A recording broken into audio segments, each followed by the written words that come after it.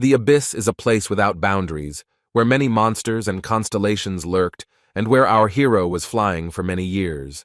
The young man was strong and fearless. He had long been accustomed to such an environment and was not at all nervous, even when the flight through the abyss took place in close proximity to such a monster as the ferocious seven-headed dragon. The guy had special fighting skills and was already preparing to deliver his signature punch. This strike allowed several targets to be hit at once, so the dragon did not even realize that all 7 of its heads were being attacked almost simultaneously. The glow from the blows delivered by the hero was so strong that he himself was simply not visible. He was so fast. When the dragon was almost finished, something caught the young man's attention, and he looked back warily.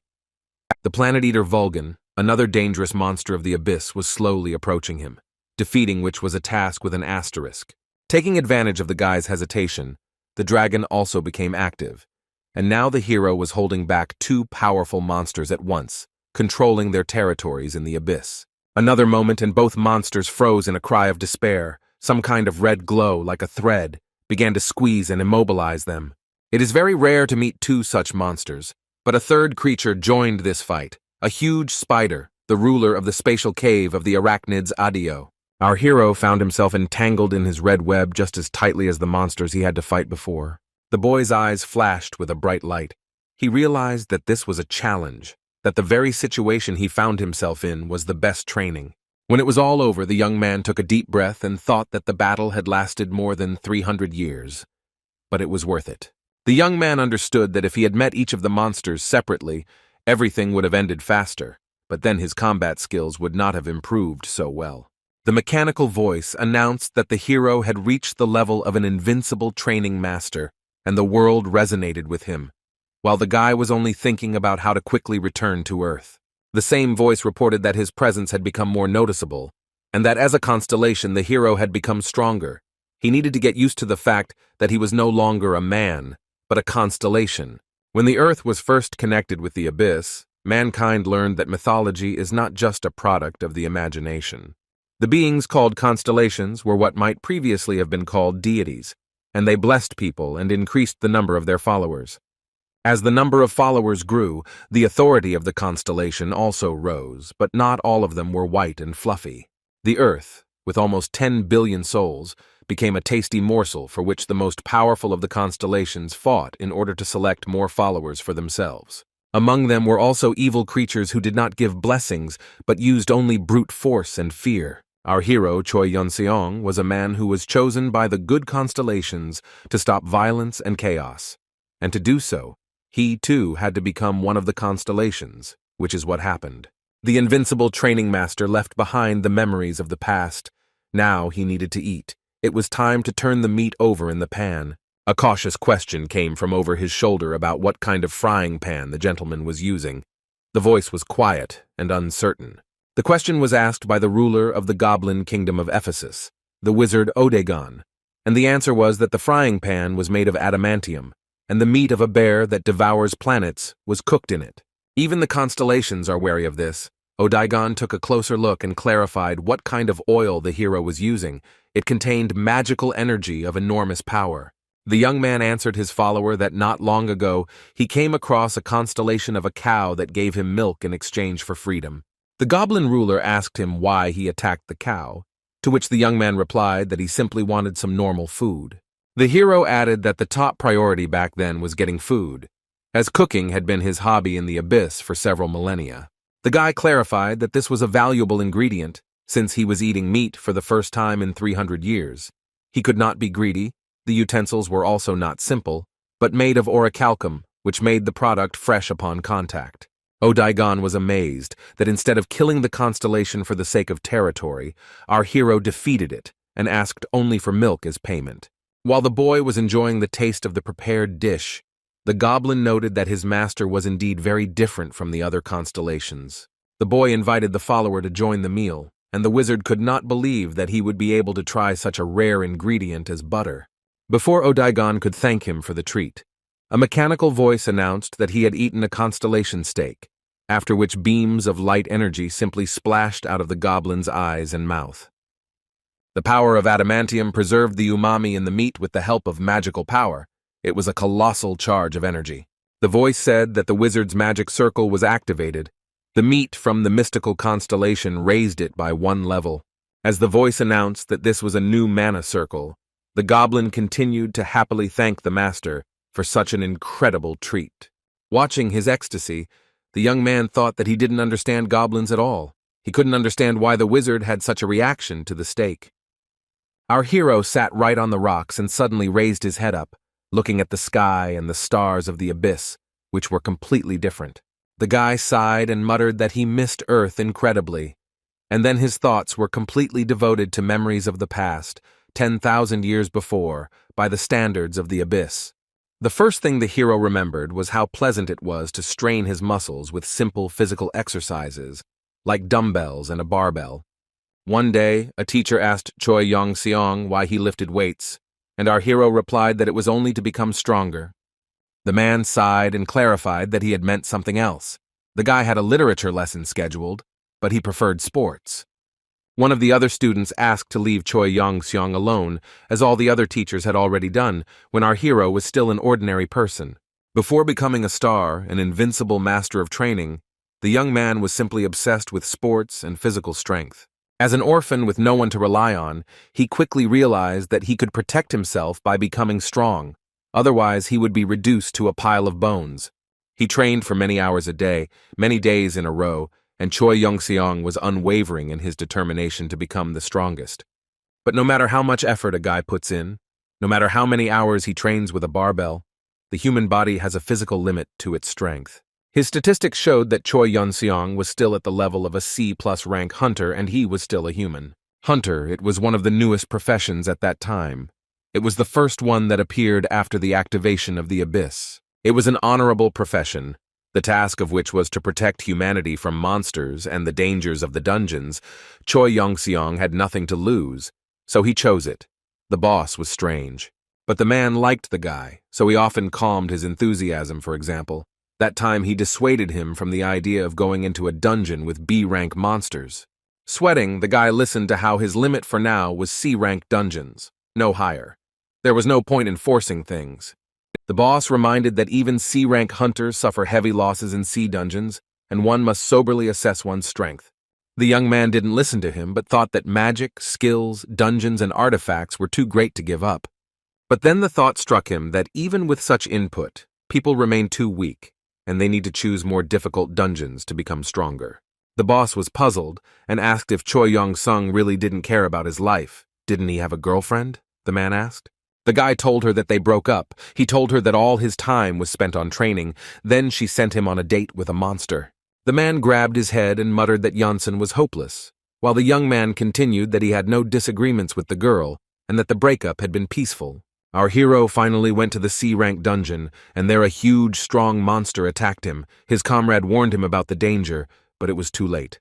With a terrible roar and an open mouth, the monster pounced on Choi Yong-seong, and it seemed that in another moment the young man would be torn to pieces. But our hero did not feel fear. He took a defensive position and began to calculate the trajectory of the blow.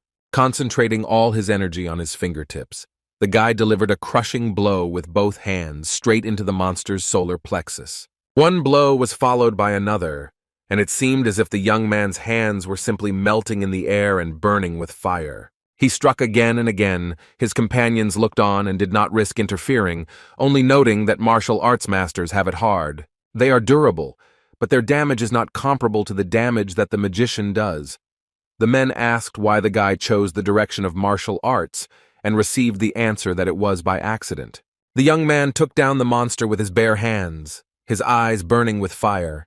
He calmly continued to explain that during the farming, he had received a martial arts scroll that no one else wanted to study. Choi Yong-seong clenched his fists and pompously said that he didn't care what others thought. Personally, he was satisfied with everything in martial arts. It's a simple but honest skill. The guy liked the principle that you get exactly as much as you train hard. He trained with full dedication and was pleased with the result, especially since Choi Yong-seong had nothing to lose anyway. In addition, no one has canceled the absence of regrets and the desire to achieve more. Our hero worked on his form constantly. It didn't matter whether it was 2 o'clock in the afternoon or 2 o'clock in the morning. The young man continued to improve his skills. And yet it seemed to him that the efforts expended were not enough, that he needed to do more and more. He often fell down from fatigue, but consoled himself with the thought that he had achieved C+ rank through hard training. But there were masters who had achieved more.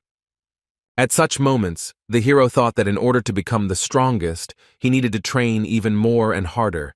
He needed to train better, more often, even in his sleep. One day, when the guy was dreaming about how he was improving his skills, an unfamiliar voice asked him if he often trained in his sleep. The young man replied that this was indeed the case, and continued to perform the exercise, to which the voice thoughtfully said that in this way, Choi Young-seong was awake in his sleep. The young man objected that this was not entirely true, but what was happening could probably be considered spiritual training. It dawned on Choi that this was suspicious. He didn't understand who he was making excuses to, and he asked who he had the honor of communicating with. An image of a goddess appeared before him, rather vague, which informed him that the one with whom he had the honor of speaking was Mr. Choi Young-seong. But not only that. The next moment the goddess appeared in all her glory. Her eyes were bandaged, her arms were spread out to the sides, and behind her back, 2 huge scales of justice were visible. The glow that emanated from the woman was so bright, and she herself became so huge that our hero was forced to bend down a little to the ground, covering his face. The goddess then went on to say that she was the constellation of the abyss, which left the young man frightened and extremely surprised. Rising slightly above the boy, the woman majestically proclaimed that she was also a virtuous goddess of scales. She added that she understood if he was shocked, but it was time to get to the point, as they were running out of time. The goddess explained that she wanted to make a deal with the young man. It was clear from the hero's face that he was interested, albeit a little scared. The constellation prepared to explain at length that people usually ask a lot of questions in such cases, but Choi Young-seong immediately replied that he agreed without listening to the end. Here the goddess realized what had happened and asked again, puzzled, whether she had imagined it, and whether the hero had really just agreed, without even knowing what exactly. The guy confirmed and asked whether he would receive more power as a result of the deal.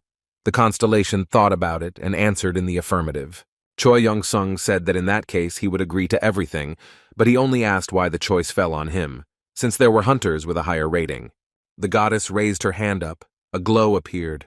Her voice became majestic, and the woman said that she was a virtuous goddess of scales and had the gift of seeing the future.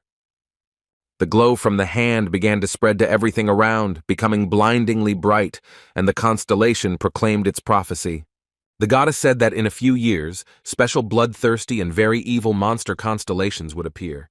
Raising her hand higher, the woman showed part of the vision, and it became clear that a great danger would fall upon the earth. The goddess continued that when these evil constellations show their full power, people will realize that all the previous monsters and dungeons were just childish babble. The constellation rose into the air and lifted Choi Young-seong up with it, showing him the land engulfed in fire and blood. The goddess explained that it was our hero who was the key to preventing this from happening, and the young man asked in surprise why. The woman replied that he would find out about this later, but for now she promised to make the young man stronger. The guy's jaw dropped when he heard that this would happen through long, painful, and inhumane training. In fact, the goddess was no less afraid at that moment, because only a real madman could agree to the contract she was offering. And she offered to become her avatar. For this, in fact, these long, painful, and inhuman trainings were necessary. The virtuous goddess of scales seemed to extend a helping hand to our hero, but in reality it was she who needed help. The guy stood and tried to figure out what was going on. For a while he was just silent, trying to digest what he had heard. The constellation continued to extend its hand to him, and the longer it went on, the more difficult it became to understand what was best to do. The pause dragged on. To offer such a deal to a hunter was an unprecedented audacity, and the goddess understood that her chances were not great. This contract was completely unfair and illogical. By signing a contract with a constellation, a person became an avatar. Choi Young-seong gave his consent and was blinded by a flash. The guy heard a voice that said that because his soul was attached to the constellation, he would have to live with a bunch of restrictions. But there was a reward ahead, an instant increase in rank, enormous power, and an additional supply of magic. Our hero, without knowing it, completely changed his whole life, finally and irrevocably, receiving both a gift and a punishment at the same time. He had already begun to suspect that the constellations were very impatient and were ready to do a lot to get an avatar. The goddess confirmed his fears, saying that many constellations were ready to fight for such a chance, a fact well known among hunters. Choi Yong-seong was far from the most outstanding hunter, but all the boy was interested in at that moment was the upcoming training. The goddess majestically extended her hands and announced that she had prepared a special training facility in the abyss for the young man, reminding him that time flows differently there and on Earth. The boy listened with horror to the fact that he would have to train alone for several hundred, or maybe even thousands of years. The constellation ended with the fact that even if the young man changes his mind during the process, he will not be able to go back. Our hero wasn't too smart, but he was a little puzzled, figuring that this was something like that room in Dragon Ball. The young man began to think that this was how the other hunters became stronger. Otherwise, it would simply not be fair. The goddess noticed this, but did not comment. Choi Young-sung decided that since others had already signed a contract with the constellation, he was no worse. But the guy did not know that he was deeply mistaken. He thought that the others had become stronger the moment they made the contract, completely unaware that the reason was completely different. The hero leaned forward and clenched his fists. The goddess interpreted this gesture as a decision to refuse and take everything back, because she said that she understood how difficult it was for a person. For these reasons, she decided to give the young man a week to think it over and cancel it if necessary, when suddenly he blurted out that he still agreed. The woman reminded us once again that once our hero finds himself in the abyss, it will be impossible to undo everything. The young man said that he had nothing to lose, and this was a great opportunity to become stronger, and at the same time save the world, so he agreed, but wanted to leave a letter. While the guy was saying all this, the goddess could not believe that everything had gone so easily. She had heard rumors that people were cunning and greedy. She added that she was very glad that she was wrong, and now her prophecy was destined to come true. The young man exclaimed, "How could this be? Had she been wrong before, so why didn't she report it right away?" Then the goddess raised her hands to the sky again. Flashes and streams of energy appeared.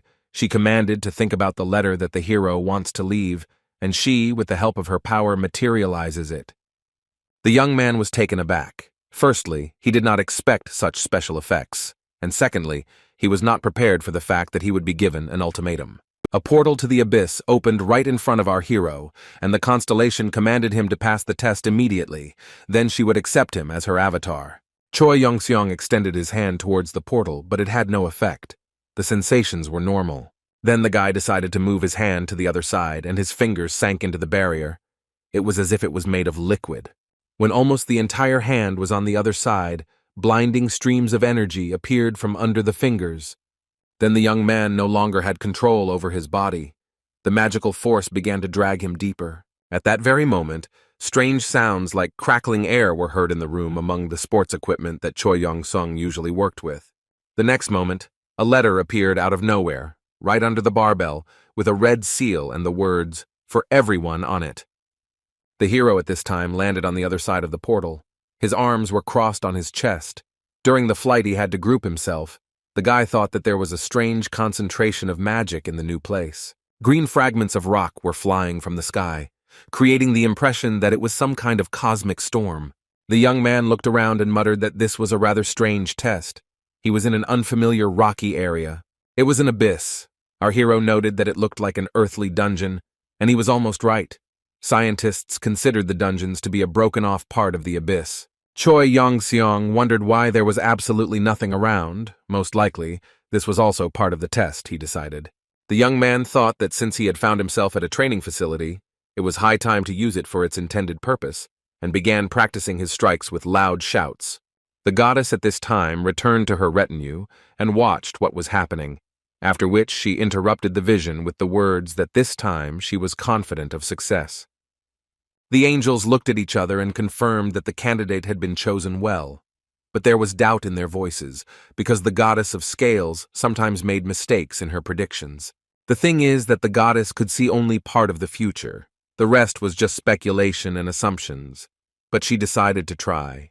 Her first vision was of Choi Young-sung training in the abyss. training very hard and with determination.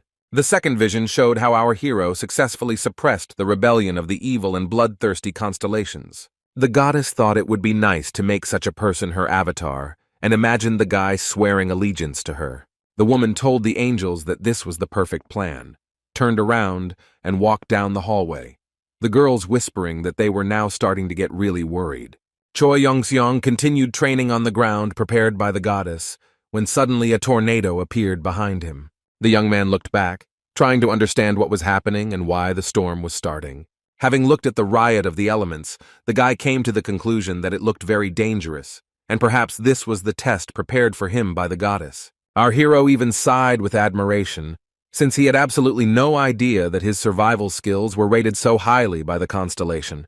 The young man clenched his fists, anticipating how difficult it would be to cope with the elements.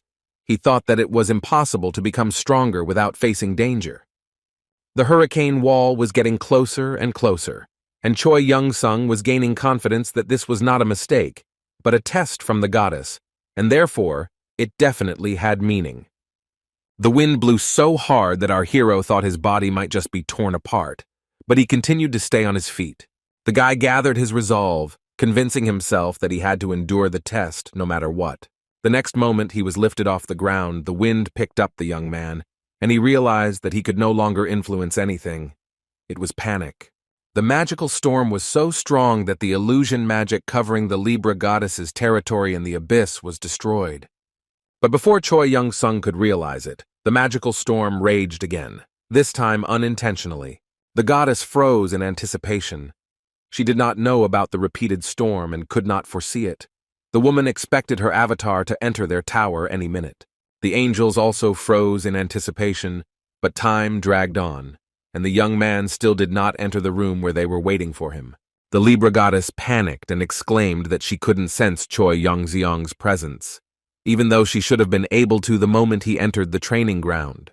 The fortune teller almost cried that she left him only 10 meters from the citadel. Was it really so difficult to wander a little and find the entrance? The constellation began to think that Earthlings were generally incapable of acting independently, but she had prepared everything the guy needed for training, and even for rest, so that the young man could quickly regain his strength for new activities. It was the least that could be done for a hunter who had agreed to such unfair conditions. A muttering was heard outside the window, and a winged shadow flew away from the tower. After some time, the winged man returned and reported that he had carefully examined the period, but did not find Choi Young-seong anywhere. It was the angel Adakvaniel, and the goddess pounced on him, reproaching him that this was simply impossible. Hearing the cries that she had definitely sent the boy there, Adakvaniel assumed that the repeated magical storm of the abyss had thrown him back. Traces of this storm were found all around the citadel, and they were far more destructive than originally planned. The goddess did not lose her optimism and gave the order to find our hero at all costs. The angel nodded and promised to do everything possible. But this was not enough for the constellation. She continued to shout loudly and demand that the order be carried out immediately and that the avatar be found. The goddess insisted that the hero must be found and saved. He could not be left to wander alone in the abyss. Adakvaniel watched her panic and could not understand what would happen if an earthling simply died from the teeth of some monster. But still, an order is an order, and the angel once again assured his mistress that her order would be carried out. He promised to find Choi Young-sen at any cost, and went into the abyss to search for the young man. The problem was that the abyss is an endless void. Even the constellations have mastered only part of it, so the search could take a very long time. While Adakvaniel carried out the instructions, the goddess increasingly indulged in thoughts about the impossibility of finding the man who was carried away by the magical storm. The turbulent flow of mana could have simply destroyed his body, but our hero was lucky and managed to survive. True, it cost him a lot of effort. The young man felt as if he had dived deep underwater and had to hold his breath for a long time. Highly concentrated magical power circulates through breathing, so inhaling and exhaling had to be done as rarely as possible. The divine magic art converted the magic power into ki, thus greatly strengthening Choi Young-seong's body without damaging it. Our hero's bones and muscles also became significantly stronger, although his plans were simply to survive. The young man endured, methodically inhaling and exhaling, tensing his muscles, He was warmed by the thought that this was a test and he had to pass it. Heading in the flow of a magical storm in an unknown direction, the guy thought that, as expected, the task was very difficult. Not everyone can become an avatar of a constellation. And so, after several weeks, the magical energy ran out and Choi Yongseong finally landed on solid ground with a loud cry. Rising up on all fours, our hero joyfully thought that that was it, the test was passed. Trying to look around, the guy was already imagining what his next task might be. The place where the magical storm brought our hero was a deserted corner of the abyss, the territory of which did not belong to any constellation. But there was still someone there.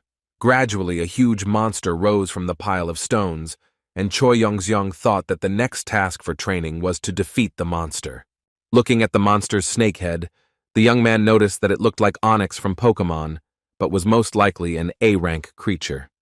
The thought immediately crept in that the goddess was overestimating him again, because the young man was only a C-rank hunter. But the guy was still confident that the goddess had planned everything carefully, so he set to work with excitement.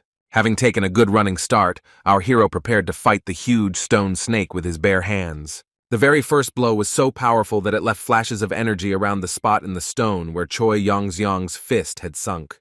The guy was clearly in pain, but he remembered that through pain and patience one can achieve success, so he did not retreat. The blow left no scratches or cracks. It seems that one could have fought with Onyx for a long time and tediously, but to no avail. The young man raised his hand and tried to scratch the stone with his nails. The idea was not very wise, but it proved that no damage could be caused. At this time, the monster opened its mouth and screamed piercingly, apparently not from pain, but from indignation at the man's impudence. Our hero could hardly bear the volume of the sound, but he had no intention of retreating. He just needed to gather his strength. A second later, he began to attack the monster again, promising to smash it into rubble. While striking the stone, Choi Yongseong began to reminisce about the times when he had not yet joined the hunters, but was a student, and he heard his comrades talking in the locker room. The boy heard one of them say that he received the book Divine Space Art as a gift at the auction. It was a D-rank skill. This martial art helped to cultivate ki. A comrade offered the book to anyone who wanted it, and our hero decided to take advantage of the offer. Choi Yongseong said that he always liked reading Murim, and accepted the gift after hearing that it was a strange hobby for his age. Everyone knew that cultivating ki took a very long time, so people preferred to go the other way, but not our hero. If mana was a prerequisite for increasing the power of a magician, then chi was the same for any martial artist. Since the damage varied depending on the amount of ki, it was no wonder that divine space art was not very popular. After reading this, Yongsen thought that this method suited him, and it was also a chance to learn another martial art. Our hero was so interested in comprehending the divine cosmic art that he forgot about everything else for a long time. Having forgotten about everything except the stone snake, the young man used the same methods of increasing ki that he had learned from the book. Day after day, week after week, he struck his blows at the enemy, knowing neither rest nor disappointment. The specific method for cultivating chi was not described in detail, but what Choi Yongseong was doing now was a working method. In the process, the young man mastered many new skills in striking, including the space fist, the moonwalk, and many others. Each subsequent blow with the hand made the hands stronger and the movements more precise. As soon as the fist got tired, it was the turn of the second. When the second fist got tired, the legs came into play, practicing more and more new types of strikes, becoming stronger and more resilient. Kai permeated every movement of our hero, and then came out in the form of a blow, but was not lost, but returned back to the body, accumulating more and more. With repeated repetition, the amount of ki gradually increased, accumulating approximately in the solar plexus area. At some point, Choi Yongseong realized that if this training was repeated endlessly, at some point, he would turn from an inexperienced youth into a martial arts master. Of course, in theory, it looked tempting, but not everyone is capable of such training. The protective bandages on the young man's hands were wearing out, but the hands themselves remained intact, and they were also becoming stronger. Clenching his fist, our hero felt his power grow, and the ki energy spread throughout his body to the very tips of his fingers. Choi Yongseong once thought that he had no talent, but now he began to realize that he was deeply mistaken about himself. He had an incredible talent for enduring fatigue and not sparing his body, achieving success through perseverance and endless work. That is why the guy was able to withstand the repetition of the same task for 100 years, which earned the respect of even the stone snake. The monster watched in amazement as the hero mastered more and more new skills. C rank changed to B rank, and the guy still did not stop. Choi Yong-seong only stopped when a mechanical voice announced that he had reached a new level in his mastery of the divine cosmic art.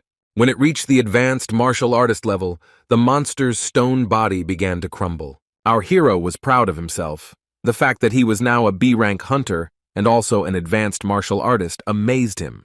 The young man climbed onto a pile of stones, but gradually the joy evaporated, and the realization came that the effort expended was incomparably greater than the success achieved.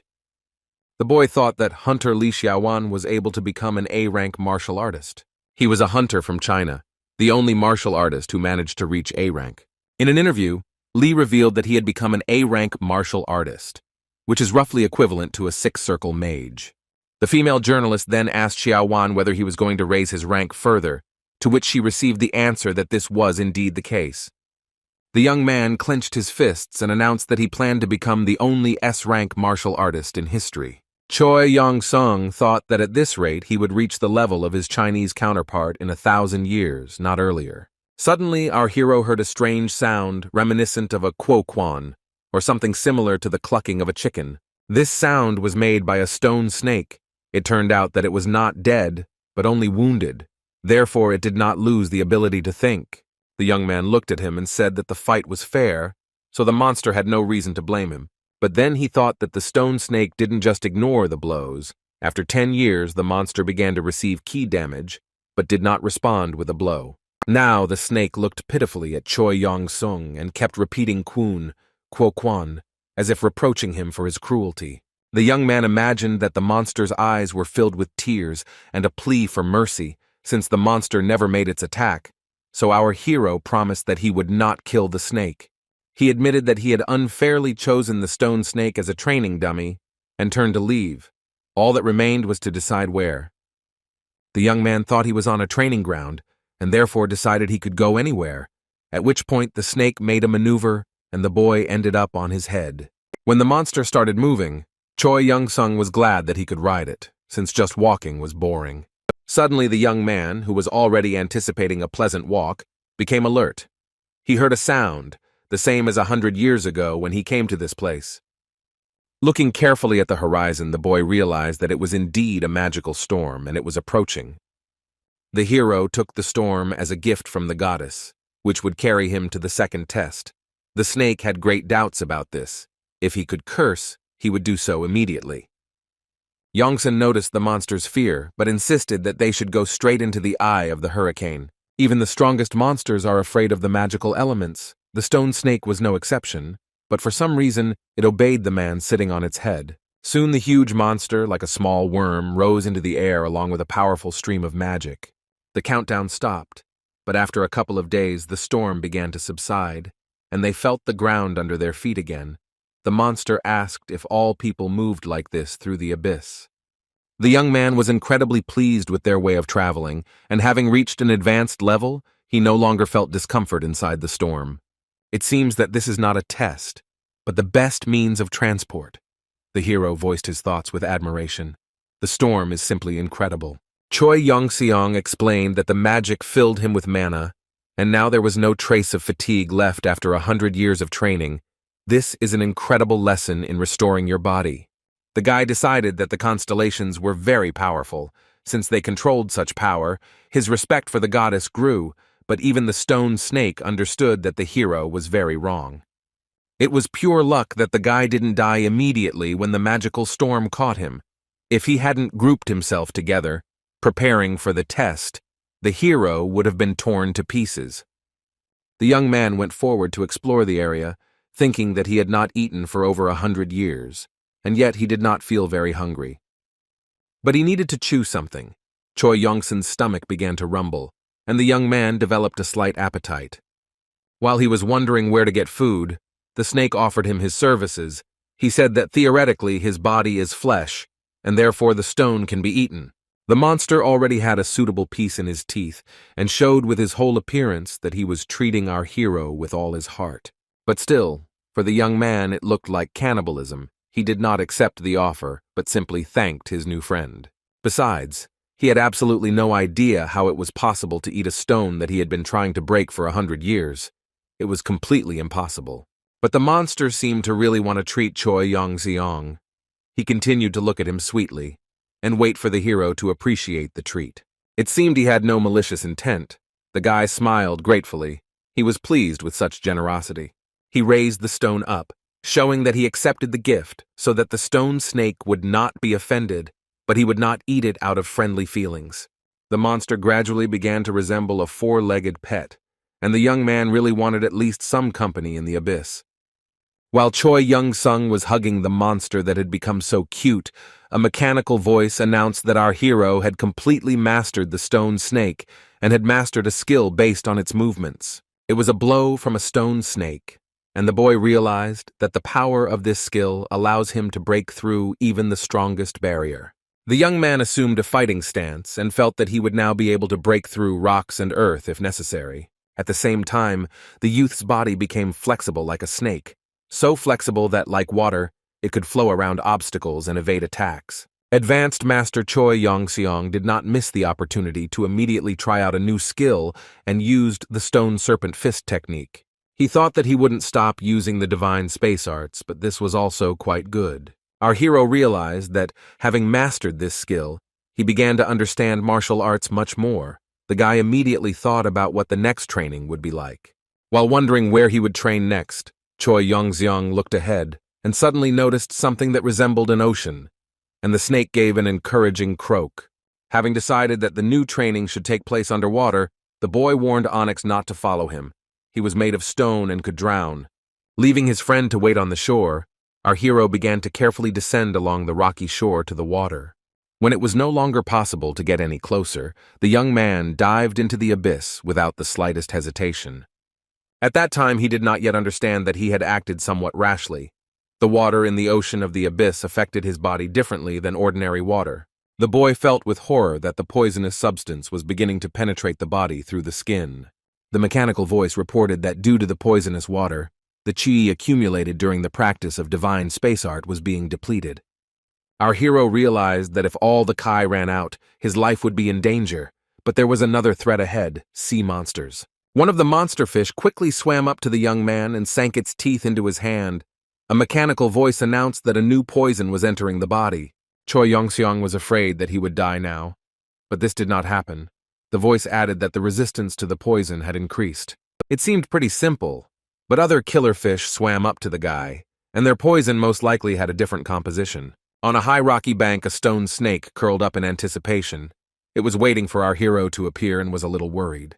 But then some movement appeared on the surface of the ocean, and it became obvious that someone or something was rising to the surface.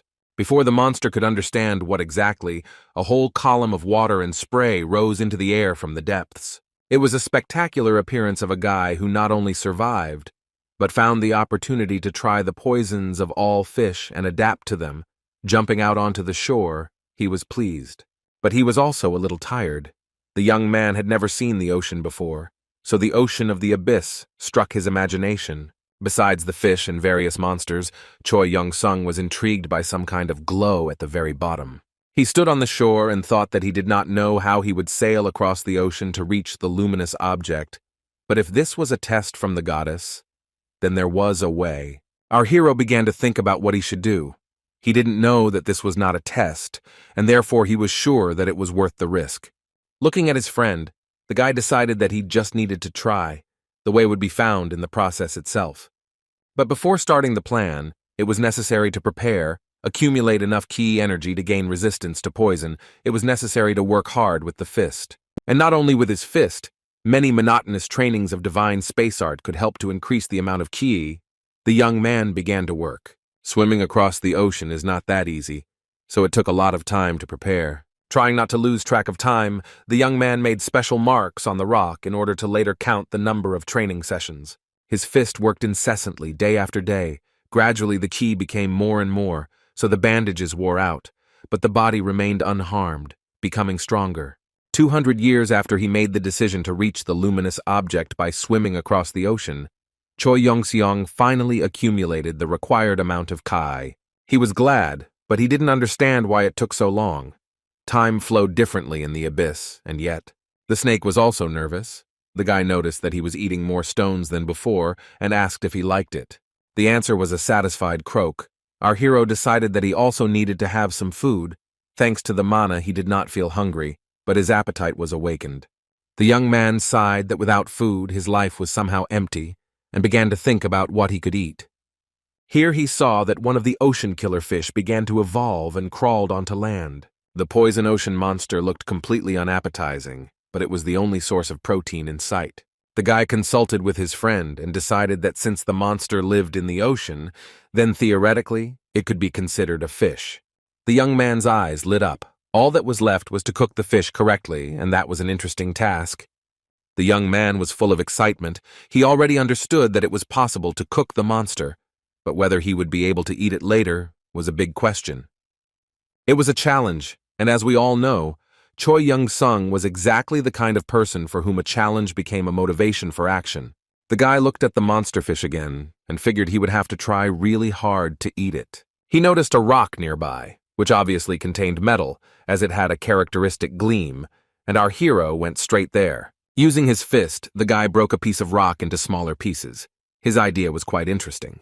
None of the pieces of stone contained enough metal to accomplish the intended task, so the hero struck again at a nearby section of the rock and began to look for a suitable piece. Finally, the young man's face lit up with joy. It seemed that Choi Young-seong got what he wanted. It was pure luck. The young man, through some machinations, carved a knife out of a lucky piece of stone and metal. Well, he could start cutting up the fish.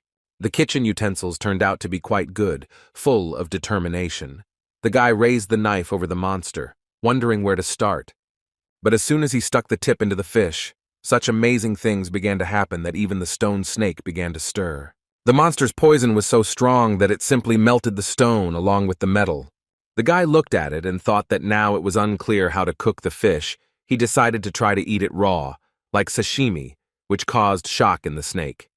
The stone monster puffed out its cheeks comically, and it was clear that some processes were happening inside its body. Since the monster fed on stones, it could help its friend. Finally, Onyx burped out some piece of metal alloy and offered our hero to use it.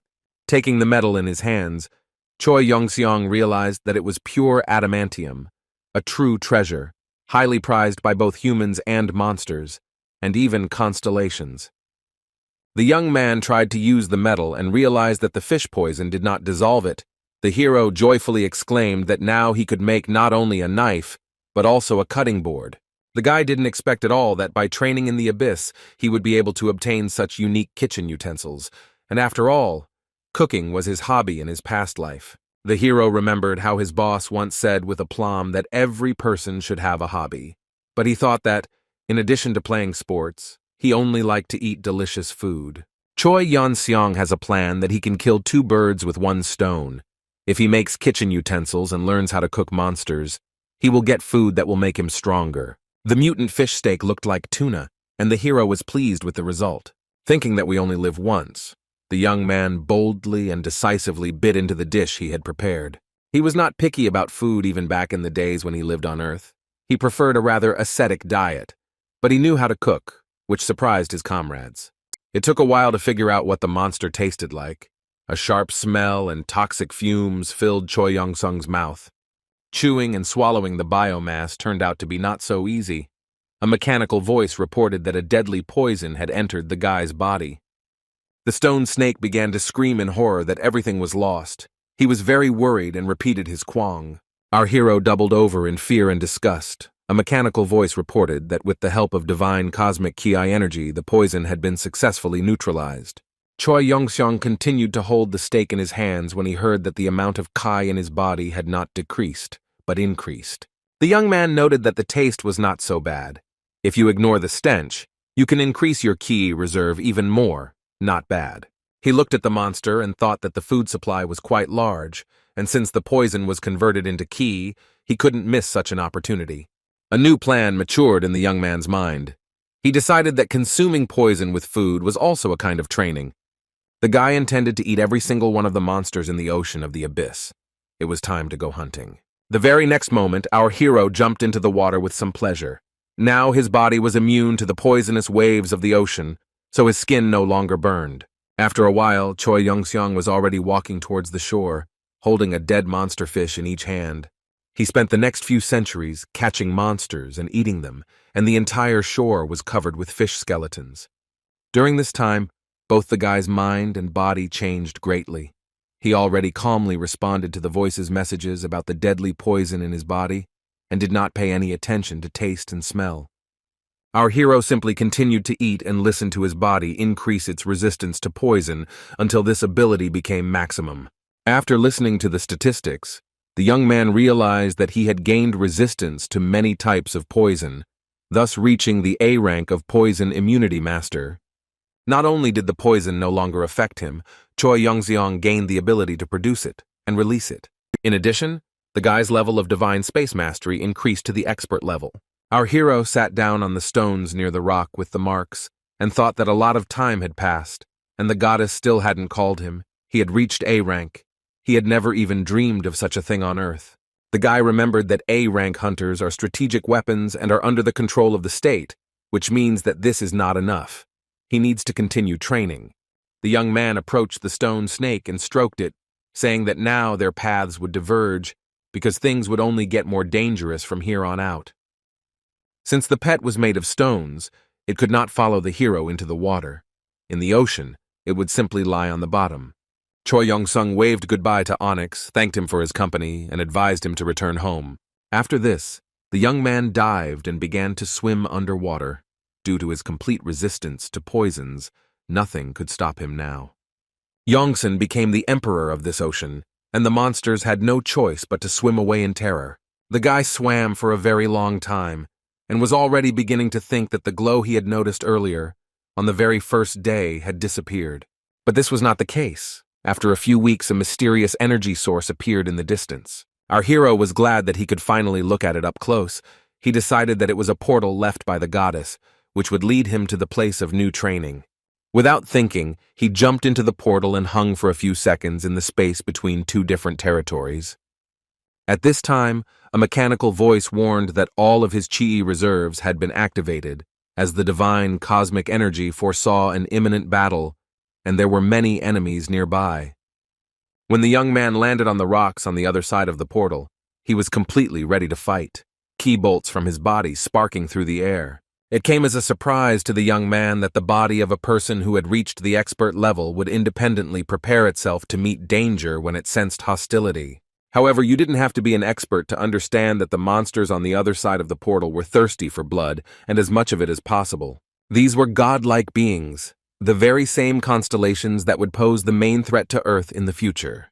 The biggest one asked Choi Young-seong what race this little pie friend was, his voice mocking. Our hero proudly replied that he was a man, although he did not specify that he was not the most simple man, but a very well-trained one. The monster leaned towards him and began to explain that since he was a human, he most likely found himself here for the first and last time in his life. The constellation added that newbies always have to be explained in practice, and a magical portal with a pink glow appeared in his chest. The next moment, the monster plunged his fingers into it, and it became obvious that this place was intended for summoning weapons. And this weapon was a huge sword. Even the constellation itself could not reach it, and hold it in its hand without difficulty. The monster then stated that the heads of the newcomers needed to be cut off so that they would know that this territory was ruled by the Lord of Blood and Battles. The guy got into a fighting stance and thought that the Lord of Blood and Battles was something quite unexpected, as for a test invented by a goddess. Choi Young-seong looked around and was ready for battle. He no longer cared that this training ground had such a bloody theme. The horned monster swung and demonstrated that it could, in fact, wield its huge sword quite quickly. Our hero had an answer to this too. The guy clenched his fist and concentrated a huge reserve of Kai energy for the blow. This energy was enough to knock down all the monsters at once, although they didn't suspect it yet. Besides, the guy had another plan. Just like he destroyed the stone cliffs, Janssen decided to destroy the main threat, the sword of the bloodthirsty monster. Concentrating his ki energy and striking with his ki fist, The young man shattered the sword into pieces, a turn of events that the Constellation did not expect. While the monster was struggling with surprise, our hero jumped high to deliver the next blow. This time the legs came into play, and the horned monster even croaked when the blow landed on his jaw. He simply fell on his back with his feet up, and the young man calmly landed on his feet and began to prepare for the next attack. True, he was not the only one preparing for the attack. All the monsters present received the command to attack, and this command was given to them by Choi Yong-seong himself, informing the Constellations that he had come here to take a test. They laughed maliciously and asked what kind of test this was. It seemed that a little more, and the young man's confidence would melt away like snow. One of the creatures suggested that this was a test to get the human to attract the attention of the monster lord. The Constellations were amused that some little man intended to catch the eye of the Lord of Blood and Battles himself. Our hero was very excited, but not because the monsters with loud kekeke intended to kill him, and not even because there were threats to dismember him into pieces. The whole point was that the young man had never fought several monsters at the same time. Choi Yong-seong had thought out his battle tactics well, so his strikes were lightning fast and did not allow the monsters to surround the guy. They received blow after blow, screamed, were surprised, but did not retreat from their intentions. The young man was so fast that it was difficult to notice him, let alone avoid a blow. But some monsters fell, and new ones came in their place. Our hero's signature kick was called the Milky Kick, and it could neutralize an opponent in one go, but even this technique wasn't good enough. The boy began to understand that no matter how effectively he fought, more and more creatures appeared, as if out of nowhere. It was hard to fight in the open with so many opponents, and the young man realized that something needed to change. At this time, one of the Constellations brought several dog monsters and shouted that this man was fighting like a dog and would die from the teeth of dogs. These creatures were ready to devour anyone, whether a person, a sea monster, or their own master. It made no difference. Looking at the ferocious mouths and shining eyes of the monsters, Yongsun became a little tense, but decided that since the goddess had such a plan, everything would be fine. The dogs began to attack, and our hero realized that if he didn't want to become food for them, he had to work hard. He dealt blow after blow, throwing his opponents back, but new monster dogs came in their place, stopping and covering his face with his hands. The guy thought that they would never end. But then the dogs launched a new attack, and the young man had to use all his strength to repel it. In the territory under the influence of this constellation, the attribute was the second law of nature. It stated that a person should always be ready to defend himself. In the territory ruled by the Lord of Blood and Battles, all of his avatars had to endlessly fight each other. Choi Yong-seong didn't know this, but he was already beginning to guess. Eventually, the enemy pressure died down, and our hero noticed a one-story building nearby. He kicked the door open and burst in, saying that he intended to borrow the house from its owner for a short time. The guy expected to see another monster, but in front of him was a smiling mutant with a whole cauldron of fresh soup, who cordially invited our hero to the table. Yongsun was surprised. He didn't expect that there were restaurants in such a place, to which the tavern owner replied that in order to fight well, one must eat well. The young man was puzzled. He apologized for the broken door and asked if he could eat there. He had not had the opportunity to get normal food for a long time. The horned monster smiled sweetly and replied that of course everything that was available would now appear on the table. The next second, he poured the entire contents of the pot right into Choi Yong-seong's face and asked him about the poisonous steamed stew. Watching as the green liquid began to slowly flow down, the monster asked in a satisfied tone if the guest liked the treat. A joyful affirmative answer sounded, and the horned monster's jaw literally dropped. He didn't expect that a person would survive after that. The streams of hovering poison seemed not to touch the hero's skin. He freely spread them with his fingers without experiencing the slightest discomfort. The mechanical voice announced that Choi Yong-seong had gained absolute immunity to any type of poison and could control them. There was no longer any poison that could harm him. The voice also added that the poison he had just absorbed had been transformed into Kai, and our hero thought that this was excellent training and praised the eatery out loud. The monster asked what kind of creature the guy was.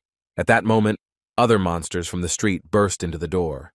They were extremely aggressive and determined to kill the young man at any cost. Our hero just smiled. He already understood that he had nothing to fear from these constellations.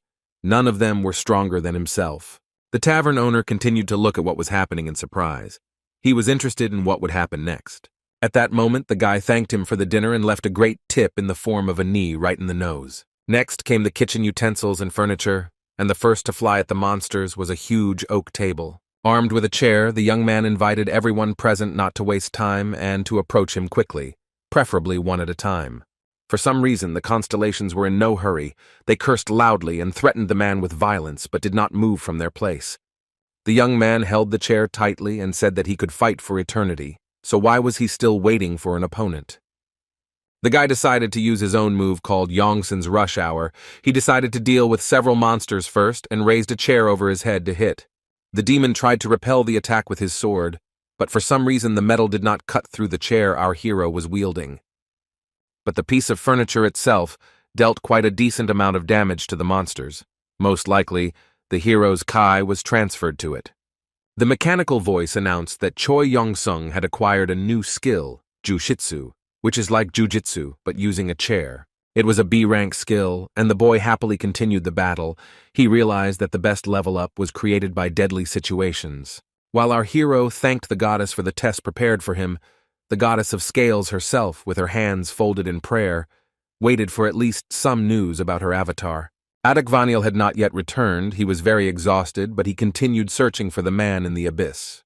Meanwhile, the rows of monsters on the floor of the tavern grew and grew, and it was already difficult to move around there. The guy stopped and sighed. It seemed that all he was interested in was how many more times he would have to repeat the battle.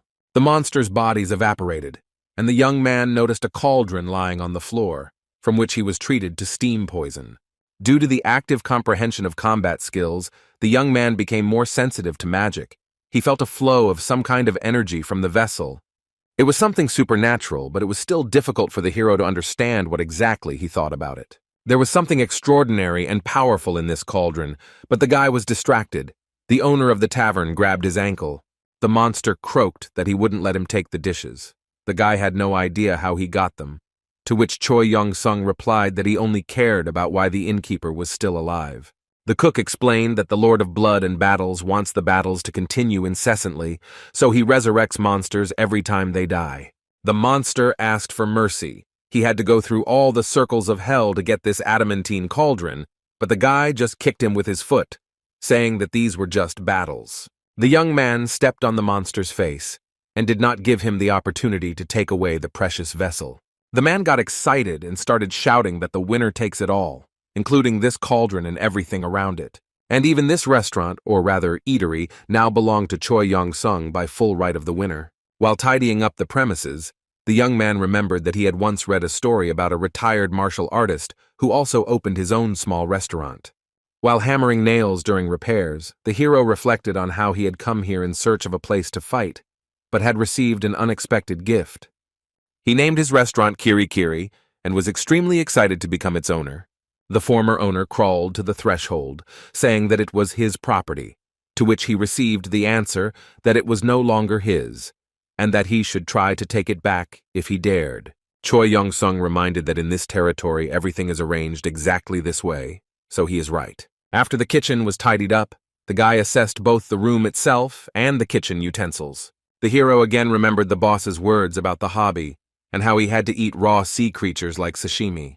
Now he had normal ingredients and utensils and even a kitchen, and it seemed it was time for culinary experiments.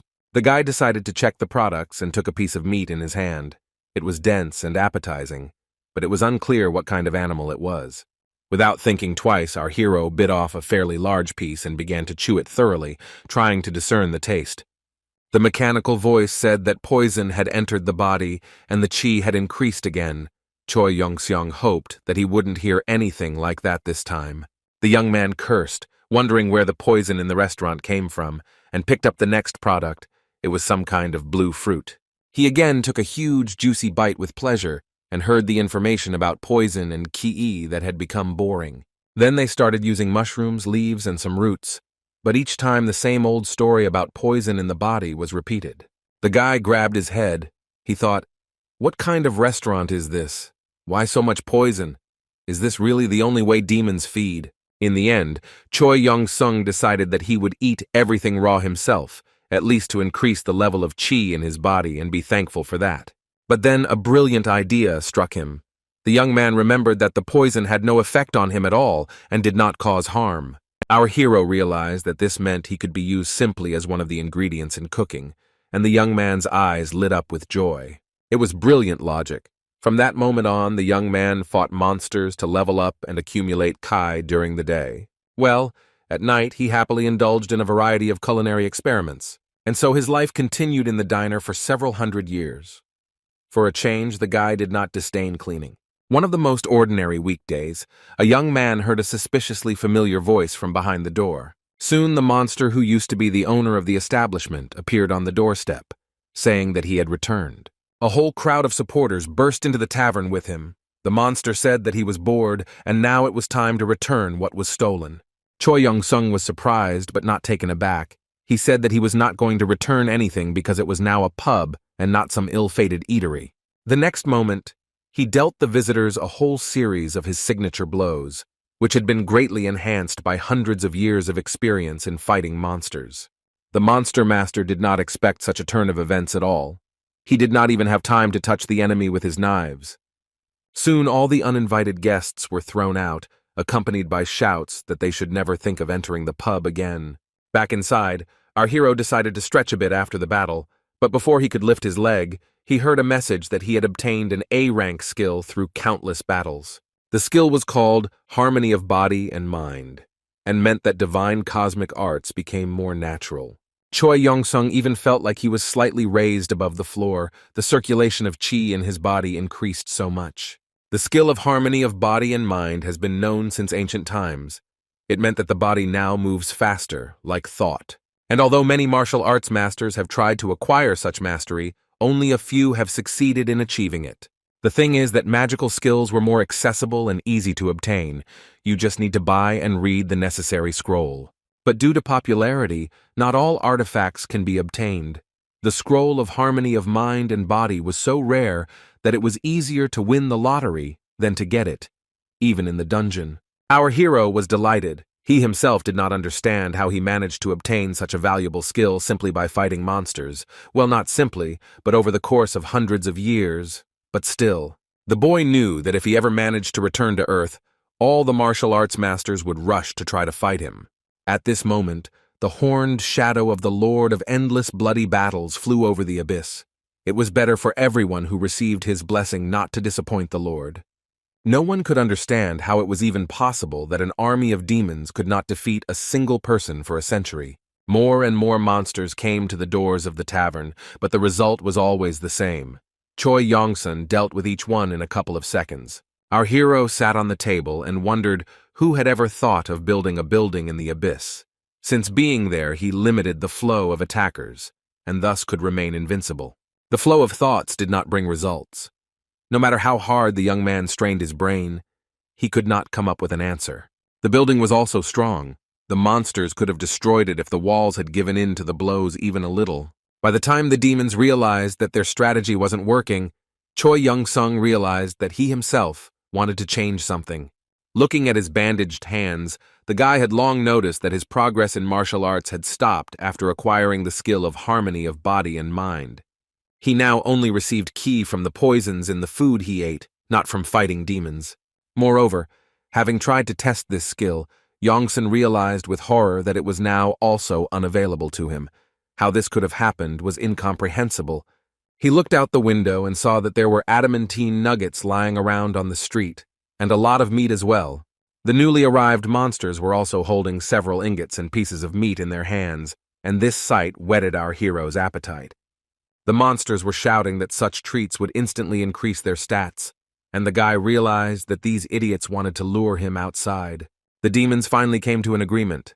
They stopped fighting among themselves and breaking into the tavern. Now, in a single impulse, they all tried to motivate the man to leave. Choi Young-sung was not one to be shy, so he decided to talk. He opened the doors wide and stood at the threshold. Then the guy stepped forward and said that it was time to end the production. The monsters looked and could not believe their eyes. Our hero came out of hiding. The young man looked around calmly, assessing the situation. Not a single muscle moved on his face. Standing in the doorway, the young man was completely open to attack. But for the first few seconds, None of the monsters dared to touch him. Finally, the monsters mobilized, and one of them called on his comrades to immediately kill the little man. Although the pub was a refuge, it was also the cause of the young man's degradation.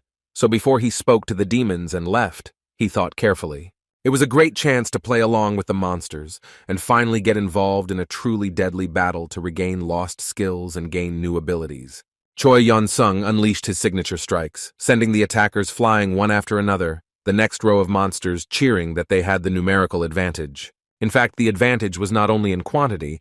After some time, the young man saw an incredibly huge monster. One of its legs was like the floor of the building. Judging by the size of the monster and the weapon it was armed with, the guy thought that this could be a problem. The horned giant laughed, deciding that the man was scared, and he was incredibly pleased with the effect produced. The monster screamed that today was the last day for the guy to pretend to be a hero, hiding behind the wall and rushing to attack. Our hero actually approached the wall, but not at all to hide. He had another plan. Rogach continued to talk about imminent death and the like, but Choi Young-sun did not listen to him.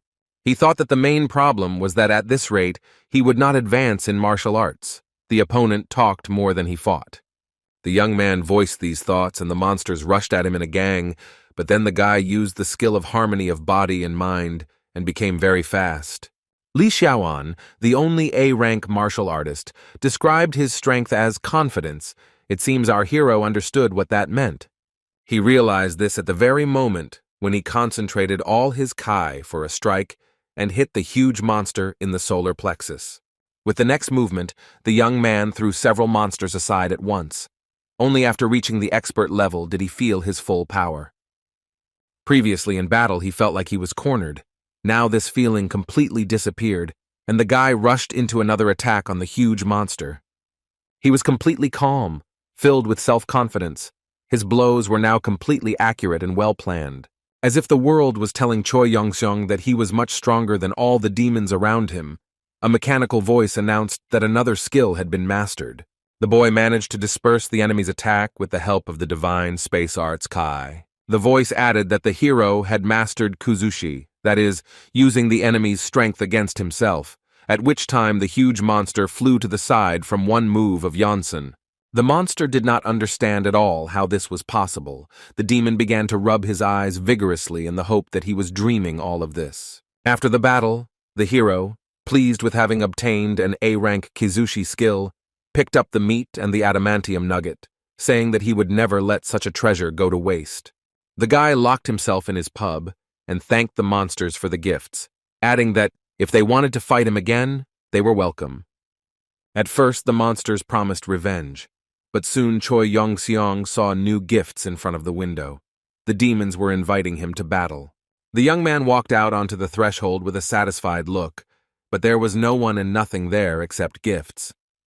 As soon as the hero thought about it, a rather loud explosion thundered right in front of the pub, and nothing could be seen because of the flames. There were several demons hovering in the air at once.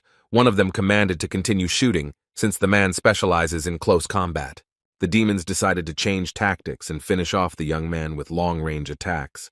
They fired from all sides. Choi Yong-seong stood unharmed in the midst of smoke and fire, completely unaware of what was happening. The mechanical voice reported that as a result of the attack, the body became even stronger and more resilient. All the shots were blocked with the help of divine cosmic energy Kai. Also, according to statistics, the hero gained immunity against demons and magic projectiles, having received the skill of invulnerability.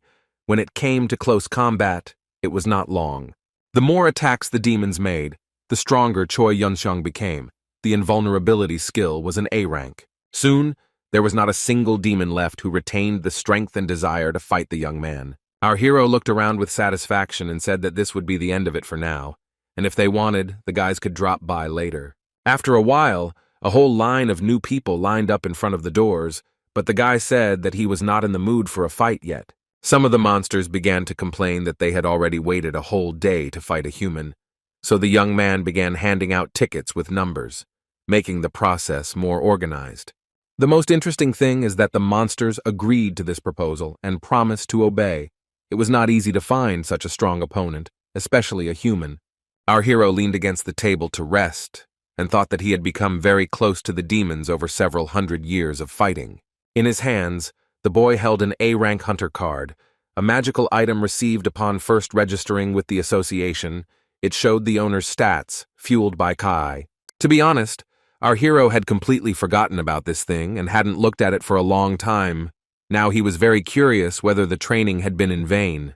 The information shocked Choi Yong-seong so much that his vision went out of focus for a while, and he had to rub his eyes and look again. It stated that he had reached the expert stage in the martial arts specialization, and had also mastered a whole list of A-rank skills. Some of them were quite interesting. In addition to divine cosmic art, immunity to poison, harmony of body and mind, kuzushi and invulnerability, the map also included Dantang harmony. The young man also saw that he had the skills of an A-rank martial arts specialist, martial arts master, and worldwide resonance. The last point puzzled him. Our hero thought that this status meant that he had collected too many A-rank skills, but he needed to study the card point in more detail. Choi Yong-seong could have sworn that the last time he examined the card, the divine space art was at level B. The guy thought that he had never seen a rank rise so quickly, although how can one say quickly about several hundred years, because time flowed differently in the abyss. A-rank divine space art granted immunity to all types of poisons, control over poisons, and the ability to gain ki when consuming poisons. The same rank in the skill of harmony of body and mind gave the ability to control one's body at the speed of thought. Rank A Kuzushi allowed you to redirect the enemy's power back, even if it was many times greater than your own. At rank A Invulnerability, the skin became stronger than stone and allowed it to reflect any type of damage. The young man looked through the list again, and his attention was drawn to the skill of Dantian coordination. He had heard about it back on Earth. Hunters used ki or mana energy as a source of power. When the quality of the source dropped, the skill became ineffective. By obtaining a large amount of ki, one could reach the legendary level, creating the illusion of 3 colors during Kai meditation. This was the level of Dantian coordination. Our hero previously thought that such things were only available to those who had undergone special training in the Twilight Arts or the divine art of yin-yang. Choi Yong-seong didn't know that although the divine space art developed very slowly, it created ki stronger than any other martial art. And our hero diligently trained in this skill for more than 1,000 years, which is why he became who he is. A rank martial artist meant that the physique was ideal for combat. It was an innate skill and meant it was in complete harmony with ki. The young man noted that he never had any innate talents, so he most likely acquired this skill during a space storm. The guy once again thanked the goddess for her wonderful planning, not knowing that she was ready to tear her hair out in despair that she couldn't find him. Rank A martial artist meant that through numerous fights, one had developed the ability to repeat any blow one had seen, something Yongsun had never heard of. The young man thought that usually a person can master only one martial art perfectly, but with this skill he will learn them all, like a magician. The last thing on the list was resonance with the world, and even the rank of this skill was not indicated, the guy thought. The card explained that the world resonated with him because he had reached the peak of his existence, making it even more difficult to understand what it was. Choi Yeon-sung would learn the meaning later. While the young man was studying his stats, a very appetizing aroma spread through the kitchen, and someone forgot what they were cooking. A gorgeous soup was cooked with almost no participation from the cook. Now it was necessary to taste the dish. Without knowing it, our hero took the first step towards the birth of a constellation. At this time, a muttering came from somewhere outside that this man had become too strong. Soon there were already several customers sitting in the restaurant. There was a conversation about the skills of the owner of the establishment. The monsters were also surprised by his story about the data in the card. At this time, the guy brought 2 more fresh dishes and said that one of the monsters had been fighting him for 500 years. He was a regular and therefore did not pay for lunch. Another demon came for the first time. He pounced on the treat and said that he would now have a snack, and then he would thoroughly kick the little man's ass. Testing new menu items has now become a daily routine at the pub, with Choi Young-sung constantly practicing his cooking. The demons liked this approach. They praised the meal and gave credit to the cook, as well as to the fighter. Sometimes there were unfortunate misunderstandings, and some visitors were served overcooked meat, and others died from poison. At least in this territory, the dead did not remain dead for long and quickly resurrected. After the blunders, our hero sometimes changed the recipe, but more often he simply apologized and never cooked the dish again. However, sometimes among the monsters there were interesting specimens, to which our hero paid a little more attention. For example, if someone was unhappy with the food, they would turn over the plate or start to complain that they had come here not to get poisoned, but to fight. What irritated the young man most was the food on the floor and the excessive zeal for fighting at the wrong moment. No matter how strong and muscular the demon was, the result of such impudence always remained the same. The fist worked lightning fast, and he found himself on the floor in a split second, and also received a ban from visiting the establishment. And this was the most terrible thing for the monsters. The entire audience began to lecture the unlucky demon that rules are rules for a reason, so that they are not broken, and that he should not let others down with his rudeness. Choi Yongseong's fist worked equally well for everyone, and the threat of being banned from the pub even after resurrection was almost as effective. Then the guy usually turned to the other visitors with a sweet smile, and sowing panic, asked if everything was to their taste. Soon the pub began to hear only positive reviews about both the food and the owner, as was originally intended. Our hero sometimes laughed out loud and wished the monsters a bon appetit in an unctuous voice, even when he wasn't trying hard enough to cook. On such days, it was far from easy for the demons to cope with the portion that stood on the table, but they no longer had a choice. One such day, a mechanical voice announced that the boy had tried many poisonous ingredients and created enough recipes to master the skill of a novice abyssal cook. After hearing this, Choi Young-sung remembered something and looked closely at his fist. Then the young man tried to do a few practice kicks, as if trying something out. At the end, the hero swung his fist again and thought that he had not imagined it. His martial arts skills had not improved. The young man began to think and realized that he had accumulated too much qi, it simply had nowhere else to increase. Now he has surpassed even Li Xiaowan, who was an expert. There is no role model left, except for the Lord of Bloody Battles, but this is not a fact. Then the hero decided that since there was no master above him, he himself had to destroy this wall and raise the bar. There was someone approaching the pub, but Choi Yeon-seong didn't know about it yet. He was thinking that there was only one way to become stronger. Just when the guest was almost at the threshold, the young man muttered that this path was nothing but a battle with a new enemy. With an enemy that is many times stronger than these weak demons, with an enemy that is much stronger than Yongsan himself. There was a knock at the door, and a most unpleasant voice asked if it was possible to talk to the owner of the pub. The guy was distracted from his thoughts and invited the guest inside, saying that today he had just gotten hold of and cooked some excellent meat. He smiled radiantly and led the visitor to the table, promising that in just a minute he would bring the ordered meat without rice. But the guest who entered said that he was not hungry, and it seemed that he had not yet placed an order. He only wanted to talk. Then the demon finally took off his hood and approached the table, saying that if everything went well, he would try the local cuisine. It was an extremely tall and powerful demon who had never entered the pub before. Choi Yeon-seong was both happy and wary at the same time. The demon bowed his head in greeting and said that he had heard a lot about our hero and would very much like to evaluate his skills. Having the skills of a martial artist, our hero was very tense because before showing the guest the table, he looked at his stats on the card. The demon was very strong, much stronger than Yongsan himself, in general stronger than anyone the young man knew about. His power was of a magical nature. But the guy was absolutely sure of his destiny and the good planning of the goddess. He decided that this was the beginning of a new stage of training. Externally, the pub, where the young man now ran it, had not changed at all. It still stood under the bloody sky of the abyss. But inside, a man was serving the visitor the dish of the day, meat without rice, and wondering whether he would survive the day. The demon was laconic, wise, and full of some kind of life wisdom. He behaved completely differently from the monsters Choi Yong-seong had seen before. The guy watched his movements carefully and realized that he was indeed a powerful and mighty person. The visitor demonstrated his status and the incredible power he was capable of with his entire appearance. After the plate was almost completely empty, the demon thanked him for the food and said that the owner of the establishment, as he had heard, had a weakness for precious metals. The next moment, the young man's heart sank, and his eyes involuntarily popped out of his head. He saw what the visitor had brought with him. It was an adamantium ingot of incredible size. The guest held it in his hand lightly, like a feather, but the guy knew that the weight of the nugget was commensurate with his own weight. He silently handed it over to the owner of the establishment, and Yongsan asked if the guest would like more, since he had paid a lot for the food.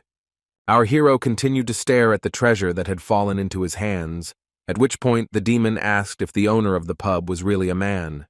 Having received an affirmative answer, the visitor decided to introduce himself. His name was Virago, and he was the very first avatar of the Lord of Blood and Battles, the one who was given the bloody axe. The master, the Lord of Blood and Battles, has been watching our hero and now wants to make him an offer. He wants the man to become his avatar. Virago was absolutely sure that Choi Yun-seong would accept the offer. Even though he was from the outside world, he was not so crazy as to go against the will of the Constellation, especially if you're being offered the honor of becoming an avatar. But he didn't know the guy had already made a similar agreement. The demon's face expressed a whole range of emotions when he heard that our hero was forced to refuse the offer of the Lord of Bloody Battles.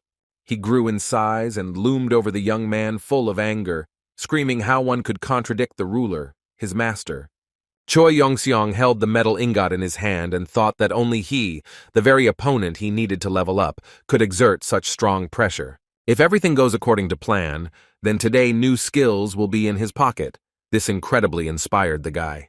The demon calmed down and said that he could not understand why, because the man had a talent that the ruler was able to appreciate on merit. Not hiding your fighting spirit in front of someone stronger than you is the very quality for which the Lord of Bloody Battles chose the young man. The demon grew in size and extended his clawed hands towards the hero, asking how he dared to refuse, to which he received the answer that the man had made a promise. The monster began to guess, but asked again why he did not feel the presence of another constellation in the guy, to which Yongsan replied that he was not an avatar yet, but would become one when he passed the goddess's test. The demon's face expressed extreme surprise. He was silent for a moment, and then asked if the man was sure that he had not been deceived. The hero replied that he had no doubts whatsoever, but if the demon wanted to fight, then he was completely okay with it. The monster was in no hurry to start the battle. He began to explain to the young man that his words looked very suspicious. Something didn't add up here. Constellations enter into a contract with their avatar of their own free will. No one will enter into a contract with someone unworthy. To be desired by one constellation means that other constellations of the abyss will desire you. Therefore, a contract is concluded immediately, and then you are trained on their territory. This is done just in case another constellation wants to intercept the avatar. If this happens, 10,000 years of ridicule is guaranteed. The demon ended by saying that useful avatars need to be protected.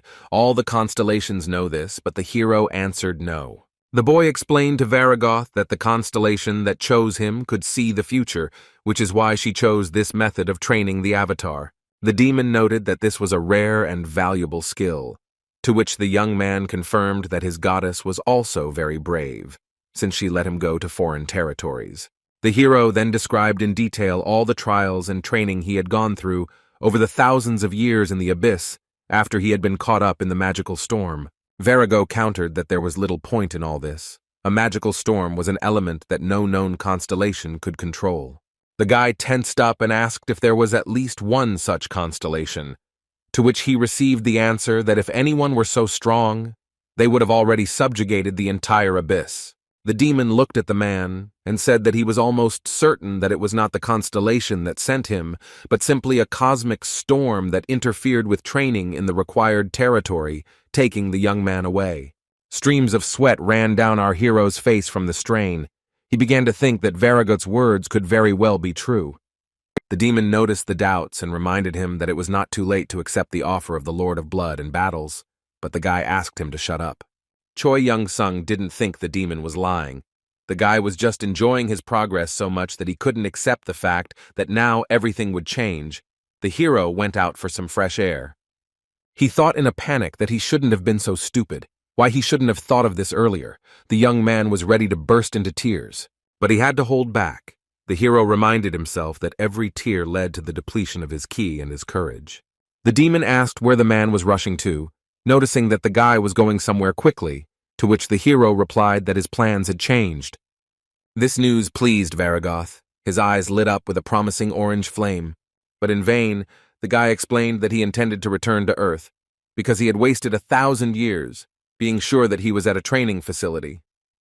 The young man almost burst into tears again when he heard that he would not be able to leave the territory of the Lord of Bloody Battles. The next moment, Variegat grew to enormous size and blocked our hero's path. The demon gifted with the bloody axe revealed his true nature. The blessing of the Lord of Blood and Battle enveloped him. Spreading his enormous wings and soaring above the ground, Variegat proclaimed that he would be sorry to break such a precious gem as Choi Yonseong. He asked the young man not to despair, because the master is generous. When the boy dies, he will bind his soul and resurrect him. Yongsan at this time successfully dodged the attacks. The man asked what kind of nonsense this was, and while striking his opponent, the guy said that he refused to play these games. The demon continued the battle and noted that the enemy had a special movement technique. He was faster than teleportation and did not use magic. Incredible. The guy explained that this was a technique of a divine cosmic martial art called the moonwalk. The demon noted that this was all very funny, and he understood the master's choice, but it was time to stop wasting his time. Variegat used a technique called baptism of blood, and a special red smoke began to envelop everything. When he reached our hero's shoulder, the guy realized that this was a special condensed mana. He was curious about its properties. The hero realized that even with his invulnerability skill, he would not be able to hold out longer, since judging by the amount of mana, the enemy was incredibly strong. Growing even larger in size, the messenger of the Lord of Bloody Battles announced that man would now come to an end. A shower of crimson mana that destroyed everything it touched enveloped Choi Yongseong, and he heard Variegat announce that his master was waiting. This technique very well illustrated the difference between the magical power of a demon and the skills of a human mage, not in favor of the latter. The young man heard a mechanical voice announce that, thanks to the use of the mind-body harmony skill, his senses had become sharper. The martial arts specialist reduced the consumption of ki. The coordination of Dantians greatly increased the fighting skills. Yongsan was in great danger and reacted as successfully as possible. The discomfort of being deceived for so long and wasting time receded. Every finger on his hand, every cell of the guy exuded confidence and calm. Choi Yonseong realized that in this situation he should act the same way as in a magical storm, focus on the main goal, to survive. It wasn't the speed that was important, but the feeling of flow, and our hero felt it very well. He began to act accordingly. For a moment his feet were firmly planted on the ground and then they pushed off, never to touch it again. Making incredible movements in space, the young man managed to dodge every drop of bloody mana. The mechanical voice said that his martial arts proficiency had increased, but the guy already knew about it. He was standing in the red cloud and didn't receive any damage from it at all. It was standing, however, only at first glance. He received the S-rank skill Incredible Speed. This technique allowed him to move instantly to any place. Variegat was taken aback.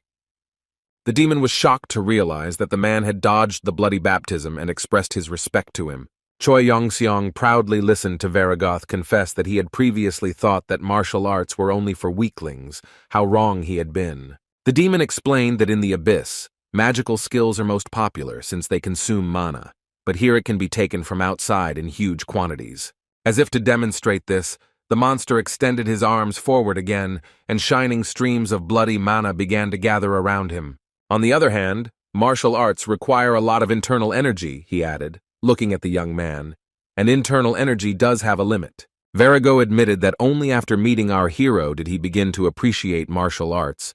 It was incredible, and struck the monster to the depths of his demonic soul. Having collected a stream of energy in his hand, the demon reported that rumors had reached him that the slaves of one of the constellations had staged a stupid rebellion, an uprising. The next moment it became clear that this energy was the handle of a bloody axe. The monster continued that the slaves were deprived of the ability to use mana. It was suicide. But although their skills had been mostly magical up until then, defeating the rebels was not so easy. They managed to develop a new wonderful skill within themselves, not borrowing mana from outside, but generating it within themselves. Our hero listened to the story with interest and clarified that, judging by everything, it was martial arts. The boy asked what would happen if he repelled Variegat's attack with magic, and the demon replied that his body would melt and his soul would belong to the Lord of Bloody Battles. At that very moment, the young man made an incredible leap and tried to attack the demon, taking advantage of the element of surprise. Saying that it should work, our hero struck more and more blows, as if training with a stone snake.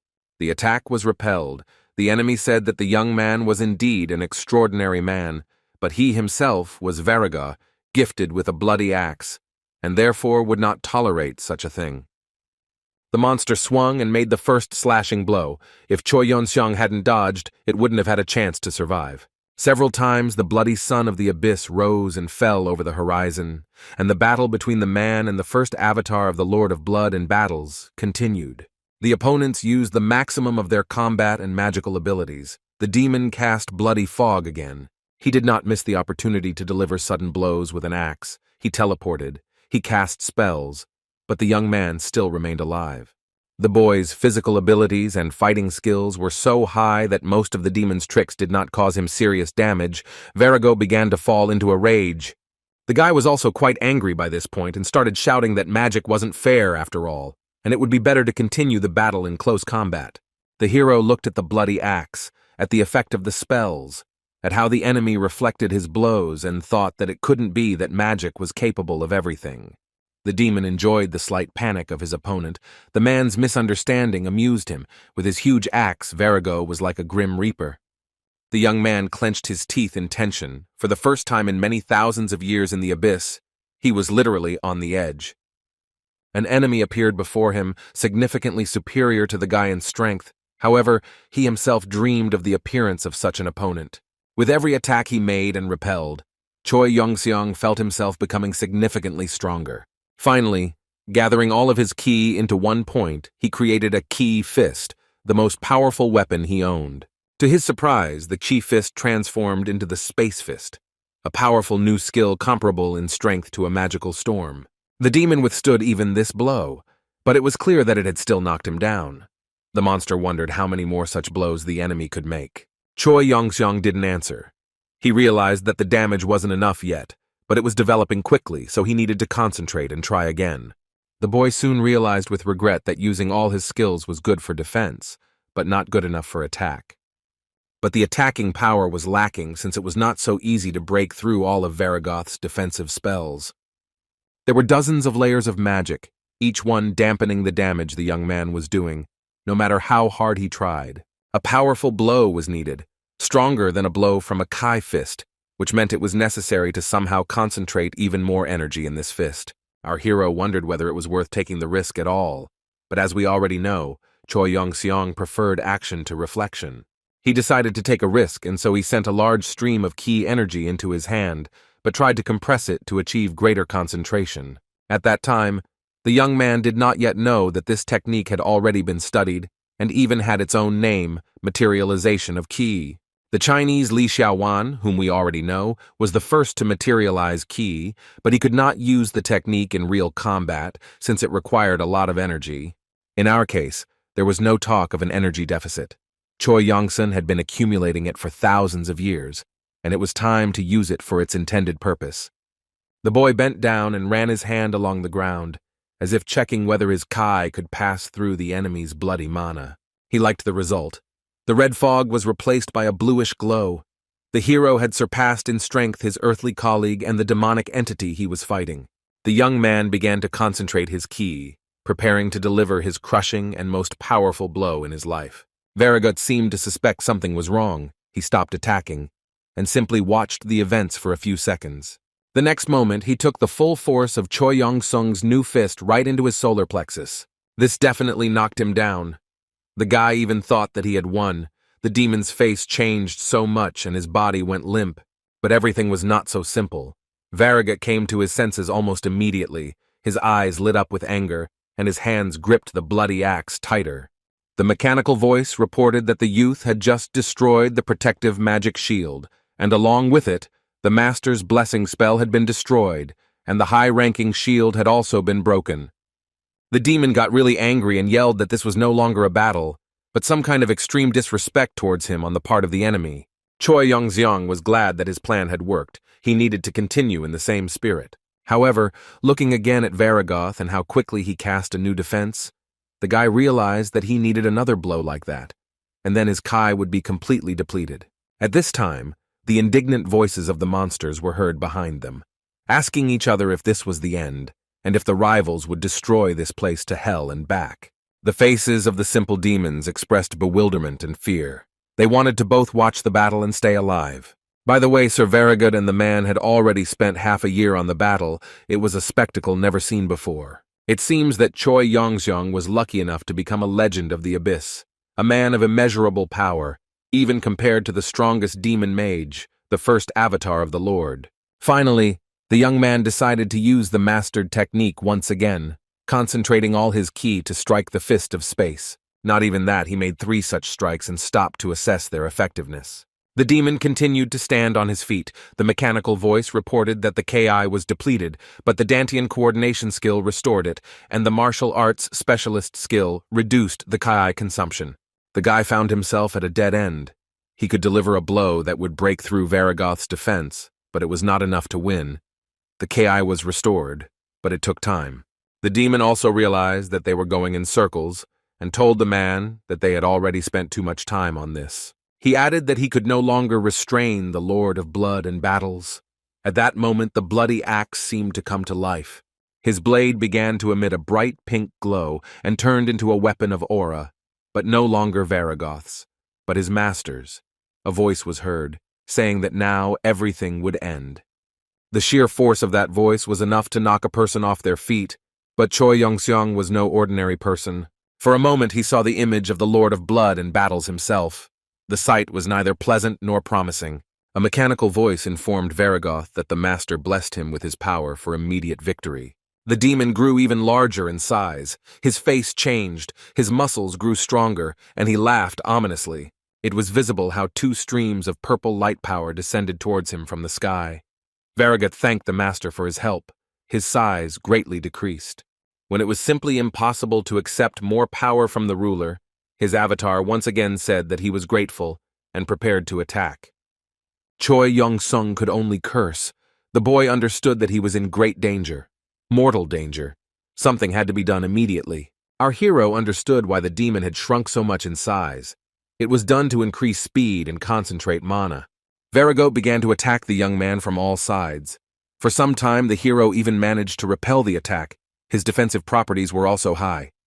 This only further angered the monster and its master, and the attack and its effectiveness increased even more. Finally, it became obvious that if he did not launch a counterattack, he could actually die, and Yongsen began preparations.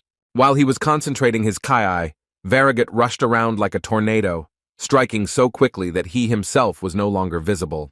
The young man was almost ready to strike and was now waiting for the right moment, frozen in a fighting stance. It was a mistake.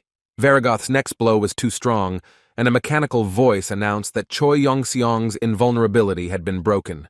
The guy almost missed the moment, but still decided to carry out his plan immediately, without waiting for his defense to recover. He was a little afraid that he would die if his concentration dropped. It was absolutely impossible to relax. The demon was jubilant at this time. He was sure that he was a hair's breadth away from victory, and therefore he paused. Since our hero entered the abyss, he has never once used all of his Dantian ki at once. In the abyss, where enemies lay in wait at every step, such an act was clearly equated to suicide. Well, it's do or die. It's time to try what sacred suicide is on the territory of the bloody Lord of Battles. The demon gripped his bloody axe tighter and prepared to attack Choi Yongseong once again. The man took a special pose for maximum concentration and distribution of his ki. It was necessary to use the resource to the last drop. The young man understood that he had no choice, and that he simply would not live to see tomorrow. So the reserve of Kai was not needed in reserve, but was needed here and now. Looking once more at the demonic entity rushing straight towards him, the boy gathered all his Kai, all of it. Varigoth's mouth was getting closer and closer. His eyes were burning with magical fire. There was no more time to hesitate. Using the stored energy from all of his Dantians, Choi Yongseong delivered a punch with such force that his opponent was sent flying back several meters. The mechanical voice announced that our hero had learned the Cosmic Key Breakthrough, a technique that had greatly improved the level of divine cosmic art. Varigoth no longer posed any threat to the young man. This was clear from the way he fell to the ground after the blow. Of course, the demon landed on his feet and even grouped himself into an attack stance. But this was just a bluff. The demon realized that he had to defeat the man at any cost, and gathered all his remaining strength, fueling it with rage. The monster summoned the Lord's bloody axe again and increased its size slightly to make the blow stronger. Our hero was inspired by the effect produced and tried to restore at least the minimum level of Kai for a new attack. Some little man taught a lesson to the very first avatar of the Lord of Bloody Battles in the territory under his control. It was unthinkable. Vertigo simply could not allow this, so he simply burned with anger and accumulated the last of his strength, which, by the way, would have been enough for a gang of monsters. He simply could not stand still and watch as a new constellation was born on the territory of his great master. By the way, this is exactly what happened. Choi Young-sung, without realizing it, brought his essence closer to the divine. Varagut suddenly noticed a special glow that emanated not only from the guy's eyes, but also from his body. The demon's face expressed extreme surprise. The guy started to get bigger and bigger, while the enemy didn't change much in size.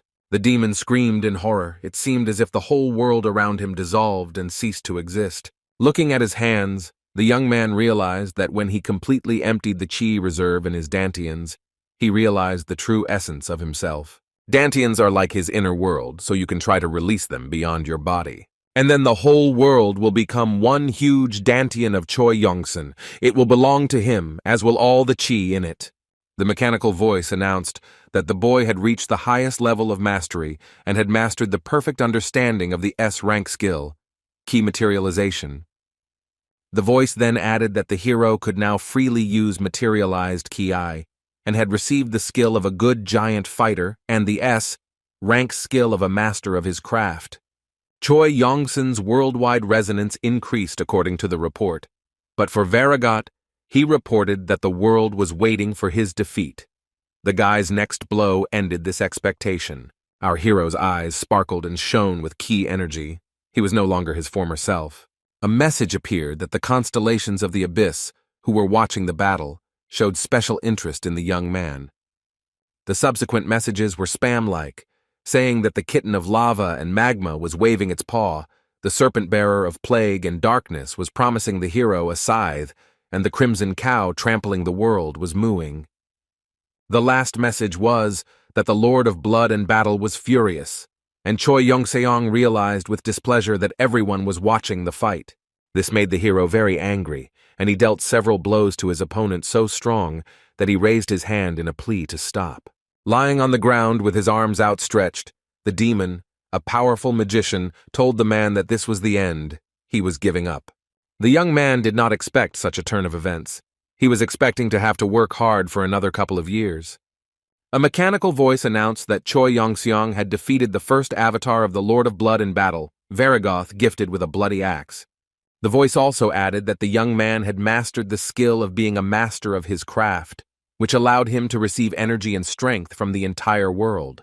The demon lying on his back called out to the boy and said that the man had honestly earned his right to reject the Lord's offer. He asked to listen to his words, and Choi Yong-seong thanked Varagot from the bottom of his heart. The demon added that he did not know which constellation had offered the young man to become his avatar, and he warned that this proposal should not be accepted under any circumstances. It would be a huge mistake. Raising his bony, clawed hand up, the first avatar of the Lord of Bloody Battles whispered that by refusing, the hero could grow much stronger. The guy can become so strong that no constellation can look down on him. Varago sighed and asked our hero to become famous in this abyss by becoming the first man to turn into a constellation. Our hero thought about it. He began to imagine what kind of shock such an event would cause in other constellations. And then he understood everything, after which he promised to listen to the demon's words, to which he responded with a slightly sinister laugh and said that it was magnificent. The hero said that it was time to get to know each other properly and gave his name, to which Varagot whispered to Choi Yongsun that he would wait for news and then return to fight. After this, the demon said goodbye, and only the black shadow cast by his body remained on the ground. Then it rose into the air and floated away. The guy waved goodbye and asked Varago to come back. He still owed him. The young man was slightly stunned by the fact that he could actually become a constellation. He covered his face with his hand and began to think about it.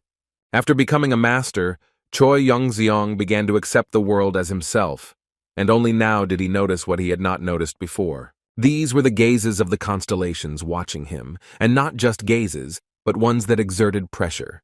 And most importantly, our hero understood how powerful these very constellations are. He felt it with every cell of his body.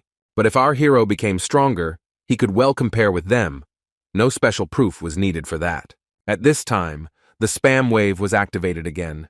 A mechanical voice announced that the lava kitten and the serpent bearer of plague and darkness were asking to meet with Choi Young-seong. The fact is that the constellations of the abyss could not move through foreign territories. They had to constantly monitor so that no one captured their own. That is why the constellations watched over the world without leaving their thrones and their avatars, and those who were worthy of becoming their avatars. At this time, a message appeared that the Lord of Blood and Battles had put a reward on our hero's head, but he still could not realize that he was under constant surveillance. The mechanical voice also added that from now on, every creature in the territory controlled by this constellation would hunt for Choi Young-seong. This information amused the hero quite a bit. Now he imagined the constellations as an audience watching a stream or a reality show. There was no fear at all. Spreading his arms wide, the guy theatrically announced to the observers that he was no worse than them and was going to become a constellation himself in the near future.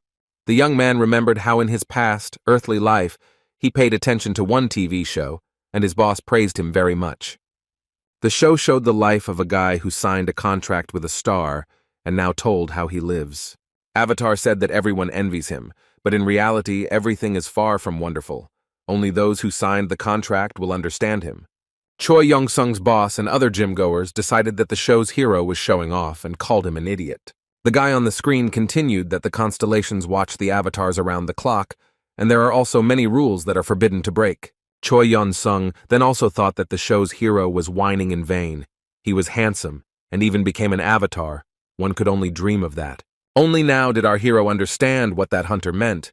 The need to constantly follow the rules was very nerve-wracking. The avatars were practically slaves. Their master could send his subjects on any mission, and they had to obey his will. Otherwise, they faced destruction or terrible punishment. The young man dreamed of becoming an avatar since childhood, to become stronger. Only now it dawned on him how wretched these creatures are. He will become much stronger and freer than any of them. Choi Young-seong wanted to choose his own path himself and not obey anyone. He scattered the pack of monsters and walked towards the pub, thinking that Virago was absolutely right. Having learned the power, you don't want to be in submission. Spam has started pouring in again about the serpent bearer of plague and darkness, and the kitten of lava and magma mocking the Lord of Blood and Battles. Ophiuchus also reported that he was impressed by Yongson's level, sent him the poison release skill as a gift, and when the guy refused and became furious, the other constellations began to mock him. The young man stood with his hands on his hips and said that he did not know how to use magic. A message appeared that the serpent bearer of plague and darkness was shocked. The kitten of lava and magma immediately offered the guy a grimoire, the Book of the Kitten, on the study of magic, but the young man refused this gift too, saying that he would achieve everything with the help of martial arts. The kitten of lava and magma called him a hipster, but immediately gave him an adamantium ingot, which the hero was not ready for. Choi Young-seong willingly accepted this gift. Although he was obsessed with power, he had nothing against enrichment. At this time, a message appeared that the kitten of lava and magma offered the guy more useful and precious minerals in exchange for a contract. The young man fought the temptation for a while, but then his nerves simply gave out. Our hero raised his hand and pointed his finger at the sky, shouting that he himself was going to become a constellation, and that enticing him with such gifts was completely pointless. The guy headed towards the pub, and the lava and magma kitten said that this is the main problem with hipsters. They are very nervous. The hero entered the once cozy hall of his establishment and discovered that everything there was destroyed and scattered. The young man did not pay attention to the disorder. He was purposefully looking for one single thing. Finally, the young man found the item he needed. It was the same adamantium cauldron of the previous owner of the establishment. The hero put some simple belongings inside and covered the top with cloth, tying the neck with a rope. The guy now also did not pay attention to the messages from the constellations. Ridicule, mockery, gifts, all this will remain behind his back. Choi Young-seong firmly decided to go his own way. The young man said goodbye to the pub, which had become his home over so much time, and thanked the sturdy building for providing shelter. Not all territories in the abyss look the same. We already understood that. But some are so unlike the world we are used to that one can only wonder how anyone could live there. At this time, in the neighboring region, where two-headed llamas walked on mushroom-shaped platforms, rather strange events were taking place. One of these beasts found itself in some confusion. The monster encountered a creature that surprised him quite a bit. It surprised me not only with its appearance, but also with its behavior. A lot of questions, incomprehensible holograms. The two-headed creature did not understand at all why it needed this. The monster was then shown a picture of Choi Young-seong and asked if it had seen this human male. As we have all already guessed, it was Vaniel who was conducting his search mission, exploring more and more new territories. The monster had no intention of answering any questions from some angel, let alone those concerning people. Vaniel encountered a similar reaction almost everywhere he flew in search of our hero. No one liked angels in the abyss. The winged man did not argue. He turned around and flew on, realizing that there was nothing to catch here. But it wasn't so easy to leave this time. The two-headed monster asked if the sweet angel knew whose neighborhood he had visited. "This area is not protected by any constellation," the monster yelled rudely, and extended his clawed hands towards the angel. These were the claws of freedom, according to the monster. The territory was considered neutral, was secret and isolated from others, so no one should know about it. Vaniel had nothing against the territories that were not subject to the constellations, and he would not have told anyone about this land if he had not received such a terrible reception. With one power of thought, the angel lifted the monster into the air and landed him on the rocks with a swing.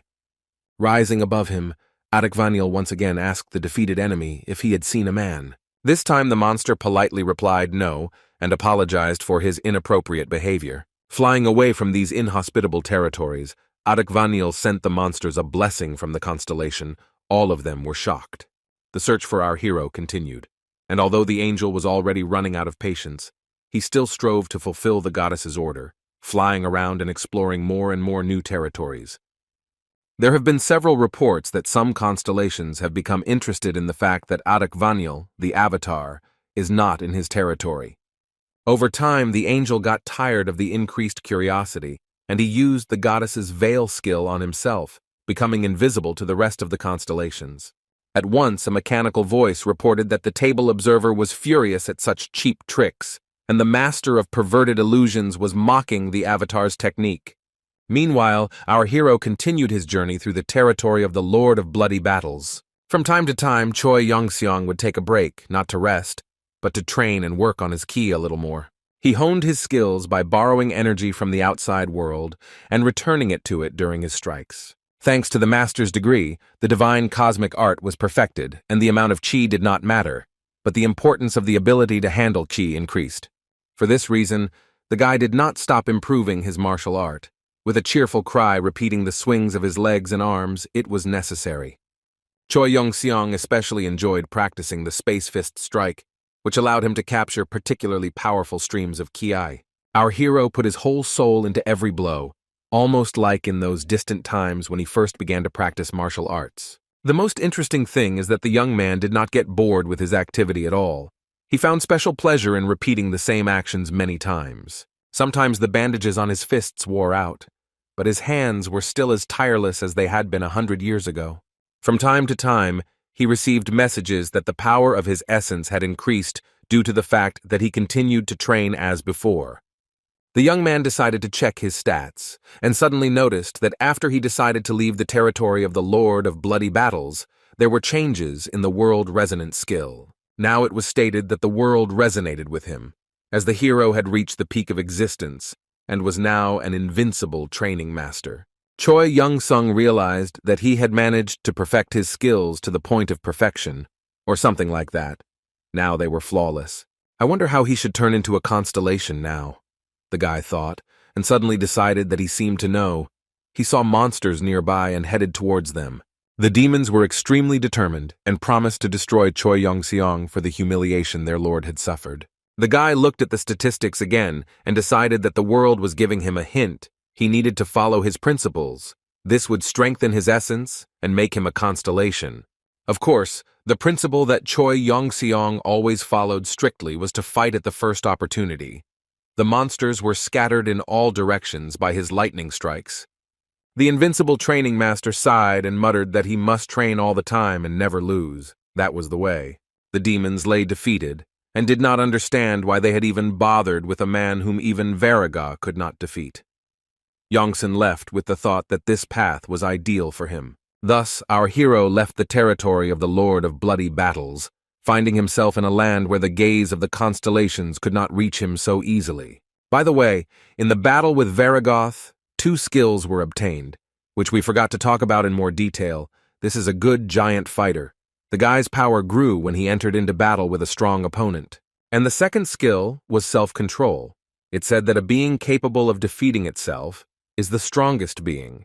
The power of the essence grew if you live in accordance with your essence.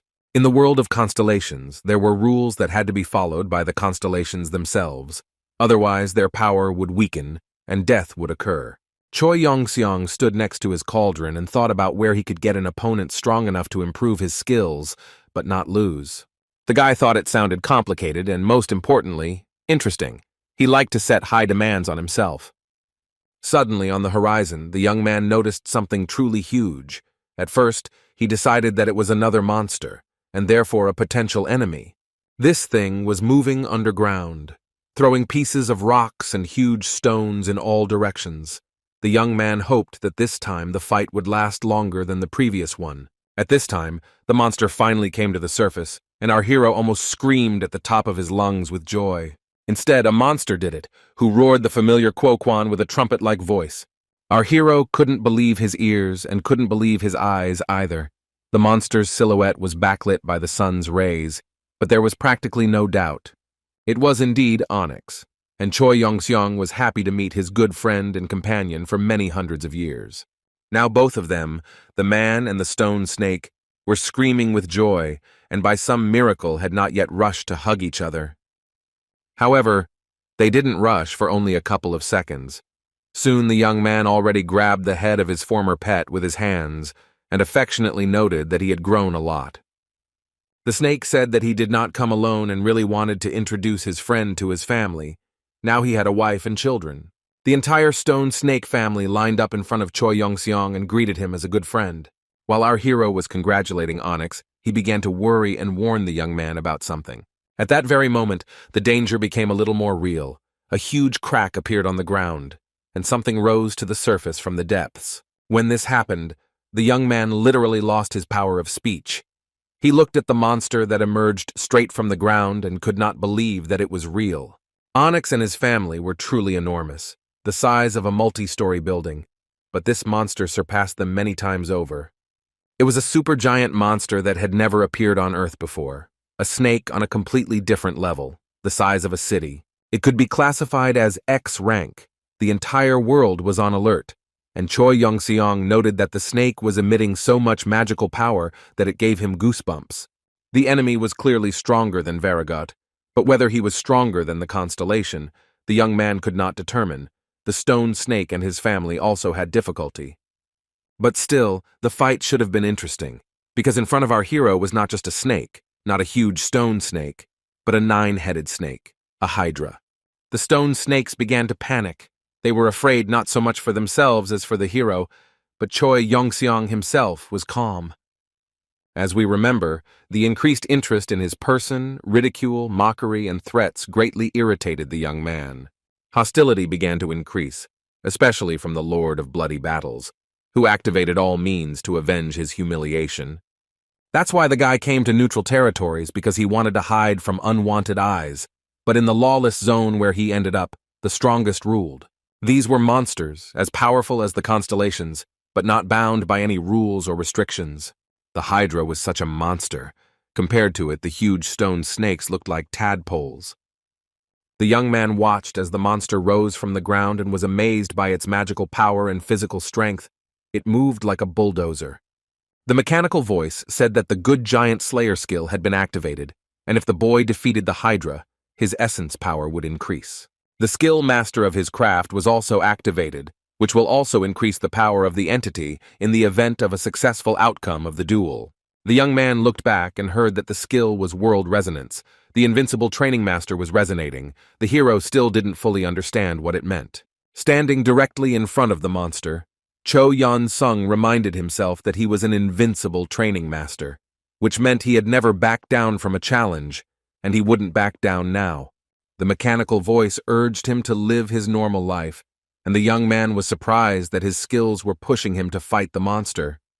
But even without them, the hero's choice would have remained the same. He pushed off Onyx's head and made an incredible leap to attack the hydra. The young man shouted that he was not afraid of the monster and intended to defeat it at any cost. These were the rules he had set for himself. Standing right in front of the green snake, Choi Yun-seong threatened to punish the monster for bullying his stone friend and his family. Using telepathy, the hydra informed the man that he was worthless and would soon die in agony, as he deserved. The fact that the hydra has the ability to telepathy puzzled our hero. He began to think about what other abilities the enemy might have. Meanwhile, the snake reported that even the constellations avoided meeting with her, since the hydra's deadly poison works on them too, and its fiery breath incinerates them on the spot. Choi Yong-seong also detected the bloodlust skill that was emanating from all 9 heads of the monster. He thought that it would make anyone change their mind about fighting and run away. At first, it might have seemed that the guy was dumbfounded and also began to prepare to escape, but this was not so. He stopped to push off the ground as hard as he could, because the hero knew no fear.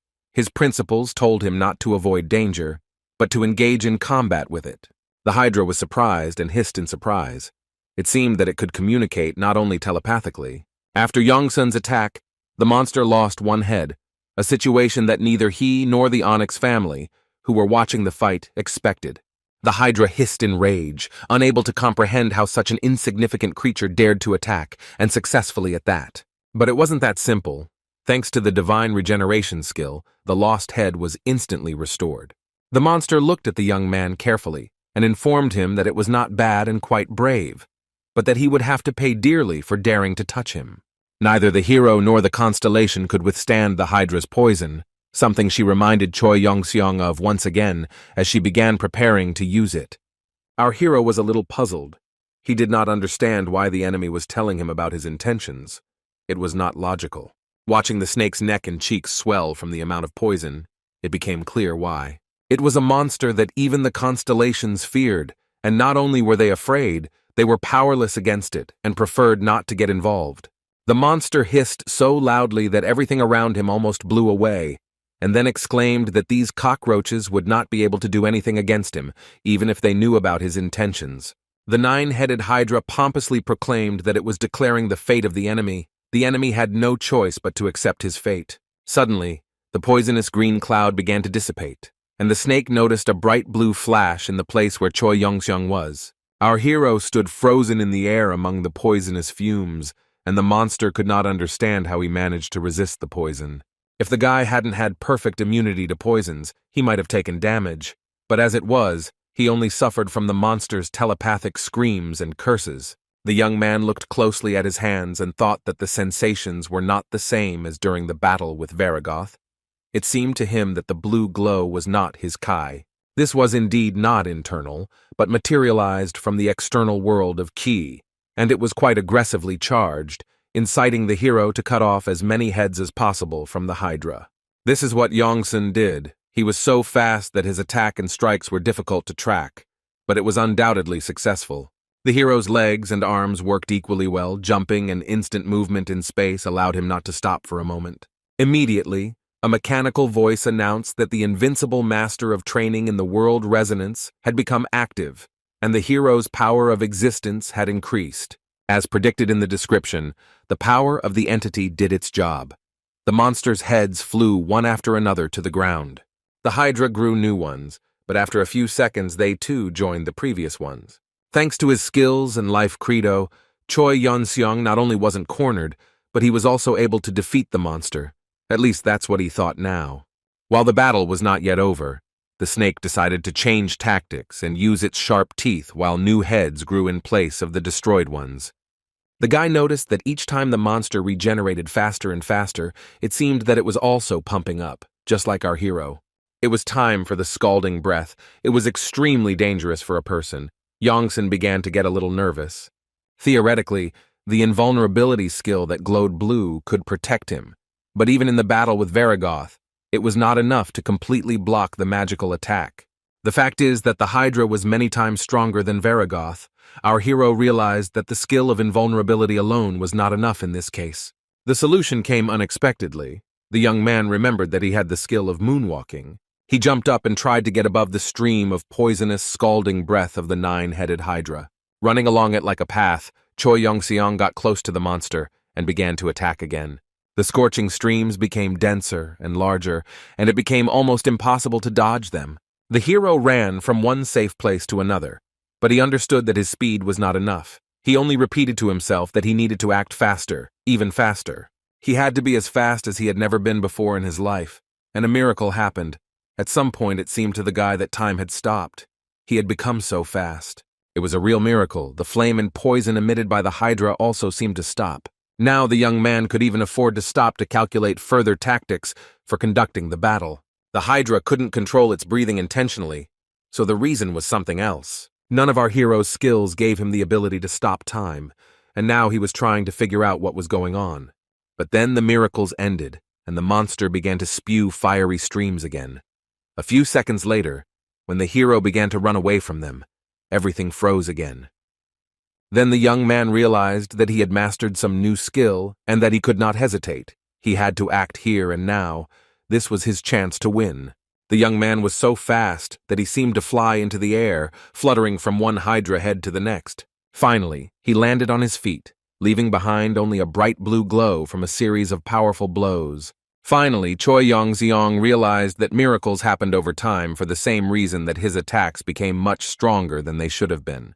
The power of the essence was far from the same as enhancing magic or martial arts. This power allowed one to change reality according to one's own desire and imagination. The mechanical voice said that the guy had received an epiphany about how to use the power of the entity. This force is capable of changing realities, and now the hero can control it as he wishes. It was that same powerful force that allowed the constellations to transform the abyss and build their kingdoms, giving gifts to their followers. Now Choi Yong-seong, a human like the constellations, could do almost anything he wanted. At this moment, the hydra became active and again began to telepathically curse the young man and threaten him with imminent death. The monster dug its clawed paws into the stones and squealed that it would smear the hero's yellow brains all over the abyss. The guy looked at the enemy and realized that the hydra was a powerful entity and had enormous willpower and confidence in victory. Choi Yong-seong couldn't shake or change her will, but there was no need to do so. The young man had solved the riddle. He began to concentrate his essence power in his hands, but he was not going to change the hydra itself, but something else. Choi Yong-seong decided to change himself. The power of the essence penetrated the human body and made it sharp as a razor, capable of cutting through time and space. Matter, of course, too. The guy pushed off and seemed to fly into the air, cutting through it like a rocket. He was determined to win the battle. His arms, spread out to the sides, emitted rays of light as sharp as a razor, powerful as a magical storm. As they approached the hydra's body, the monster realized that this was the end. Nothing could be done.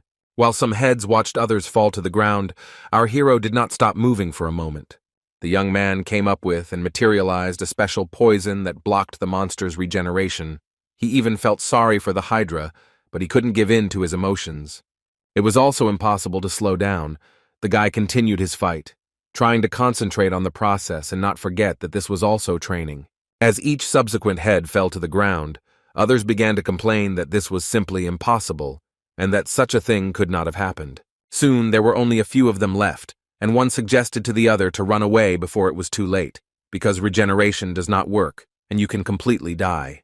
When there were only 2 heads left, one of them commanded the body to flee, but the other stopped the process, and disagreements began. One head screamed that they should run away but survive, while the other objected that it had not been the most powerful monster for 10,000 years to show such shameful cowardice. While they were arguing, the young man jumped up with the intention of relieving the monster of the agony of choice. He rose high into the air, only to return down with a sharp stream of energy and deliver his final victorious blow. The entire family of stone snakes gathered over the body of the defeated 9-headed hydra. They could not believe that this was all real. Almost crying, Choi Yong-seong muttered that the snake was a great opponent. Let him rest in peace. After all, the guy was sentimental. Immediately, messages poured in that the power of existence had increased thanks to the skills of a good giant fighter and a master of his craft. But the guy continued to be sad. Then the mechanical voice reported that he was covered in hydra blood, and the world resonated even more strongly. The regeneration skill again increased to level A+. The hero left the battlefield. The last message was that the man's invulnerable body was now infinitely regenerating, and behind him lay a pile of meat that had once been the strongest monster. Looking at the hydra and checking the stats, the hero noticed that life is a strange thing before he could not even dream of such skills. On Earth, any of them would have allowed him to become an A-rank hunter, but he, unfortunately, was not on Earth. Or perhaps fortunately, because there was a chance to become a constellation. At this time, a joyful quoquan was heard behind the hero, and he cheerfully noticed a family of stone snakes. They were fine and full of impressions. Onyx informed the boy that he had changed a lot since their last meeting. The guy smiled and replied that this was to be expected. A lot had happened in the several thousand years since they had seen each other. He reminded the stone monster that he himself had changed, and that he had also started a family and a bunch of beautiful children. When thinking about the relatives of the hero's friend, the thought occurred to him that the defeated hydra might be useful to them, and he asked if stone snakes eat meat. Onyx even got a little scared and jumped aside, remembering the young man's recent actions. The stone snake asked to forget about it. The hydra's body is poisonous, moreover, it continues to emit poisonous fumes, one cannot approach it. How could he forget that our hero had tasted all the poisonous monsters of the ocean? It would be foolish to think that the same would not happen to the hydra. Soon the poisonous meat of the nine-headed hydra was cut into neat steaks, and even looked quite appetizing. The entire skeleton remained intact and did not fall apart into bones at all. It seems that over many hundreds of years of working in the pub, our hero has learned to cope quite well with cutting up carcasses. The guy held a huge steak over his head and understood that this supply was too much to take with him. Of course, he could eat some of it here, but definitely not everything. At this time, Onyx caught his attention and said that he knew a way to solve this problem. The young man saw that the stone snake was handing him some object. It was a gift for protecting his family from the hydra. A mechanical voice announced that our hero had just received a magical amulet artifact of subspace. It was easy to guess what this subspace necklace was. It opened up additional space where you could put things. Having opened the box and looked inside, our hero understood the full value of the gift. If desired, he could have stuffed a car inside. It soon became apparent that all of Choi Yong-sung's belongings, as well as most of the meat and leather supplies, would fit in there without any problem. Moreover, the skeleton, which could be useful later for creating weapons, and scales, from which armor could be sewn, also fit. The cauldron and the unprocessed ore, the main treasures that the guy managed to acquire in the abyss, also went inside the amulet. Onyx watched the young man with interest, and heard that the adamantium he had once given him was also here. The hero had never figured out a way to process the ore. The young man dreamily added that when he learned how to melt metal, he would be able to make a frying pan and a cutting board out of it. After closing the necklace box, Choi Young-sung was happier than ever in his life. It was the best gift he could imagine. The best, but not the last, stone snake handed the guy some purple nugget. He found it when he was eating stones. From the moment Janssen decided to become a constellation, he saw not only their messages, but also the amount of power that creatures and objects possess. He reached out his hand and realized that the world was talking to him, telling him details of a new gift from an old friend. Now man has become a being who has reached the peak of his existence, but he is not yet accustomed to his extraordinary abilities. The nugget held out by Onyx is untreated orichalcum, a metal that emits pure magical energy. Since orichalcum emits the strongest magical energy, and adamantium is very durable and absorbs it, the hero decided to make a knife and kitchen utensils from orichalcum, and a frying pan and board from adamantium. It was a brilliant plan that Choi Yeon-seong immediately began to implement. The stone snake's wife expressed doubts about his mental health, but Onyx denied everything. After some time, the mountain of steaks made from 9-headed hydra meat suddenly appeared outside again. The guy shook the amulet and realized that it also had a volume limit, and so he simply threw the excess back into the outside world. Looking at the meat, the young man declared that it turned out they had no choice and had to eat it all. Seeing the stone snake's anxiety, the young man decided that it was worried because he would not get it. In fact, Onyx was worried because the meat was extremely poisonous, and tasting it would mean certain death even for a stone snake. Choi Young-sung had been studying cooking for thousands of years while he was a pub owner, and his culinary skills were quite advanced. And despite this, it was not so easy for him to cope with such a complex and very rare ingredient. It was the meat of a powerful creature that had survived after refusing to become the avatar of the Constellation, something that had never been seen in the territory of the Lord of Battles. Consuming abyssal monsters gave the eater power proportional to the creature's might. But if you prepare it incorrectly, certain death awaits. Our hero knew this, but was determined to see it through to the end. For him, preparing a dish from such a complex ingredient was both a challenge and a matter of honor. At this time, the stone snake's wife was persuading Onyx to try the treat when the young man finished preparing it. Finally, the guy placed the finished dish in front of his friend and said that he had prepared tartare so that the stomach could cope with the task better. Onyx was strong and could have simply escaped from the hydra, but he couldn't escape from the poisonous meat. That's the kind of joke life plays. Having swallowed the first piece, the stone snake realized that he not only remained alive, but also received an incredible boost of strength and energy. With each next piece of energy there was more and more, and now it began to shoot out in rays from the monster's eyes and mouth. Onyx was satiated. Choi Young-seong watched with pleasure as his satisfied friend invited his wife and children to join him in the meal, and he wished them bon appétit. When everything was eaten, the family of stone snakes came to thank the hero and find out why the meat was not poisonous. The young man put his hands on his hips and proudly said that it was because he had taken care of everything, and that he couldn't poison his friends and their families. The whole family looked at Choi Young-seong carefully, and he felt that something interesting was happening. The mechanical voice announced that the giant stone serpent and his family had decided to trust and honor him. The boy was surprised but happy. At this time, he felt a powerful surge of energy, and a message appeared that he, like a constellation, had followers. The power of the constellation, the strength of its essence, increased. Choi Young-seong continued to feel its power growing. Now the young man understood why the constellations wanted to increase the number of their followers, and the real reason why they were so interested in the Earth. It was a world with billions of potential followers.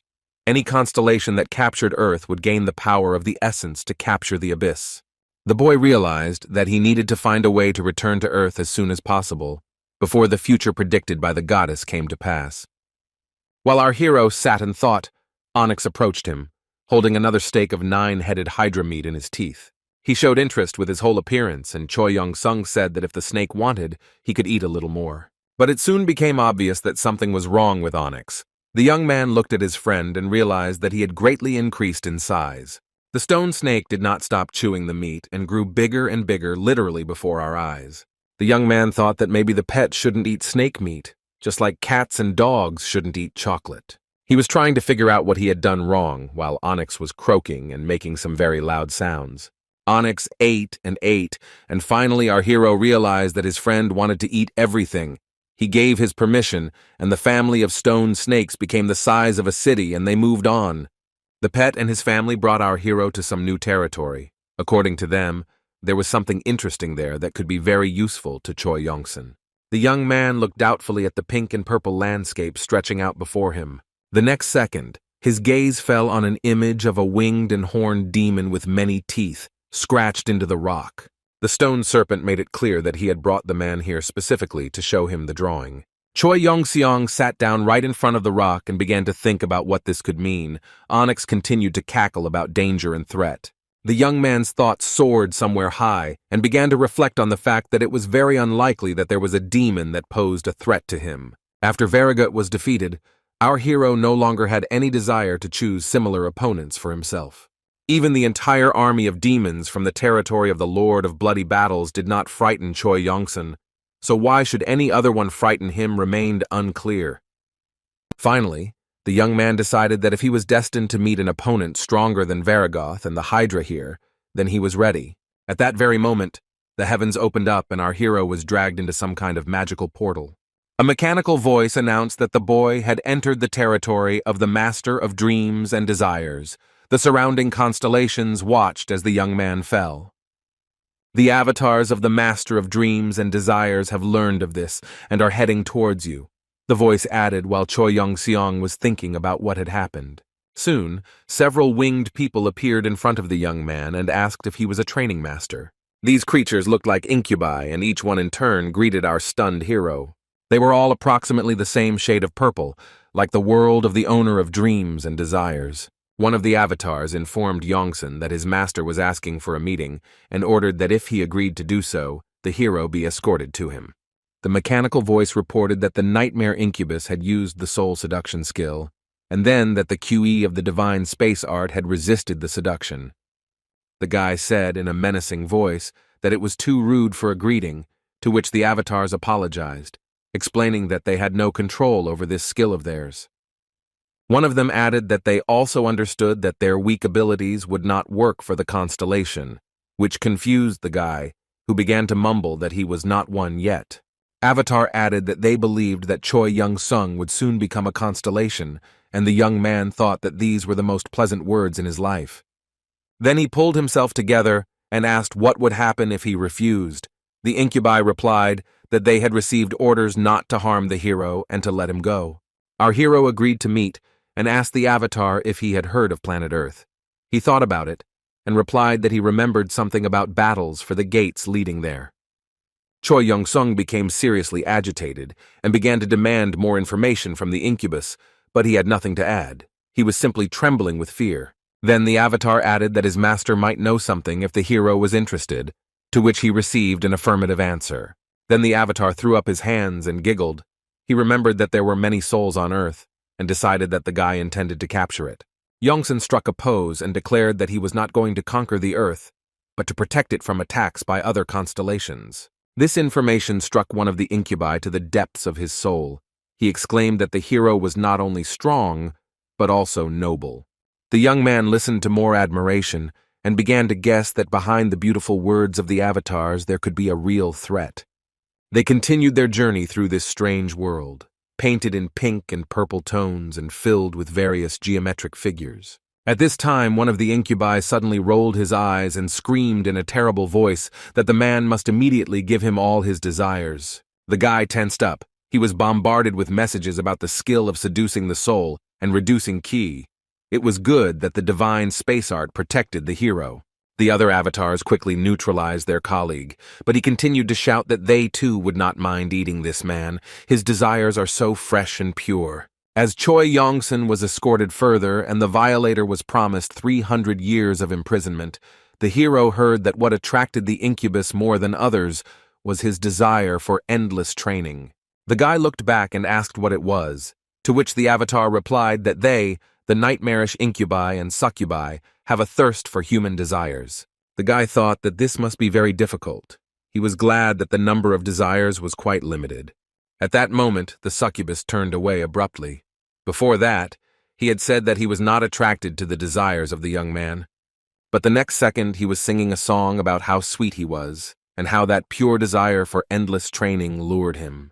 Our hero looked at him with surprise and asked him to put these tricks aside, otherwise someone would be very sorry. Avatar promised that he would not make demands on Choi Yong-sung's wishes and would keep a respectful distance. Soon they came to a huge and majestic building with columns. The avatars explained that this was the palace of the owner of dreams and desires. The guy would see it immediately after he entered.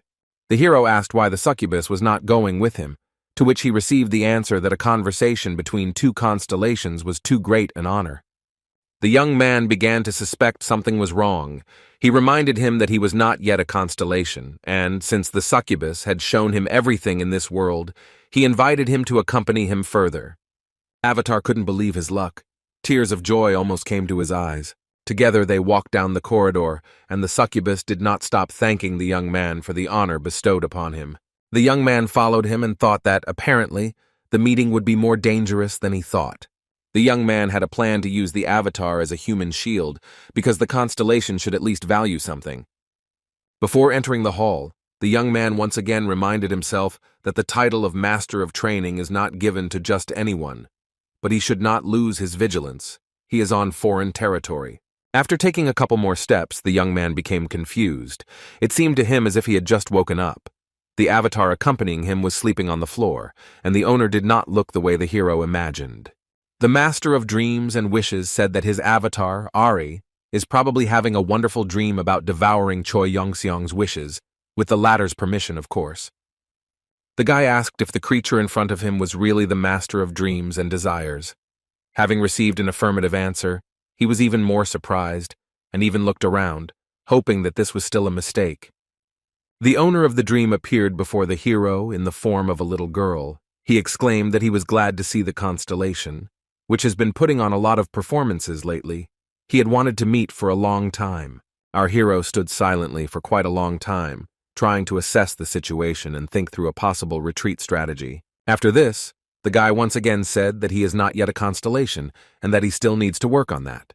Measured steps were heard behind him. The girl came closer and said that no, the one who has embarked on the path of the constellation can already be considered a constellation. While the avatar was sweetly snoring, the owner of the dream explained that our hero was already capable of the same things as the constellations. With a welcoming smile, the girl asked if Choi Young-seong couldn't use the power of his essence like the constellations. The guy didn't want to answer. He couldn't think about anything at all except that by some ridiculous chance the owner of dreams and desires looked like a child. But having recovered from the shock, the young man began to gradually remember what had happened when he entered the constellation chamber. He said hello, but there was no answer. Then strange things began to happen that made the muscles tense. The guy fell into some kind of thick white fog, as if into a dream, and began to think whether he hadn't done enough, wandering through the abyss for tens of thousands of years. He just needed to fall asleep and rest. The hero's face was blinded by rage. He realized in anger that this was a suggestion from the master of dreams and desires. He expected that Janssen would fall asleep and change his mind about training, becoming a constellation. Clutching his head, the young man asked why people's brains were being brainwashed and their consciousness manipulated, to which he received the answer that this was the very essence of dreams and desires. The beings who entered this room always had their wishes fulfilled and found peace, a gift that was hard to refuse unless you were a constellation. The owner of the dream added that the only thing the hero was not capable of was waking up by his own consent, and the young man asked again what that meant. The girl did not want to talk about it now. She said that she understood the person's confusion, but everything has its time. The guy decided that this was some kind of trap and tried to find out what this constellation wanted from him. Embarrassed, the girl began to shift from foot to foot, and said in a timid voice that she would gladly explain everything if our hero entered into an alliance with them. Choi Young-seong laughed. He expected something like that. All the constellations are terribly selfish. At this, the girl laughed and said that sometimes it's for the best. The boy began to understand that forming an alliance could make the constellations stronger. Not all of them were as powerful as the gods. Evil and bloodthirsty constellations sow chaos, destroying the weaker ones. It is not so easy to stand against them. In their quest to conquer new territories, many monster constellations leave behind only scorched earth and mountains of bones. Quite significant piles of bones, the girl added, and said that she didn't want to end up in one of them, which is why she was in the alliance. The guy listened to her and said that the problem of territories is not new, but you can create a farm for collecting wishes, and then become so powerful that no one is afraid of you anymore. The master of dreams and desires objected that such an idea could only come to the mind of a constellation that was previously a human. Choi Young-seong did not like this remark at all. The girl smiled sweetly again and said that the invincible master of training was right, and the constellations could indeed have unrivaled energy potential. She added that she can't do everything she wants, since there is always a risk of reducing the energy essence and losing power due to some erroneous actions. Nightmares demanded high-quality three-dimensional desires, not born of fear, but the fruits of ambition, pure and spiritual goals. Since the girl was only a nightmare god, she could not create anything like that in the real world, only in the abyss, or dreams. Choi Young-seong was horrified, and said that in this case, she simply could not do without others, like some kind of parasite. The constellation laughed, and the guy corrected himself, saying that he meant that it was quite strange. It seems that our hero has begun to understand that the girl's goal is to create an alliance of weak but altruistic constellations. But he immediately became wary, asking why she had revealed so many of her weaknesses to him in case he turned out to be a villain. The owner of dreams and desires said that he thought about it, but came to the conclusion that it would be easier to negotiate with the guy than with other constellations. The constellation was being disingenuous. She came to such conclusions after studying the hero's desires, but he didn't need to know about it. The guy continued his thoughts. In fact, Choi Young-seong simply radiated enormous desires, but none of them concerned conquest or power. Their main theme was the desire to improve technique, and to try as many new skills and training as possible. The guy looked at the constellation again and decided that the girl had trusted him for a reason. They could very well work together. He said he was almost ready to make a deal, but there were still a few questions left. The young man asked what he would have to do, what responsibilities he would have after the alliance was concluded. He added that he is quite a busy person and cannot spare much time to help. The master of dreams and desires began to laugh uncontrollably and said that the hero was inimitable, asking about responsibilities instead of calculating his own benefit. She replied that while everything was calm, there was no need to do anything. He could do whatever he wanted, but in case of danger, he would have to stand up for the alliance.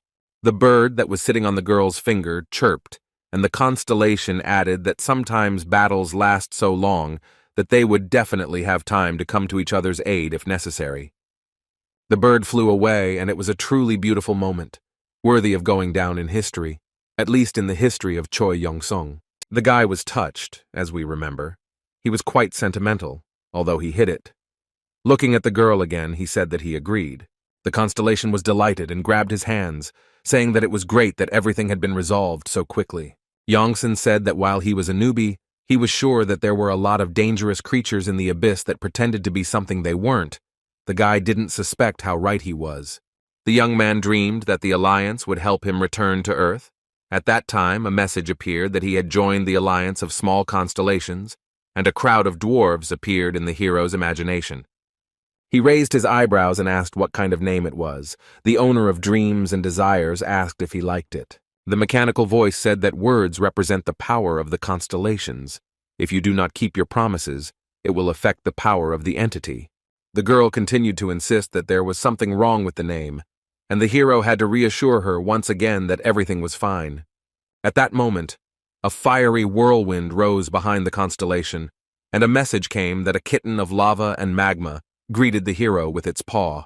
Our hero began to suspect that he had been deceived, but he still did not fully understand how exactly and in what. The next message from the kitten was that he would treat him very well if the boy became his avatar, but instead he did something stupid. Yongsun cursed. At that moment, an image of a kitten materialized from the fiery whirlwind, but it was rather schematic. Another message said that the kitten of magma and lava greeted the fool again. The young man began to remember that he had seen messages from the kitten before. The young man greeted him and asked if this constellation was also a member of the alliance he had just joined. Our hero began to get angry and asked why he was talking using telepathy while he was so close. The girl giggled, swallowing her laughter. She explained that constellations usually do not leave their territories, and this kitten hologram is simply one of the ways of communication and connection between the members of the alliance. The guy thought about it and decided that it was like a video conference on Earth.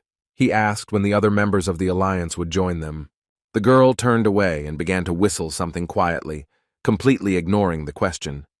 A terrible guess came to our hero, so terrible that he did not even immediately gather the courage to voice it. Finally, he exhaled and asked if there was anyone in the alliance besides himself, the girl, and the kitten. Poo-poo-poo. A message appeared that the kitten angrily asks, "So what?" He also threatens not to give the gifts prepared for the hero. The guy came to his senses and said that he was not disappointed.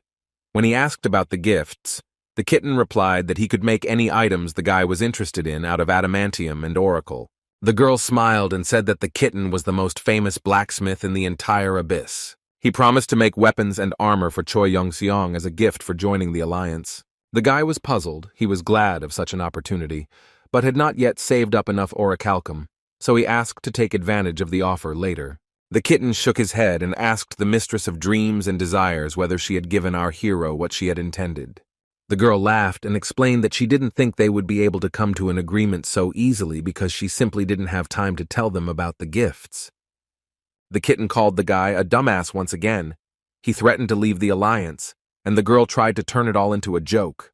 Here, the mistress of dreams and desires waved her hand and reminded that the constellations were selfish, so she had prepared gifts for Yongsun as an incentive to join the alliance. The next moment, a huge, shining, round gift appeared in the young man's hands. All that was left was to unwrap it, but that was not necessary.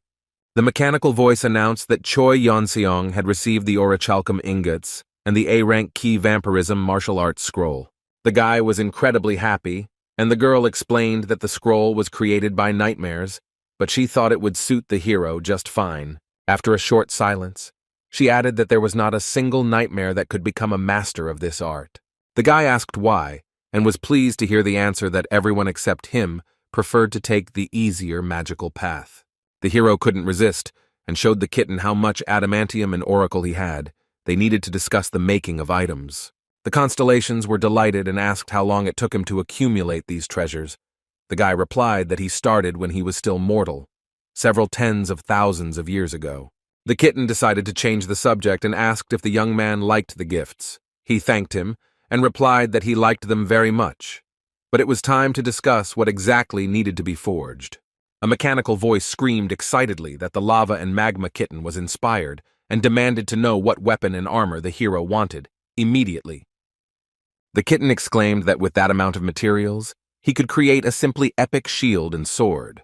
The constellation offered to create an indestructible shield from adamantium and the strongest sword from oracle. The guy can choose any design. The kitten's image increased in size in anticipation of a great job, but then our hero threw up his hands and said that these were not quite the things he needed. As the cat's curious nose moved closer to him, Choi Young-sung smiled and said that he was primarily interested in the kitchen utensils. In a state of shock, the kitten of lava and magma listened to the guy need a cutting board and a frying pan made of adamantium, as well as an auroch knife and utensils. A message appeared that the kitten of lava and magma was asking for a serious answer, and our hero began to assure that he was not joking at all now. The guy explained that ever since he first found a piece of oracle, he has dreamed of getting the best kitchen utensils so he can cook anything in the abyss. The kitten sat silently with his eyes wide with surprise. He no longer dared to call Choi Young-sun a fool, but it was obvious that the constellation thought exactly that way. After a few seconds, the kitten began to turn into a fiery whirlwind again, and he decided to silently leave the dialogue. Then the constellation returned pathetically and lay down on the grass with its paws up, demonstrating that it was completely smitten. There was a message that the lava and magma kitten slowly opened its mouth and said something like, "Damn hipster," but such a term is not in the dictionary of the abyss. With tears in his eyes, the kitten began to work, fulfilling the order. Choi Young-sung could not shake the feeling that he was forcing him to do something extremely disgusting. The girl noted that a promise is a promise, because the constellation will put its whole soul into the work. She added that she is now ready to answer the question of what awakening is. The guy confirmed that he is not yet a complete constellation and does not fully understand all the nuances associated with this. He remembered that when he defeated Varagoth, he saw a message that the world resonance had increased, and the world was eager to hear his cry. And Varagot, at his last moment, told our hero that the man should become a constellation. The boy wondered if it was possible that he was still a human with excellent fighting abilities. But in order to become a constellation, he needed to take one more step. The girl explained that, as she had already said, our hero is already a constellation. How long can we repeat the same thing? There is no such thing as an incomplete constellation or a newbie constellation. A constellation is a constellation. And by awakening, she meant precisely the fact that our hero had not yet realized that he had already become a constellation. The hero's jaw dropped, and she laughed that he was a unique creature to continue to doubt even now. The guy was indignant that she called him unique, apparently because the hero does not possess magic, to which the girl laughed and assured him that this was not so, and she did not want to hurt his feelings. She flicked him on the nose and explained that mortals very rarely become constellations, which was what made him unique. The young man looked at her and assumed that the mistress of dreams and desires was a nightmare that had become a constellation. The answer was not affirmative. The heroine said that she was born as a constellation. The power of existence of dreams and desires was awakened by nightmares. They came together, creating her. This was the true form of the mistress of dreams and desires, and she did not hide this side of herself. Most of the constellations are the same, both the Lord of Bloody Battles and the Kitten of Lava and Magma. They are constellations from birth. That's why everyone is irritated by the fact that the guy hasn't yet realized that he is a constellation. For them, it's unthinkable. It finally dawned on Choi Yeon-seong that by awakening she meant self-awareness, self-identification. The girl smiled and said that it was not difficult. You just need to accept this fact as real. The young man looked completely stunned. He did not understand how everything could be so simple. It was not his style. Suddenly, they found themselves at the very top of a green hill covered with grass, under a pink pre-dawn sky. The girl once again said that everything was simple. It was clear from the young man's face that he was disappointed, as if he had been counting on difficult trials and torturous training, but they had been cancelled. Then our hero closed his eyes and told himself to accept that in life, things don't always go according to plan. The guy exhaled all the air from his lungs, then took a deep breath again and finally blurted out that he had become a constellation. At that moment, all the energy that the world around him could bestow upon him filled Choi Yeon-seong's body to the limit. It was an incredible feeling. The message appeared that the world resonance was activated and the world accepted the cry of our hero. As the constellation invincible master of training, he received all the possibilities of the constellation. The radiance was blinding. The mistress of dreams and desires even had to cover her eyes with her hand. Our hero's appearance changed dramatically. A new constellation opened its eyes, and the whole world froze in anticipation. Behold, all of you in the abyss. Before you is a new constellation, an invincible master of training, the mechanical voice said. Then Yongsan had a vision of some hero with long hair and wings on his back trying to defeat the monster. He rose higher and higher, demonstrating all his magnificence and power. The monster roared in fear. The warrior made his first blow at the monster, a strong and lightning-fast blow, but somehow not perfect enough. Returning to the rocky ground, the young man did not look pleased. His face was distorted with fear. The attack was not what he expected. At that moment, a message appeared that the invincible training master would grant him his blessing. Joy filled the warrior's soul. He swore allegiance to the new constellation and thanked him. The very next moment, the monster was defeated. So strong did the young man become from just one blessing of our hero. How he managed to make someone so strong and powerful was impossible to understand. And it wasn't necessary, because Choi Yeon-seong was now a constellation. He stood on top of the hill. His hair had grown long and white. His face was filled with pure delight. Being a constellation was fun and incredibly enjoyable. The girl laughed that she understood his delight. But why was he playing with her avatar like that? Even though they were in an alliance, it was not fair. The guy apologized and grabbed his head. He suddenly realized his power and understood that before doing something, you need to think carefully. Avatars are very important, and influencing someone else's avatar can be seen as provocation. The young man's eyes widened as he realized that he could now get an answer to any question instantly through the power of his consciousness. He realized what a fool he had been, continuing to rush from side to side in order to strengthen himself, although he was already a constellation. Even though he was lost and wandering in the abyss, he considered all this to be the goddess's training. What a nightmare. He even thought that a space storm was a great way to travel. What holy simplicity and naivety. The young man's hair stood on end in horror. He realized that for thousands of years he had thought about nothing but training. He was incredibly stupid. The girl laughed and said that they should try out their distant vision. She asked if the guy had an avatar. Choi Yeon-seong replied that he didn't have an avatar, but then he remembered Onyx, concentrating his attention on it. The young man suddenly saw a family of stone snakes. Everything was fine with them. The girl also said that the power of one's essence can be accumulated or spent. It works roughly like mana points.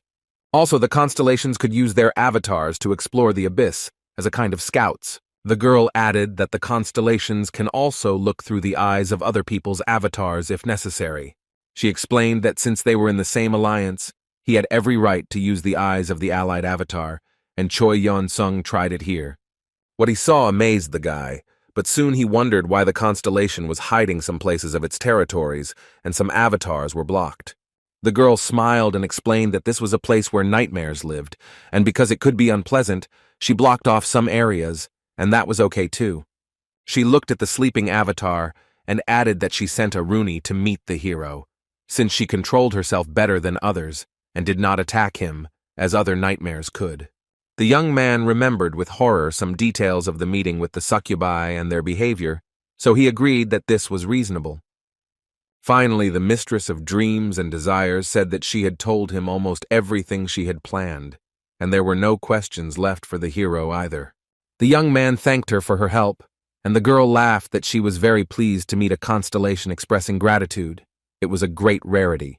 Then she remembered something and advised Choi Yong-sun not to contact other constellations until he had acquired several avatars and followers, because this is what power depends on. The sky beyond the sky, the place Choi Yong-seong had arrived at before training began, was an abyss of constellations, and now he had the opportunity to study it much better. Thinking about this, the guy decided to ask one of the constellations if she had heard of Earth. The girl thought for a moment and replied that it was a planet outside the abyss, and that she had heard about it, but did not remember the details. She added that she had heard more about other constellations planning to take over the Earth, as there were many rare souls there for the abyss. Our hero explained that he asked about this because he himself was from Earth, and the constellation thoughtfully muttered whether this meant that the gates were already open. The mistress of dreams and desires was worried that troubles would soon begin, but she looked through the eyes of the avatar at Earth and reported that everything was not so bad yet. While the constellations that came to Earth were looking at each other but not making contact, it will get worse when the battles begin. During the fights, they will become weaker, not stronger, and someone will definitely take advantage of this. For example, some cunning constellation, while the others are fighting, will simply capture souls and easily become the most powerful. The guy decided that they chose not to fight, but to increase the number of followers. But the girl did not listen to him. She said that he was lucky when the gates opened. There were no evil constellations nearby. She explained that evil and cruel constellations will not come to a common agreement. They prefer to seize power by brute force.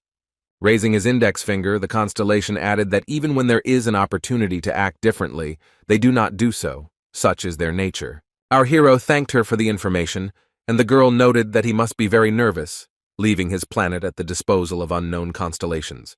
She added dreamily that it would be nice to have a constellation in the alliance that had souls of followers from Earth under its control, and Choi Yong-sung had an idea. The girl and the kitten looked at him with hope and expectation. They did not quite understand what was happening at all. The young man raised his hand and concentrated his ki onto it, making it as sharp as a razor. The second hand underwent the same metamorphosis, and soon both began to move rapidly around the young man's head. The kitten and the girl looked at what was happening, but because of the speed they could not see the details. Snow-white strands of hair fell on them. Noticing that the hero decided to cut his hair, the girl said that it grew back the moment Choi Yong-seong accepted his essence and became a constellation. She thought that the haircut was evidence of the young man's desire to return to Earth at any cost. The constellation suggested that it could also be a reminder of his mortal origin, but the hero replied that it was something completely different. With a mysterious smile on his face, the young man explained that it was just that his long hair was getting in the way of his training. The mistress of dreams and desires realized that this was only partly true and advised him not to openly demonstrate that he had become a constellation upon returning to Earth. Choi Yong-seong thought about it and realized that this was quite reasonable and he should listen to this advice. He imagined the dangers that might await from evil and bloodthirsty monsters, but the girl explained that even good constellations could be hostile. She added that if these constellations decided to fight for the souls of the Earth, they are definitely much stronger than their alliance. The boy asked if he should hide his essence from everyone, and the girl replied that yes, if he uses the power of the essence, he will be immediately exposed.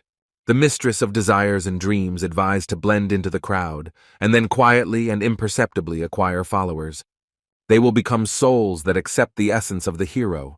The constellations on Earth will sooner or later discover the loss of souls. But then it will be too late. The young man folded his arms dreamily across his chest and said that he had never thought about becoming an actor or a star before, but this was not a bad idea. The girl explained that she meant something a little different, and the boy realized that becoming a hunter wasn't so bad either. Thinking about it, hunters also have quite a few fans. The guy remembered Li Xiaowang and realized that he had previously thought of him as a simple hunter. The young man also remembered that there is a constellation on Earth that also knows about him, and the girl noted that in that case they could use some support. She said that the alliance benefited from the expansion and asked how Choi Young-sung knew about this constellation. The guy became embarrassed. The hero tried to briefly tell how he met the virtuous goddess of scales and what came of it. The guy embellished the story a little, shortening it and simplifying it a little, but even so it all looked pretty stupid. It was very sad, both for the goddess's reputation and for his own. The girl reported that the story was terrible and embellishment did not help. But the mistress of desires and dreams added that she had heard about this constellation. The skill of foreseeing the future is very rare even among the inhabitants of the abyss. The girl said that despite the stupidity of the story, it seemed that the goddess had a plan, even though she sometimes made a fool of herself by misinterpreting her predictions. It seems that predicting the future is very difficult.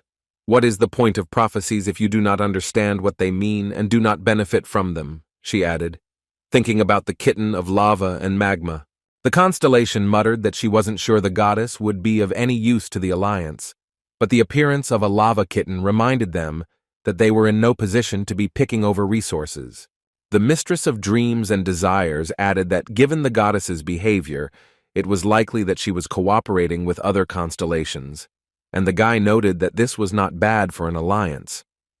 The girl thought about it. The goddess seemed stupid to her, but the kitten wisely decided that if they helped to correctly interpret the visions, then things would get better. In that case, the first task upon returning to Earth for the invincible training master will be to convince the virtuous goddess of Libra to join the alliance. The guy was a little worried about how the goddess would react to the fact that he became a constellation, but he plucked up the courage to contact her, asking how best to do this. While the girl was lamenting that she had only heard her name once, the kitten announced that he suspected where such an unremarkable creature might be. Our hero was delighted. Even though he became a constellation and even joined the alliance, the young man wanted to return to Earth, and such a key figure as a goddess could help. He needed to meet her in person. Just as he was thinking that it would be a good idea to involve avatars, winged creatures flew across the sky. The next second, Aruni's voice was heard from above. The avatar was interested in how he could be of use to her mistress's comrade. After listening to the hero's request, the succubus said that she would be happy to accompany him through the mistress's territory. But what about the hero's plan to return to Earth? The young man replied that while the kitten of lava and magma was busy making his equipment, there was some time for other things. The avatar noted that this equipment would become legendary, unaware that the kitten was almost crying from sadness at the time, making a frying pan. The young man said dreamily that he was absolutely sure that the indicated items would help fulfill many of his desires. The girl asked where exactly the hero wanted to go and reminded him that there were many beautiful places in this area. Choi Young-sung replied that he had one in mind. He said that he heard from the mistress of dreams and desires about the Fountain of Enlightenment, to which Aruni noted that this is a place for training succubi. It teaches you to control your desires. The young man happily announced that since he was forced to wait, he intended to spend this time usefully, getting the training that was only possible in this area. The girl laughed loudly and replied that he was indeed an unrivaled training master and she liked it. As they entered the room where the well was located, Aruni noticed that the place had once been popular with nightmares, but had become abandoned after the birth of its owner. The well was banned because during the training process, many nightmares could not stand it and went crazy. Our hero looked into the well. The essence of the training was to drink water from it. At first glance, it all seemed simple, but if it really was, it wouldn't have been sealed. The whole point was that the stronger the desire of the person lifting water from the bottom of the well, the heavier the bucket became. You can try to meditate and get rid of your desires, but this will not reduce the amount of water. Choi Young-sung got down to business and realized that this would be one of the hardest training sessions of his life. Thoughts appeared in his head that if he let go of the bucket, he would return to Earth. He so wanted to go to his favorite gym again. Lifting water had become unbearably difficult. The voice asked if he missed the spicy ramen, his dumbbells, if the young man wasn't interested in what was in the new issue of the magazine he regularly read. Doesn't the young man want to watch the movie about Batman and Superman again, because these are his favorite heroes? The voice reminded him.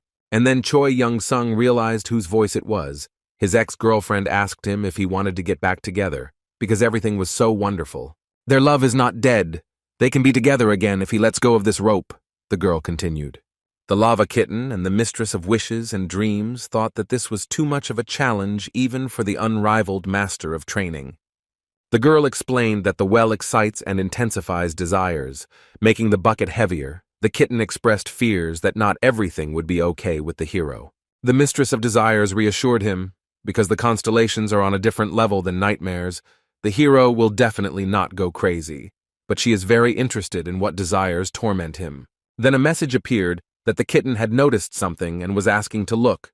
The girl connected to Aruni's vision, and the first thing she saw was the guy's sneaker resting against the wall of the well.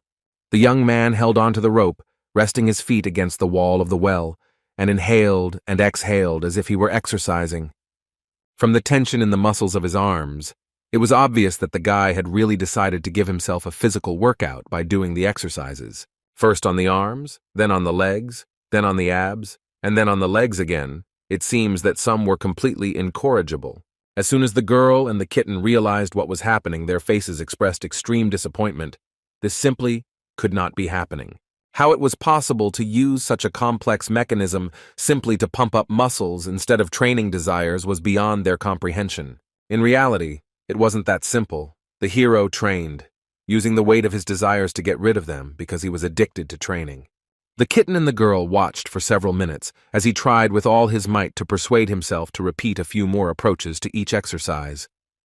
The kitten muttered that this was too much even for a stupid constellation like Choi Yun-seong. Even Aruni was a little taken aback and asked the young man if he was okay. Many nightmares had gone crazy trying to get the water out. The girl added that if he needed help, he should just ask. But the guy said that everything was fine. He just found a good exercise machine for the first time in a long time. Most people couldn't lift the bucket, but he didn't have that problem. The temptations were too weak. What kind of nonsense is this? Like a movie about Batman and Superman and ramen during training, you need to watch your diet, our hero muttered. Getting back together with his girlfriend was also not a very good idea and did not bode well. Choi Young-sung remembered why he decided to end the relationship, and he would make the same decision now. What nonsense. He informed Aruni that all the illusions the well offered were weak. In fact, the whole workout was no more difficult than squats with weights. At that moment, the mistress of dreams and desires grabbed her head. She was sure that beings without desires do not exist. Then an idea came to her, and she added that the constellations were no exception, to which the omnipotent being would force itself to restrain its desires. She added that the hero had good fundamentals, probably because he was mortal. It was not about fighting skills at all. The kitten in anger released a stream of fiery lava. Choi Young-sung spent a lot of time at the well. He learned to cleanse his heart to do cardio and to weight the bucket for strength training, remembering his desires. The rest of the time he devoted to sparring with Aruni to work on tactics and strategy for fighting winged creatures. When he returned, the mistress of dreams and desires reported that the hero apparently enjoyed spending time at the well, and he replied that he never missed an opportunity to practice. The girl explained that although Janssen himself was like a human army, he could have great potential in raising avatars. The young man did not understand. Constellation explained that since he was an unrivaled master of training, he could train not only himself. She added that after training with the hero, Aruni became much stronger, but the guy objected that he was fine alone. Then they saw the pause. A message has appeared that the lava and magma kitten says that it will never do anything like that again. The kitten announced that he had finished, and that now all the items he had created could be taken away, and the kitten's mouth looked bloodthirsty. When our hero looked at what the blacksmith had prepared for him, he could not contain his admiration. Even the girl looked with interest. The first thing they saw was orichalcum cutlery created by the famous Constellation blacksmith. It was beautiful. The knife was very sharp and could have been used as a weapon, but the young man thought first of all about food. He grabbed it and prepared to make a test blow. The girl and the kitten froze in tension. Choi Yong-seong made a stabbing motion with his hand, and an incredibly sharp knife suddenly cut through the magical reality fabric that surrounded them, creating a hole.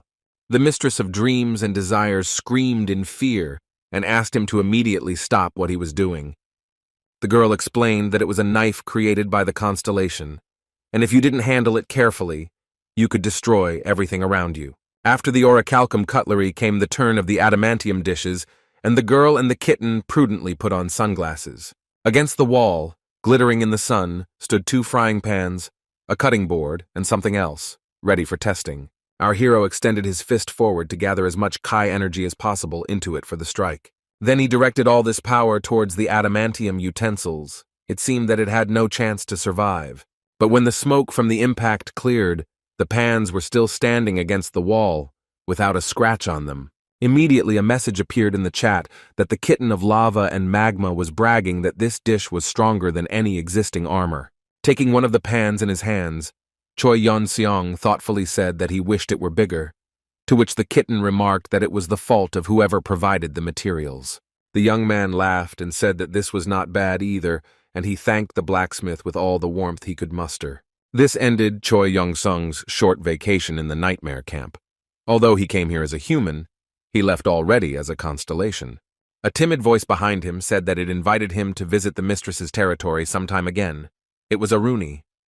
A whole chorus of succubi voices immediately joined her, also inviting her to return.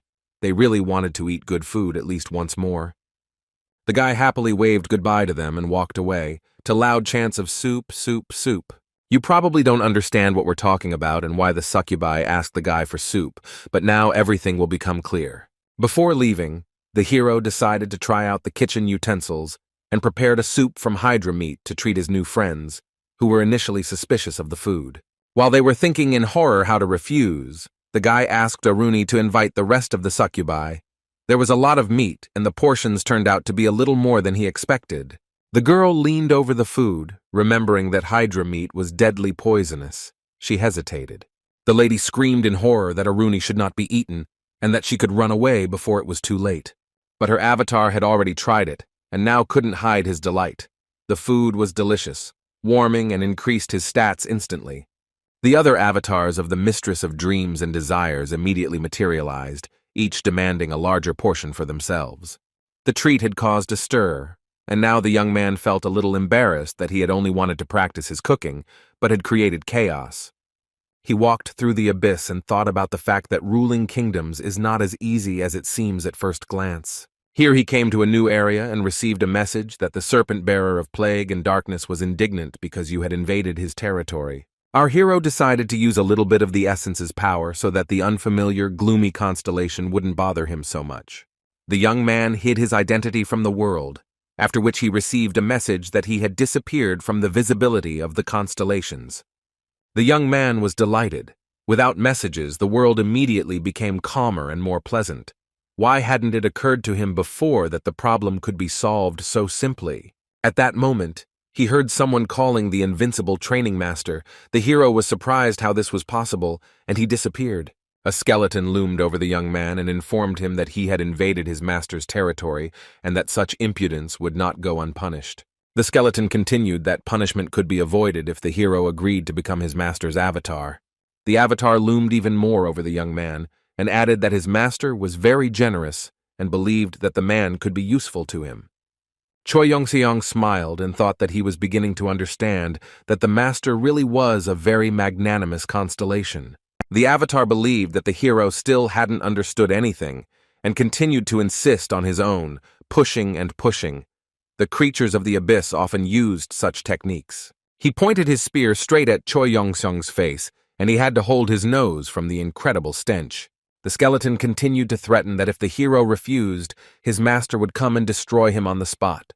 The smell of rot was so strong that the young man was ready to do anything just to avoid smelling it. Choi Yeon-seong could not stand it and shouted that he immediately demanded that the messenger of plague and darkness stop hiding behind his avatar and show himself. The skeleton looked confused, so the young man asked him again why he was still here and didn't call his master. The hero became angry and assumed a fighting stance, muttering that if the constellation did not show itself voluntarily, he would force it to do so. At the last moment before Choi Yeon-seong's attack, the skeleton attempted to cast a magical purulent shield. But this did not help him defend himself from the huge amount of ki that the young man used. The blow was very strong and shattered the skeleton's spear into pieces. He himself miraculously managed to survive, but began to panic. Choi Yeon-seong repeated the attack and mountains of bones and debris rose into the air, the bright blue glow of Kai making it impossible to see the details. The young man once again demanded that the Lord of Plague and Darkness come out and fight. Otherwise, he would decide that he was a coward. Immediately, messages appeared that the skill good gigantist fighter and the skill master of his craft were activated, and in case of victory, the power of the entity would be strengthened. But the main message was that war had been declared, a battle between two constellations, and the young man was determined. The mistress of desires was stunned and tried to stop the guy. The kitten added that this was madness, but our hero continued to strike the skeleton with Kai and waited for his master to appear. Choi Yeon-seong heard from his friends that it was reckless to call a mid-level constellation to war, even if it was trying to deceive him. But the hero said that was not the reason. He clenched his fist and replied that he was doing this because he had to return to his roots. He wanted to train his essence. A message appeared that the basic level of the space Tunguska had been added to the divine space art, and the young man raised his hand in triumph. Our hero had always struggled with hostility. Starting from his first days in the abyss, he remembered it well. After he became a constellation, his inner essence continued to remain the same, although he himself was not aware of this fact. For a long time, Choi Young-sung hid from the older constellations, trying to spend time on neutral territory, away from prying eyes. At some point, he realized that everything had lost its meaning. Now was the time to fix it and go his own way, already as a constellation. The boy shouted that he wanted to put his life on the line and fight the messenger of plague and darkness. The girl and the kitten finally understood the hero's motivation, but asked him to calm down first.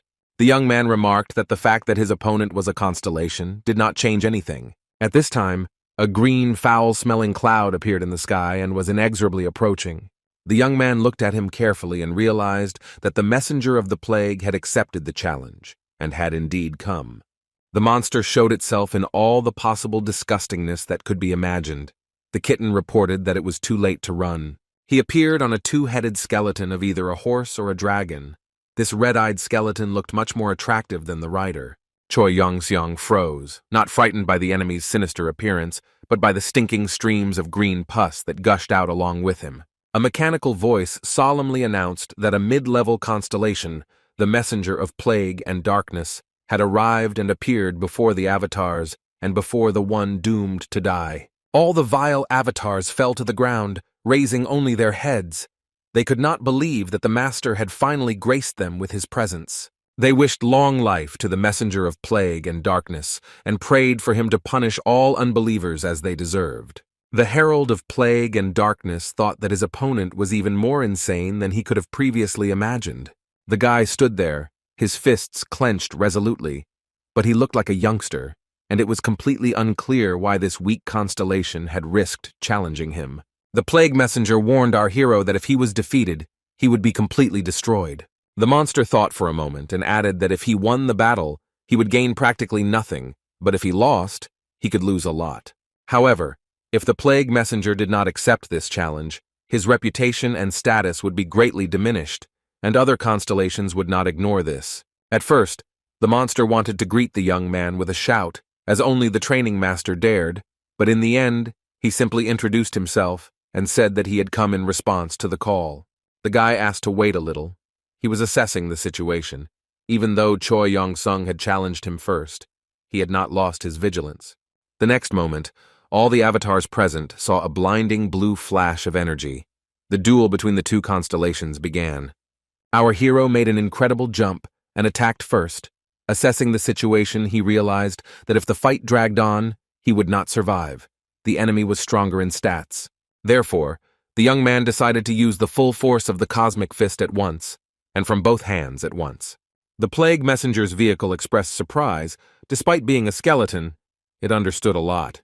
The young man was very distressed by the stench and covered his face with his hand, thinking that he would definitely lose if the battle was long, primarily because of the smell. Streams of stinking green pus literally poured into the guy's face with every blow dealt to the enemy.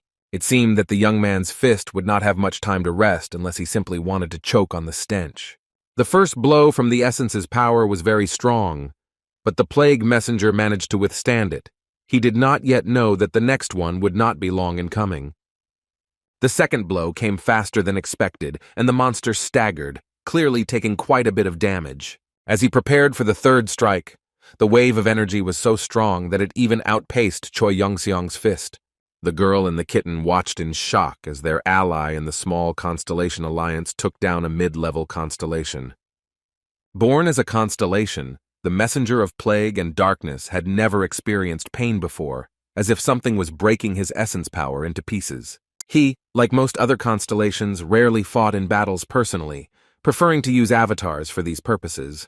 It was safer and easier. Now the plague messenger tried to understand what kind of amazing technique the enemy was using, whether it was magic or something else. Finally, the messenger realized that this was not magic. The damage was of a completely different nature. The monster began to make sounds similar to coughing. It became difficult for him to breathe.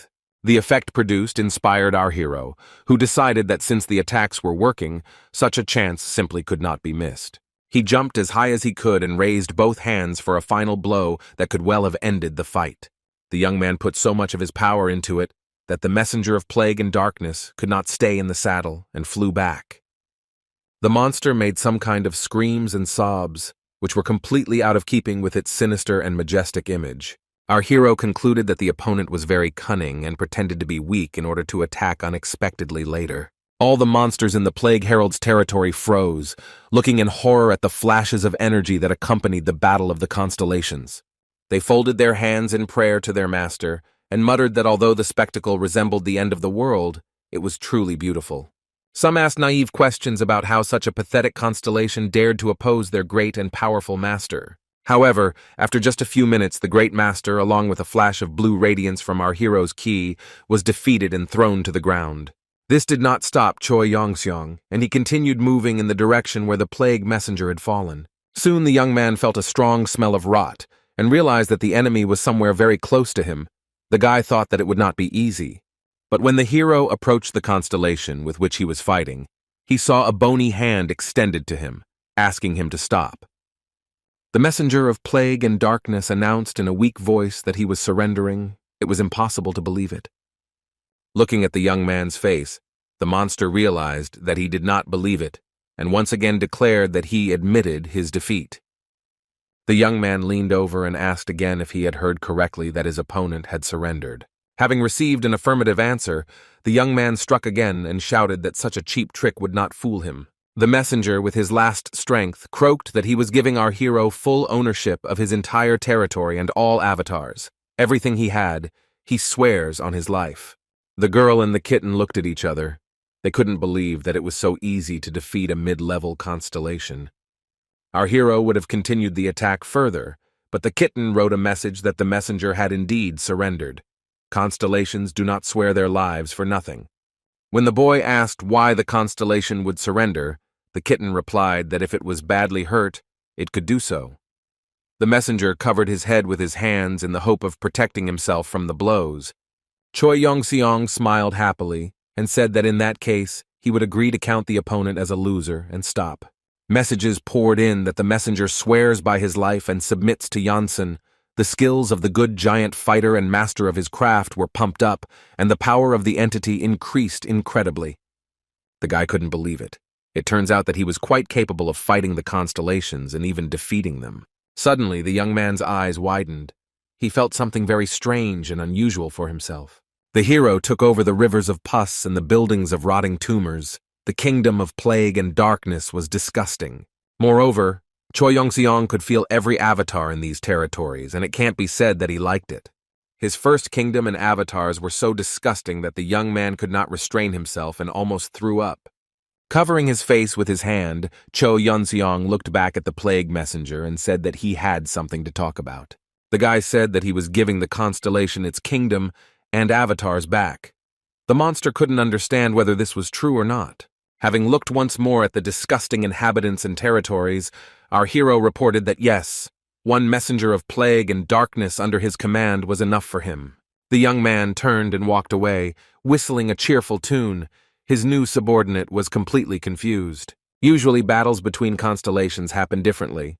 They are very dangerous and long.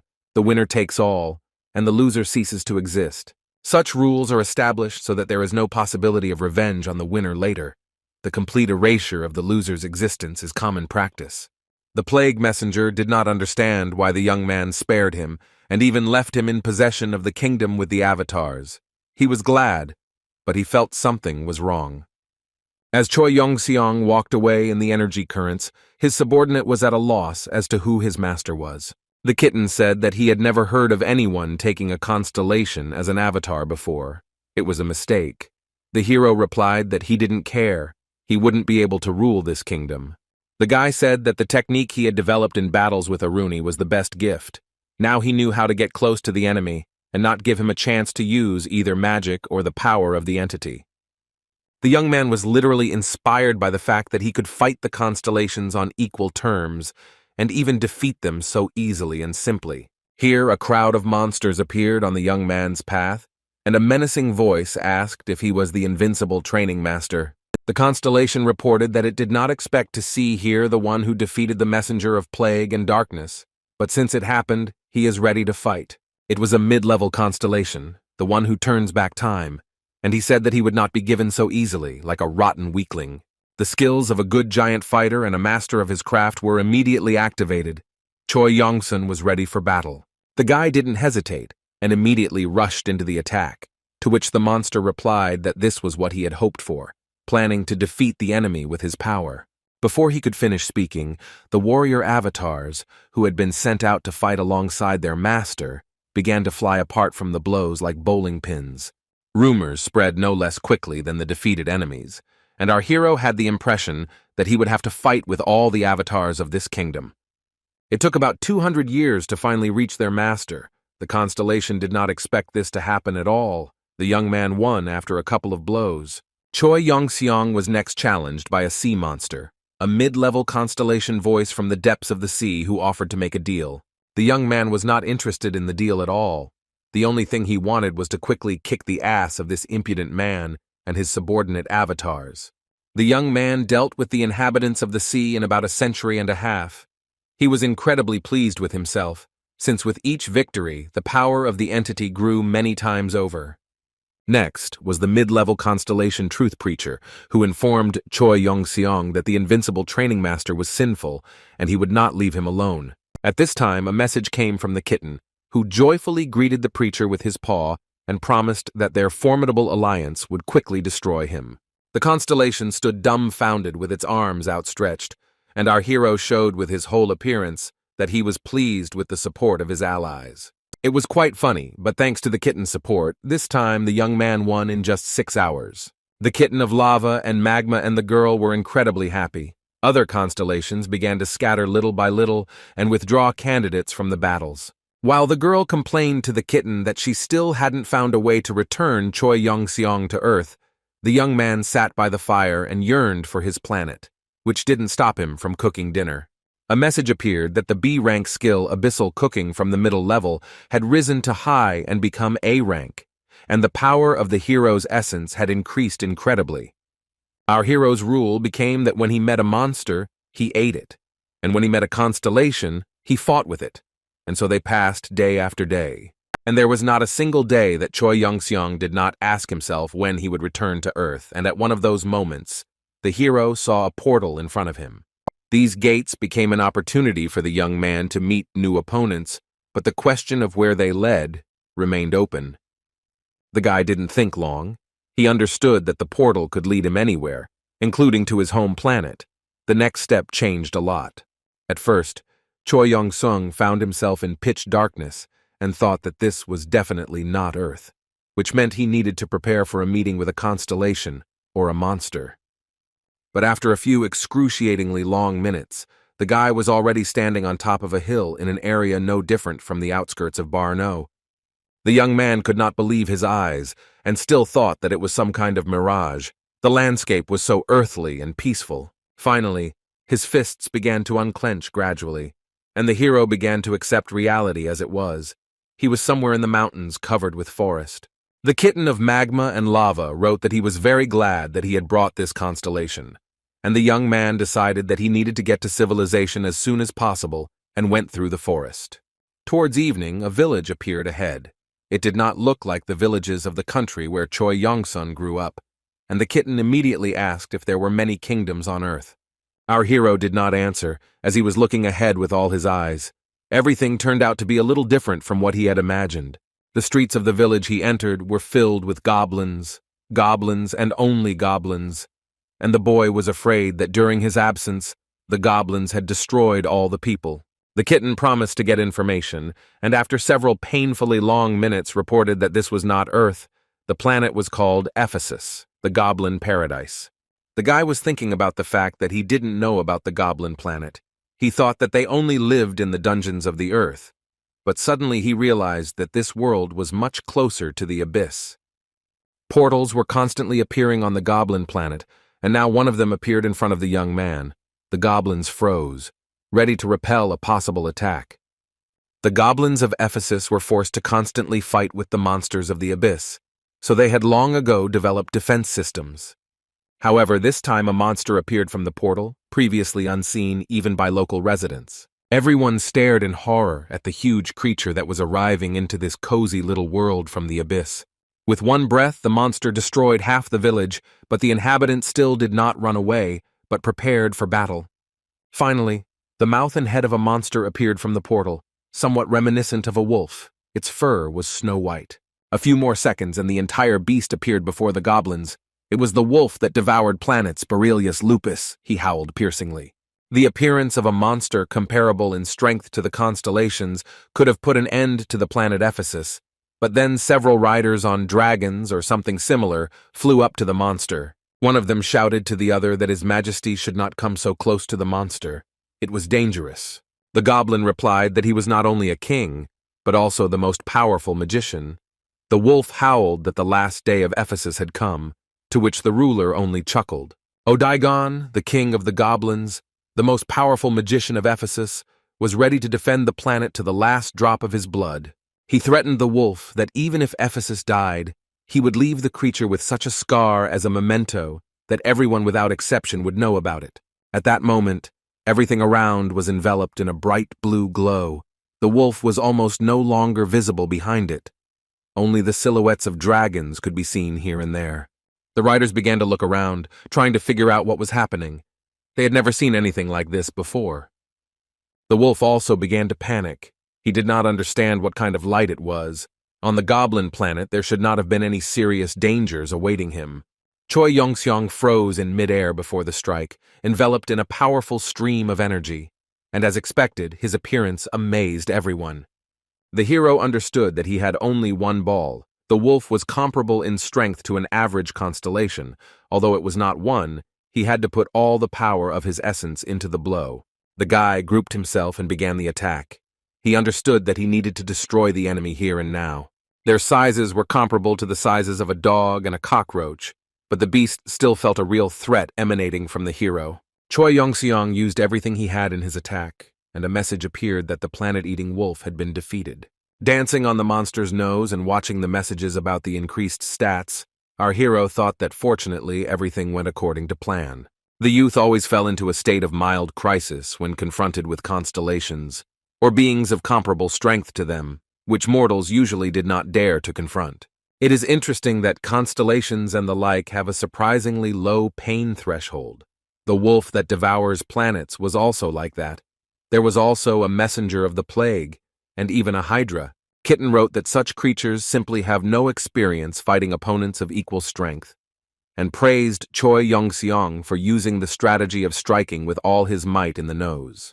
The hero thanked him for the praise, but noted that if the enemy had withstood this blow, the battle could have dragged on for several centuries.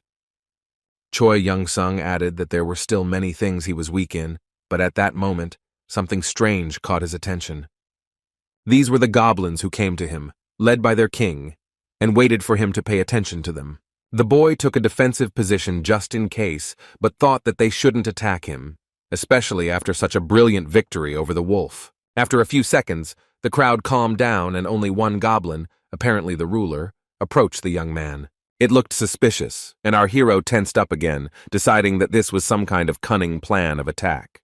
At this time, the supreme goblin came close and completely unexpectedly fell to his knees in front of Choi Yongseong. He looked up at the boy and said that when other constellations remained indifferent and cruel, only one hero came to the aid of his people and saved the planet. The Goblin King proclaimed that the youth was now his god and his master. The magician bowed his head to the ground in respect.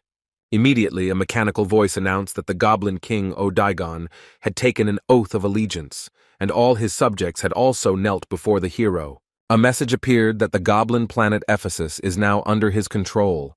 The power of the constellation has increased due to the number of souls that worship him. The world resonates. Looking at the crowd with eyes shining with delight and adoration, Choi Young-sung listened to another announcement that his constellation power was rapidly increasing. The last message was that the territory skill was opened. His power had grown, and now he was a mid-rank constellation. The guy began to feverishly look through the rest of the stats. The power of the entity, as the hero expected, greatly increased. The kitten congratulated him on his promotion and expressed hope that everything would go just as smoothly on Earth. Choi Young-sung replied that he had serious doubts, imagining how he would have to gain popularity among people. The young man walked wherever his eyes looked, thinking that people were not like goblins and were constantly striving to subjugate others. The kitten reminded him that he was also a human, which offended Young-sun. At that moment he heard Odaigon running after him and shouting that they would also follow their god. The boy looked at the Goblin King and remembered that his name was Odaigon. The ruler's joy knew no bounds. The hero explained that he was heading into the abyss. Mortals simply would not survive there. Then Odaigon said that then the people would remain here on the planet, and he alone would follow the guy. The young man objected that the goblin would regret it, but then he noticed that Odaigon was not so simple. The magical power surrounded his body very tightly. He was a strong magician and an excellent warrior. Choi Young-seong allowed the goblin to follow him. It was hard to do without magic after all. Odaigon thanked him happily, probably 1,000,000 times. The partner asked what his master wanted to find in the abyss, and hearing about the planet Earth, he just shook his head. He didn't know such a thing. Making his way through the deserted territories, the boy puffed that they should make it in time. When the goblin asked how much further it was, he replied that he had no idea. This was the story until today about how Choi Young-seong became an invincible training master and how the Goblin King became his subordinate. Odaigon asked the gentleman if he would get rid of the meat. Org, Vulcan, and Adio are magnificent monsters and very tasty, to which the hero replied that the spatial necklace was full. The goblin admitted that he could also use spatial magic, and when asked why he only admitted it now, he shook his head and shrugged. While Choi Young-seong was cutting up the carcasses and storing the meat for supplies, Odaigon announced that a powerful magical storm was approaching and that they should find shelter. Raising his fancy knife, the young man said that he was waiting for a storm in order to move a greater distance. Looking at the goblin's disconcerted face, his master snapped that he had spent too much time fighting 3 monsters at once and therefore needed to speed up. At first, Odaigon tried to explain and dissuade him, but then he simply agreed to follow the guy anywhere, even in a storm. Soon the energy flow approached. The sight was very beautiful, but it also gave off a sense of mortal danger. A piece of land the size of a continent was destroyed in an instant, so powerful was the storm. Although magical storms were not uncommon in the abyss, this one was unique. History had never seen one so strong. The goblin asked the gentleman if he had ever been in a storm before, and upon receiving an affirmative answer, calmed down a little. The young man added that if everything was done correctly, it was a very good and fast way of traveling, and he explained to Odaigon how to behave. Finally, the first gusts of wind reached our heroes. Another second, and both found themselves right in the heart of the storm. After some time, something changed. The magical power of the storm began to change and transform, and Choi Young-sun and Odaigon, who were inside it, felt it. They finally touched solid ground with their feet, and were so happy they didn't even immediately understand where they had ended up. The guy asked the goblin if he knew what had happened to the storm. Odaigon replied that the storm was so powerful that it did not simply disappear, but left behind many byproducts. This magical storm left behind a dungeon, which the goblin reported to his master. Dungeons are special places, often connecting the abyss with other planets, which were not yet possible to understand. The monsters of the abyss on Earth appeared precisely from the dungeons. If they had not been destroyed in time, the planet would have ceased to exist as well. At this time in Nevada, USA, in the Mojave Desert, a dungeon called the Mirror Illusion of the House appeared. The government brought in a whole special unit to guard the entrance. A man in a cap and glasses, resembling a scientist, announced that there were 2 weeks and 11 hours left until the monsters came out. and that entry was limited to 10 people. The man looked at the information about the monsters and looked at the entrance. He didn't like the dungeon. It was a devilish thing.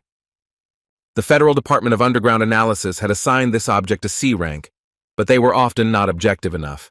There were still not many underground places on Earth. As soon as the news spread, entire columns of jeeps began to drive through the desert with people willing to fight the monsters, mostly C-rank hunters who needed PR. Just at that moment, the Hans hunting team received permission to raid and was approaching the required location. As you might guess, Hans was the nickname of the main hunter in this team. Its leader, by the way. His real name was Richard. He was quite popular. But not because of his fighting strength and hunting skills, but because the PR and creation of the team was financed by his father, one of the founders of the Parker Foundation. Since monsters began to penetrate the Earth through portals and dungeons appeared, people's lives have changed greatly. The core of monsters with magical power has become the most efficient way to extract energy on the planet. Nuclear power plants became obsolete and gradually ceased to be used at all, except for birds that built nests there. Thanks to the connection with the abyss, humanity received a new, environmentally friendly alternative, and other parts of the monsters turned out to be useful, which stimulated the rapid development of science. In response to the opportunities that opened up, the Parker Foundation emerged, which included the pharmaceutical company Kaiser, the Pablo Company, which specialized in artifacts, and many others. Richard Parker, the leader of the team of hunters that was approaching the dungeon, was not only the youngest son of the second chairman of Parker Industrials, but also owned a percentage of the shares. The young man was a B-rank hunter, but his team had a controversial reputation. The policeman with the tablet checked the information and informed the man in the cap and glasses that Hans had arrived. The young man belonged to the third generation of Chebble hunters and assembled a good team, but the number of victories and defeats was approximately the same. The team leader came over to get information on the monsters, and so the raid on the Mirror Illusion House dungeon began. The policeman said that there were 8 people on the team, and 10 could come in, to which Parker replied that he had added a couple of people, including a newcomer, Clayton, with an E+ rank.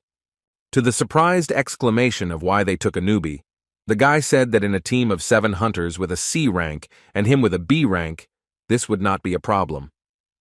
Leader Hansa reminded that this was a C-rank dungeon, so according to the rules, even one C-rank hunter would be enough to clear it.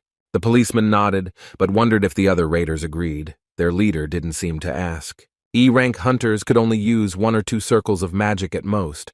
Looking at the newbie, it was clear that he would not be able to deal any damage to C-rank monsters. But the dungeon promised a large number of valuable artifacts, worth millions of dollars, which the E-rank newcomer could only obtain by making a significant contribution to the expedition. A mechanical voice announced that permission to enter the Mirror Illusion House dungeon had been granted. Team Hans should prepare to enter. Clayton said, with some apprehension, that everyone was relying on Parker's powers, to which the leader replied that everything would be all right if the boy did the job he was hired to do. The man in the cap and glasses suggested that the newcomer was most likely hired as a porter for the leader for money, and that he would only receive a reward for the raid when he returned, if he returned. Watching as people entered the portal one by one and a mechanical voice regulated the entrance, the man in the cap sighed that it was good to be rich. As the team entered, a message appeared that the 2 weeks, 10 hours, and 32-minute countdown had been temporarily paused, and the dungeon status had been changed to in progress. The next moment after this, something unusual began to happen. The policeman had never seen anything like it before. There was a loud explosion. Everything around was enveloped in a bright pink glow. Debris from buildings flew into the air, and the soldiers froze in confusion. The policeman, horrified, suggested that the monsters were already coming out. The man in the cap replied that it was unlikely, but they were still in danger. The dungeon received some additional energy and was reborn. Now it was a terrible dungeon of at least A rank. The policeman's eyes widened, and he said thoughtfully that it would be better if they were monsters. He watched as the dungeon grew and became more and more terrible, continuing to whisper that such a thing was simply impossible. The man philosophically noted that anything was possible. The explosion destroyed all the buildings around the portal, and there were casualties among the special forces, but now everyone was more concerned about what fate would befall the team of hunters. Since they were inside, they didn't even know that the dungeon had changed and was now of a higher rank. Remembering how well-equipped and confident the members of Team Hans were, the man just sighed. Their chances were slim anyway. Having assessed the situation, the group leader said that this was a ruin-type dungeon. Everyone around sighed with relief, that it was good that it was not a swamp type. The man in the cap said that federal services were unable to help the hunters, but asked the policeman to send a report of the incident to the Department of Underground Control. After thinking about it, he added that after that it would be a good idea to call the Parker Foundation, just in case. He sighed and looked around at the aftermath of the explosion, noting that even if they did this, the chances of saving the hunters were still very slim. A little later, the newcomer shouted very loudly and asked the leader to look in a certain direction. Richard said that there was no need to shout like that, but then he looked. There was a crowd of terrible monsters ahead. There were so many of them that it was impossible to count them. But let's go back a little. At first, Hans's team moved through the dungeon without any problems. The spacious ruins were much better than the narrow, slippery underground tunnel. They moved along the tunnel for about half an hour, but that was enough to make them start to get a little nervous, especially for the newbie. Now, in front of the hunters, there was a spacious and bright place. The ruins were somewhat reminiscent of ancient temples and looked majestic. One of the hunters suggested looking for an entrance, and the leader of the group readily agreed to this proposal. But there was a nuance. Parker ordered the hunter who came up with the idea to search on his own, while the rest of the group was focused on finding the boss. The man was surprised, but did not object. He replied that he understood, accepted, and began to think about where to start. Richard ordered the others to spread out in search of monsters among the ruins, and he gave permission to use enhancement magic to scout out the surrounding area. This strategy had every reason to be right. There were two ways to get out of the dungeon: physically, as you entered, and by teleporting after defeating the boss. The faster the boss is found and destroyed, the faster you can get away with the artifacts you found. The hunters began reconnaissance using low-ranking spells. The tactics were typical for passing sea dungeons, and everyone calmly followed the usual pattern, when suddenly one of the hunters noticed something suspicious. A multitude of red glowing eyes stared at him from the darkness. The hunter shouted that he had discovered monsters. Everyone looked at him. Someone asked where exactly the monsters were. Someone asked if it was an ambush. Parker was confident in their strength. He ordered them to line up and not to be nervous. Their movements would be easy to predict. Everyone hurried to follow the instructions, after which they froze in anticipation of the leader's next command. The tense wait dragged on, but then the first of the monsters appeared in front of the squad, preparing to attack. To everyone's surprise and relief, they were ordinary low-level ghouls, and even an E-rank hunter could handle them. Realizing that they were afraid of such weak and useless opponents, the hunters enthusiastically set about destroying them. They mostly cast flaming arrows that killed the monster immediately, not allowing it to get close. The commander noted with satisfaction that the magic of the second circle would be quite enough to destroy everyone. But then someone noticed the attack of ghouls from the opposite side. The squad was surrounded. Flaming arrows flew in the other direction as well, and the battle became a little more lively than before. But more and more ghouls came to replace the defeated ones, and Parker realized that they could no longer cope with the onslaught and had to counterattack. One of the hunters timidly asked if there were too many monsters, but the commander assured that the area of effect spell would quickly solve this problem. He ordered to stop casting stone arrows and prepare for a more powerful group spell. The effect was powerful. Many ghouls died at once. This spell really worked great. Unfortunately, this did not solve the problem, because new ghouls kept appearing, and the hunter's mana was running out. The bearded man with a bandage on his head looked at the captain and reported that they would not last long in such conditions. The only option left was to launch a couple of fire arrows, and that was all. The man added that if they continued to attack with magic, they would suffer from mana depletion and vomit. Risha advised not to worry and promised that he would solve the problem himself. The squad leader ordered the hunters to continue fighting back as best they could, while he himself rushed into a close combat attack.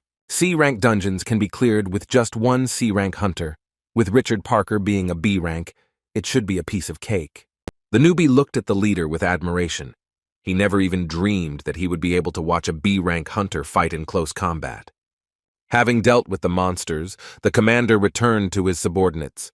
But before they had time to rejoice, It became obvious that something was wrong with the dungeon. New ghouls had appeared. The monsters appeared out of nowhere in huge numbers and literally in seconds surrounded the squad in a tight ring. The rest of the area of this ruin-type dungeon was peaceful and quiet, at least at first glance.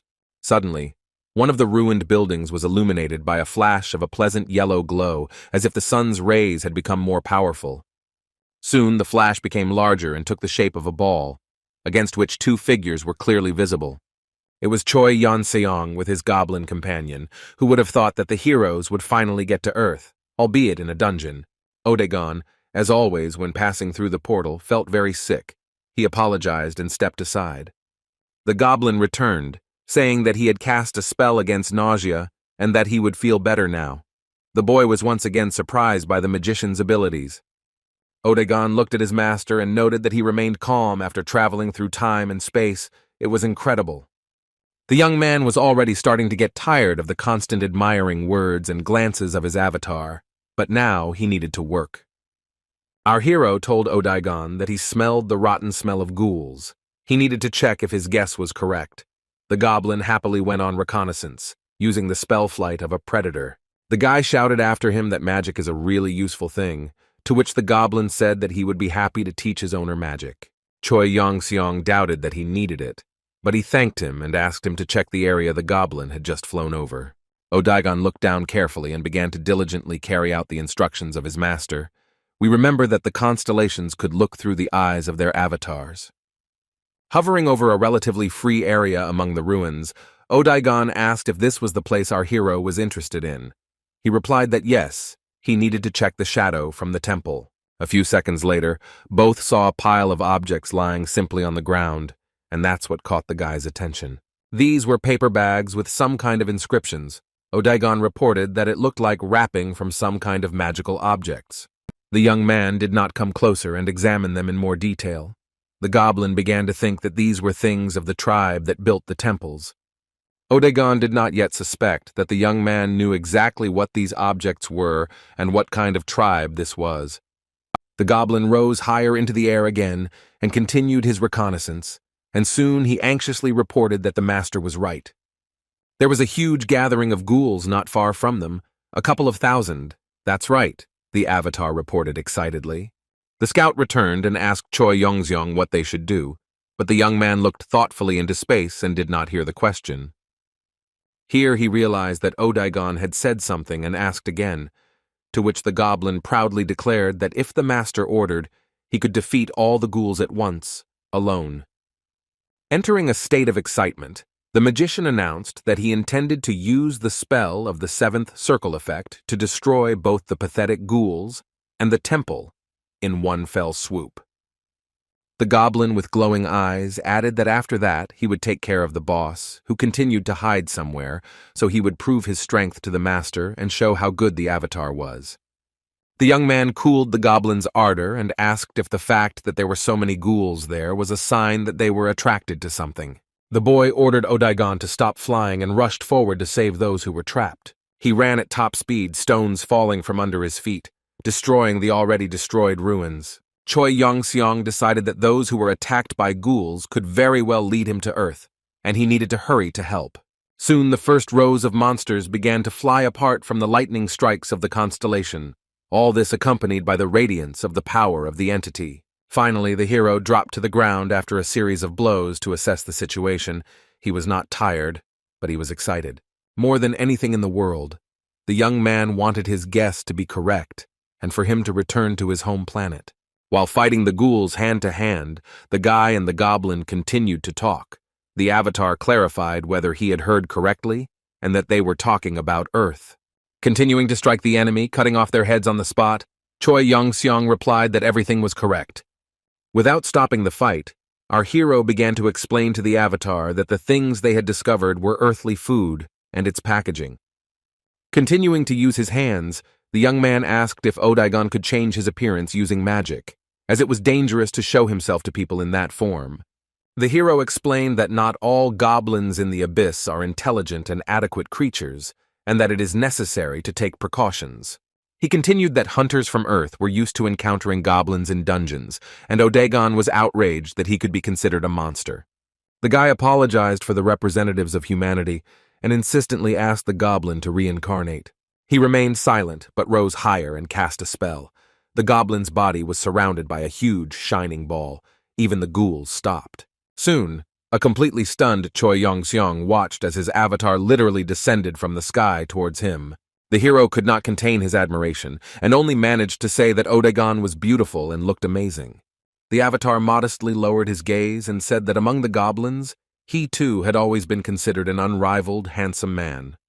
The slightly confused hero muttered that he understood, and that in his new guise the goblin looked like an ideal person. Then Choi Young-sung added that they just needed to change their hairstyle a little, otherwise they might be misunderstood. The young man also remembered that his allies in the alliance advised him to return to his original appearance in order to hide his identity, and the guy partially succeeded in this. As our heroes got closer to the ghouls, they realized that the monsters had simply surrounded some building and were doing nothing. Choi Yong-seong was wondering who was the boss here. Odagon suggested that the boss didn't exist. A being with intelligence wouldn't just surround the enemy, and that's it. Alternatively, all the boss can do is send more and more ghouls to replace the dead ones. This means that the ghouls are not controlled by some black magician, but by a monster known as Tarun. The guy finished for his avatar. In the abyss, these monsters are widely known and quite common, and they have earned the nickname of the Ghoul Kings. Tarun is a monster made entirely of ghouls. Those who see only ghouls risk being attacked by the massive creature. The goblin explained that the enemy often does not take the problem seriously, because they are just ghouls, but dies without taking into account their numbers. The building that the ghouls surrounded in the dungeon was quite small, compact, but strong. The monsters could not destroy it. The people from the squad who were inside this stone room could no longer see its walls, but there was no choice. There was no food either. The last biscuits were divided between everyone in the morning, then they would have to eat boots and belts. The party leader sat apart from the other hunters. His appearance was very gloomy. His appearance was no longer so brilliant. The Hans Hunter group was celebrating their 28th day in the raid to protect the Mirror Illusion House dungeon. On the very first day, due to an absurd accident, the detachment of hunters lost part of their provisions. But at the time, it did not seem significant. The main thing at that moment was to find shelter, and they found it, making their way into a semi-basement protected by strong walls. The leader ordered not to return for provisions, but to quickly run to shelter. It was impossible to risk the life of a subordinate. People ran into the basement quite quickly, and one of them reported that he had enough mana left to seal the passage with a spell. The last hunter barely managed to jump inside before the ghouls rushed after him. This could not be allowed under any circumstances. In the end, everything ended well. All the people gathered in a well-protected room. The bad thing was that apart from half the ghoul that had fallen under the protective wall, the hunters had practically nothing. They took a minimum of equipment and supplies, getting ready for a quick and easy raid. One of the men destroyed ghoul with the last fire arrow, and then long hours passed waiting for help. Almost immediately, the leader of the squad moved away and had almost no contact with the others. They left him alone in the hope that he was thinking of a rescue plan. In fact, the young man was in a great panic. He had absolutely no idea what to do and only thanked heaven that there was no other entrance to the basement. About a month later, Parker heard that the hunters had started bullying a younger E-rank comrade. One of the men approached him and ordered him to hand over the luggage. There could be food in the huge bag, and if they did not want to die, they needed to share. Plimpton muttered something about how this could create certain problems, since it wasn't even his bag, and he had signed a special contract. At that moment, the commander came up and gave the order to show the rest of the squad the contents of this huge duffel bag. Richard allowed everyone to take whatever interested them. In their situation, there was little that would help. The hunters were incredibly happy and inspired. They still didn't know what kind of surprise awaited them. The guys opened the bag and began to examine the contents, whistling that they had to take so much for a C-rank dungeon. Finally, one of them picked up 2 bottles and asked hopefully if it was food, to which his friend mockingly remarked that he should have learned French. It was face lotion. Then someone picked up a book and asked if he read Shakespeare to the ghouls they would part and let them go. The hunter hissed angrily that he was right. It was obvious even when the leader hired the porter. Parker asked what he wanted to say. The man shouted that since this situation had arisen because of their great leader, the leader must be held fully accountable for it. Someone asked the second eldest hunter, Ganyan, if he had anything to say, but the bearded man sat to the side and replied that he would not join the quarrel. He explained that in such a situation, there is an internal conflict. This is certain death for the entire group. You need to survive and hold out until the rescue team arrives. The fair-haired hunter objected that there would be no rescue party. Only 10 people could enter the dungeon. Because the leader took a porter, only one person can enter here, and he will not be able to defeat the ghouls. Someone started shouting that it was time to throw the leader out to the ghouls and force the B rank to clear the way for them to escape. Parker stood in front of the squad and said through gritted teeth that they had always only sucked up to those with money and power, but now they had become completely insolent. The men kept shouting that he had to, and that he couldn't handle 6 C-rank hunters on his own. Few noticed that Richard began to concentrate his mana to strike at his opponents. He didn't aim at anyone in particular, but he cast Arthas's high-velocity ice bullet, a 5th circle spell. The leader happily asked if the girls were ready to dance, and the hunters retreated in horror, calling him crazy. The young man was not going to cool down. He said that if they wanted it that way, he would kill the first 3 who were standing closest. Having assessed their strength against the magic of the 5th circle, the hunters changed their minds about attacking and asked the chief to calm down. Parker turned to Ganyan and asked why he hadn't reported earlier that his subordinates were treating him like that. The bearded hunter said thoughtfully that it wouldn't have changed anything, only that he would have been fired immediately. The commander frowned and admitted that Ganyan was right, and that he was an overconfident and narrow-minded leader. Ganyan replied that despite this, the commander was a decent man and would draw the right conclusions. Someone said that it didn't matter anymore. They would all die here. Another noted that he wouldn't give up so easily. A third asked how one could say easily when they had already been sitting here for a month. Richard approached Ganyan, and they decided that they couldn't give up because if the rescue team did arrive, they would be considered weak and would be laughed at. Parker began to talk about how he was ready to bet his entire fortune if someone came. But before he could finish his sentence, they suddenly heard loud and strange sounds. It was the protective wall collapsing. A human-like figure stood in the stream of light. Someone had come. Choi Young-sung, who had almost managed to return to his original appearance, peered into the darkness of the basement and wondered if there was anyone from Earth here.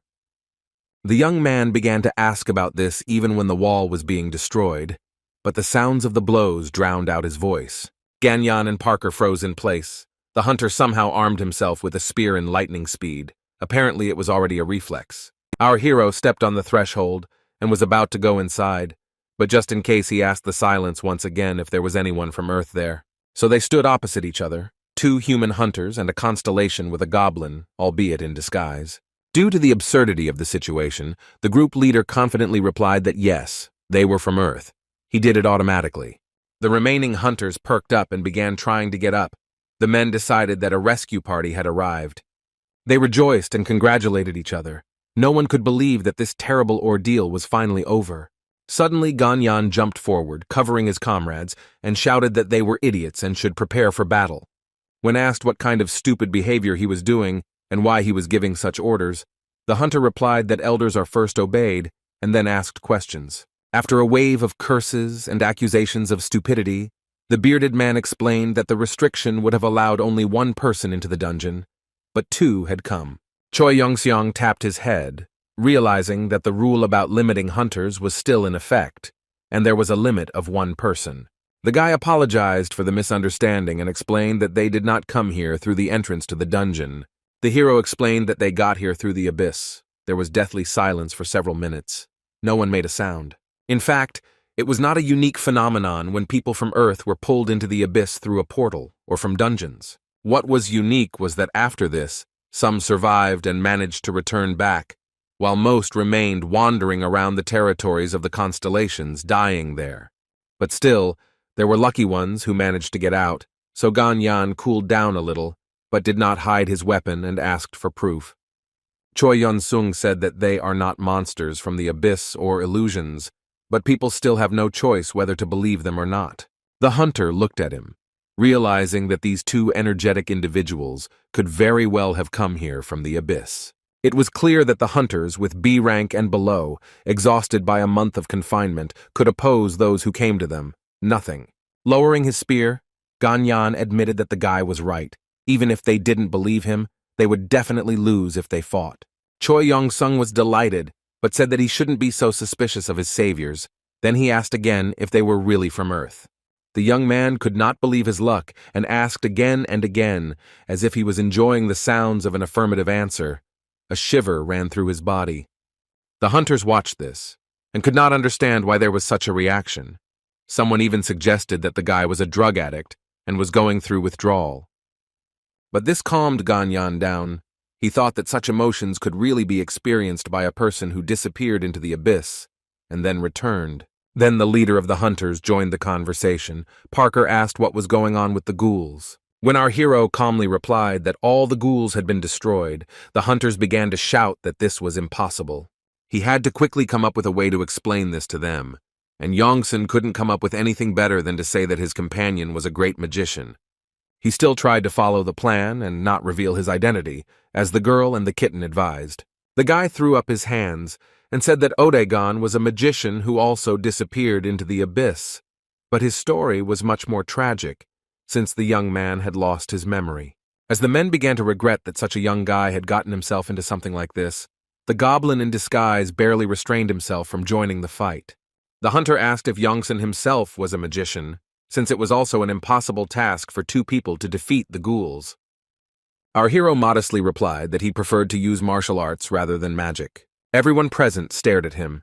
There were only a few such originals even during Yongsun's time, but now, apparently, there are none left at all. The hunters began to whisper, but all that reached the ears of our heroes was martial arts, in different voices in all sorts of ways. Choi Yong-sung tensed up as the whispers turned into questions, the last of which was how long ago he had fallen into the abyss. He asked why they were all staring at him and why there were so many questions, to which he received the answer that the hunters had not seen the martial arts master for a very long time. The young man muttered that in his time this was not such a rarity and asked what year it was. It turned out that 30 years had passed since he fell into the abyss. The hunters whispered that the previous record was 28 years, but that man was now in a mental hospital, and the second one, who disappeared for 26 years, wrote a best-selling book, or vice versa. At this point, one of the men put his ear to the ground and said that talking about martial arts and records was not important enough to waste time on. Choi Yong-seong placed his hand on the huge rock and asked Odaegon for a light, and he had an idea. Since the Avatar once again called him Sir out of habit, the guy reminded him that he could not do that anymore. Our hero threw this huge block up like a ball and began to kick it like in a football warm-up. The young man repeated and repeated this simple manipulation. It was clear that several tons of weight meant nothing to him. Finally, the young man decided to make the exercise a little more difficult and lifted the stone onto his foot, stretching his limbs almost in a split. Both the main hunters opened their mouths in surprise. They had seen something like this for the first time in their lives. During the blow, the young man somehow managed to chop the boulder into identical pancakes. He said with regret that indeed, apparently, there are no martial arts masters left. On each piece of stone, our hero placed a piece of meat, as if on a plate, and said that now they would all have a delicious lunch. Hans's squad was wary. They were interested in the origin of the meat, but the guy assured them that they didn't need to know what it was. It was enough to know that it was completely edible and not human. While serving a meal to one of the hunters, Choi Yong-seong revealed that he had survived the abyss by learning to eat anything suitable for it. Watching the men lick their lips and salivate at the smell, the guy asked who was next and threw another steak on the frying pan. No one started eating. The detachment had been hungry for a month, and now the hunters waited patiently for all the portions to be prepared so they could start eating at the same time. Our hero wished them a pleasant appetite, but it took a few more seconds for the mortally hungry people to risk trying the meat from the abyss. Soon the incredibly delicious smell and appetizing appearance convinced the hunters that the food was real and could be eaten. Everyone took the first bite cautiously, but then the steaks were eaten in literally a few seconds. For the hunters who had recently been on the verge of starvation, this was a real feast. Choi Yong-seong whispered to Odaegon why everyone was so quiet. Did they really realize that he had given them low-grade meat? The goblin in disguise replied that he had long advised throwing out this meat. It was just taking up space. At this time, one of the hunters looked back, and it became clear that everyone had become quiet because they were enjoying the meal. The people were enjoying it very well. Many of the men even cried, continuing to thank the young man from the bottom of their hearts for the treat. Only Ganyan remained silent.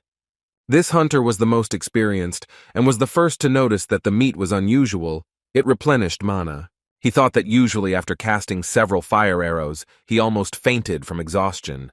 But now he felt such a reserve of mana that he was able to cast a whole dozen. The man was very grateful to Yongsan, deciding that he had specially treated them to such meat. He did not know that at that time the young man regretted not throwing it away.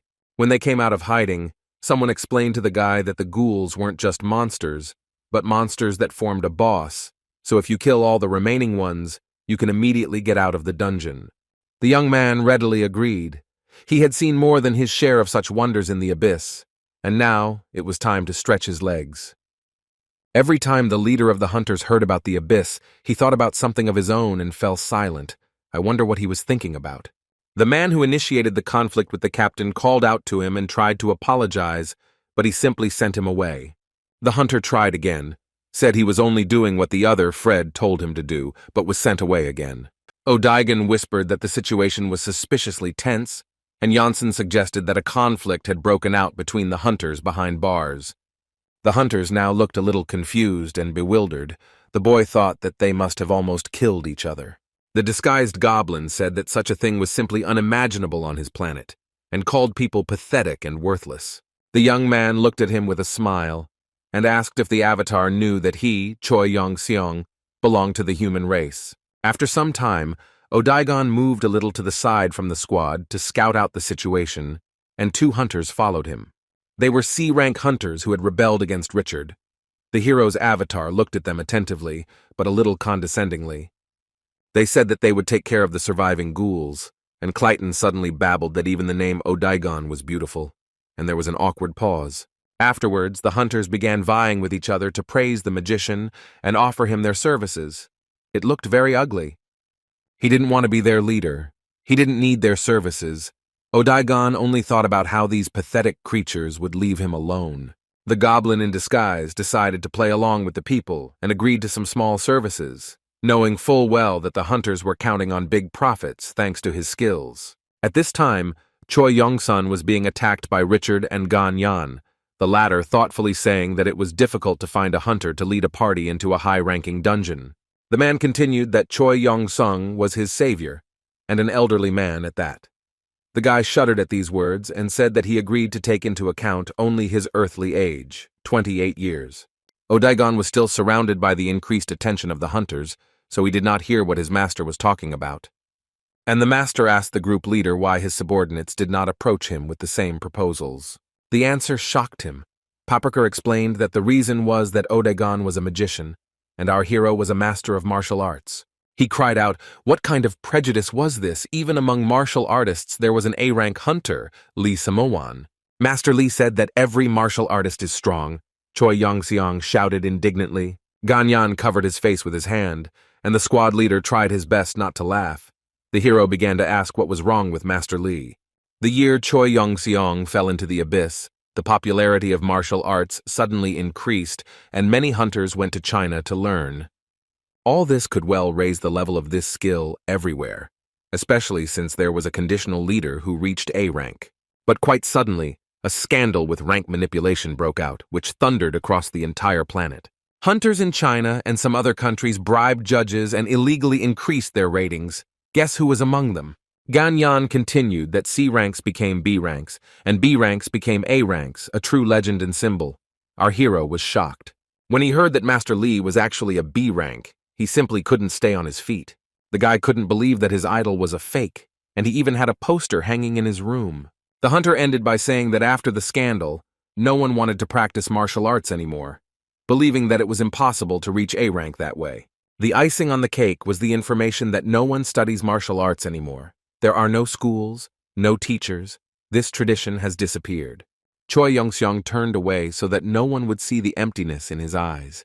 There should have been tears there, but Constellations did not know how to cry. However, the guy quickly decided to pull himself together. Sadness has a bad effect on Ki and can also cause muscle atrophy. He decided to ask one more question. It was something like a clarification, is everything okay on Earth? Choi Yeon-seong became a little tense and added that he wanted to know if there had been an invasion of the constellations on Earth. The squad leader suggested that it was about the incident that happened 20 years ago, but Gan-yan replied that the guy couldn't know about it if he was in the abyss. Our hero realized in horror that he was too late. While he was in the abyss, the prophecy of the goddess of scales came true. The hunter began his story by saying that in the very year when the deception with the ranks was revealed, on a completely ordinary autumn day, nothing foreshadowed trouble. But suddenly a very bright flash of light appeared in the sky, illuminating half the city. It was a portal from the abyss. It was getting bigger and bigger. It was simply impossible to ignore this phenomenon, but people did not know what to do. Only when magical blows rained down from the portal and streams of energy began to burn down houses did some try to flee. Back then, on that day, the gate was different from the usual dungeon gates, and the monsters that appeared from there were intelligent. It was a real army that spared nothing and no one, leaving behind only ashes. This army had a specific goal. The constellations and monsters were following specific orders. They were going to take over the Earth. But the main task of the monsters was to lay every single soul of Earthlings at the feet of their constellation. Choi Yeon-seong grabbed Gang-yang's shoulders and began to shake him, trying to get an answer as to whether the evil constellations had managed to take over his planet. The guy kept asking if he was late, and the man had to take him by the hand and ask him to calm down. He wondered where they would be if something like that had happened. No, the Earthlings managed to fight back. Our hero's face lengthened. He did not expect that people could hold back or even repel the attack of the constellations. Gan-yan nodded and said with regret in his voice that there were a lot of casualties, but the people managed to push back the monsters and then stop them. All countries mobilized their best hunters and they stopped the invasion. It seemed Gan-yan was among them, although he did not advertise it. Choi Yeon-seong continued to be in a state of shock. It seemed that the information he had received simply could not physically fit into his head. The guy got down on all fours and couldn't raise his head. From the outside, it looked a little funny, but the hero was in no mood for jokes. The young man was tormented by only one question. Why did he wander through the abyss if now he had absolutely nothing to do on Earth? While the hero was coming to his senses, the hunter remembered how it was. The evil constellations attacked the Earth suddenly. However, the hunters mobilized very quickly. All countries worked in a coordinated and organized manner. The number of casualties on both sides was simply colossal, but the people still achieved their goal and stopped the invasion because they had something to lose, their planet. A few more minutes passed, and Choi Yeon-seong continued to sit on the ground with a completely expressionless face and empty eyes. He lived every year of his life in the abyss and did not understand why all this happened, why he went through such torment. He wondered if the goddess's prophecy had been a mistake, or if she had miscalculated, or if she had some other plan. At this time, a mechanical voice said that the mistress of dreams and desires said that this was very strange. The guy woke up from his thoughts. The girl reported that this was not a small skirmish, but a full-fledged invasion, and it was highly unlikely that people would be able to stop it. She added that it was not even a matter of the difference in strength. The level of the constellations and people was so different that the latter looked like some kind of insects. Evidence of thought processes finally appeared on Yongson's face. The boy realized that everything was really very strange. He turned to Gan-yan and asked how exactly the humans had stopped the invasion. The hunter explained that some sort of truce had been signed. The monsters weren't sure they needed to continue expanding their territories, and the humans knew they would lose too many lives if they tried to retake those territories. Many on Earth are worried about how long this truce will last. As long as it lasts, the hunter finished.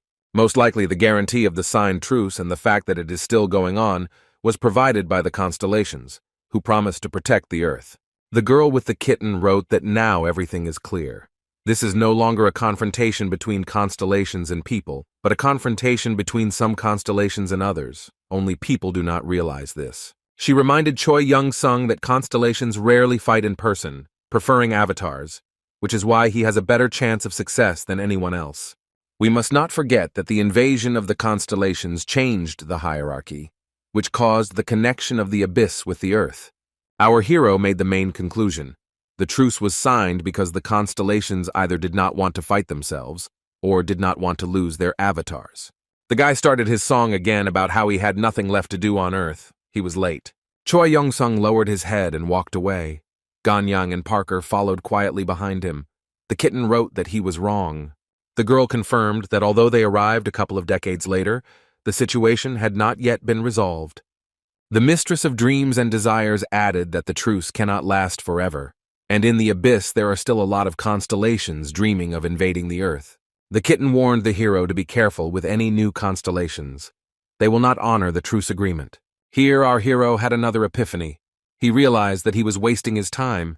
He had something to do. He needed to protect his planet. If the situation worsens, it could turn into a battlefield between the constellations for the souls of people. At that moment, there was an explosion, and a flaming ghoul flew into the air, surrounded by a cloud of smoke and fire.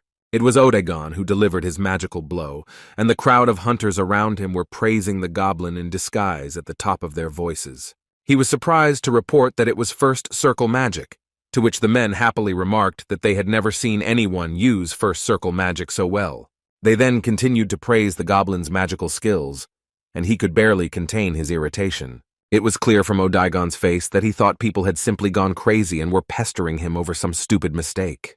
The hunters whispered among themselves that if they returned to Earth and managed to persuade Odagon to take them into the team, it would be amazing, because he was definitely not lower than B rank, and maybe even A rank.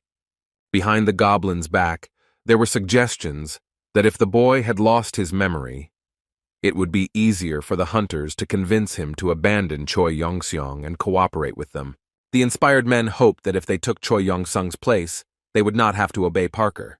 Our hero watched all this and only chuckled. He was amused by both the behavior of the hunters and the face of Odagon, who was ready to explode. Then he looked at the leader of the squad and noticed that he was also angry and tense. The guy asked if the man wanted to fight with someone. He was so surprised that he even lowered his glasses onto his nose. Richard didn't expect that his thoughts could be read so easily. Choi Young-sung asked again if he wanted to kick some of his subordinates' asses, but Parker assured him that everything was fine, and that was not the case. Our hero was puzzled. He was not against watching the fight, but decided that in the dungeon it could be regarded as a crime. The young man thought that his thinking had been greatly affected by his long stay in the abyss, and the girl and the kitten advised him to be more careful. The hero promised to be more careful because he needed to hide his identity in case a battle between the constellations broke out on Earth. He turned to Ganyan and asked what was usually done to people who managed to return from the abyss.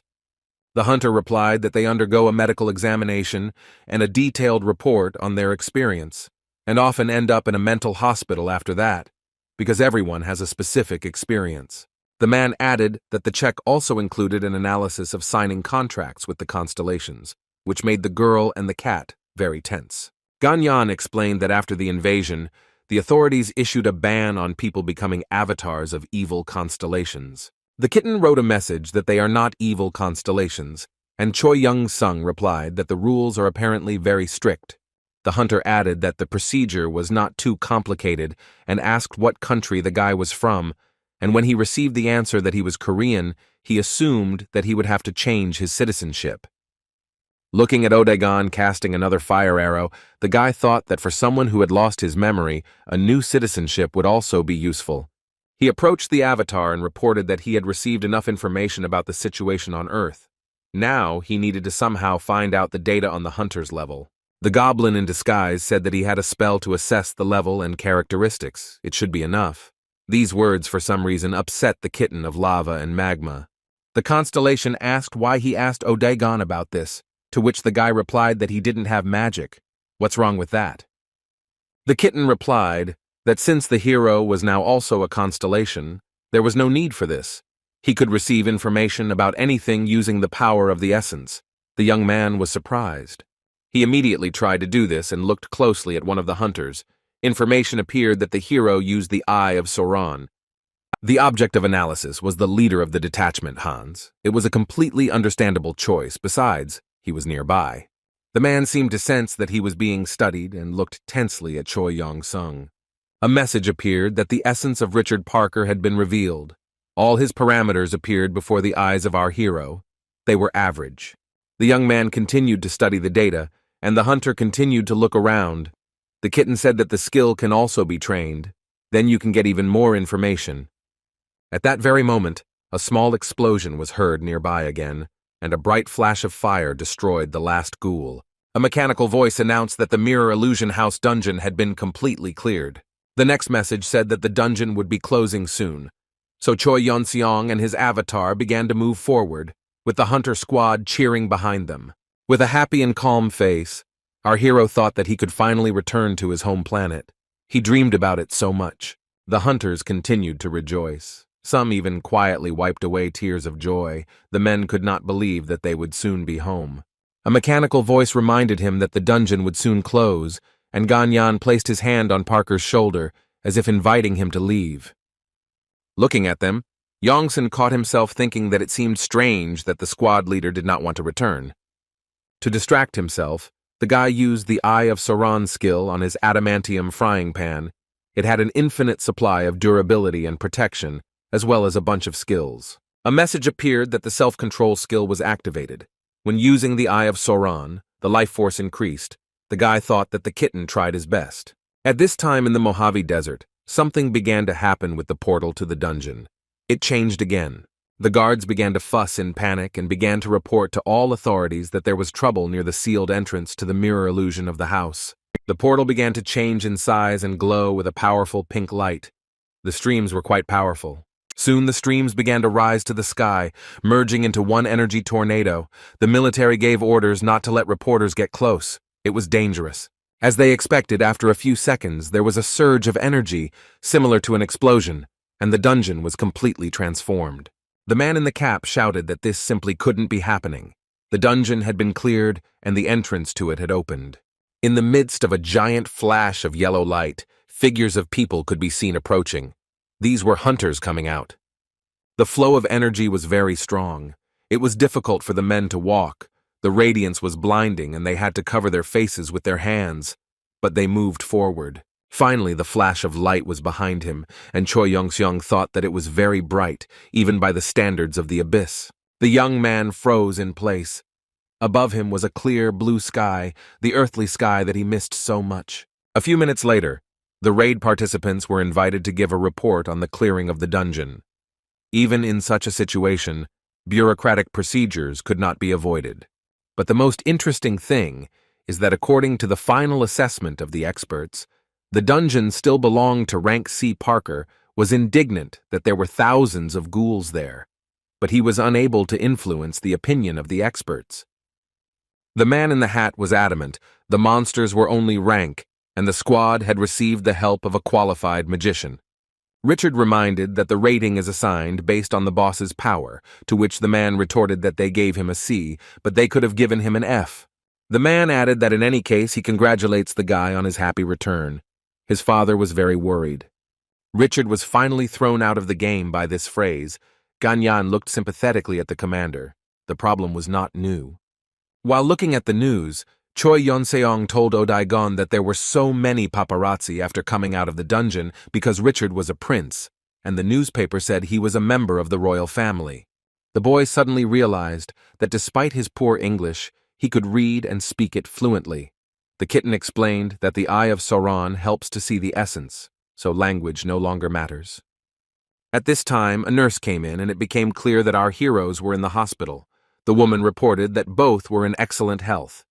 The doctor added that she had never seen a body with such perfect physical shape. It was ideal. Choi Young-sung became proud, especially after the woman added that he was lucky and his mental health was also normal. She offered to help with rehabilitation. Because 30 years in the abyss is no joke, our hero promised to think about it. The doctor raised her eyebrows. She had been expecting such an answer. The guy got the impression that she was not interested in him staying. Then the young man turned his head and everything became clear. Martial arts masters and high-ranking magicians were served slightly differently. A crowd of doctors and politicians gathered around Odaigon. Reporters took photographs, and officials showered him with tempting offers. The goblin in disguise was no stranger to various honors and such treatment, after all. In his past life, he had been a king, and yet the pettiness and fawning of people irritated him greatly. He responded to all offers of cooperation time and again with the same thing, that he would follow Mr. Choi Yeon-sung, and that would be it.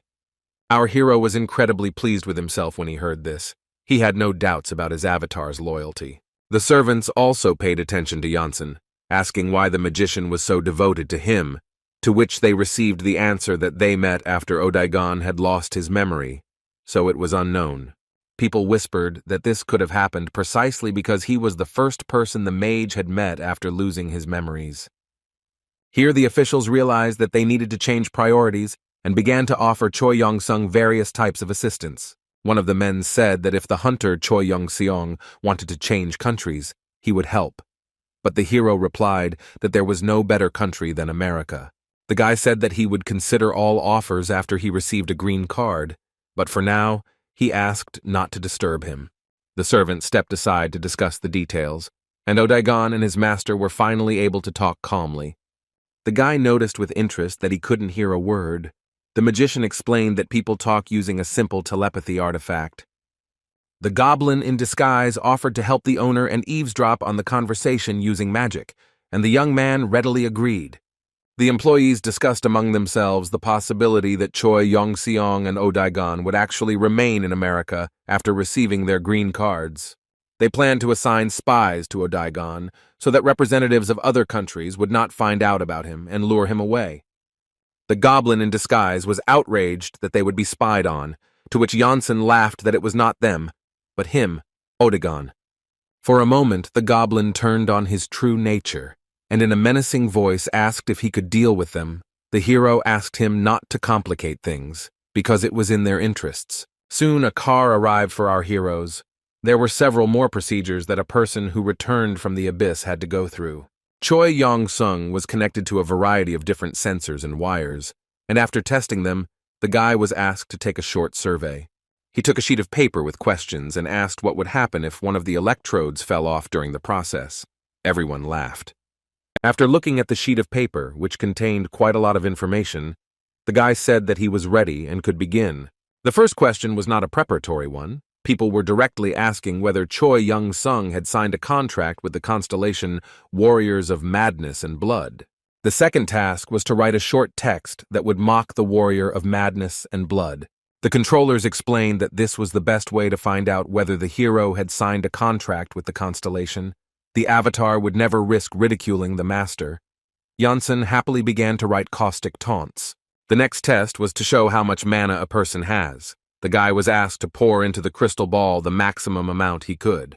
He put his hand on the ball and began to think how much he could do. He had never tried to do anything like this. The hunter's rank was updated after 30 years of Earth time. The procedure had changed. Gradually, the face of the man in glasses who was testing our hero began to express amazement. The next moment, a pleasant, warm glow filled the ball completely, and it began to fall apart with a terrible crack. Looking at the now useless device, Choi Yong-seong said that he still had some mana left. Could he finish the testing later? The man replied that he needed to think about it. Choi Yong-seong was playing it safe. He decided that he needed to get a higher rank than before in order to move freely around the planet. The measuring device, although destroyed, recorded the information, reporting that the subject had more mana than ordinary hunters. Typically when testing, hunters pour mana until the ball changes color, which allows them to level up. Sometimes people fall to the ground from exhaustion, but they cannot raise their rank for years. Here was another case. Our hero wondered if it was his mistake, because he should have hidden his strength, but it was too late to change anything. The girl and the kitten also decided that it was a shame he didn't limit himself, since they had asked him not to attract unnecessary attention. The Earth is not an abyss where you can endlessly fight with the strongest opponents. Here, for any fight, a permit must be issued. Many rules were stopped. It turned out that the opportunity to obtain A rank was only given to B rank hunters. It was impossible to skip a step. The man in glasses said that all the tests were finished. The study was successful. The results would be later. If desired, you could wait in the dormitory. The heroes headed towards the exit. Choi Yong-seong wondered if they would even give him a B rank, and Odaigon thought that human equipment was of low quality. As soon as the doors closed, the man in glasses rushed for the phone. It seemed like he had been waiting for the opportunity to call for a long time. The caller was someone belonging to the Imbitus clan, but the details of the conversation remain unknown to us. After looking at the results of the study, our heroes were quite surprised. Odaigon was given rank B. The gentleman praised him for hiding his abilities so skillfully. Before looking at his stats, the guy shared his concerns that he had invested too much mana and almost revealed his constellation essence. I wonder what rank they gave him. When Choi Young-seong saw the result, his face was so surprised that it was difficult to describe in words. The data card showed that the young man's rating was still at C+, but his age was listed as 58, which was completely at odds with his self-perception. While the hero was pondering how the average amount of mana could increase so much over 30 years and why such an age was indicated, Richard entered the room and asked if they had finished yet. Both our hero and the goblin in disguise looked at the squad leader Hans with bewilderment. They did not understand what he needed. When asked what was going on, Parker replied that he had promised to thank Choi Young-sung for saving his life, and so he was inviting him to stay with him, since the heroes had nowhere to live. "You can stay in my house as long as you want," the guy added, and didn't even wait for the heroes to agree. Odaigon was suspicious and skeptical, but Yongsun was happy and liked the idea. Soon the motorcade of several cars and a limousine drove out into the desert and headed towards Los Angeles. Odaigon telepathically asked the master if he found it suspicious that Parker had suddenly become so polite. The boy asked if the goblin suspected Richard just because he was human, or if there were reasons. Choi Young-seong asked if the Avatar remembered the day he slew the planet-eating wolf. The Goblin King nodded and said that the day he met his master was the most important day in his life. "That's right," our hero answered, and added that he too would never forget that day, but for slightly different reasons. He recalled that the goblins had given him a warm welcome, and in gratitude for saving the planet, they had done incredible things. For example, they prepared a bath of acid slimes for a young man to relieve fatigue, and they also begged to accept the newborn children of the goblin nobility as sacrifices. Were these really goblin rules of etiquette, the guy asked. Odaigon was shocked that the customs of his people caused the master inconvenience. It was all about the differences in cultures. The hero laughed. Looking at Richard, he decided that he simply wanted to thank him for saving him, and the magician thought that even among this greedy, annoying, pathetic race, there are normal people. Choi Young-sung's face lengthened again, and he once again reminded everyone that he was also a human being, just in case.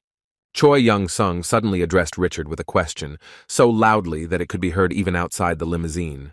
Parker asked what was going on and said that he belonged to the family of those very Parkers, if the hero understood what he meant. The guy conspiratorially lowered his voice and said that he was waiting for the leader of the hunters to give him all his fortune.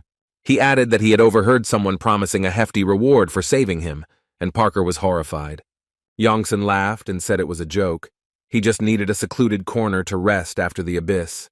The motorcade continued on its way. Someone was watching it from the dune. Parker relaxed again and reminded that he allowed them to stay in his house as long as they wanted. "This is something he can give to his savior," the boy finished. And Janssen whispered to Odaigon not to look down on him. The disguised goblin telepathically inquired whether the man had been too arrogant in offering only his home, and only temporarily. The hero noticed that on Earth it was always like this. Owning a huge house, you can turn up your nose. At that moment, a red car cut off the limousine and blocked the way.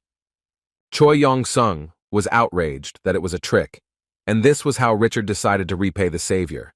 But the guy himself was scared and did not understand what was happening. The driver rolled down the window and explained that some psycho had blocked the limousine's path with his car. Our hero was afraid that this was an assassination attempt and some evil constellation had learned of his essence. Odaigon offered to sort things out, but the guy asked to wait a little. He needed to get his bearings in the situation. They both got out of the car to see what kind of psycho had risked stopping them. They were completely calm. Looking at the red car, Choi Young-seong whistled. Seeing such a car in the middle of the desert was unexpected. The man standing near the car surprised Odaigon and his master.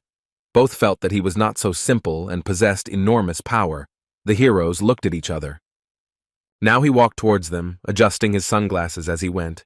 This man was different, completely different. Still mortal, but one that you couldn't put on a par with humans, very strong and very powerful. That's what he was. Here our hero caught himself thinking that the man seemed vaguely familiar to him, and besides he was, apparently, Asian. All the stranger said as a greeting was "you." It seemed like he really was an acquaintance of Yun Seong's to act like that. Parker greeted him by name, calling him Dragon Huang, and our hero whispered in confusion that this simply couldn't be true. The man nodded and asked who the little boy was, who had risked saying hello first. Parker identified himself and received a smile. Little Parker was causing his father a lot of trouble, the man added, while Richard was angry. Then he pulled himself together and replied that the reason was that he was a hunter. Dragon Huang praised the guy for his integrity. Now the man turned to Choi Yong-seong, but our hero remained silent and did not say a word. Huang looked at him thoughtfully and noted that he hadn't really hoped for it, but it seemed like it really was that same Yongsun. The guy's jaw dropped. He recognized him. In front of him was his boss from his past life, the leader of the Kyungryong clan. The young man still couldn't believe his eyes. The man smiled and confirmed that he was not a hallucination, but had come because he had heard rumors that the bastard was here. Huang greeted Choi Yong-sung joyfully but arrogantly. It was obvious that he was seriously emotional, but was trying not to show it. The leader of the Kyeonrin clan stood silently for a few more seconds, enjoying the effect produced. All the people got out of the cars and froze too. Choi Yong-seong and Dragon Huan hadn't seen each other for 30 years, but they were once quite close, at least for the guy. The boss was one of the closest people. Richard Parker broke the silence and apologized in a stuttering voice. He was wondering if Yongsun and Huang knew each other. Both nodded.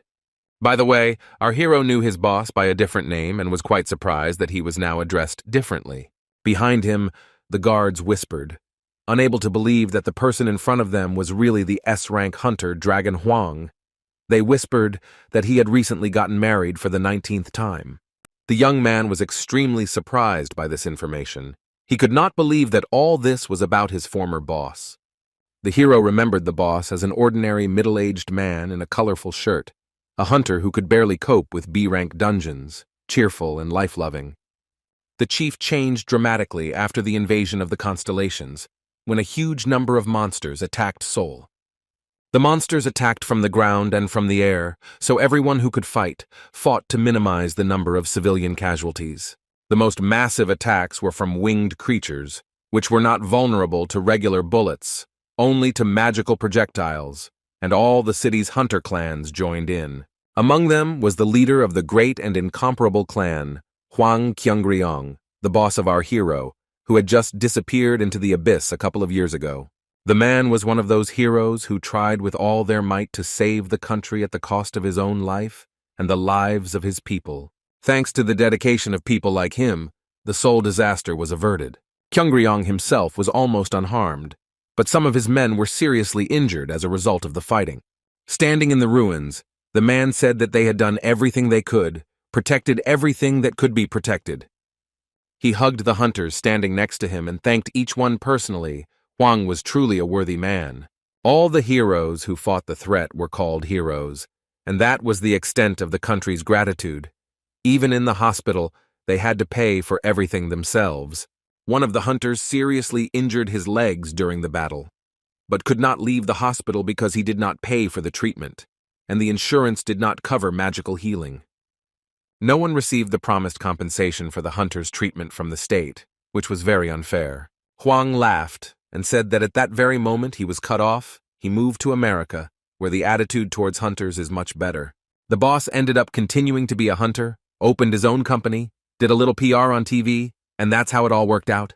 Yongsun listened and kept quiet. They were riding in a limousine, and the guy asked how much money Huang had, that even the rich son was afraid to squeak. The man asked Yongsun if he knew that he lived in Huntershill, the richest area of LA. The guy didn't react at all, just mumbled something. With some tenderness, Huang noticed that Choi Yong-sung hadn't changed at all, remaining as grumpy as before. Our hero sat, numb with tension, and listened to how you couldn't get a word out of him, the bastard. The man continued that no one else would disappear into the abyss for 30 years, leaving only a letter on a pitiful page. He asked how the training went, laughing. Huang continued to laugh and said that he knew before that his protege was obsessed with training, but after the letter, he regretted not taking him to the hospital. He added that some hunters even suggested announcing Yongsun's death, since he knew that only a few people return from the abyss alive. So our hero learned that the guys from the clan were going to hold a funeral feast for him. This was unexpected. Here the man turned to Parker, calling out to him a little louder than etiquette permitted. Huang came up close to him and said that he kept forgetting to ask what the kid was doing in his car. The guy started mumbling something about how Yongsan saved his life, and as a token of gratitude, he decided to take him to live with him.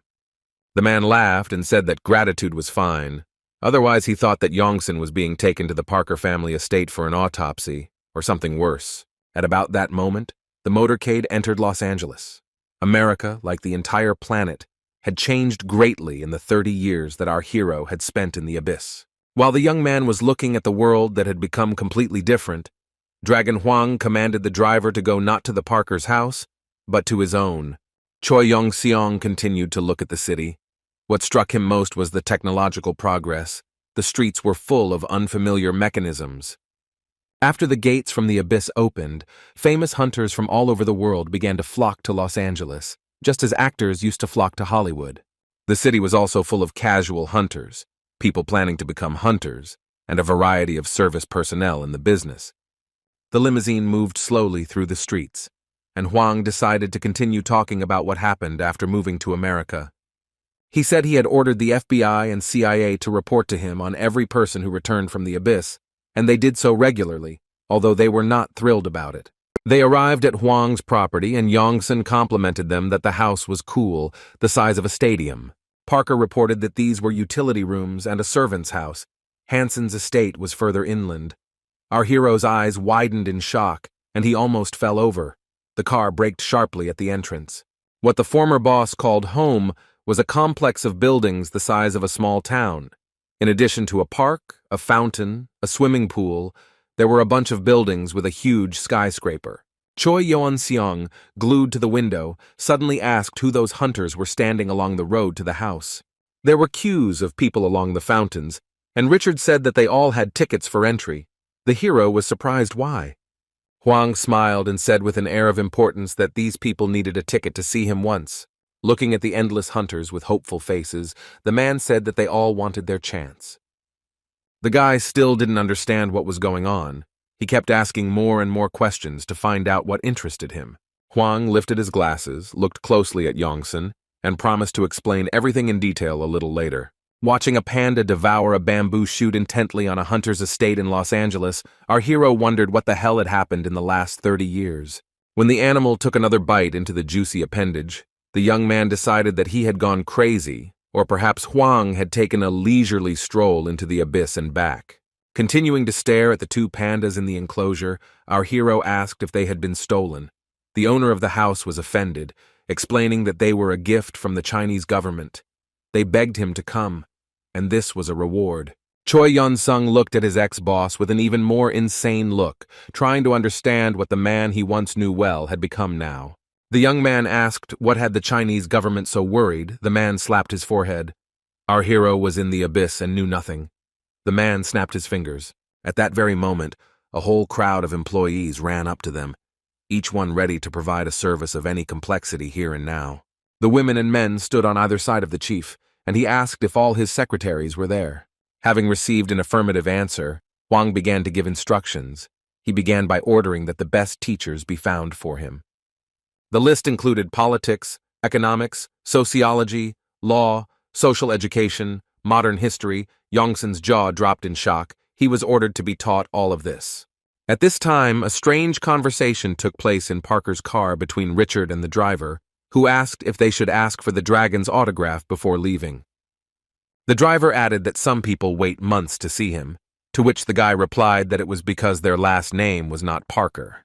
Huang continued to list celebrities, trends, humanities, movies, gadgets, technical innovations, and other things that also needed to be introduced to Yongsan. In the end, the boss simply yelled at the secretaries that the guy had to learn everything that had changed in 30 years. Very cautiously, one of the secretaries asked if it was too much in volume and if he could find out the reason. Huang asked the man's name, and upon hearing that it was the 7th Secretary Jackson, the man said that he had been fired. The secretary's face reflected confusion, but the dragon began to shout that he had hired them for a huge amount of money not to answer stupid questions, but to assign troublesome tasks. One of the secretaries chuckled, and the man asked if his words really sounded like a joke.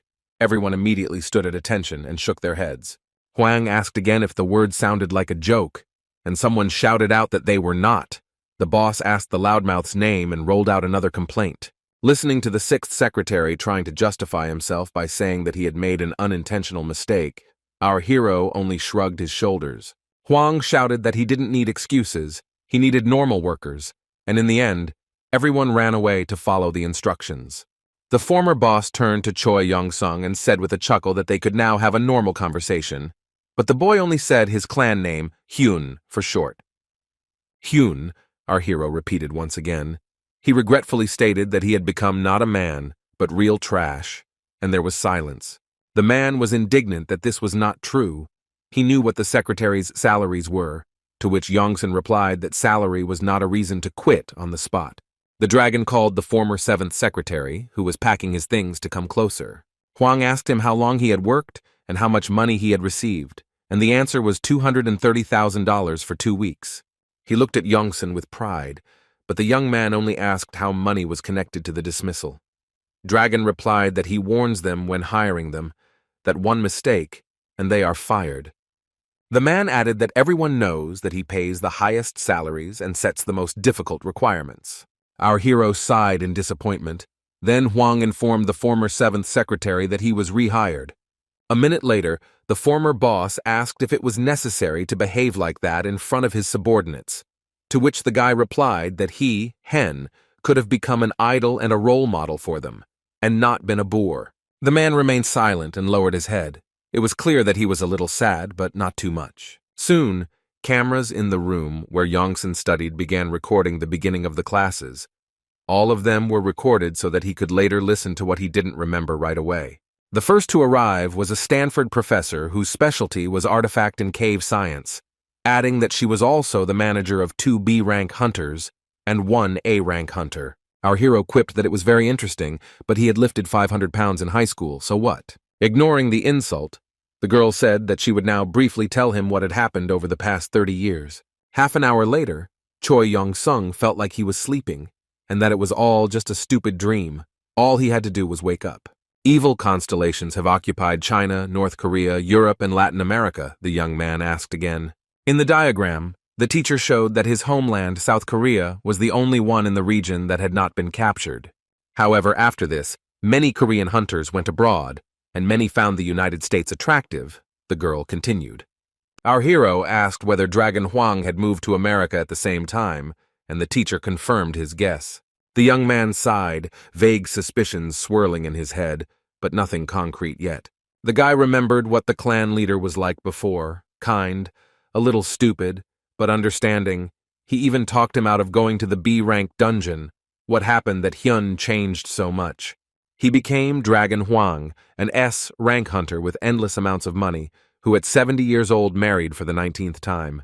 While the guy was thinking, a message came from the kitten that everything worked out great. In fact, maybe he should be taken as an avatar. He can be trusted, the constellation asked. The guy replied that Hyun could be trusted, but he didn't know how to say it, to start with the fact that he walked through the abyss and decided to become a constellation, or what? As an option, you could also spread your arms and invite them under your wing, become an avatar. Very funny. Our hero had already seen the puzzled face of his former boss in front of him. No, he had not yet seen the possibility of offering him to become an avatar. The most likely reaction from Huang to such a proposal would be to ask what kind of drugs they play with in the abyss, Yongsun thought. The boy told the kitten that if he explained everything well, maybe Hyun would understand, but the kitten replied that there was no need to do that. The kitten of lava and magma noticed that the young man was uneasy and asked what was bothering him. Choi Yong-seong thought about it and replied that it was true. The clan leader had not given up trying to find him for 30 years. He could be trusted, but he didn't want to get involved in the affairs of the constellations. The next morning, the dragon led our hero to a huge indoor stadium and informed him that it was a training place, something like a backyard gym. Entering inside, the guy froze in place, and the owner of the premises himself froze, but this time from pride in himself. The young man teased his boss that this was not a gym, but a concert hall, to which he replied that his concert hall would be cooler. The man snapped his fingers again, a habit that was starting to really piss Choi Yong-seong off, but for now he was trying to endure it and not get upset. After the click, some equipment turned on and orange power lines became visible under the dome and even on the floor. The guy tried to step over one of them. The sensations were very, very strange. The kitten exclaimed that this was the magic of the underside of the world. Janssen asked what it was about. The kitten explained that this magic was popular among the constellations, and mortals did not know how to use it. A mechanical voice announced that the stabilization of the underside of the world was complete, and the boy began to learn how to handle this thing. Huang explained that the underside of the world allows one to imitate reality. Even if one receives an injury here, it will not happen in real life. It is something like virtual reality, but not quite virtual, but magical. Kitten reported that most often, constellations use the underside of the world as a playground to relieve boredom, or to train avatars. The guy decided to ask his former boss which constellation taught him this magic, but he laughed that it was known and available to many people. Then the man thought about it and admitted that the constellation could have originally shared this technology with humanity, having conceived some vile plan.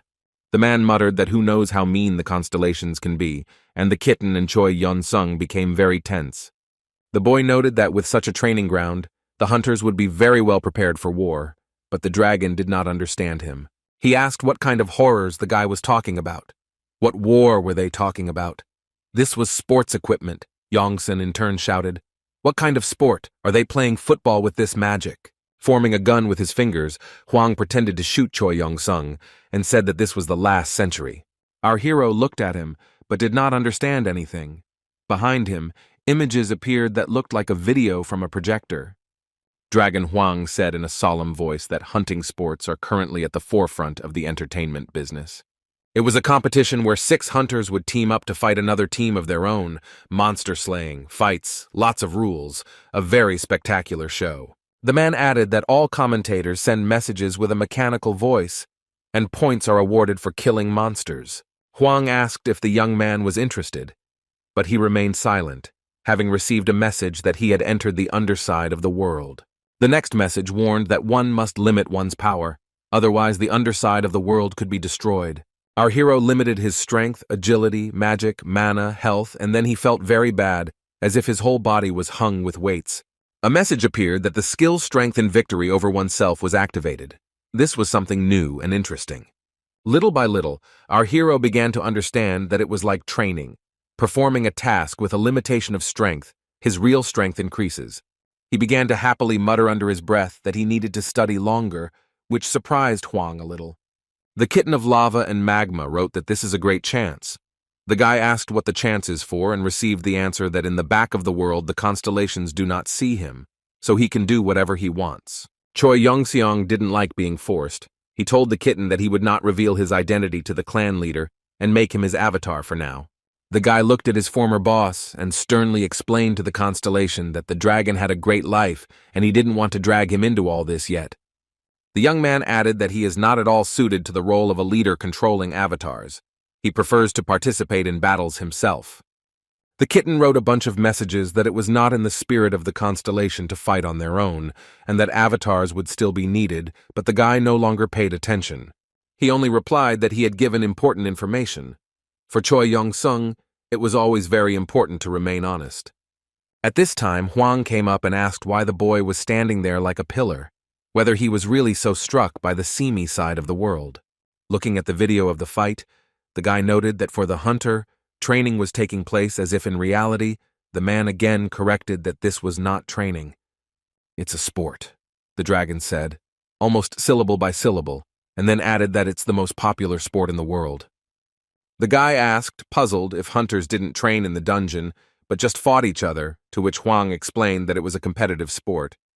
Our hero clarified that people just look at it, like football and basketball, and laughter rang out. Then the man became serious and said that comparing all these sports was simply ridiculous. Choi Yong-sung looked at him and couldn't understand if it was a joke, or a prank, or maybe an evil irony, or the harsh truth. Huang explained that the closest thing this sport could be compared to was INS, also a hunting competition, but different. In this sport, the strongest hunter was selected through a one-on-one duel. Once you watch INS, other sports fights will seem bland. The clan leader asked if the story stirred the blood, to which he received the answer that it did not. The dragon laughed and said that the young man simply knew that he was the strongest. The young man stood silently for a while, and then slowly replied that in truth, he was a little confused. Choi Young-sung remembered the monsters and his fears about the Constellation War, so he said that he was worried about the danger looming over the Earth. Spending all his time training, he was afraid of being late, but he didn't even suspect that he was already late. And what, in the end, the hunters of the Earth became athletes, how then they catch monsters, remained unclear. Then a message came from the kitten. The kitten of lava and magma wrote that something was troubling him. The specified sports have long and firmly entered into popularity among the constellations. The kitten suggested that this might be related to the spread of the underside of the world on Earth, and the young man became worried again. Huang was saying something about how many hunters had never even entered the dungeons, and the guy was wondering if this was a trap from the constellations to raise hunter avatars for themselves. Choi Young-sung asked why they became hunters then, to which he received the answer that for money, of course, and for fame. The line that formed in front of Huang's house was made up of those who wanted to make it in sports and earn enough in a couple of months to live comfortably for the rest of their days. Our hero lowered his head, thinking about what he had heard, but at that time the former boss asked what had happened to him over the years, how he was feeling in general and all that. The man asked what had bitten the guy that he had fallen into the abyss for training, and whether he had been lured there by deception. The hero crouched down and hugged his knees with his hands. The dragon realized that he had apparently hit the nail on the head, but the guy replied that he would tell about it later. It was a long story. Our hero stood up and said that before he told everything, he would ask for something. The man listened attentively. The guy asked if it was possible to increase the power of the inside of the world, because its power was limited, and it was inconvenient. Huang was puzzled by what kind of power this was, that the usual spell settings were not enough to withstand it. The man was outraged that this room was oriented towards A-rank hunters. So what rank was the guy then? He yelled, to which he received the answer C+. The guy explained that he didn't have the opportunity to demonstrate his combat skills, so he simply smashed the mana measuring device. The dragon assumed that the test results were paid for, and the young man was surprised how this could happen, but did not ask. The former boss looked at Choi Young-sung kindly, and admitted that he must have gotten a little stronger since he was uncomfortable being on the training ground. He realized that this was why the guy went into the abyss, asking him to tell it again, but the guy said that it was difficult. Then he received advice to tell it more simply.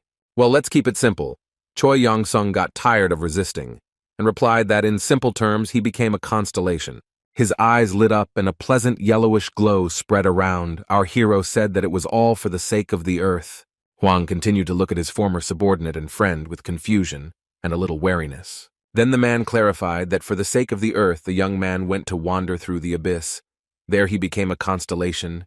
Did he understand correctly? Choi Young-seong nodded in relief and added that he had returned to protect his home planet. It turns out that now the kid is much older than himself, the dragon, the man clarified again. For some reason, he was very concerned about the question of seniority. The hunter got angry and shouted that he couldn't believe it. Our hero thought that it was quite expected. Huang thoughtfully asked if the young man knew how many people who returned from the abyss went mad. The guy offered to prove his words by demonstrating the level of strength he now possesses. The old friend looked at him over his glasses, and it seemed that he now guessed what had prompted the request to remove the restrictions of the underside of the world. He asked if his guess was correct, to which Choi Young-sung replied that it was, and that he didn't care about the others, but he wanted to share it with Hyun. Taking off his jacket, Huang said that no matter how strong Yongxiong had become, he had hardly ever fought an S-rank hunter. But he had to do this more than once, Hyun said proudly, adding that he was usually the winner. The hunter added that he got the A+ rank almost at his last breath through the skill of leveling up through death. It was a fun experience. The young man also laughed and remembered how his boss used to love fantasy novels, and now he himself seemed to have become the hero of one of them. While making his attack jump, the man noticed that our hero was not far behind him, and besides, he is a fan of combat novels. Finally, Huang announced that he was ready to test his strength against his former junior colleague, and he was determined. And before that, the hunter asked the guy if he had ever encountered artifacts in the form of tattoos. He rolled up his sleeve and demonstrated exactly what he meant, and it looked quite amusing. The young man looked and began to think about how it worked and what reserve of power and strength it could contain. Huang rose into the air, streams of energy that matched the color of the tattoo emanating from his arms, flashes of light showing that he had plenty of power. Choi Youngseong guessed that these were magical projectiles, and in a second they would all fall on him. The man asked the guy if he was scared and if he could avoid something like that, but our hero was absolutely calm. The chief asked again if the young man was afraid to enter into a battle from which he was guaranteed not to emerge victorious. Our hero repeated that he was not afraid, and that he had no need to dodge the magic projectiles. He raised his index finger. A moment later, a beam of very high concentration energy shot out from the finger. It was not difficult to guess that it was very powerful. This blow was intended for Huang. The man had never encountered anything like this before, so he was a little confused and did not release his projectiles. He barely managed to turn his head a couple of centimeters, otherwise he would have been left without it. So fast and unexpected was the hero's attack. The man said that he had a lot of experience, and over the years he understood that if you don't attack quickly, you will lose. He jumped to the ground and hit it with his hand, forming a power strike. Immediately the streams of energy simply transformed and became streams of real flame. The spectacle was spectacular. It was the spell of the sixth circle, the path of lava. Yongsun was surprised and asked when and from whom Huang learned such a spell, but the former boss misunderstood him and shouted that there was no need to look down on him. Once again, a razor-sharp beam of energy shot through the lava flow, released by our hero, this time orange in color. The enemy managed to reflect it by casting a defensive spell, a very strong one, and again from the sixth circle. In order to use two such powerful spells in a row, a lot of mana was needed. Yongsun assumed a fighting stance and began to prepare for a close combat attack. He had already prepared his space fist when he saw his opponent's magic projectiles flying at him again. The young man decided not to dodge, but to show what he was capable of in defense, he concentrated his ki and created a protective barrier.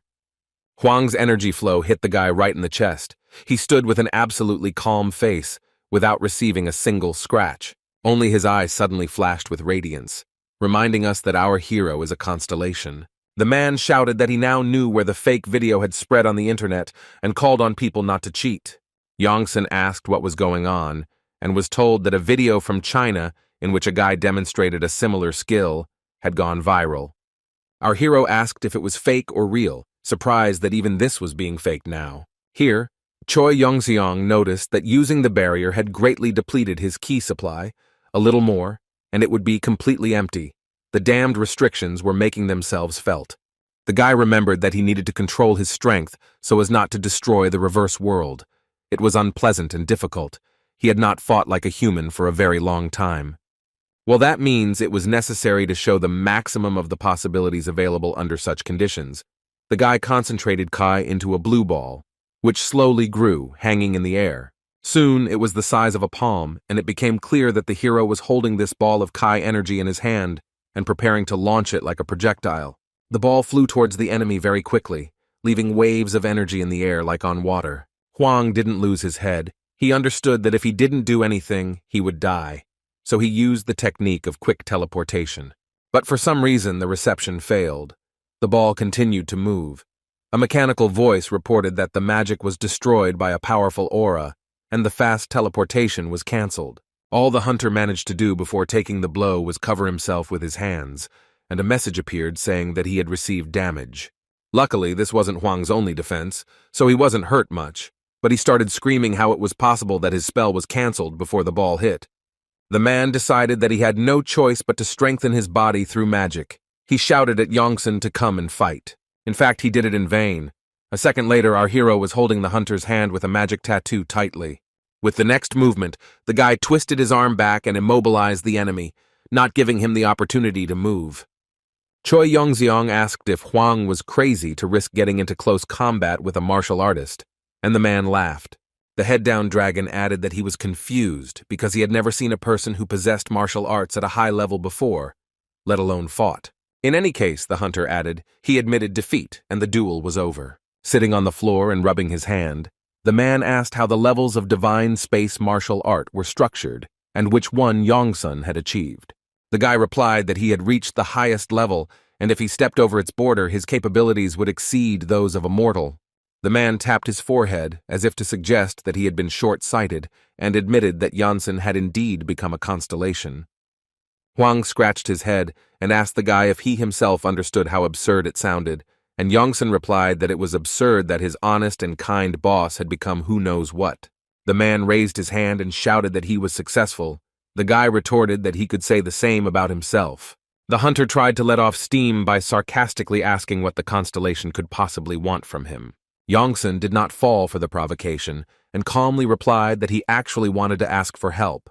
Then the guy told about the current situation. He outlined the points that most concerned him, the first being that although the constellations had concluded a truce, the agreement was temporary.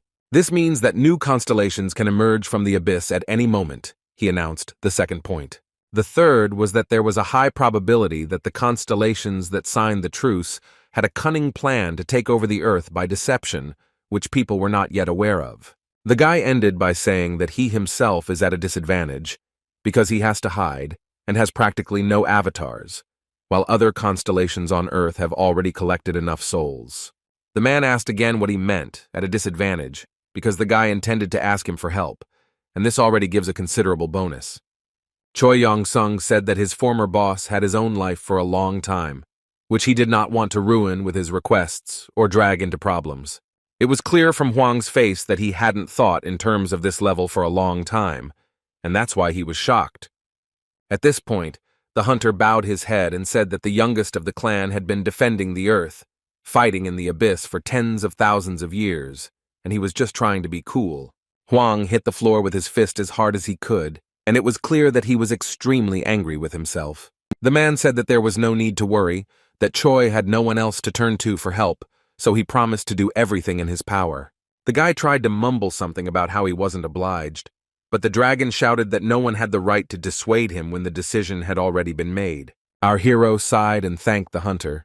The kitten of lava and magma wrote a message that he was extremely pleased with the result of their negotiations. The guy didn't want a good man he'd known for a long time to be drawn into the intrigues between the constellations. But since that's how it turned out, he had to take advantage of the advantages. The man had to formally accept the offer of the constellation unrivaled avatar of training to become his servant. These were the rules of the earth, not the abyss. Huang did not want to obey someone younger than himself, but he accepted the conditions. A message appeared that the man's soul was tied to a constellation. If he disobeyed, he would be punished as a servant of the constellation. He became even stronger. Dragon Huang owned many different businesses and properties, and the coffee shop was one of them. Huang, Yongsan, and Odaigon were sitting at a table. The hunter was talking about how he never thought he would make a deal with the constellation. The man lowered his head and sighed that this was practically the same as selling his soul. The hunter asked if after he signed, the constellations would have the opportunity to constantly observe him. The guy confirmed and reminded that his friend could simply not do this. The dragon had no intention of backing down, so he asked what the plan was. In fact, the plan was to hide the fact that Choi Yonseong was a constellation. The man wondered how it could be that the constellation was forced to hide its power. The young man also added that he was going to increase the number of fans and avatars. Secretly, they would be needed when the battle of the constellations began. The man promised to help with this. Just in case, Huang once again clarified whether the guy had fought with the great demon in the abyss, and whether he could defeat him. The coffee was getting cold. The young man did not answer and began to drink feverishly. The dragon insisted that one-on-one confrontation was stupid. Hunters always act together. Looking at our hero's face, the dragon suspiciously asked if he wanted to object to him. The guy assured him that of course not. Odaigon pretended to be amazed by the taste of the drink. The man got really excited and said that in a single battle or a group battle, it doesn't matter to him who he fights with, constellations or monsters. He has no equal. Choi Yeon-sung again remembered that the magic of the underside of the world is also mainly used by constellations. What an inconvenient coincidence. During the battles of the constellations, they send their avatars to the inside out and watch the battle unfold. A great cure for boredom. There is a possibility that the constellations specifically popularized hunter battles on Earth as a sport to make it easier to choose avatars. The kitten wrote that it was a spectacular show, and it would be nice for the hero to watch it, but he was completely immersed in his thoughts, while Odaigon was getting acquainted with the drinking straw. Kitten added that boredom is the main problem of the constellations. He is ready to bet that even now several of them are guaranteed to be in agony from boredom. The dragon was a champion hunter in such battles on Earth. Perhaps he would have done well against the avatars of the constellations. The man noted that our hero could also become a champion on Earth if he became the envy of other hunters. They would be more likely to become fans and potential avatars. In other words, it would be useful for our hero to become famous in the sport of hunting, and this is precisely where Huang could very well help. The dragon replied that he could arrange it, but all the strong hunters are always in the sight of the state. They are come for when the A-rank dungeons open. And although there were quite a few popular hunters, every inhabitant of planet Earth knew that there was only one strongest of them. Huang thought that this one could very well be Yongsan himself. He just had to figure out how to demonstrate it in the game, because he had to restrain himself. After thinking it over carefully, Hyun said that he would introduce the clan to Yongsan, but this was no longer the clan that our hero was familiar with. It had been disbanded after the invasion. The man said that there are several clans at once, which are united under a common leadership. The profit is colossal. The influence goes beyond this world. The dragon specified that all the cores and artifacts in the dungeons were bought by this company, support, bonuses, and everything else too. Yongsan took a sip from his glass. He didn't understand why he needed to join a clan, that is, he didn't understand which one exactly and how it happened. The man explained that this would be the best way to hide his power, and it would also open up new opportunities. The guy replied that he had already learned to cope with the power limitation, and now he could fight a monster or a hunter rank without any problems. Remembering how he had taken the young man's kai straight to the chest, Huang shuddered nervously. The man once again offered to send Yongsan to the clan, where he could also find several talented hunters to make his avatars. This time the hero agreed. The guy thought about it and asked who would take him into a clan with a C+ rank and a martial arts specialization. Hyun agreed that it was a problem. The young man continued to nervously drink through a straw, Huang thought, and suddenly exclaimed that why bother? You just need to raise your rank. He suggested becoming an A-rank adventurer in order to get into the service of the state, and then you can apply for S-rank, by the way. There were 10 hunters in the whole world with such a rank, and our old man was one of them. Huang jumped to his feet and yelled that they had to start doing everything they could right now, and that was why they were going to the qualifying round of the game. Our hero did not expect such a flurry of activity and asked whether he really needed to go to this qualifying round. The dragon said that there were so many applicants that without such selection rounds it would be impossible to select worthy candidates. The man thought about it and decided that it would be better to go to the qualifying round in a week, but for now the guy should get his bearings a little. When asked what he needed to get used to, Huang asked if Yonsung knew, for example, what a smartphone was. The guy took the device in his hands and heard that with its help, he could find out the news, communicate, and much more. All that was left was to learn how to use this thing. Accidentally opening the newsfeed, Yonsun saw a familiar name there. His former coach, Bro Chang-sik, became the deputy head of the clan. There were many books and magic scrolls in Dragon Huang's office, but few people saw the man reading. Sitting down in a chair, he ordered the secretaries to bring the equipment. Someone needed to be retested. After some thought, Hyun decided that it would also be a good idea for the young man to have a reliable manager. Looking at the secretaries sweating from tension, the dragon muttered that these guys would not do. Then the hunter had an idea and asked where his daughter was. The men began to fuss and asked which daughter exactly. The long-suffering father drummed his fingers on the table and muttered that the 10th or 11th he couldn't remember exactly, but it was the one with the lousy character. Ah, you are about Ain Lawrence, the most dashing A-class manager we will call you now, the secretaries promised in a trembling voice, imagining what the girl would do to them for visiting without warning. While thinking about his own, Dragon muttered that he wasn't sure if Yonsun would like Ain Lawrence, since he also had an uneven character. The hunters Ain worked with had a hard time. The girl was very tough and demanding. Besides this, the girl was very well versed in battles, laws, magic, and in principle was mega professional, although quite tough. She could, for example, catch a magic arrow with her bare hands, or recite the number of an amendment to the law from memory. Hunters sometimes asked if they were facing a demon. In such cases, the manager's gaze was much more informative than her sharp tongue. It was better not to anger her. Miss Ain walked into her father's office with a stony face, and everyone around her bowed in greeting. Along the way, she managed to fire the hunter she worked with, calling him unworthy of her time, but the last straw was actually the words about the demon. The servant returned to the careless hunter, who asked what kind of creature the woman was. The secretary began to kick his subordinate with his feet, shouting curses. Didn't the hunter know who he was dealing with? How could he be so stupid? The man hissed angrily that this girl was an A-class manager and a B-class hunter, and that she could turn waste into diamonds. Ayan Lawrence, a special manager and hunter, Hyun Leung-hwan's daughter, did not joke around like her father. She was a very serious girl. The qualifying round took place in the same stadium where the fights would later take place. It was huge, and also had the magic of the other side of the world. Choi Young-seong and Oh Dae-gon arrived here accompanied by Hyun's men, but they had to go inside on their own. There were several famous hunters on the selection committee, and their cars were the same type as Hwang's, pompous. But the people who came to the selection round were not pretentious, rather the opposite. They were some kind of rabble mixed with adventurers and magicians. Our hero chuckled. Hunter's habits had hardly changed in 30 years, and he felt cheerful. The employee accompanying our heroes said that this was a qualifying round for C rank, but many lower-ranked opponents had come, so it wouldn't be difficult. The guy thanked her for her trust and said that they would manage on their own from now on. If only Oh Dae-gon would stop staring at his phone all the time, the young man thought. His avatar missed his goblin past, so he constantly played the mobile game. Before going to the qualifying tournament, Janssen asked Oh Dae-gon to stop playing and stay nearby. Choi Young-seong didn't understand the goblin in disguise's obsession with games at all. It seemed like he would soon stop sleeping and eating. The stadium's recreation area looked like some kind of office center or hospital, clean, spacious, and dull.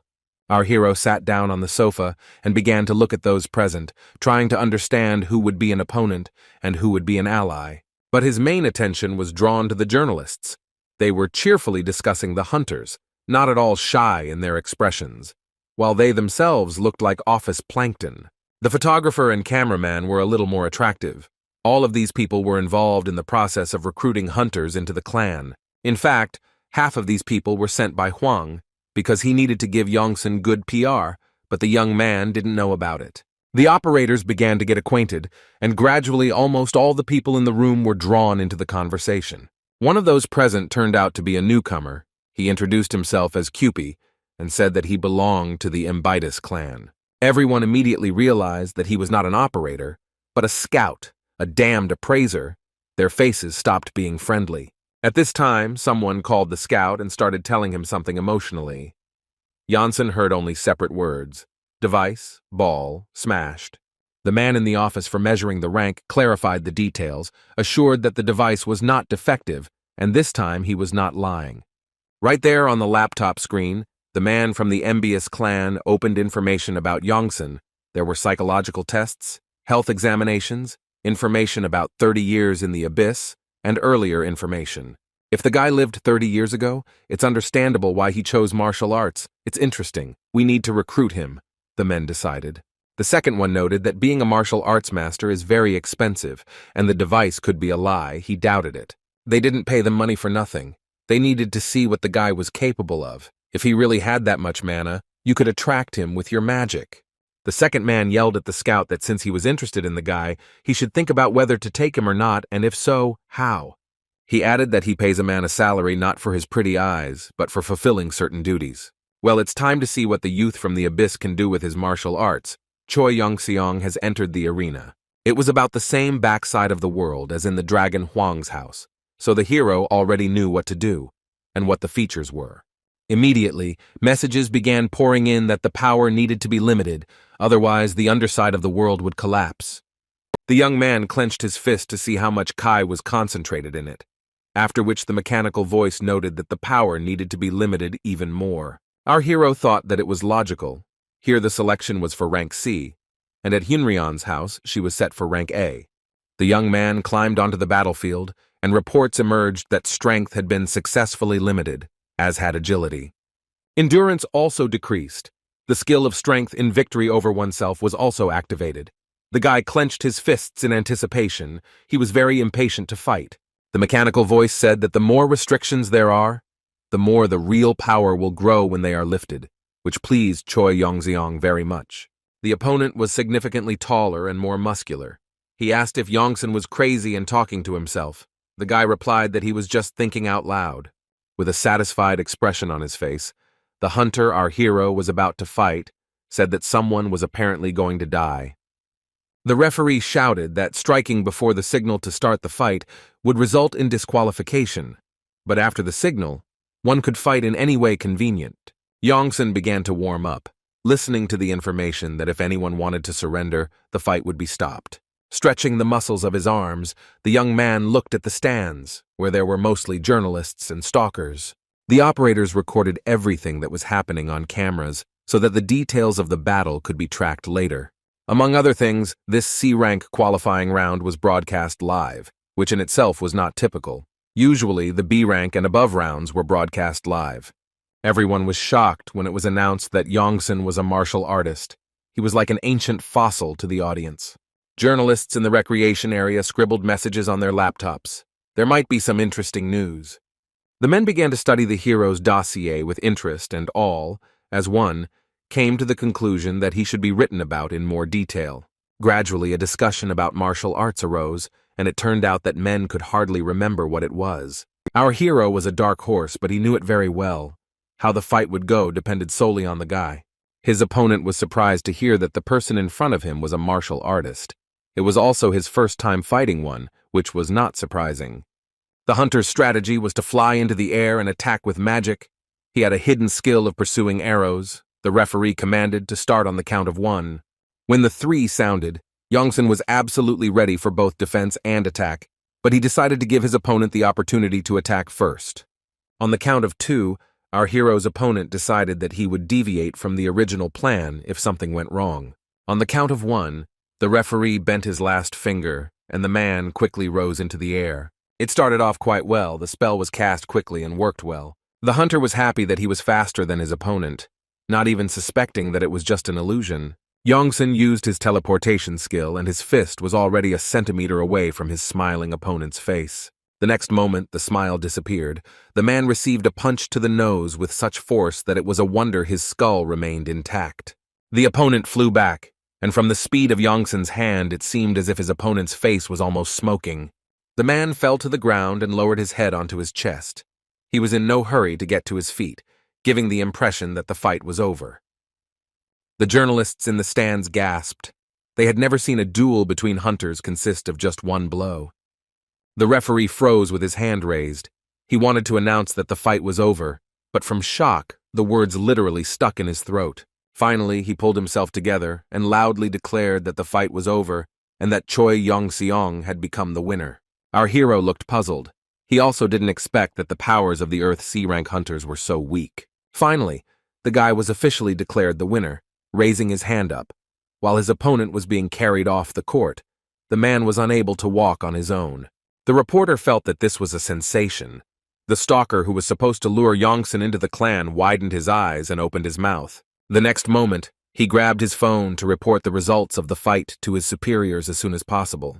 He shouted into the phone that the appraiser had not made a mistake, that it was a real diamond, and polished at that, and the boss was delighted and agreed that in that case, Yongsan would immediately become their main strength.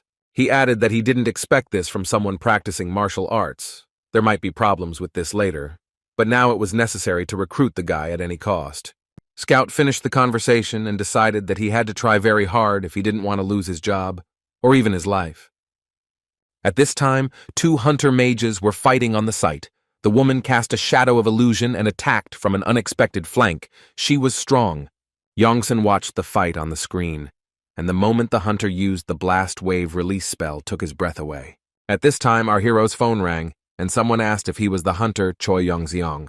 He answered in the affirmative, and the call was ended. A minute later, a clan scout approached the guy. The young man immediately guessed about it. The man praised his attentiveness and added that a good hunter is good at everything. This is immediately noticeable. He handed over his business card. The scout continued to fawn and talk about how today's hunters weren't even close to the ones who worked 30 years ago. The guy said that he used to think the same, but now he's not sure what difference it makes where you train, in a dungeon or on the other side of the world, if strength remains strength. The kitten advised to be careful. Old people's judgments could ruin everything. The scout coughed at this time and continued the conversation. He asked if Yongsan knew why he was here. The hunter replied that the scout had come to recruit. What other reason could there be? The man confirmed his guess and asked if the hero knew about the Ephesus clan. This name was known to Choi Yong-sung better than anyone else, but he couldn't show it so as not to get caught. The scout smiled and said that it was a given that the hunter knew, to which our hero replied that it was the first time he had heard of this clan. The man thought it was a joke and started laughing loudly. The situation looked pretty stupid. The guy started to get angry that he had to explain such things. He reminded that he had only recently returned from the abyss, so he was not very aware of the earthly situation. Scout realized that he had made a mistake and began to hang on about how Yongsun must feel like an outsider and didn't know what to do next. But not to worry, the clan would help him with everything. The man got carried away and started listing the advantages. A guaranteed share for 1.5 people in a raid, support in everything, and training from the best hunters of the highest level. The hero replied that he was used to fighting with his fists and that it was unlikely that any of the modern hunters could help with this. The scout switched to describing the huge earnings and good living conditions.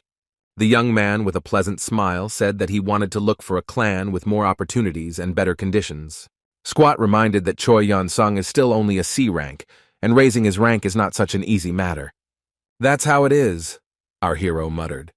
The man happily asked if this meant that he would sign the contract, to which the guy answered no. The scout, sweating profusely, exclaimed that he would regret this very much later. Choi Yong-sung replied that he doubted it, and then asked why they were promising him such a fee and all the other goodies after the selection round, whether Ephesus was being too generous. The scout took a stance and shouted that their clan's trump card was in their courage. The boy retorted that it looked more like cunning. "What's the trick? What's the ploy?" The man began to justify himself, and the hero drew his attention to the fact that they had already managed to dig up information on him. Yongsun reported that this had happened before, with clans keeping rookie hunters for themselves by bribing the appraisers. The scout objected that this was not so. Then the young man apologized for his words. He did not mean to offend anyone. Then a pretty girl looked into the room and reminded that the hunter Choi Yong-seong should prepare for the next fight. The man from the Ephesus clan said that he would return to the stands. The young man began to stretch his muscles, preparing for the fight. He thought about how to get rid of the scout. Hyunryeon promised to find a new evaluator to correctly set the rank.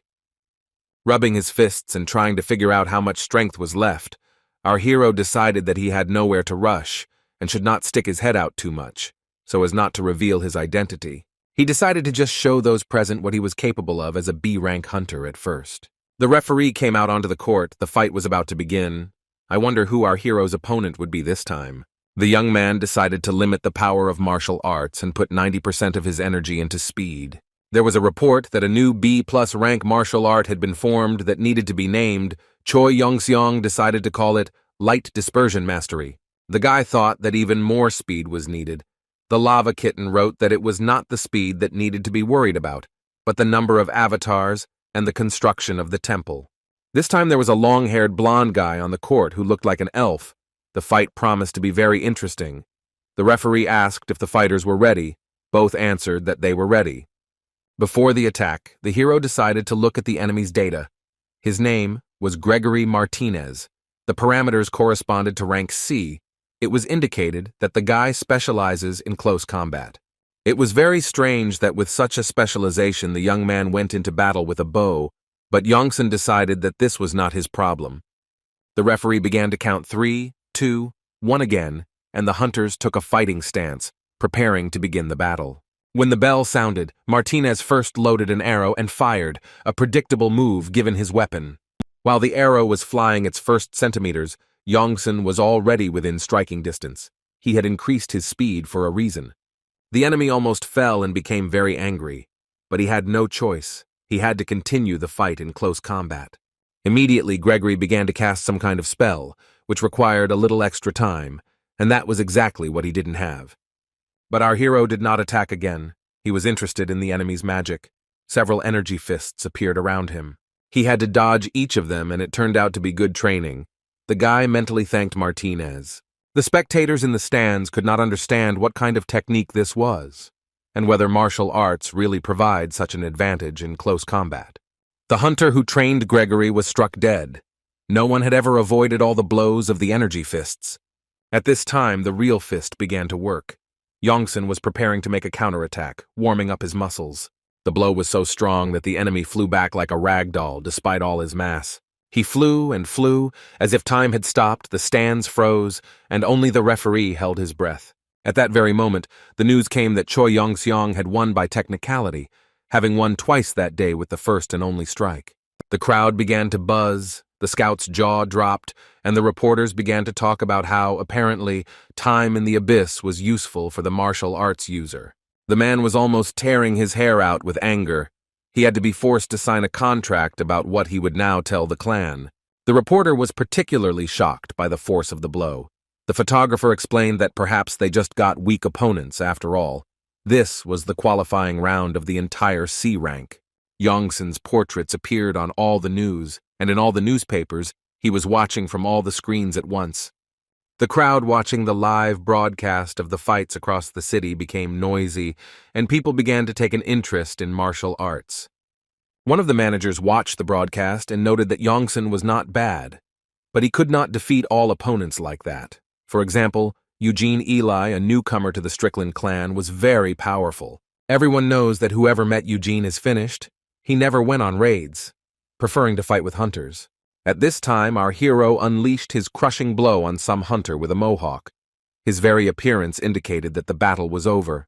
As the boy flew a few meters away from Yongsan, a mechanical voice declared the boy the winner, without even waiting for his opponent to try to get up.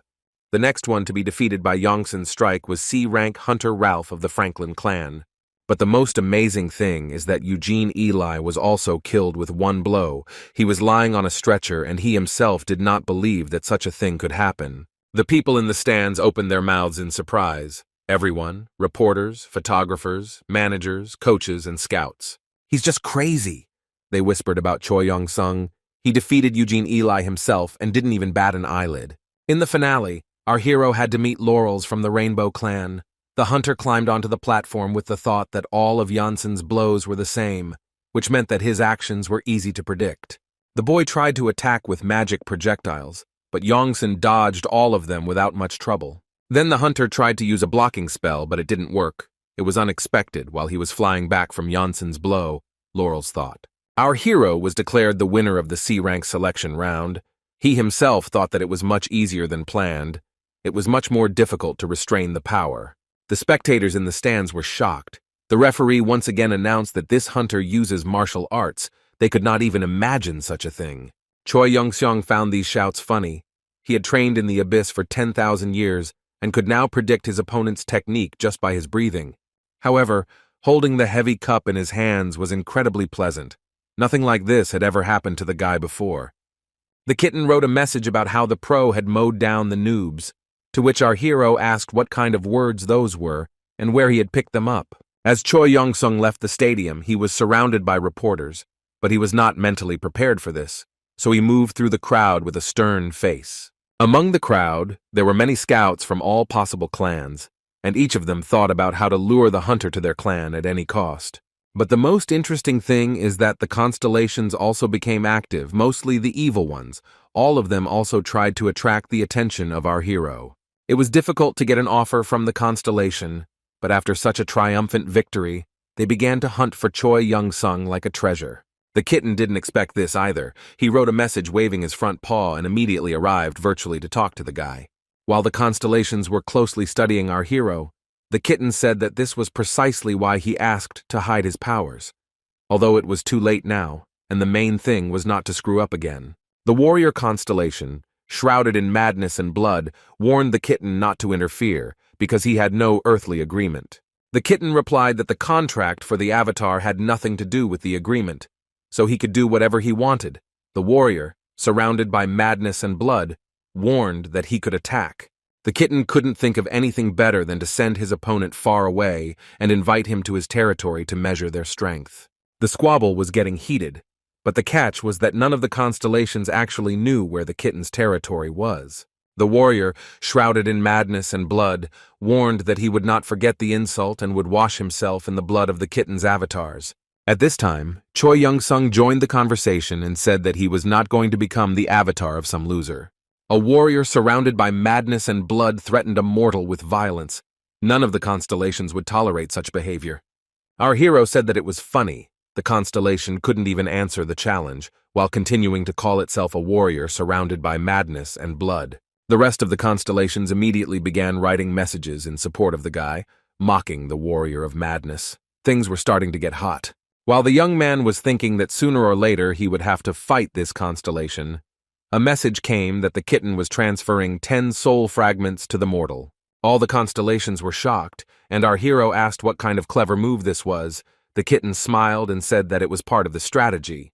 The thing is, the soul fragments were a kind of currency for the constellations, so the kitten was inciting the others to pay Yongsan for his courage. Taking one of the fragments in his hand, the young man, who had always cared only about strength, thought that money was also needed if you didn't want to be looked down upon. Our hero thanked the kitten, saying that he couldn't have done it without him. The constellation nodded and happily asked why he only realized this now. At this time, quite interesting events took place in the house of Dragon Huang, which the hero will learn about a little later. The man in the coffee-colored suit apologized for his mistake, but the dragon, in his usual way, did not let him finish. He ordered to immediately catch the appraiser who examined Choi Yongsan and find out who he was subordinate to and whose orders he was following. The man assured that an investigation was underway. Huang grabbed his head and yelled that he was only interested in which clan the bastard was working for. He was almost certain that it was Embitus's doing. Although Embitus was a large clan, it was not comparable to the Dragon Empire, which was endowed with state powers. Huang wondered what Embitus was up to. They were still just newcomers, although they were gaining strength quite confidently. This was a provocation. There was a knock at the door. A girl looked in and said that the results of the C-rank selection round were known. Both men stood up and the girl reported to the director that Hunter Choi Yong-seong had defeated all of his opponents with one blow. The employee bowed and promised that he would immediately bring an appraiser to assign Yongsan a new rank. If any problems arose, the man would take it upon himself to resolve them. Huang noted that this was the right train of thought. A couple of hours later, the procedure began. The mana measuring ball was again in front of Yongsan. The new assessor reported that the procedure was over and our hero received a new rank B. Huang shouted that this couldn't be and that he needed to be given a minimum of B+. The appraiser countered that B rank was also worthy of admiration and that martial arts users were far inferior to mages in real combat. Hyun started to get indignant again, but Choi Yong-sung stopped him and asked him to be quiet. He was quite satisfied with this result. The guy whispered in his old friend's ear that there was nothing wrong with moving slowly. The constellations were already wary and began to show increased interest in him. Then the dragon calmed down and replied that in principle B also fits their conditions. Our hero asked what they were talking about. The man reminded him that he had promised to get the guy into the Icarus clan, where all the hunters were at least rank B, to which the hero objected that even a martial arts user with rank B would be looked down upon. Huang yelled, "What the hell? Can't you show a bunch of weaklings where they belong?" To which Yongsan replied that if you can prove yourself in a fight, it won't be a problem. Then Dragon Huang remembered that he had prepared a gift for the young man, a weapon that would make him take him seriously. Yongsan was indignant that he looked cool even without a weapon, but the man explained that that was not what he meant. After rummaging through a heavy green bag, Director Dragon Empire finally found what he was looking for. It was a sword in a golden sheath. Looking at the artifact, the hero saw a summary of data that it was a sacred moon sword. It was incredibly durable and had great attack power, and also gave several interesting skills. He took the weapon in his hands and noted with a satisfied voice that the gift was much better than he expected, but there was one nuance. The guy looked back at Huang and asked if it wasn't an A-rank Chinese artifact, to which the man muttered that it was given to him for free, so he didn't know. Choi Yong-seong noted that all criminals say this, to which his friend assured him that the weapon was not stolen, but a gift from the Chinese government. This is a gift when China was attacked by several evil constellations at once, and monsters poured out of the dungeons, the state was on fire, the Dragon Empire came to the rescue. The battle with the 3 A-rank monsters, Ubume, Baiji, and King Meihu, was especially difficult. The guy asked since when Dragon Huang had been helping strangers, to which the hunter replied that he had a factory there and didn't want to lose it. The man also said that he wanted to introduce the young man to someone, a manager. When the hero asked why, Hyun replied that in their time you couldn't even meet a dog without a manager. He added that his daughter would be the manager. Yongsun asked again, "What does that mean?" "It's his cousin's niece." Dragon suggested that he decide for himself and left, waving goodbye. Choi Young-sung loved to cook. He could chop an onion as well as a chef with many years of experience. The adamantium frying pan was the hero's faithful companion in the abyss, and was also useful to him on Earth. Odaigon helped with small errands, and Dragon Huang's daughter sat at the table waiting for the food to be ready. Finally, the dish appeared in front of the manager, and she looked at it in surprise. It was unclear what kind of meat they were serving her. Choi Yong-sung suggested trying it. It turned out very tasty. The girl agreed, but thought that the guy had a contract with the meat constellation, no other way. She carefully cut off a piece, thinking that, in fact, her job was not to eat everything that was given to her. As Ain Lawrence prepared to put the food in her mouth, she thought that the smell of the dish was quite appetizing. Her favorite dish was brisket, Texas barbecue, but what the young man cooked was much tastier. The girl exclaimed that it was even tastier than her father's dishes prepared with magic, and Yongsun confirmed that he also used a special magic technique, which is why the meat tasted like that. The hero kept silent that compared to Kionrian's food there was a fundamental difference. The main ingredient of the dish came from the abyss. Odaigon whispered that the girl did not like it. But then Ain finished chewing and raised her head, shouting cheerfully that Choi Yeon-seong must become a chef. She offered to become an investor if the guy decided to open a restaurant. The young man replied that he liked Korean cuisine, and the girl was delighted. The young man added that he had boiled some rice just in case, and if Lawrence wanted, he could try that too. Naturally, Ain did not refuse the offer and immediately grabbed the chopsticks in her hands. Let's not forget that her father is Korean. The girl enjoyed the food, and it was noticeable. She muttered that every grain was cooked perfectly, and the magical taste made the dish unsurpassed. Then she remembered that you can't eat so many carbohydrates and said that she doesn't actually eat that much. The guys laughed, saying that a little food won't hurt. The manager is very thin. There had been no such conversations in Huang's house for a long time. The girl joked that she would get fat, and Yongsun and Odaigon teased her about her excellent appetite. Finally, all the dishes on the table were completely empty. It seemed that if it weren't for the rules of etiquette, they would have been licked clean. Ain wiped her face with a napkin, and our hero noted with great pleasure that it was nice that the food was liked. Lawrence suggested that they begin discussing business by listing her responsibilities as a manager. Not only does it control the schedule and movements, the first-level manager also helps develop fighting skills, power control, and much more. Yongsun happily exclaimed that he didn't expect to get a first-class manager, to which the girl shook her head and said that she was a top-class manager. She added that she liked the way Yeon-sung handled real combat, so she and her father decided to form a real dungeon raiding team.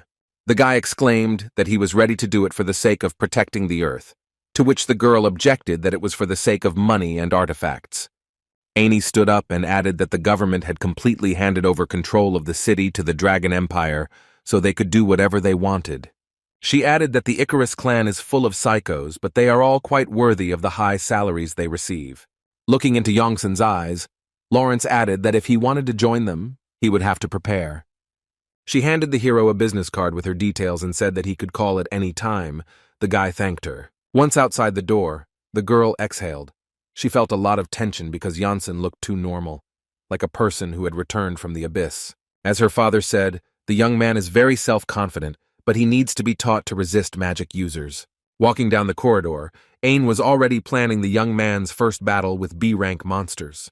The next morning, Odaigon and his master went to the gym, where the goblin in disguise volunteered to grind into dust any member of the Icarus clan who looked at them crookedly. Our hero didn't like such statements, so he asked him to just mind his own business. The guy allowed himself to be called master, since the clan was full of psychos. It wouldn't alarm anyone, he explained. But if Odaigon decided to kill someone, he had to ask permission.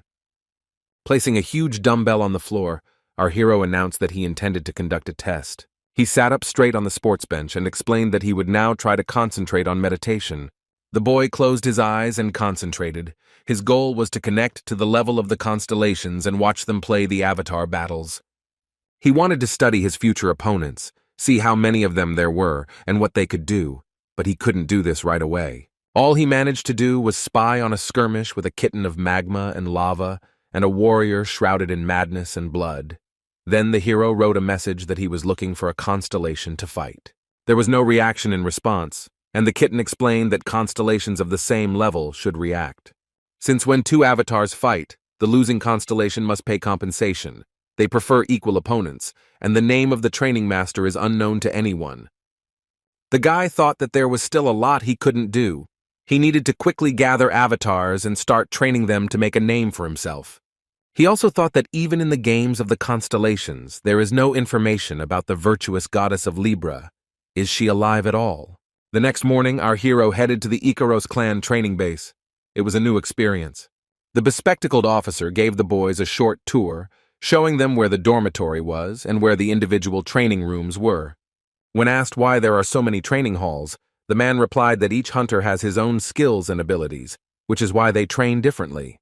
The attendant left, and Choi Young-sung announced that he intended to go straight to the gym and start training. Odagon replied that he had something more interesting to do and showed his phone. Recently, the goblin in disguise had been abusing mobile games. Our hero sighed and thought that something was wrong with his avatar, but it was unclear whether anything needed to be done about it. The muscle strength training room amazed the young man. Firstly, it was huge and had a lot of exercise machines, and secondly, it was empty. When the guy walked in and stopped at the door, looking around the room, he noticed only one person who was training. It was a girl in a purple suit who was enthusiastically lifting a huge barbell in the bench press. The guy looked at her with respect. After all, 5 tons was a solid weight even for a melee hunter who tanks and must be powerful. When the barbell returned to the stand, a characteristic sound was heard. The weight of the equipment really corresponded to the figure of 5 tons written on it. The girl finished the exercise, stood up and began to wipe her face, wet with sweat, with a towel. She looked at the young man cheerfully and noted that she had not seen him before. Perhaps the newcomer had some business with her, the huntress asked. The guy muttered that no, he was just amazed by her training, to which the girl laughed that flattery wouldn't work. She extended her hand and said that her name was Elizabeth Gutierrez, and that they would get along well. Choi Young-sung gave his name and shook her hand, adding that he completely relied on his new acquaintance to get along with her. The handshake was confident and very strong. Our hero felt physical strength comparable to his own. He had never met girls with such strength before. Well, he had to stand up for himself. The girl pulled her hand back in fear and exclaimed that she had never met a person stronger than herself. Elizabeth assumed that Janssen was also a melee mage like her, but the boy shook his head. Our hero explained that he was a martial arts user, and for the first time this information did not cause disdain on the heroine's face, but rather respect. The guy noticed and asked her what she was surprised about, to which Elizabeth replied that she had never seen a martial arts user and did not expect him to be that strong. Our hero thought about the fact that while he was wandering through the abyss, 30 years had passed. There was no need to make hasty conclusions. The girl assumed a fighting stance and said that if martial arts were not so useless, she intended to study them, because she would use any chance to become stronger.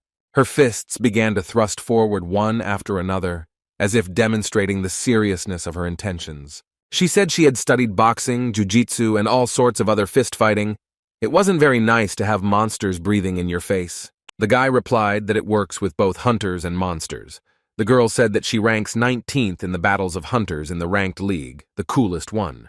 Elizabeth Gutierrez decided to test what her new acquaintance was capable of, and invited Choi Young-sung to follow her and fight.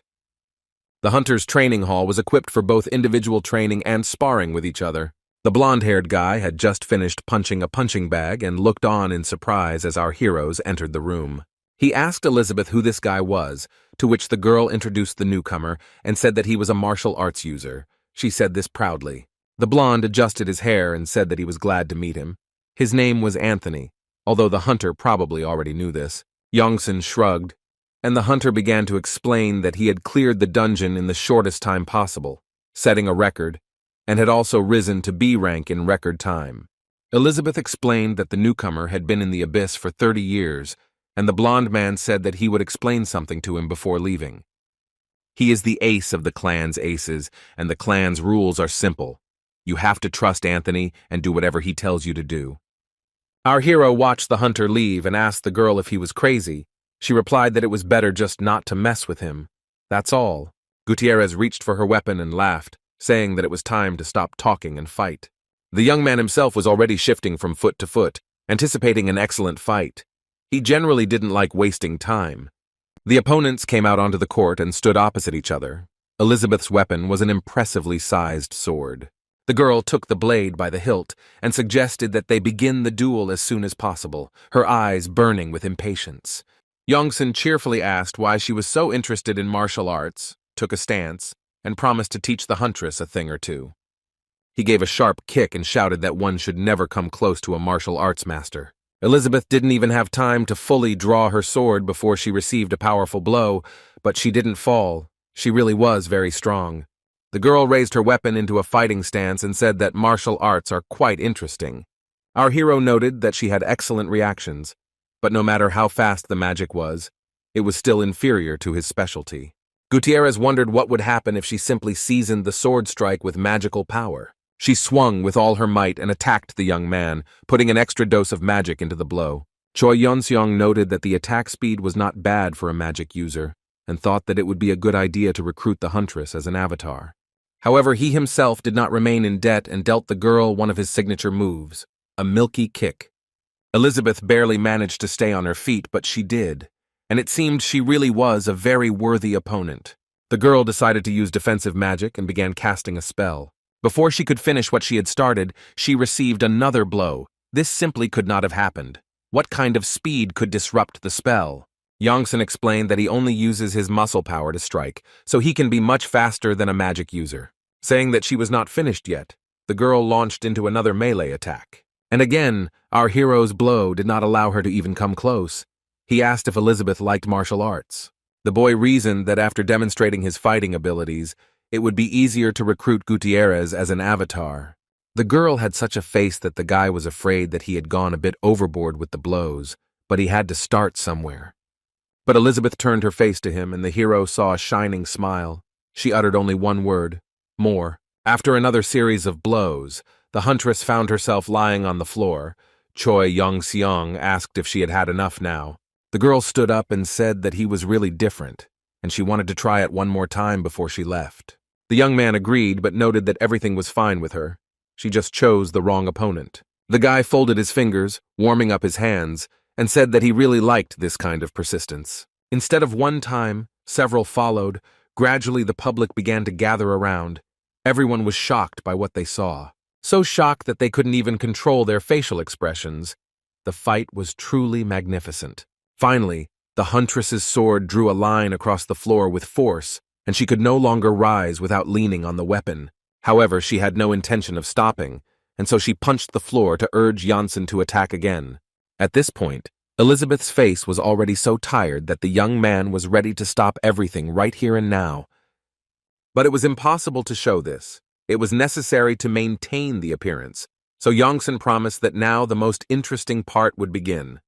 After a while, they changed their clothes and rested. The girl greedily drank water. The training had completely exhausted her.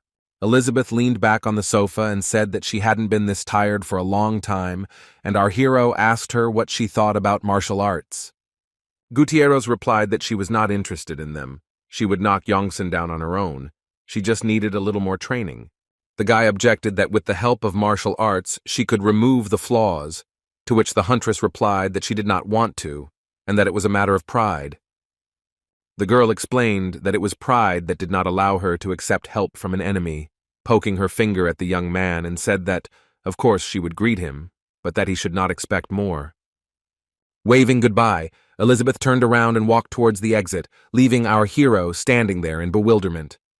The kitten wrote a message that he should have treated his opponent with more respect and taken care of the girl, to which Yongsun replied that he couldn't have lost on purpose. The next day, a general training session was scheduled for all the hunters of the Ikaros clan. Everyone had to gather in the hall at the same time. Odaigon and his master arrived a little earlier, as they did not know the local rules, and the others began to arrive after him. The first to arrive were an insecure guy and a huge bald man in a green jacket, his complete opposite. Then a girl in a pink suit and a fair-haired young man in dark glasses, similar to those of blind people, appeared. To the surprise of our heroes, Richard Parker appeared after the beauty. He also did not expect to meet hunters from the dungeon here. The guy greeted him in a completely even voice and said that he was glad to meet him. Janssen asked how he ended up in Icaros, and Parker replied that there were reasons for that. While Odaigon continued to stare at his phone, our hero began to think about why Richard was here, and whether his family really didn't have its own clan. The last to approach was the clan mentor, trainer, A-rank hunter Ernest. He loudly asked if everything was in place. Everyone present stood at attention, that is, everyone except the newcomers who had not yet had time to get their bearings. The man greeted and introduced himself. He noted that he saw new faces and wished everyone to become worthy hunters. The coach looked around at those present and said that he asks this question every time, but wants to hear the answer again. "What is the main weapon when meeting a monster?" Ernest asked. Choi Yong-seong loudly replied that this weapon was Yu, which earned the hunter's approval, who said that the answer was absolutely correct. Unwavering faith in himself is what helped our hero throughout his life. This is what allowed him not to go crazy and not perish in the abyss. The other hunters began to giggle, thinking that this was a great misconception. They had their own opinion on this matter. The guy who came first laughed especially loudly. Coach Ernest added that self-confidence is a very powerful weapon, and our hero's self-confidence commands sincere respect. Odaigon took a liking to the Icaros clan's mentor, thinking that he was a powerful being who could be useful in his training. Richard Parker thought that the main weapon against the monster could also be a strong team, and he told the coach about this. Ernest agreed with him, confirming that teamwork was also much more important than special magic or a good weapon or anything else. Even an S-rank hunter would not go into a dungeon alone. The man added that any person of any rank is weaker than a monster. No one knows what might await him in a raid. Even as he said these words, Ernest began to cast a spell, and now he raised his hand up, releasing beams of energy. The hunters, even those who were not newbies, gasped in surprise. They had not expected this at all. The mentor enjoyed the expression of horror on their faces and announced that there would be a pair training session today. Choi Yong-seong looked back at his avatar and thought happily that he was lucky to have Odaigon nearby. But then he looked the other way, feeling someone's gaze on him, a sticky and assessing gaze. It was Anthony, adjusting his hair and muttering, as if the newcomer was a little nervous. The guy loudly declared that there was no need to be nervous. His body was capable of solving any problem with the help of unrivaled magic. Our hero did not want to be paired with this weirdo, because he was a constellation, was much stronger. But he resigned himself. Anthony continued to praise himself. Ernest spread his arms out to the sides and said since everyone was divided into pairs, we can begin. He used a spell of the art of illusion of the highest level. Something vaguely resembling a magical portal appeared behind the coach and his assistants. Soon a huge mouth with many teeth appeared from there. One could think that it was some kind of Tyrannosaurus. But that was not the case. A wyvern materialized behind the trainer, a strong monster, defined as B rank and above. Odaigon continued to hang on the phone. Janssen thought that it wasn't as big as expected. The other hunters began to count in horror how many wyverns continued to appear from the portal. The trainer made sure that the newbies did not hesitate and gave the command to dodge, directing the monsters straight at the hunters. Everyone reacted differently. Some put up protective shields, some tried to dodge. The monster's strength was in its breath. Anthony calculated the radius of the breath and was confident that his magic would allow him to withstand the attack without taking any action at all. Then he changed his mind and cast a third-level acceleration spell, dashing away from Choi Yong-seong. Our hero thought that since they were magically linked into pairs, he would be dragged along. What a bastard. He had to use a blow to the acupuncture point to stop Anthony. The wyvern's mouth came close to the boys at a deadly distance. I wonder what strategy the boy will use. Choi Yong-seong hugged his partner, and together they made an incredible jump upward. The monster flew past. Most of those present didn't even notice that the two hunters had risen so high to escape the monster's fiery breath. But Parker and the trainer noticed. The young man asked if martial arts really allowed one to develop such speed. Ernest replied that Janssen was the strongest of the representatives he had seen. The coach added that it was probably the influence of the abyss. The hero's power was incredible regardless of rank. He was very strong in close combat. Anthony yelled that he didn't understand why Janssen was acting on his own and not following his instructions, to which our hero replied that his partner was too slow.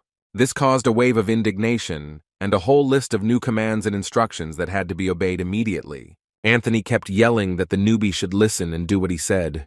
It was so ugly that even Elizabeth asked what was going on. The coach snapped his fingers and announced that as long as they stopped there, the training had gone well. All those who dropped out were ordered to leave the site. The remaining hunters continued their general training. Ernest announced that the next attack would be even more difficult, so anyone who was not confident in their abilities could also not participate. Choi Yeon-seung thought that he was confident in his own abilities, but not so much in his fellow students. At that moment, a strange sound was heard from somewhere below, and our hero managed to understand that someone was teleporting. It was Anthony, who emerged from somewhere under his feet and announced to Yongsun that he was breaking, and at a very inopportune time. Then the guy made another incredible jump upward, throwing his partner over his shoulder, accompanied by his loud cry about the impudent newcomer. At that very moment, in the very place where Anthony had stood a second ago, a huge monster in the form of a sandworm with 3 mouths appeared from under the ground. A mechanical voice announced that it was an ancient sand monster, a stone eater living underground. It attacks suddenly, catching vibrations, devouring its victim with lightning speed. The trainer snapped that if they couldn't react even to such a threat, then they needed to change their profession. Hunters don't behave like that. Choi Yeon-seung had already landed near the monster, and was thinking that he had expected something like this from the Ikaros clan's training, and the guy liked it. During a short break, all the participants in the training fell onto the field's turf as if they had just overtaken a train. Our hero and Odaigon remained on their feet, still holding the phone in his hands. What kind of gambling addiction is this? However, some hunters also decided to take a walk, and from behind the young man a cheerful voice was heard, asking to ask a question. B-rank hunter Smallwood High Mountain asked how the boy knew the attack would come from underground. The hero replied that he understood from the sound, to which the hunter muttered in surprise that martial arts are very cool if they teach you to catch even such quiet sounds that no one notices. Janssen offered to help, but Smallwood politely declined, explaining that he was just curious, and the coach gave the command to prepare for the next round. The clan's training continued. The next task was a 3-man evasion, and Elizabeth was added to Yongsun's team. It was an explosive mixture. During the magic resistance training, the young man once again demonstrated the advantages of martial arts by summoning a shield from his ki. Then the hunters mastered the skill of restraining their comrades who had fallen under the influence of an illusion magic spell. Soon most of the guys were ready to fall to the ground from fatigue, but Ernest announced in a cheerful voice that the warm-up was over, and after a short rest, there would be clearing of the dungeon. The thoughts of all the hunters were surprisingly unanimous and boiled down to the fact that their trainer was a damned psycho. Janssen happily asked when they would be going into the dungeon, and Smallwood High Mountain explained that it would be modeled on the inside of the world. The guy suggested that this was a usual training for the clan's hunters, and received an affirmative answer. Smallwood added that in the abyss, he had probably seen worse. Hunter asked what team Yeon-seung supported, and the hero, thinking that he was talking about baseball, replied that he was a fan of the Twins, to which High Mountain clarified that he was talking about the sports game Dungeon Escape. As Huang said, football and basketball were no longer of interest to anyone. When they talked about sports, they meant exclusively hunting sports. It was terrible. Having looked closely at his opponent, the young man realized that he also preferred close combat. It was necessary to study his data. All of Smallwood's stats were very high, higher than anyone else present, especially his intelligence. Our hero thought he was stronger than he seemed. While he was thinking about how to lure the guy into his avatars, he asked to teach him martial arts, explaining that other hunters were in no hurry to share their knowledge. Yongsun decided to stir up interest in himself and replied that he could teach. But if you don't try, nothing will come of it. Out of 100 who want to, only 1 succeeds. Smallwood followed him and asked why everything was so complicated and took so long. He knew that progress was slower than in magic, but he hadn't expected it to be that much slower. Our hero noticed that the guy had a good knowledge of martial arts. He replied that he was a fan as a child, but there was nowhere to study them. He looked closely at Choi Yeon-seung and repeated once again that there was nowhere and no one to study from. Can you imagine? Our hero realized that the fish had swallowed the bait. He agreed to train High Mountain, who was overjoyed. A few minutes later, in the training area of the Ikaros clan stadium, a timid voice asked how much longer. It was Smallwood, red and sweaty from the exertion, who was asking how much longer he had to squat. Yongsun put his hand on his shoulder in a fatherly way and asked him to keep quiet so that it would be easier to feel the flow in his body. Our hero commanded to hold the pose and began to knead the cheeks of his ward. It cannot be said that he was delighted with what was happening. Choi Yong-seong asked if magic users didn't use mana to strengthen their body, to which High Mountain replied that they didn't draw mana from their own resources, but from outside. Our hero thought that this was somehow too complicated, because you can just start the circulation of mana. Smallwood replied that martial arts are even more difficult. The young man asked the student to continue no matter what happened. He asked what might happen. The answer was a warning about the possible rupture of blood vessels. And yet the guy decided to trust Choi Yongsun and closed his eyes for maximum concentration on the process. And then he felt energy filling his body. A mechanical voice announced that he had mastered the mana cultivation technique at level C+. Our hero did not expect the experiment to be successful, but he managed to hide it from the guinea pig. Meanwhile, Smallwood asked if there was another way to master martial arts. The answer was clear and categorical: no. After a while, a mechanical voice announced that the boy had received the skill of a strike shrouded in mana. He was very pleased with himself, reporting that the sensations were simply incredible, not at all like those from simple blows. Choi Yong-sung thought that it was, of course, good that everything ended in success, but the skill was still at a too low level. Soon, all the hunters were told that the break was over and were asked to gather in the inner hall for general training. When they said that the main training session was about to begin, our hero began rubbing his hands with impatience. Ernest took everyone outside and began to explain fairly simple rules. 6 hunters would form a group and go into the dungeon. The task was to clear it out as quickly as possible. Everyone present froze in anticipation of the verdict. Whether they would be in the first group or not, many were angry. Janssen noted the ferocity in the hunters' eyes, and Smallwood explained that only those who made the first team and performed well would go on the actual raid later. Our hero asked if he himself was a member of the first team, to which the guy replied that he was not on a permanent basis, but embarrassed, added that he sometimes went on raids. High Mountain clarified that he was not weak at all and had nothing to be ashamed of, and Youngson patted him on the back again, a little arrogantly. Soon the Ikaros clan coach announced that the formation of groups was beginning. He was serious and a little tense. The first team included Elizabeth, Parker, Janssen, Smallwood, Anthony, a hunter we don't know yet, and one more guy as a replacement. Noticing that Odaigon was studying the list and did not see himself there, our hero thought that it was strange that he did not intersect with the Avatar at all during training. Realizing that they were only together during their vacation, our hero wondered whether it was an accident or a deliberate plan. Elizabeth looked at who had joined her company and grabbed her head, muttering that the cleanup was doomed. Choi Young-sung added that he felt a little offended. He had just returned from the abyss and was not yet accustomed to society. Richard Parker, the third son of the Parker family, was classified as a rookie. Well, what about Team Hans, he thought. Anthony Schneider has been described as a guy who has no team spirit whatsoever, and that seems to be true. Hit-taker Moneymaker was given the nickname of a sneak, and Simulwood was labeled as the only sane one. Anthony proudly declared that there was no need to worry, and that he would clean everything up himself. And Elizabeth was doing just that. The girl was worried that after a raid in such company, she would be kicked out of the first team. Smallwood noticed that Schneider was considering taking the leadership position and asked if everyone would be comfortable with that option. Janssen asked Gutierrez about Anthony's abilities, and the girl replied that the guy was versatile, good both in close combat and at long range. She added that if you don't take into account his character, you can envy him. He has collected many rare skills and mastered them to perfection. Our hero decided to look at Schneider's statistics. Before that, he had not planned to take him as an avatar. But after catching Elizabeth, he changed his mind. Anthony was quite smart and strong, and also had the skills of protecting the mind and narcissism. Who would have thought that such a combat skill existed? Since when had Yongson seen skills, the guy thought, and tensed up.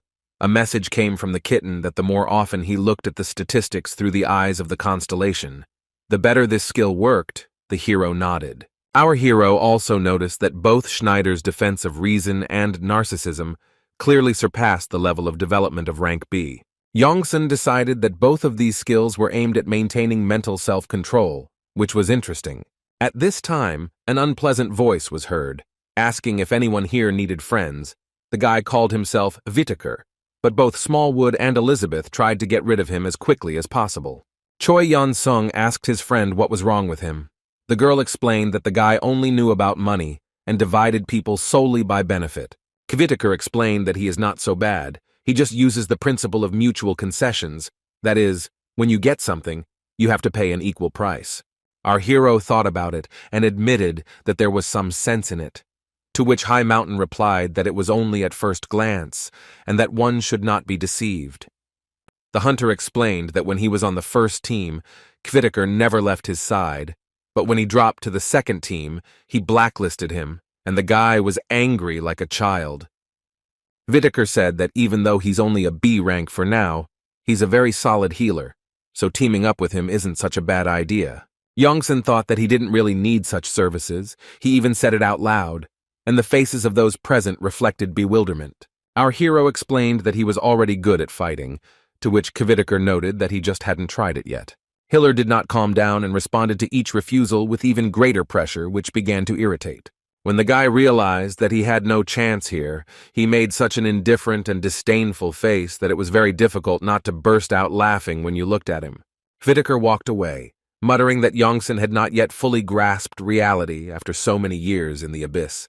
He would soon understand everything, but it would be too late. Soon the group entered the dungeon of the Crossroads trial. Elizabeth was first. The girl carefully examined the territory. The girl said that she had never even heard of this dungeon before, and after looking at the plan, she noticed that it would be quite difficult not to cross paths with the opposing team. It was relatively small. Gutierrez offered to divide 2 weeks' worth of food and equipment equally among everyone, but Anthony said he was not going to carry anything. He reluctantly took the backpack, but decided to go first. When he was reminded that it was better to let the master of close combat go first, Schneider said that he was not afraid of anything. The blonde reminded her that she had promised to obey orders, to which Elizabeth countered that only when those orders weren't nonsense was she stronger in close combat. Anthony countered that he was the best, but the mere ability to compare herself to him already made the girl a great hunter. Gutierrez clenched her fists and hissed that she only dreamed of hitting him, and hard. Anthony said that he would go first, and the others should stay behind to support him. Smallwood drew his attention to the fact that one of the hunters had already gone ahead, ignoring his words. It is not difficult to guess that it was Choi Youngson. He was almost running, and shouts came after the young man demanding that he stop. Here he gave a warning cry that there was a stone chameleon nearby and everyone should be careful. Our hero struck his first blow, and the rest of the group rushed after him. Everyone wanted to take part in the battle. But there was no need for help. Someone had long since gained experience in fighting various monsters. Blowing on his steaming fist, our hero asked why they were stuck. They couldn't move forward quickly like that. Anthony activated the speed boost skill and warned the newbie not to move. There was still danger ahead. This was another stone chameleon that decided to hide in the shadows, and it was not as easy to spot as the first one. Schneider used Hashan's acceleration and charged at the monster with all his might. The hunter didn't have time to reach the chameleon. Someone was faster and used a ranged weapon. It was Youngson, using China's national weapon, the sacred moon sword, and it turned out that the blade could release streams of energy over vast distances and at incredible speeds. The thing is that our hero slightly modernized the subspace necklace he received from Onyx, attaching it to his belt. Now he could very quickly get any item. This was the first test of the sword, and the guy was incredibly pleased, having assessed the weapon on its merits. Things would go better with it, he thought.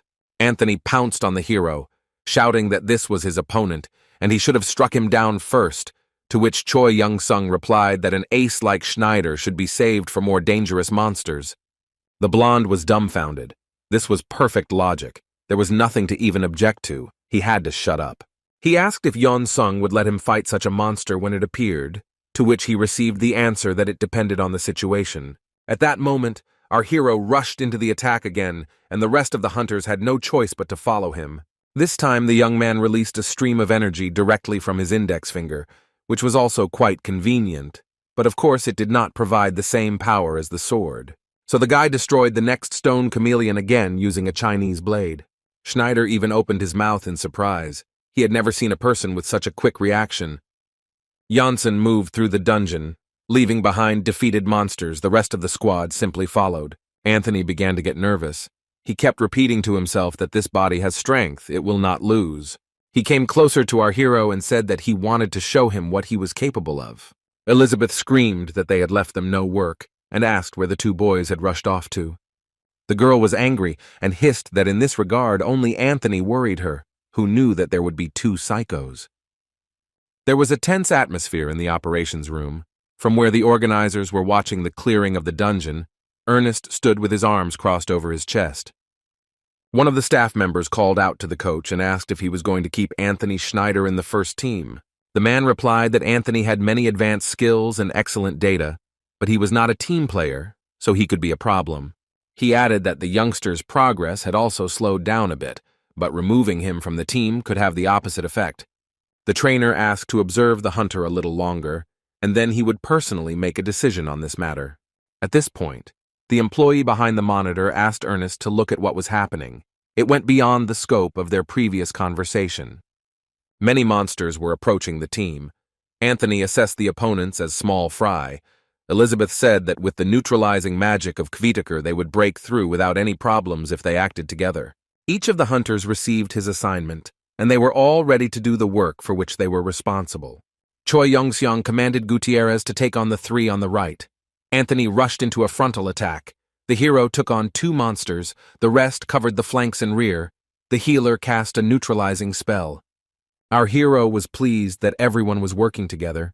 It seemed he had managed to organize the process, taking into account the characteristics of each hunter in the team. Anthony was jubilant. He managed to get his chameleon first. Yongsan reminded him that it was too early to relax, and there were still 10 more to go. Elizabeth worked on the flank. The girl grumbled that she would not follow the orders of a newbie, but at the same time she did everything that was necessary perfectly. Ernest watched what was happening with a satisfied look, and then noted that this is what is called teamwork. Isn't he right? Soon all the stone chameleons were destroyed, and the team could safely move on. Smallwood noted that they had done a clean job. Elizabeth muttered that with such a composition she had not expected such a result. Anthony was also jubilant. He thought Yongsan's idea of entrusting him with the rear and then sending him to the forefront of the attack was brilliant. Our heroes continued to explore the dungeon, quickly moving forward. Everyone was in a great mood. The stone stalactites and stalagmites looked rather gloomy, and it seemed that something much more terrible than a chameleon would emerge from the shadows. Gutierrez suggested taking a break to restore mana. Let's not forget that everyone in the group except Janssen was a mage. Everyone agreed. Smallwood and Whittaker volunteered to stand guard, but at that moment Choi Yongsan extended his hand to him and stopped him. Our hero ordered everyone to be on guard because the detachment was surrounded by the enemy and would now be attacked. Elizabeth protested that this was nonsense, but Anthony suddenly and abruptly asked her to shut up and do what Yongsan said, and the girl's jaw dropped. Schneider approached our hero and ordered him to watch carefully. Now he would demonstrate everything he was capable of. The blonde looked down and said that there was no need to be sad. The guy was cool too, but he was as far away from him as the sky was. At this time, the hero made a swift kick at some glowing thing that was flying straight at the hunters. No one could figure out from which side they were attacked and who did it. Yongsan reported that it was a stone gargoyle that attacks with fire and stones. It was a chameleon monster of demonic appearance, possessing enormous strength and endurance, but what was worse was that completely merging with the rock, the monster was completely unnoticeable. Elizabeth said that these creatures were cowardly, to which Yongsan added that there was nothing to worry about. They had already retreated, running away as far as possible. The observers could not believe their eyes. They appreciated the leadership qualities of our hero, who was able to cope even with Schneider. Ernest confirmed that the guy is very good and fully justifies the chairman's recommendations. It's just a pity that he is a martial arts user. The female employee noted that the team was going through the dungeon very quickly, but it was dangerous. The coach replied that they were probably aware of all the pitfalls. Besides, luck is also an ability that should be developed, the man added with a wink. The Crossroads trial was one of those secret dungeons that China had hired A-rank hunters to clear out at one time, and its specialty was not monsters, but traps. Observers noted that Gutierrez was unlikely to cope, but they also had Smallwood and Whittaker with them. and he is a good healer. Ernest, looking where the team had gone, muttered that the most interesting part was about to begin. Yongsan seemed to hear the coach's comment and ordered everyone not to move. "It's starting," the guy mouthed. A stone gargoyle was flying straight at him. The distance to the monster was less than a meter. He needed to instantly dodge and counterattack. The monster's paw almost grabbed the young man by the hand, which he did not have time to clench into a fist, but still did not grab him. But the fist didn't take long to come. Our hero attacked the monster with such force that he destroyed it with one blow. The observers were very surprised. They did not expect that everything would end so quickly, and noted that our hero, apparently, had already met the gargoyles in the abyss. There was a sense of experience in his reactions, and Ernest sighed respectfully and added that the guy seemed to have spent a lot of time fighting monsters. Elizabeth suggested setting up camp to rest. She was almost certain that the gargoyle attack was a trap and they needed to move more slowly. The guy agreed, adding that the location was good. Even though they were open on all sides, it would be easier to retreat if problems arose. Someone asked if gargoyles could attack without moving. Our hero replied that he didn't know for sure, but if the monsters got close, he would feel it. Gutierrez looked at him with respect and surprise, and the guy explained that if you stay calm, any monster can be defeated. Gargoyles are B rank in difficulty. The girl objected that judging by the level of difficulty, they were sent to certain death. Hearing this, the coach laughed. That defeat is also an experience. A few seconds later, the tent was set up, which left Choi Young-sung in shock. They had been doing it manually, but now everything was automated. The whole group looked at the hero with sympathy, as if he were a Neanderthal, and this really hurt our hero. Elizabeth showed some kind of device and asked if Yongsan was familiar with this thing. The guy replied that it looked like a drone. The girl explained that the device could be set up and used as an alarm signal.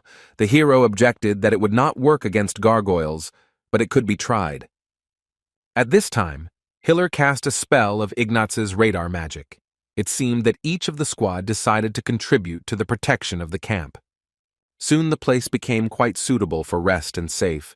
The magic shield worked no worse than all other methods of protection. The guy said that the radar would instantly detect living creatures. The healer wanted everyone to appreciate how useful he was. Elizabeth asked if his name was Anthony. The young man continued listing his skills, both as a healer and a buffer, and outside of combat, he was simply an ideal partner. But Gutierrez replied that she shouldn't even hope for it. She wouldn't relieve him of guard duty. She added that the three who were in the rear would remain on guard duty, and the hunter began to whine that he had not even thought of shirking. A money-obsessed psycho, a tightwad, a trash, these were the epithets that were thrown at Whittaker. He rushed to Yongsan for support, screaming that he was not at all who they thought he was. He patted the guy on the shoulder and advised him to just ignore the others. Those who speak badly of their comrades are no better themselves. This day put everything in its place. Everyone realized that the leader is definitely Choi Yong-seong, even though he is a martial arts user. Whittaker approached our hero and decided to talk. He started by saying that there was no need to build walls around yourself. Maybe there was something to talk about. What did the hero like? The healer asked. Our hero was in his element. He replied that he liked the bench press, which caused a prolonged and puzzled silence. When asked if he had any other favorite activity, the guy replied that he also enjoyed raising dumbbells from the sides. Whittaker was puzzled, but then suggested that they train together sometime. Smallwood diffused the situation by saying that since the tent was ready, they could have a snack. All the hunters sat in a circle and reached into their backpacks for provisions. It was nice to eat in a friendly atmosphere after all the hardships. Taking out a package of provisions, Choi Yong-sung noticed a familiar face on the packaging. It was Dragon Huang, and the food was apparently produced by his company. Instead of being proud of such a relative, our hero felt a sharp and burning sense of shame. Smallwood said it was the most delicious set of provisions for the dungeons, and Anthony objected that such food was not suitable for such a magnificent hunter as he. The boys started eating, and everyone had their own opinion about the dry rations. As they say, there are different tastes for different colors. Still, most of them found it difficult to chew this food, so Yongsan said that it was time to eat properly, and he would take on the task. Everyone answered that it was impossible to cook anything in the dungeon, and besides, there were no products. The hero objected that they had just obtained the products in a fair fight. He meant chameleons, but no one understood what he was talking about. People were not used to getting meat in this way. The hunters looked at him as if he was crazy, saying that he had certainly been in the abyss for a long time, but there were monsters. That was too much. Choi Yong-sung was used to being looked at with skepticism, and the guy took out an adamantium frying pan and promised that it would be tasty and safe. At this time, in the instructor's operations room, the staff watched as stone gargoyles took out another group of hunters. Everyone was slowly approaching the center of the dungeon, and the monsters were starting to prepare their attack. I wonder if they could be stopped. After some time, observers stated that Sigit's team was defeated and eliminated from the game. Agnes's team was also defeated, and the surviving members of the group began to retreat. Ernest muttered thoughtfully that he must have chosen too high a difficulty level, and the staff confirmed that the level was very tough. With several teams eliminated, the remaining teams will have a hard time, the observers concluded, and switched to Choi Yong-seong's team. But what they saw left them in shock. Pieces of golden brown aromatic meat were cooking in the frying pan. Even on the monitor, it looked quite appetizing. Choi Young-sung concentrated entirely on the process of cooking. It was his way of relaxing and unwinding. The other hunters in the squad were discussing among themselves whether or not to eat the meat of the stone chameleon, and each again had their own point of view on the matter. Then our hero approached them. Holding out a bag of food on his outstretched hand, he happily announced that meat was not everything. Soon a cauldron appeared over the fire, from which an incredibly pleasant aroma of freshly cooked rice spread. The hunters gathered around and began to guess what it was. Risotto, paella, some Asian dish. Everyone was salivating from the smell. Smallwood added that he had seen something similar in a movie, and both the meat and rice looked absolutely amazing. Here Choi Young-sung turned to the boys and asked when he said he would share, since they refused to eat monsters, and he prepared dinner for himself alone. Anthony decided not to miss the opportunity to eat properly, so he came up and reminded him that he had not specifically said anything like that. Schneider was as inimitable and self-confident as ever. He began to praise Yongson's culinary talents and explain that he would be happy to try his dish, which is a great honor for any chef. Our hero laughed and said that in that case he was ready to share. The blonde received a full plate and was incredibly happy. He began to eat with appetite, completely ignoring the hungry glances of the other hunters. When half of the portion was gone, Anthony praised and thanked our hero. Yongson smiled and wished him a pleasant appetite. The mechanical voice reported that thanks to the consumption of magical food, Schneider's mana had been fully restored. His delight had increased 100-fold, as had his gratitude. Meanwhile, Yongson started cooking again, thinking that the other side of the world was like a virtual reality. He realized that the food in stock would be restored, so he did not spare either rice or meat. A new wave of incredibly delicious aromas floated through the dungeon. If this continued, the rest of the teams would come to the smell. Suddenly, Elizabeth raised her hand sharply and asked for a second of attention. This was quite unexpected. She approached our hero together with Kvitikar, and the hunters began to assure him that, in fact, it was Smallwood who said that ill-fated phrase, and both of them had nothing to do with it. Choi Young-sung generously informed that anyone who wanted to could come and eat without any problem. There was no point in picking on Smallwood. He was already a pity. After filling a bowl with food, High Mountain told Yongson that he was his best friend and closest person. Everyone laughed, that it was not worth going overboard and that this was too much. The observers were shocked. They did not understand what was happening at all. The hunters arranged a feast in the dungeon. Ernest laughed that they were amazing guys. The girl was worried that they would be poisoned by the monster meat. But the coach was calm. He reported that, apparently, during his years in the abyss, Yongson had thoroughly studied how to make meat fit for consumption, so there was no need to spoil the boy's appetite. Ernest added that there was so much mana in the abyss that food was not needed, so cooking was more of a pastime than a necessity. The fire was burning brightly, but there was no longer any need to cook on it. The hunters went to the tent to sleep, leaving a guard on duty. Parker stood, illuminated by the reflections of the flames and exhaled steam. The food he had eaten was quite hot, and standing guard was tiring and boring. Here our hero appeared from the tent, wondering why the guard was sighing. He was probably bored. Richard was surprised that Choi Young-seong was not sleeping, to which he received the answer that martial arts users require much less sleep than others. Parker replied that he wasn't sighing because he was bored, to which Janssen suggested that it was because the other hunters were stronger. When asked how he guessed, the hero replied that it was the same for everyone. Janssen said that the best cure for such thoughts is good training and even suggested doing it together, which caused surprise and bewilderment. He added that he didn't know why Parker joined the Icaros clan, but since he did, he had to grow to the level of the other hunters. Suddenly, Choi Yong-seong abruptly pulled out his sword and commanded Richard to wake up the others. They were about to be attacked. Parker, in fear, screamed at the top of his lungs that they were under attack. "Everyone, attention! Time to get up and defend yourself." The hunters in the tent rubbed their eyes in confusion, trying to understand what had happened. They slept surprisingly soundly. Elizabeth uncovered herself faster than the others and was already following Yongsan, clarifying that it looked like there were more than just stone gargoyles here. The guy nodded and replied that the stone gargoyles were leading the boss of the entire dungeon to them, and they needed to be ready for an attack any minute.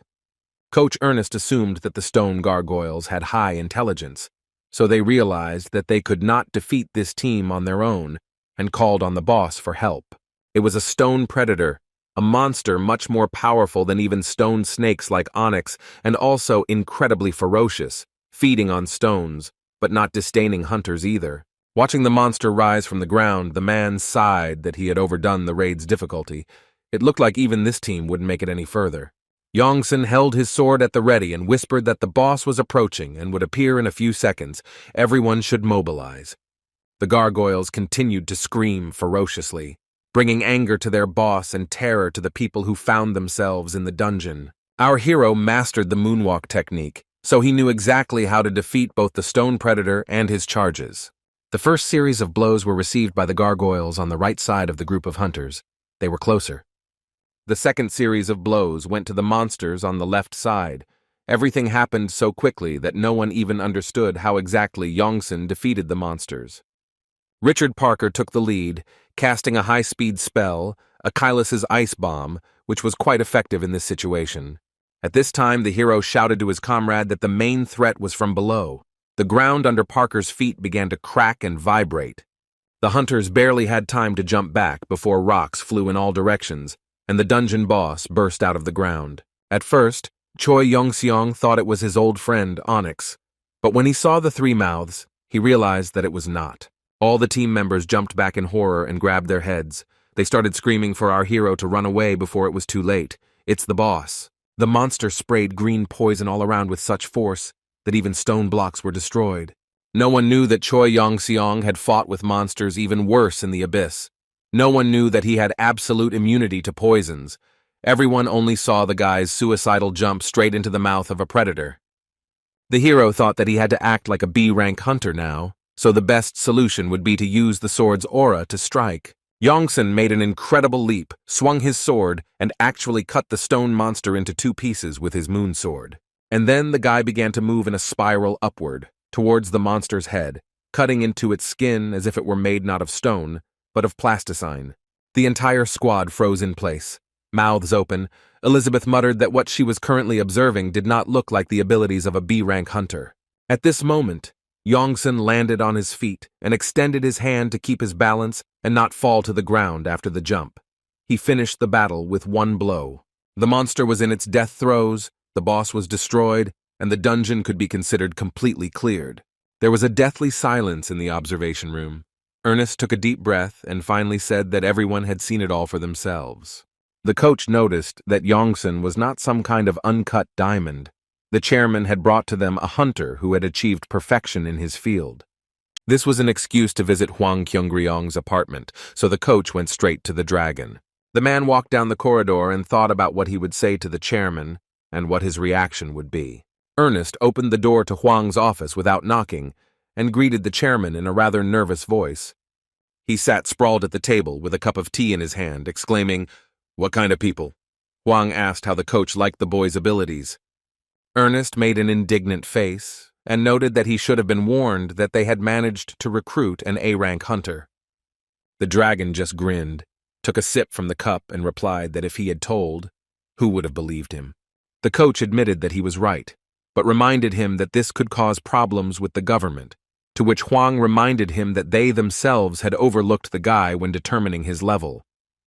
Ernest continued that it wouldn't be difficult to confirm A rank. The guy just needed to demonstrate his capabilities. Another matter was whether a hunter of that level would agree to work for the dragon. Huang laughed and propped his head up with his hands, telling his subordinate that he didn't have to worry about that at all. The man looked at Ernest with a sly look over his glasses and asked him to trust him. Ernest agreed, but added that he was surprised. Huang thought that it was unclear who should agree to work for whom, since he was under Yongsan's command and not the other way around. A small line of hunters had formed in the lobby of the Icaros clan, all eager to see the results of the raid. Finally, the board showed a list of those who were taken into the clan's first team of hunters who would go into the real dungeon. There were everyone who got into Yongsan's group during the training raid. The hunters were surprised that a martial arts user got into the first team, and there was talk about whether the guy was really that good or if he was just pulled in through connections. At this time, Anthony approached them and said that such conversations only testified to their worthlessness, and that they should not think so narrowly. One of the guys wanted to rush at Schneider with his fists, but the second one held him back, explaining that he shouldn't mess with Anthony. As he walked out of the lobby, Schneider muttered that they were all pathetic losers, and only Choi Young-sung could be a worthy partner for a star like Anthony. The guy thought that in honor of joining the first team, he should help our hero a little in a friendly way.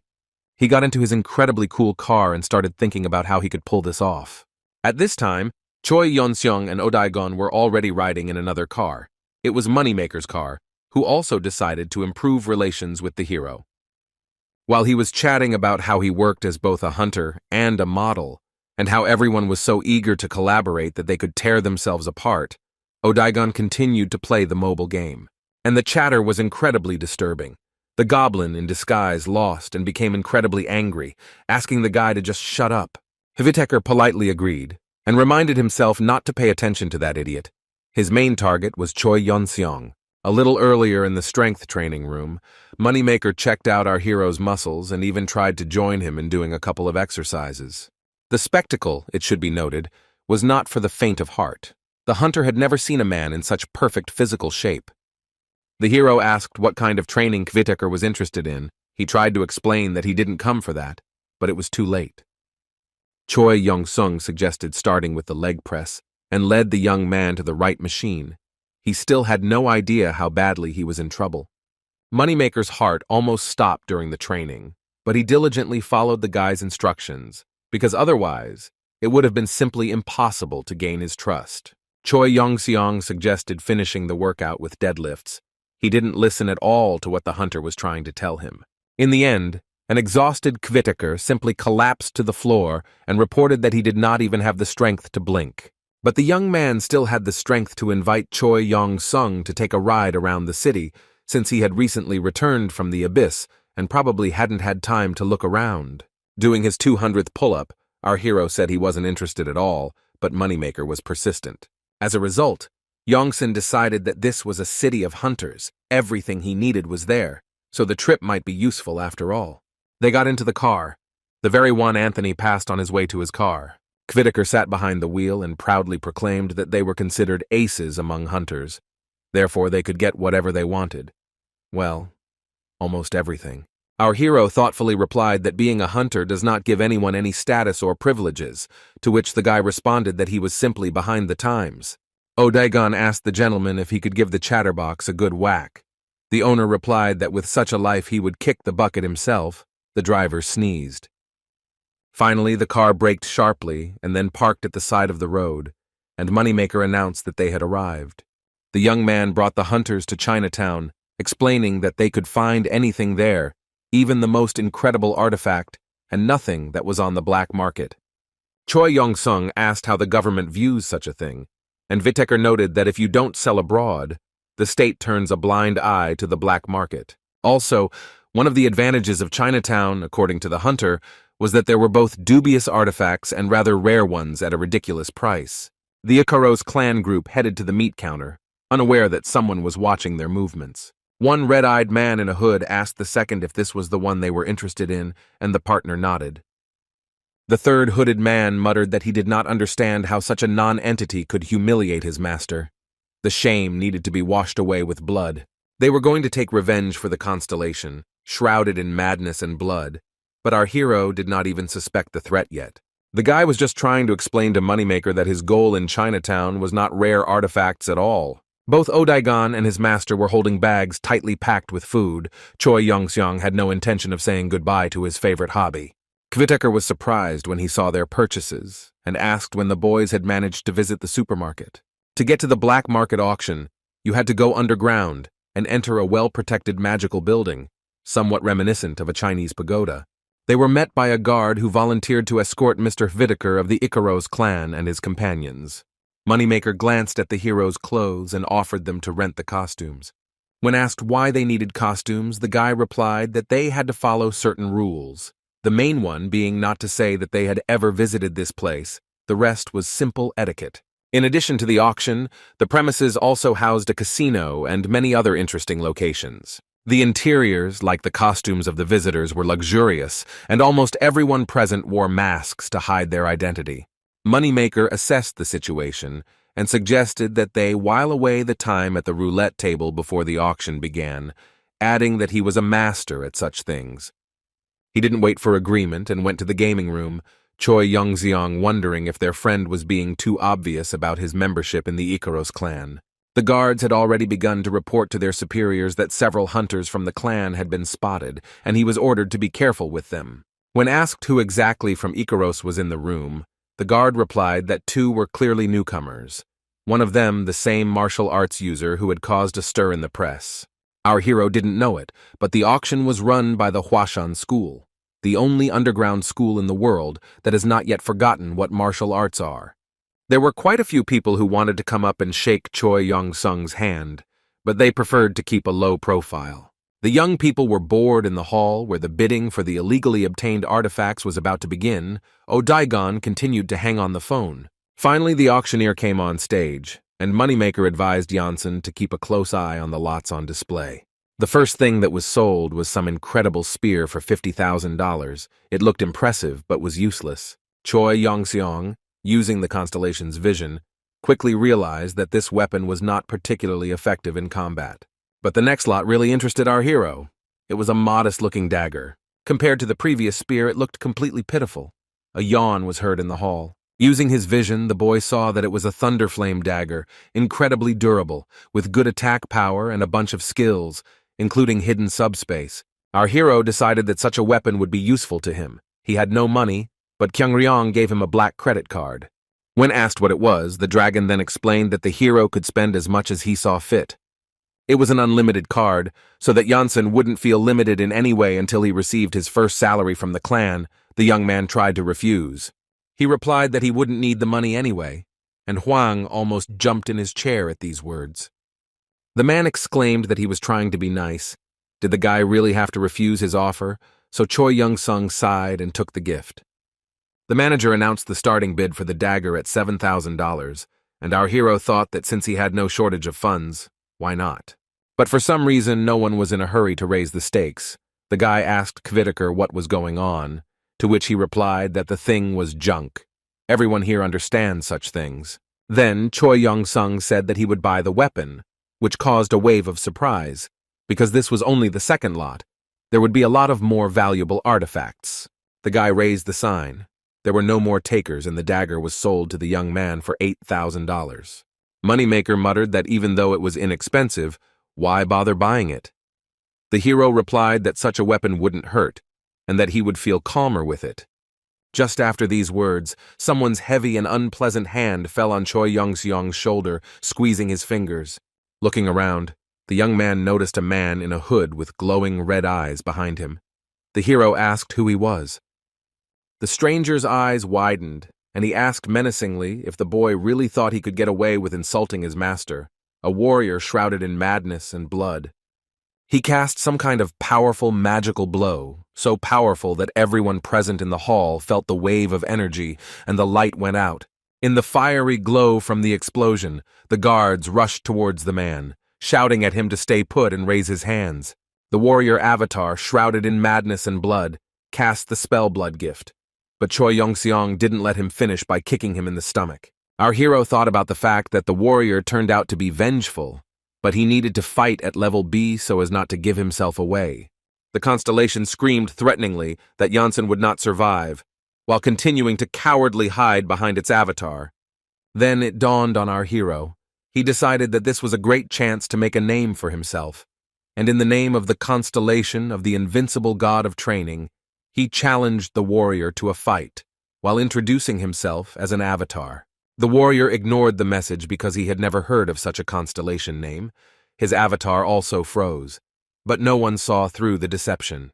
After a pause, the warrior replied that he would accept the challenge if Janssen managed to survive the battle with his servant. The audience began to be outraged by the lack of light, and demanded that security remove the troublemakers from the hall. Our hero thought that it would be a good idea to move somewhere else, otherwise casualties would be inevitable. The next moment, he and Odaigon made an incredible leap onto the stage, causing fire to burst out from under their feet. The warrior's avatar also moved and stood in front of them, declaring that there was no way to retreat, and the hero would die right there, and they would have a feast on his blood. Choi Young-sung smiled and replied that he was not sure about that outcome, and that his opponents would most likely not leave the stage alive. Odaigon extended his hand forward, casting a spell, and stated that he was actually going to kill the attackers, but the master asked him to conserve his strength for now. The avatar was so eager to finally use his magic staff that he became offended at his master. Our hero decided to start small and use the Milky Finger technique, which was a rather unexpected move. In order to reflect it, the three other avatars of the warrior constellation had to create a common shield on the main avatar. Then Yongsan rushed into close combat. His opponent had a face as if hewn from stone, not a single emotion except frozen anger. A second later, he was thrown back by a powerful blow from our hero. It seemed the battle was coming to an end. The guards at the secret auction in Chinatown were stunned with admiration. This was martial arts, and of a level they could only dream of. The constellation avatar was very tense. Choi Young-sung was relaxed, but the struggle between them continued. The man tried with all his might to restrain our hero, grabbing his hand so that he would not pull out the sword, but he had catastrophically little strength. He roared menacingly that they would take his blood, and the guy thought with relief that he could handle the B-level techniques and not give himself away. Suddenly, Yongsan began to recite the spell of the law of absorption, declaring that his dreams and desires had given him this right. The sword materialized in the other hand and the next moment pierced the attacker's chest. Then our hero added a little of his Kai energy and the power of the blow increased many times over. The avatar screamed at his assistants to stop him immediately, but they didn't even try to intervene, only casting protective shields. Yongsan was so fast that it seemed as if there were 12 Yongsans on stage at once, and the popularity of martial arts among the audience grew rapidly. The warrior, surrounded by madness and blood, commanded the avatars to get closer to the guy and destroy him, but they were in no hurry to fulfill the will of the master. Janssen made incredible jumps upward, and in the meantime managed to deliver some pretty hefty blows to his opponents. A mechanical voice announced that the warrior had gathered the power of all the avatars into one. Several hooded men fell to the floor, unable to even move. The mechanical voice added that the warrior had descended to the ground and was controlling the killer himself, but this was already clear to everyone who had eyes. Then a message appeared that the warrior had collected the splashed blood and increased the avatar's power. Janssen continued to attack. The guy wielded the sword and thought that it was very cruel to control the avatar by inhabiting his body. Janssen realized that the avatar's mana was now superior to the people gathered in the hall. If he stopped, he would self-destruct. It would be better to avoid the fight, but then there was a risk that the avatar would simply start killing the audience. The guy decided to ignore the disguise and activated the skill Good Giant Killer. A message appeared that if he does not avoid the avatar, the strength will increase. The time had come for the battle to be almost at full strength. The guy was inspired. He was already tired of holding back. Sword against fist. The fist of the avatar led by the constellation against the sword in the hand of the constellation. The battle was epic. The divine space art skill repelled the enemy's attack, but the sword reached its target almost unhindered. The blow was so strong that if the avatar had not been possessed by a deity, the battle would have ended there.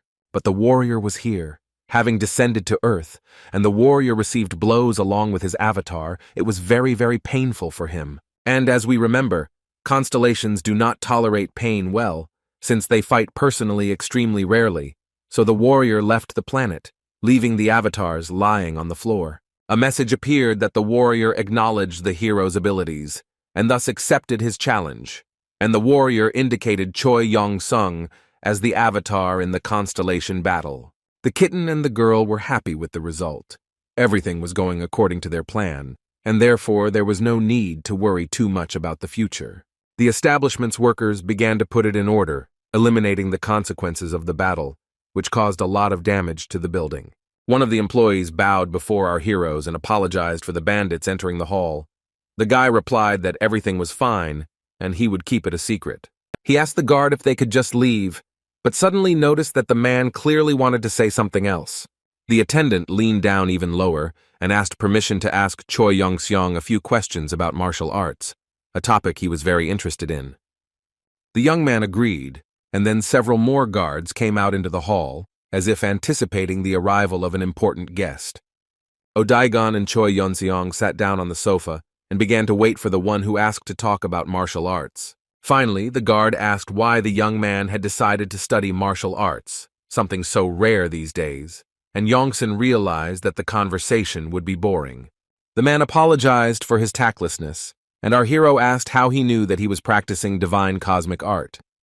Then strange clicking sounds were heard, and a man with one artificial leg entered the room, asking permission to answer the question instead of his subordinate. The man, who was Chinese, asked our hero if he had ever heard of a clan called Huashan. Choi Yong-sung began to answer that it was one of the Chinese clans that were popular 30 years ago, and suddenly fell silent. The man's face seemed suspiciously familiar to him. At this point, the guy jumped up from the sofa. He realized that Master Li was in front of him and rushed to the man to shake his hand. He thanked the hero for recognizing him. The guy didn't expect that he would be thanked for this, so he froze with his hand outstretched for a handshake. But the young man could not resist the temptation, so he quickly pulled himself together and immediately asked Master Li for an autograph. Master Li laughed, the guards' faces lengthened, and the guy decided that an autograph was too bold of him. Li Xiaowan bowed his head and replied that he was not the one to ask for an autograph, but he signed it, and Yong-seong rejoiced that it had not even been 10,000 years since he had obtained the autograph of his idol. After that, the guy said that he welcomed the hunters of the Huashan clan and asked what business they had with him. And then Master Li said in all seriousness that they would like to learn martial arts from Choi Yong-sun. After the invasion, the hunters were forced to flee from persecution by the authorities to America, where they were taken under the wing of the Huashan clan. They planned to train to return, but during the invasion, Li lost an arm and a leg, so he could not teach others properly, and the popularity of the art faded. For a long time, the Huashan school hid its existence, dreaming that someone would be able to approach the level of the great. Even Master Li did not succeed. And then Choi Yong-seong appeared, a hero who returned from the abyss, a master of divine cosmic art. The elders, who had come running to the noise in the hall, could not believe their eyes, watching our hero fight with the avatar of a warrior surrounded by madness and blood. Master Li gave the order to bring this man to him immediately. The guards asked if he was sure, and the hunter shouted that he was 100% sure. The man told Yongsun that he was the strongest martial artist in the world, to which our hero thought that Li himself had reached the level of perfection, but this turned out to be a lie. Here, one of the guards asked if the guy was an avatar of the invincible god of training. The young man did not expect that. The hunters continued to ask what they needed to do to reach his level, and Yongsun said that the invincible master would not help them here. The kitten asked what he was doing. He added that even if he doesn't intend to help them, he must recruit them to be his avatars, so he must be more careful with his words. The guy sighed and corrected himself, saying that in principle, maybe the invincible god of training could help. A message appeared that the faith in the god of training had increased, and the strength had increased. Our hero wondered if other constellations received strength in the same way. It turned out to be quite pleasant. Master Li said that they were not just asking to be trained, they were promising their complete and unconditional loyalty in return. Choi Yong-sung thought that this was not something he really needed, but he said out loud that it was a difficult decision, and he needed some time to think it over. All those present bowed to him with gratitude, and said that they were ready to wait as long as necessary. To make such a decision, he needed to consult with someone experienced, and the guy went to Huang. The secretary was not surprised by his arrival, congratulated him on his return, and said that the chairman was already waiting. The dragon stood leaning against the table and said that he was just waiting for him to find out if he had managed to settle down in Icaros. The hero replied that he was in the process. The young man added that there were quite a lot of strange guys there, to which the dragon thought that the bastard himself was not far behind them. Choi Yong-sung asked if the man had thought that he himself was keeping up with them, and the chairman replied with a trembling voice that he had not thought so.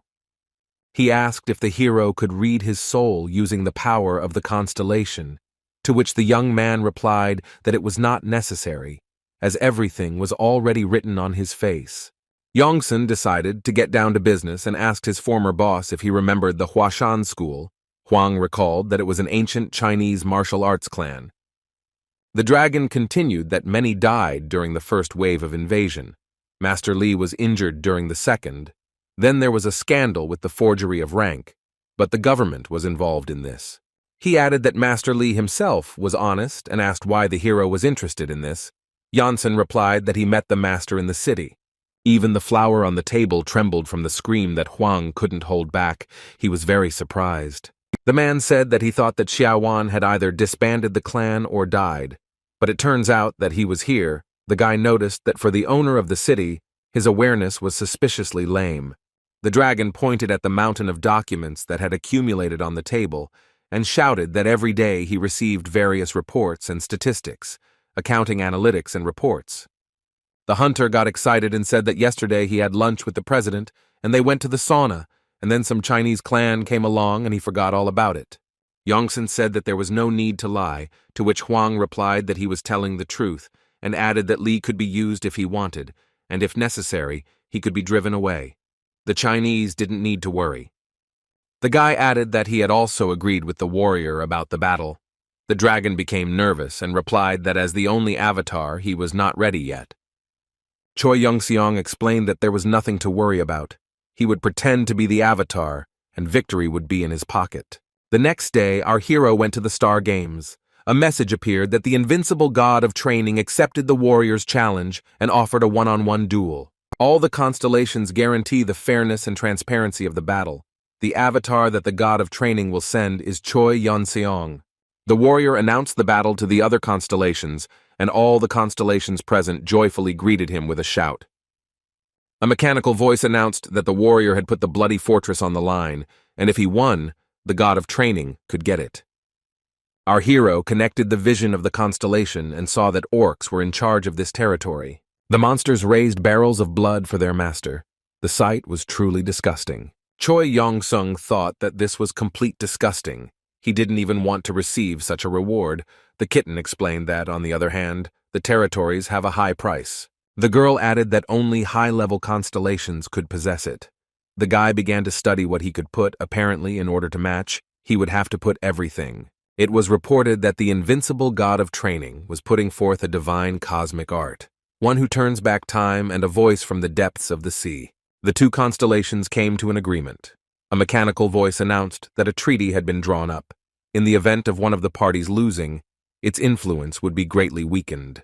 The kitten said that he had to overcome such a trifle, and the young man replied that he completely agreed with that. Choi Yong-seong teleported to the battlefield and began to wait for the enemy to appear. A few minutes later, the warrior put out his avatar, and our hero could not hide his surprise. Before him stood Akarata, a huge, ferocious orc with an axe of a corresponding size in his hand. The young man thought that it was most likely a berserker, because his sword would be of little use, and besides, orcs have good regeneration and incredible abilities in close combat. Our hero thought that he had put all the most valuable things he had into the fight, and he felt a little uneasy. Considering the possible gain, the warrior noted that the bastard turned out to be stronger than he thought and subdued other constellations. But then the constellation decided that it was because they were just weaklings, and besides, the avatar, Choi Young-sung, looked downright pathetic compared to Akarata. He commanded his avatar to kill Yongsun, drink his blood and trample his corpse. What can I say? An excellent parting word. At this time, on the edge of the abyss, in the domain of the herald of plague and darkness, lay the bones of rotting monsters. The master of the territories calmly took a purulent bath and thought that he was simply in despair when he was defeated by the god of training. But everything turned out not to be so bad. Leaning back on the edge of the bath, the herald thought that it had been generous to leave him both the territories and the avatars. They must have misunderstood him, thought the herald of plague and darkness, stretching his teeth into a semblance of a smile. Here the messenger saw a message that he was put on the line in battle, and in the event of the defeat of the god of training, he would become the subject of a warrior shrouded in madness and blood. The constellation almost had a heart attack. If it had a heart, it would have definitely happened. He immediately contacted Yongsan and asked what was going on. If he decided to fight, it was necessary to call the messenger along with his avatars. The young man thought that he had simply forgotten about it, but he did not like the messenger's avatars, so he kept silent. Looking at the orc again, Choi Yongsan asked the plague messenger not to worry. He would definitely win the battle and everything would remain as before. Having looked at the warrior's appearance, the messenger thought that he was some kind of tyrant, and that he would have no end of problems under his command. The messenger himself and all his avatars began to repeat something like a mantra in chorus. I ask, I beg, god of training, win. After the announcement that the battle had begun, the orc was the first to attack our hero. This was predictable. The monster's first choice weapon was not an axe but a spear, and despite its size, it turned out to be surprisingly fast. Choi Yunseong was prepared and blocked the attack using the sacred moon sword. It really came in handy. The opponents entered into a confrontation. Only sparks flew in all directions from the blow of the sword on the axe and vice versa. In terms of physical strength, they were approximately equal. But the orc had a significant advantage in height, as well as in the length of his arms. When he began to swing his axe widely, our hero stepped back a few steps and was a little confused. The monster relentlessly struck at him with chopping blows, and the young man had to try hard to remain unharmed. Choi Yongseong realized that the enemy's plan was to prevent him from making a counterattack. The orc almost succeeded in this. He was confident of his imminent victory, so he did not save either strength or energy.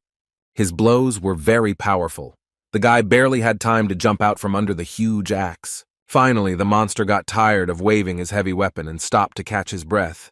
Our hero realized that this was his chance. The orc looked at him and thought that he would have to be very agile to manage to dodge his attack, and he wondered how the enemy would carry out his own.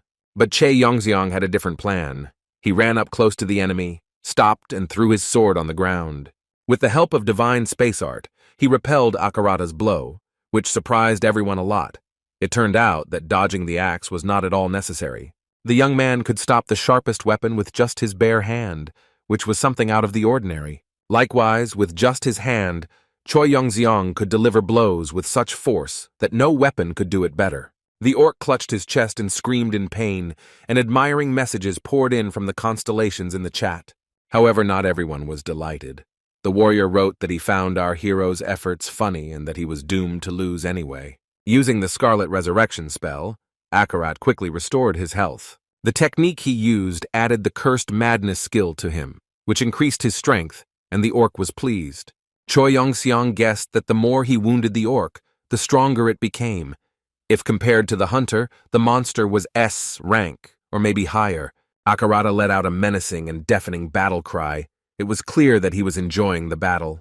The monster used the sixth circle magic skill, the bloody guillotine spell, but our hero managed to dodge it. The spell had a long duration, so Choi Yongseong had to dodge more than once. It was necessary to counter with something unexpected. Without getting too close to the orc, the guy used the milky finger technique. The blow did not cause significant damage to the enemy, but nevertheless the orc stopped to assess the situation. Akarata looked at Choi Yongseong and couldn't understand how such a tiny creature by his standards could be so strong and agile. Standing opposite each other, the opponents looked almost like a rhinoceros and a kitten. It's surprising that the man hasn't died yet. However, he didn't intend to. Our hero used the skill of the great law of absorption. It was a rather unexpected decision. Little by little, all of Akarata's mana was transferred to Janssen, and the constellations began to write messages, saying that this was a very interesting move, albeit a rather reckless one. The guy then used the skill of harmonizing Dantians, becoming much stronger thanks to the orc's energy. The orc grabbed his hand and growled that now the pathetic little man would not escape retribution. But Akarata forgot that our hero has not one hand, but two, and they are so powerful that they can stop an axe with their fingers. The hero increased the absorption of the avatar's mana so much that it ran out completely, and the absorption of the mana of his master, the warrior, began. The monster decided to use the blood mineralization skill, which made the creature insane but skilled in combat. Yongsan became wary. The orc let go of our hero's hands, and now it was completely unclear how the battle would develop further. Then Choi Yongxiong simply released all the mana he had absorbed to strike with both hands, and Akarata flew back and fell to the ground. His eyes stopped glowing. It was clear that the monster did not have the resources to continue the battle. The orc looked at the man and said that he was a great soldier and would not admit defeat, so the only way to end the fight was to kill him. Choi Yongxiong did not want to kill his opponent. He raised his head to the audience and asked what he should do. The sweat and blood fighter spoke out against the killing and agreed that the fight should be ended with dignity. The other constellations agreed. The warrior, shrouded in madness and blood, remained silent. He did not expect that someone could defeat his best avatar, but he still felt sorry for Akarata and declared defeat. The fight was officially over. Choi Yongsan was congratulated on his victory. Congratulations from the constellations poured in. A message appeared that the hero's strength had increased. The bloody fortress had passed into his possession. The god had been included in the list of earthly constellations. The mechanical voice also said that the invincible god of training was ranked 127th in the ranking of the earthly constellations. Yongsan was surprised at what kind of ranking this was. But the most interesting thing is that the hero immediately received a message from the virtuous goddess of scales, who invited him to her domain. Choi Yongxiong was surprised to think that the goddess was still alive. In principle, it all started with her. The young man decided to consult about the goddess with other constellations that entered into the alliance of small and medium constellations with him. The kitten reminded us that we must be very careful when dealing with stupid constellations. The mistress of dreams and desires agreed with him, reminding him that the goddess's abilities were clearly below average. Yongsan got angry and said that he himself understood this. But it was time to stop with empty talk. He needed to make a decision. The girl said that she was not against an alliance with the goddess, provided that her power would be limited, because harm could be caused unintentionally, simply out of stupidity. Yongsan said that the goddess could guess his true nature, but it was worth a try. The girl added that one could come to an agreement with the constellation, and then, if necessary, betray it. The guy ignored it, remembering that he was included in the constellation rating and told his colleagues about it. There was an awkward pause. Each of those present at the conference was feverishly thinking about their own things. Suddenly, the kitten exclaimed that he suggested asking the goddess about it. The girl confirmed that it would be useful. Our hero could not understand why they were behaving so strangely. Choi Yongxiong was in no hurry to meet the constellation that had sent him into the abyss. But when he moved into the goddess's domain, he was quite surprised. He expected a slightly different type of territory. In front of him in the air towered several rather ugly but huge towers, somewhat reminiscent of islands. The guy decided to take a closer look. He was afraid that he had ended up somewhere wrong, lost in the abyss again. But when he landed on the threshold of the main portal of the main tower, it became obvious that he had come to the right place. The interior of the tower was luxurious and very majestic, but frightening in its emptiness. The young man was surprised that there were no avatars or residents. The kitten wrote that it could be a trap. The owner wrote that this could be evidence that the constellation's affairs are not going very well. Yongsan asked, not to rush to conclusions. Maybe everyone is just busy with something. After passing through a majestic corridor with arches and columns, Choi Yongxiong stopped in front of an incredibly beautiful, huge portal. The doors opened, and the hero found himself inside a large, beautiful hall. The goddess was there. She was standing right under the sculpture depicting herself. The girl looked a little tense but still beautiful, as befits a virtuous goddess. For some time, she and the young man stood opposite each other, not knowing what to say. The guy thought that the awkward pause had dragged on, and it was time to break the silence. He had already opened his mouth to say hello. But at that moment, the goddess suddenly leaned forward and began to wail that she was asking for his forgiveness. She should have sent the young man straight to that tower then. She kept saying that she had made a huge mistake and was very ashamed, but Yongsan convinced her that everything was okay and it was in the past. The constellation remembered how everyone had convinced her that the guy would hold a grudge and take revenge. Now she felt incredible relief when she heard from him that everything was fine. The goddess asked if the invincible god of training was okay with his avatar coming into her domain, and the guy was relieved that everyone believed his deception with the warrior. He coughed nervously and replied that his master was very generous, so he allowed him to go to the meeting. The guy added that there was another reason for his visit. The owner wanted to cooperate, so he sent him to negotiate. The goddess was surprised. After thinking about it, the constellation came to the conclusion that the invincible god of training had only recently arrived on Earth from the distant lands of the abyss, and that was why he had suggested something like this. The goddess said that she would tell Yongsan everything honestly, because the truth would soon come out anyway. The hero asked what she meant. The girl was very nervous and began to stumble mid-sentence, trying not to lose face. Finally, she took a deep breath and said that, to tell the truth, she was pretty much screwed. Previously, the goddess was one of the strongest constellations of a high level and was quite successful. Other constellations wanted to know the future, so they revered her and brought gifts. But all this is in the past. Now its greatness has declined, and its level of influence has sunk to the level of a lower-level constellation. Choi Yeon-seong asked why, and the girl answered that she always lost in the battle of the constellations. The young man thought that these battles were a terrible thing, since they could so affect the fate of the constellation. The goddess added that she sent her strongest angel to look for the guy, so she started losing battles all the time, and when she realized it, it was too late. That's how unlucky she is. The young man thought that her situation was rather lousy, and that ordinary stupidity was to blame for it. And yet he decided to propose an alliance, because he said that his master preferred to cooperate not with strong constellations, but first of all, with those who can be trusted. The goddess was touched but also wary. She asked if the invincible training master had any traits that she did not like, a bad character or strange habits. Choi Yong-seong replied that his master was simply perfect. He took care of his avatars, was noble and impeccable in battle. The girl was silent, and the hero asked what was wrong, to which he received the answer that the goddess was afraid that they would disappoint each other, and besides, it was unclear what they wanted from her, and her abilities in foresight had fallen.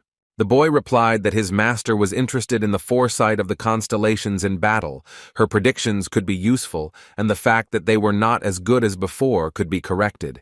The goddess was tired and felt defeated. She leaned forward and said that in that case she accepted the offer. They shook hands, and Yonson encouraged the constellation that she had made the right choice. The girl continued to worry. The constellations had been arguing over Earth ever since the first gateway opened. 10 billion souls, a tasty morsel. However, disputes over such a treasure became dangerous, so powerful constellations developed and approved a whole set of rules, organizing battles between constellations. The rules cannot be broken. They are backed by an oath, and the ranking of the constellations on Earth meant that the planet would go to the winner. The guy asked who was in first place now. The goddess replied that the first place remains vacant. She suggests that it would take enormous influence to rise to such a level. Choi Yeon-seong then asked who was in second place, and the goddess replied that constellations were not supposed to have such information, but she had some guesses. She whispered that in second place was most likely the master of laziness and silence, a powerful evil constellation that had captured the northern lands of China. The guy thought about how many battles he had won. The young man asked what place the goddess was in. She answered that she was in 198th. The guy had to lie that the rating was not that important. The goddess became embarrassed and asked if his master would not mind if she could share her rights with Yongsan. The hero replied that the invincible god of training was not against it, but was she sure that she wanted it? The answer was affirmative. The girl explained that it was as an apology. She moved her hand closer to Choi Yong-seong's shoulder, and a pleasant blue glow enveloped him. The mechanical voice announced that the young man had received the legal capacity of a goddess, the skill of foreseeing the future, and the hero almost collapsed from surprise. A moment later, he was given the opportunity to look into the fleeting, foggy future that had arrived. Leaving the goddess's territory, the boy asked the girl and the cat how it went.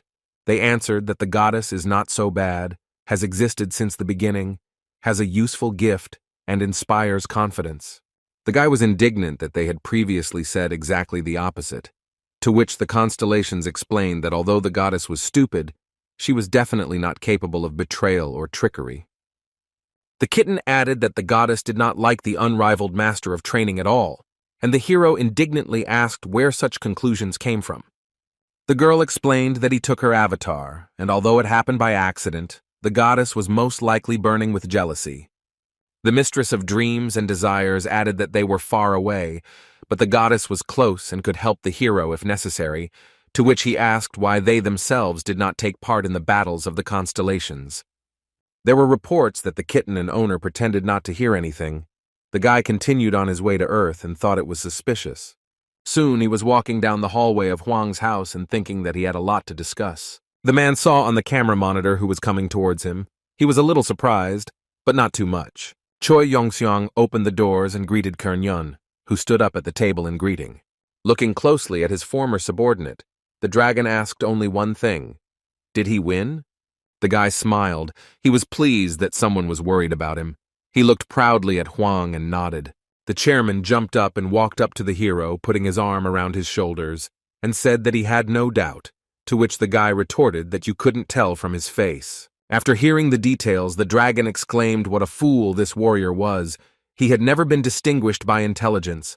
The water in the glass almost spilled out from the excess of emotions. Our hero was surprised that Huang had already had dealings with him, to which the man explained that he had not personally crossed paths with the constellation, but had had enough of the avatars doing some crazy things. Huang asked what was next. Yongsun replied that he needed to see what he had won and prepare for the next fight. The hunter was glad that he could ask him for help.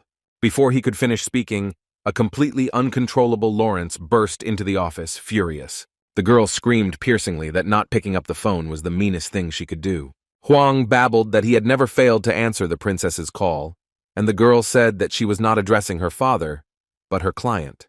Choi Young-sung was surprised, and she said that she had tried to contact him several times, but to no avail. Lawrence mimicked the young man's frightened face, and it was obvious that she was ready to tear him to pieces. She came closer and said that she could say it directly if she didn't want to work with her, but ignoring her calls was going too far. Our hero remembered the existence of a mobile phone and took it out of his pocket. The screen was dark. The girl snatched the device from his hands and tried to turn it on, but nothing worked. The phone turned out to be completely dead. She didn't apologize, but it was clear that she felt awkward. Ain explained that she called about the fight schedule. The guy asked again what fights and heard that he was accepted into the main team of players. He successfully passed the qualifying round and is now in the first team, included in the general schedule. Huang asked his daughter to wait and explained that he was also counting on Yongsun's time. The girl asked what was the matter and whether it was important. She looked menacingly at the dragon and told him to forget about it. Hunter Choi Yongseong is now busy with his career and let his father plow someone else. Lawrence ordered the guy to follow her. Huang only waved goodbye and heard that he could call the guy. It was funny considering that he never turned on his phone. Huang's house was huge. Somewhere there, in the office, the chairman of Dragon Empire sat and thought that he would have to solve the problem on his own, and all because of his daughter's character. The girl invited our hero to follow her into the car. It seemed like a long trip was in the cards. This was only partly true. Half an hour later, the guy got out of the car and realized that he was in a school. There was a huge yacht at the pier. Yongsun even whistled. The three hunters bowed respectfully to the girl and invited Mrs. Lawrence and her companion on board. The hero looked around and thought that Huang had really become rich. He had to hire such a yacht just to have dinner. He asked Ain if she often spent her evenings in such an environment, to which the manager replied that yes, she came here when she needed a quiet place to talk. Inside, a table set away from all the others, a security guard and a chef awaited the young people. The girl introduced Chef Morella. Usually he is the chef of the antipasta restaurant, but today she called him here. He is very good. Our hero looked at the cook with the eyes of a constellation, but realized that he was an ordinary person. A message appeared that this skill had improved. Looking at the man's face, Yongsun already knew that he had a high level of skill in abyssal cuisine and top-level Italian cuisine. The guy replied that Morella had excellent abilities, and Lawrence was glad that he had heard about him. Choi Young-sung countered that no, he understood it from his posture and facial expression, and he also had good intuition. The first courses and drinks began to appear on the table. Everything looked very elegant and appetizing. Our hero decided to try something that vaguely resembled meat. On the fork it looked a little strange. The guy took a bite and a message appeared that his abyssal cooking skills had increased, and a recipe for top-level Italian cuisine had been added. It turned out that after trying a new dish, Janssen instantly replenishes her collection of recipes. Very convenient. Lawrence sat with a sad look and leaned menacingly on the knife. Having looked at this picture, our hero asked if it was really that bad, to which the girl replied that that was not the point. It was delicious. He added that the proportions were good and it was cooked perfectly, to which the girl whispered that the dish was boring and had no mana. Lawrence leaned back and explained that if Janssen had prepared this dish, she would have eaten it with great appetite, and the young man promised to feed her next time. Ain replied that since they had a working relationship, it was out of the question. If the manager allowed the hunter to treat himself, he would be disqualified. The guy replied that he simply offered to treat his niece. Lawrence seemed surprised by their family connection, but she continued that newbies like him rarely fought, but this time he was included in the schedule. The young man asked why they made an exception for him and prepared to listen. The girl asked him in advance not to get angry. There were rumors among athletes that his rank was rigged, deliberately lowered in order to defeat all opponents with the same rank B. Ain noticed that the hero was not at all surprised. He explained that he was no longer at the age to worry about trifles. In fact, Janssen thought that he really was hiding his level. The girl noticed that he was acting like a star. She didn't expect that, to which Janssen replied that he really was going to become a celebrity. Then the manager promised to help with that.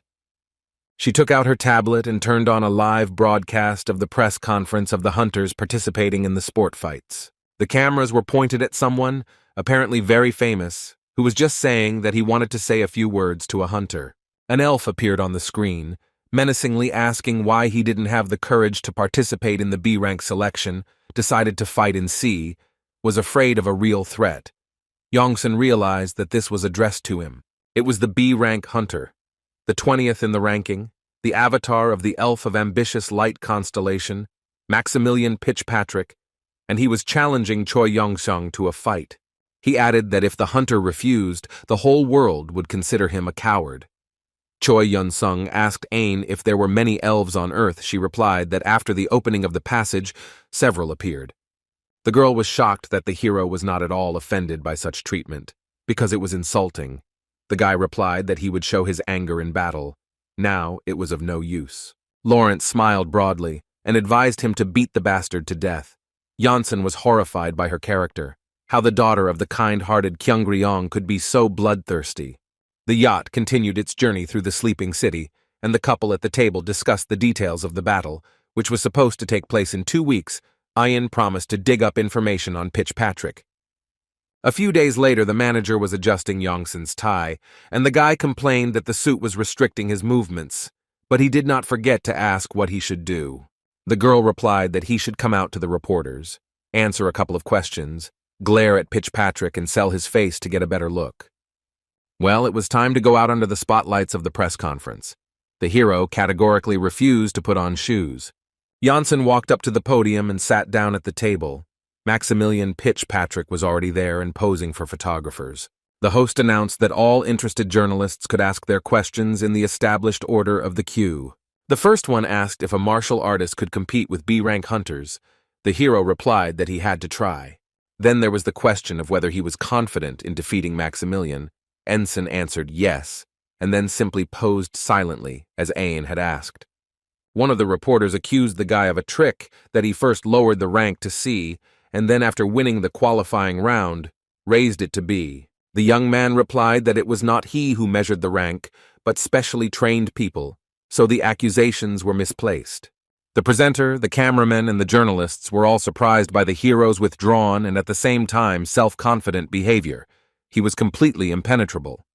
Then Maximilian spoke up, calling Janssen an asshole and asking if he really looked down on the league to rig the rank. He jumped to his feet and pointed his finger at Janssen, shouting that such a treacherous guy would never leave evidence, so he would punish him during the fight personally. It would not be a test, but a sentence. Our hero sighed wearily and closed his eyes, muttering that the enemy could attack right here and now since he was so overcome with emotion. Janssen added that there was nothing stopping the elf from finding him and beating him up before the schedule was set, and the opponents were assigned, so maybe he wasn't that angry. He invited Fitzpatrick to fight here and now, not in augmented reality. Maximilian was scared. It was noticeable to the naked eye. Our hero's statement caused a stir among everyone present, frightening not only the hunter but also the shutters of the lenses clicking. The elf finally replied that it was against the rules, to which the boy retorted that, since when did people follow rules in anger? Choi Yong-seong stood up and asked if everyone had seen and heard. His opponent was scared, and anyway, what kind of hunter was he? He had never even been in a real dungeon. The hero once again clarified whether everyone had heard that he was not going to refuse the fight. Those who were dissatisfied could go and be present at the battle, or even challenge him to a duel here and now. The young man leaned on the table and repeated that he was ready to fight, not in the underworld, but in reality. Lawrence stood at a distance and thought that it sounded somehow barbaric. She should have told the guy to just curse his parents. The girl left the hall and walked down the corridor, thinking about her next strategy. She needed to protect Yongsun from possible attacks in the press. The assistant reported that they had contacted Safala and promised to come immediately and help. Ian thanked him and ordered them to stay in touch. The man asked what about Jason. The manager raised an eyebrow. Jason and Maximilian are completely different. We need to find someone faster and more agile. If editing the practice match and releasing it to the public could improve Yongsun's image, Lawrence decided to play all the cards. But then, our hero's voice was heard in the waiting room, noting that it would be better not to schedule a training match. The girl asked why, to which she received the answer that it would be a waste of time, because a training match would not help him in any way. She asked him to think about it. Despite his vast experience in battles, a sport fight with a hunter is different, but the guy refused and asked to cancel the training battle. He looked straight into Ain's eyes and asked again.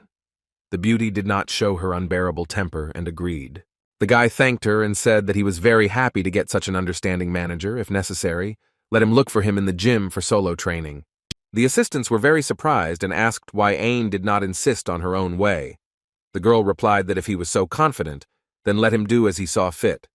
Later, she regretted not expressing her own opinion, but decided that such methods would not work with this guy. Whatever one may say, the Ikaros clan's training base was huge, equipped with everything that could be useful for a wide variety of training. Choi Yong-sung entered the gym every time as if it were a holiday. More than anything in the world, our hero loved training.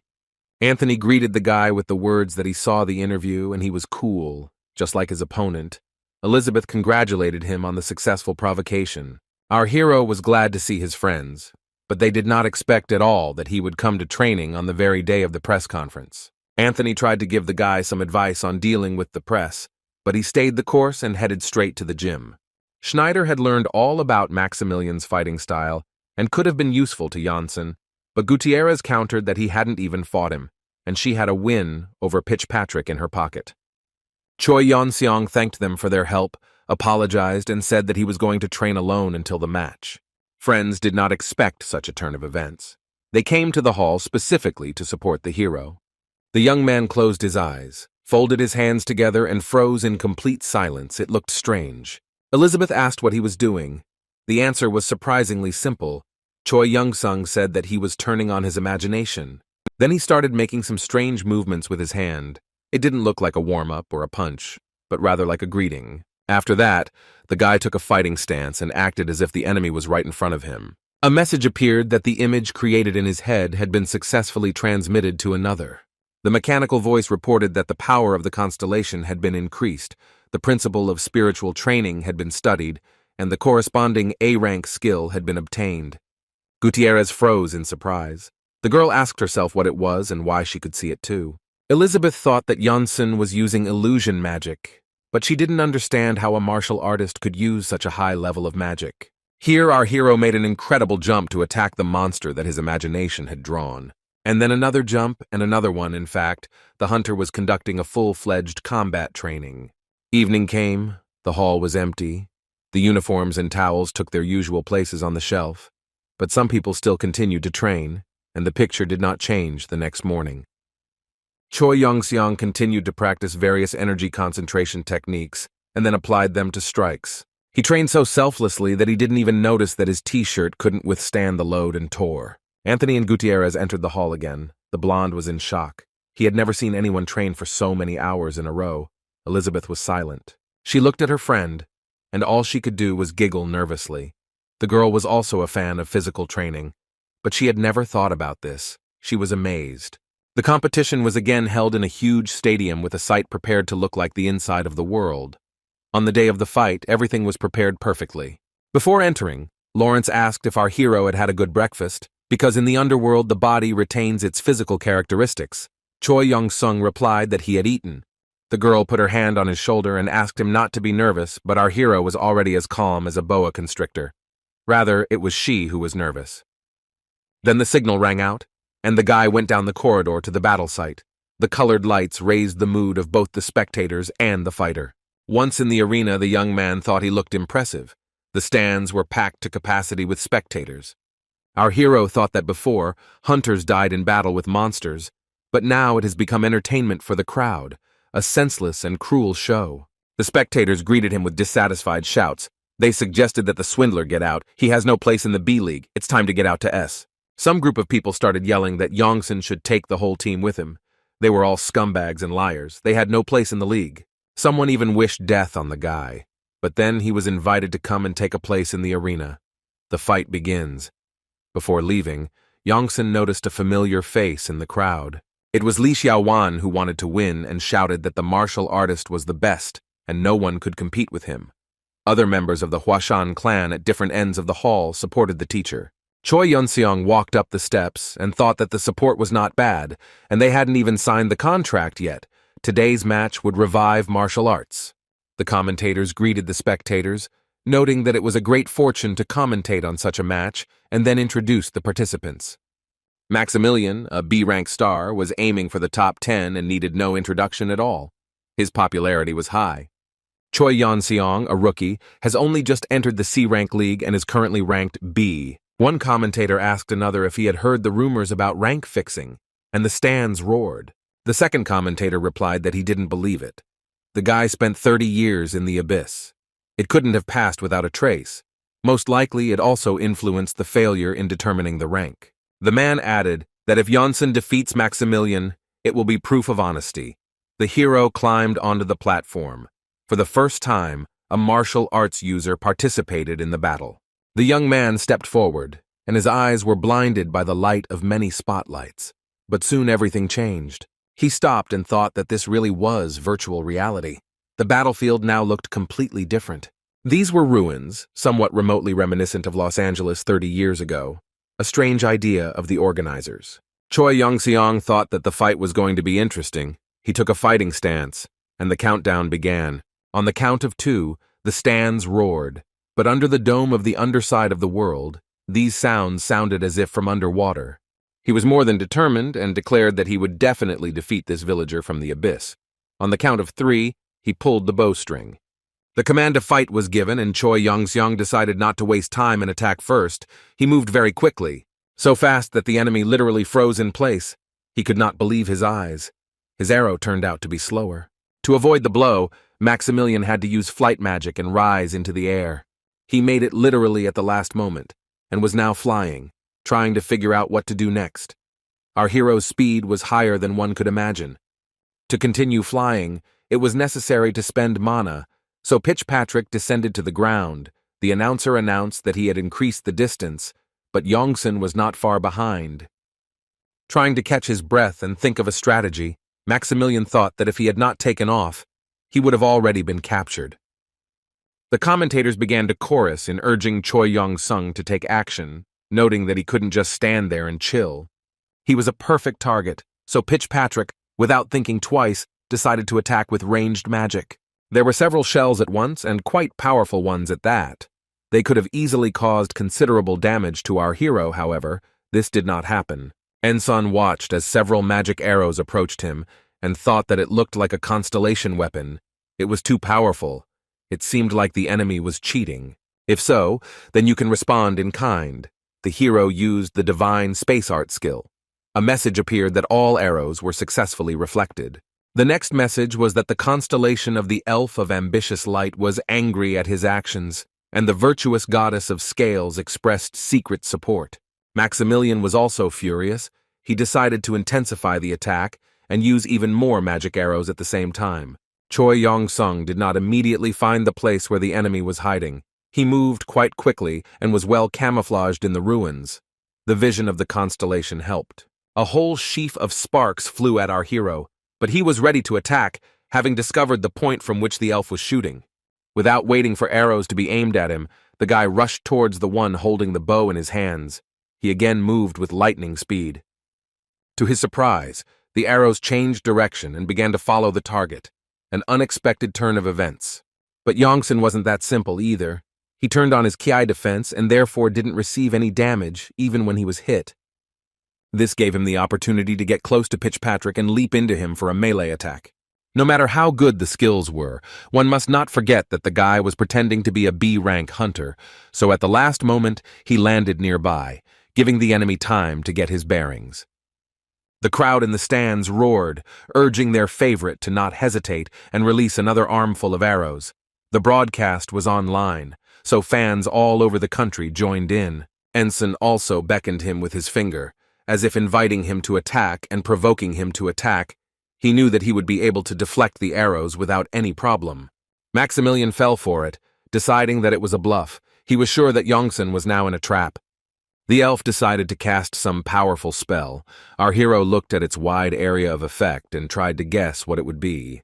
These were the same arrows, only now they were flying vertically down at the young man, and there were a lot of them. Pitchpatrick screamed at the top of his lungs that this was the end for Yongsan, and that it was almost impossible to withstand such an attack. Our hero assessed the situation and replied that it was too slow, and also lacked agility. He himself moved very quickly, seeming to have grown a dozen extra arms. He didn't avoid the arrows. He didn't create a protective shield with ki. He simply managed to deflect each one with a counterblow of his hand. The more arrows came towards Yongsan, the faster he counterattacked. His hands were so fast that they were simply no longer visible. At the same time, the young man himself remained motionless, standing in place, his face calm and focused. As a result, not a single arrow remained around the hero, and the magical energy changed direction to the opposite and gushed in all directions. Maximilian ran out of arrows, or the spell wore off. It was unclear what exactly happened, but he stopped shooting and cursed. The mechanical voice reported that the elf had completely depleted his mana supply. His face looked confused and scared. Pitchpatrick hid in the ruins and began to frantically think about what to do next. He felt a little nauseous. The commentators announced that the time was up and the first round was over. The virtual reality turned off for a couple of seconds and Yongsan froze. He didn't know that at rank B the fight was divided into rounds. He waved to his opponent and promised to see him in the second round, after which he left the fighting arena. The elf did not leave the scene of the battle. He sat down in the middle of the ruins and began to confer with his manager. The first thing Maximilian shouted to the coach was that Yongsan needed to be checked. He was just a monster and was guaranteed to use some kind of tricks. The man ignored the hysteria and asked the hunter to calm down. He needed to forget about the bow, keep his distance, and restore his mana resource as much as possible. The manager advised to stall for time and use the magic of the first and second circles, and not the usual fourth and fifth. The elf shouted that against such an opponent, it was suicide. The mentor replied that this was the only chance to win. Having exhausted the opponent and recovered, Pitchpatrick yelled that he knew better. He was the avatar of the constellation, and not a simple hunter. The start of the second round was announced, and Choi Yong-sung returned to the arena and stood opposite his opponent. He didn't wait for our hero to get closer, and using acceleration, tried to move as far as possible. Ensign took a fighting stance and shouted at him that he had to end this before Maximilian was completely disgraced. The next moment he pushed off the ground and caught up with his opponent without any problems. His speed was no worse. The elf was surprised. The hunter had put in a lot of effort to fly so fast, but Yongsan seemed to have gone for a walk. He was so relaxed. Maximilian was flying and his opponent was running. The commentators were surprised to report that this was a stepping skill used in martial arts. They didn't expect it to be possible to do it so fast. Pitchparker couldn't figure out what was going on, or how a person could develop such speed using their physical abilities, not spells. The next moment it became completely unimportant. He received a powerful blow to the jaw and flew to the side. The elf lay on the ground, and our hero, who had used the milky strike technique, took a couple more steps by inertia before stopping. The announcer yelled that it was a knockout. Hunter Choi Young-seong finished Hunter Maximilian in the second round. The star was defeated by a rookie who just entered the league. The man continued that the top 10 hunters should start worrying. They had a new rival. The martial arts were incredible, he added, and our hero felt proud. The commentator ended by saying that he was surprised that martial arts users had disappeared. It was just unbelievable. Then announced that Yongsan was ready to be interviewed. He pointed the microphone towards our hero and invited the audience to listen to what the winner of the battle thought about the possible return of martial arts popularity. Choi Yong-sung smiled with satisfaction. The man asked how he felt, to which the guy replied that he was a little disappointed. The opponent turned out to be weak. The stands chanted the winner's name. The spectators cheered, welcoming the martial artist. The crowd of people chanted his name. The power of Choi Yong-seong's essence increased. He felt an incredible surge of energy and strength. It was divine in the truest sense. Suddenly, a strange sensation appeared. A mechanical voice announced that the skill of predicting the future had been activated. The young man was very surprised. He couldn't understand why the goddess's skill suddenly turned on. Yongsan saw a city engulfed in flames. It looked like the ruins that the designers created in VR for the battle, but for real. Huge monsters walked through the streets. People with screams of horror ran in all directions, trying to save themselves.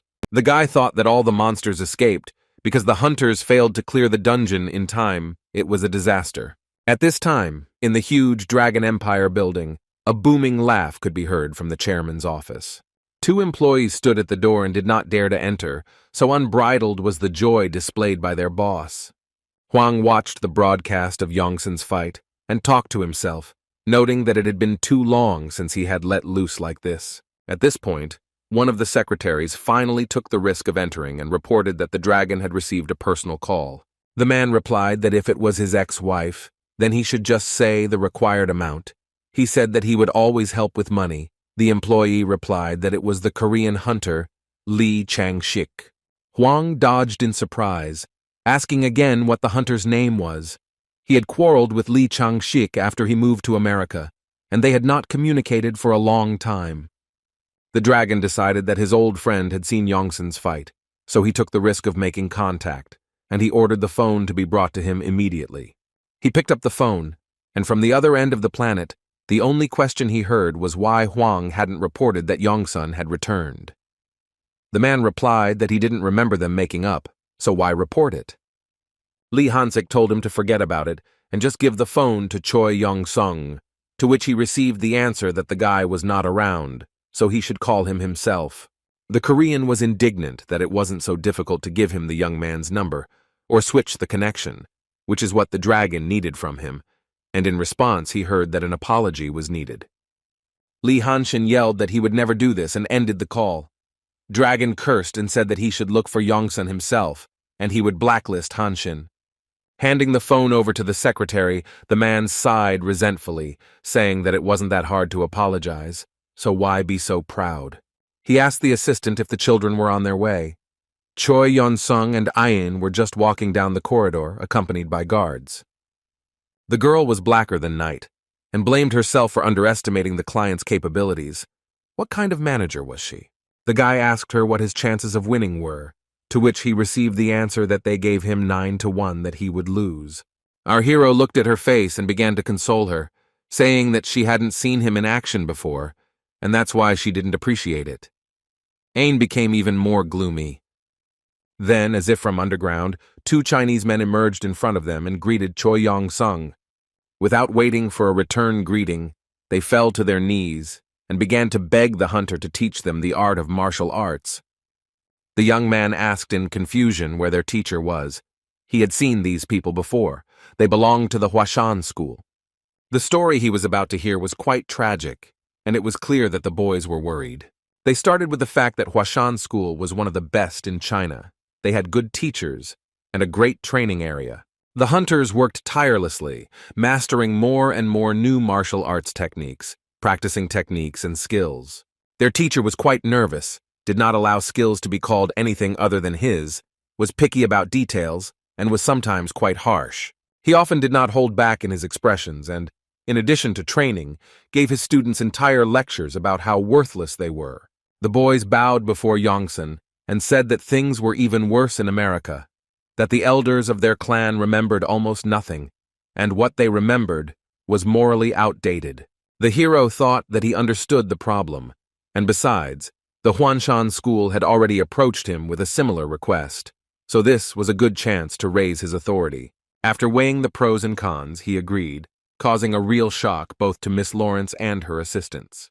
Choi Youngseong said majestically that they should go and tell everyone that he, the avatar of the invincible god of training, would teach martial arts to all who became his followers.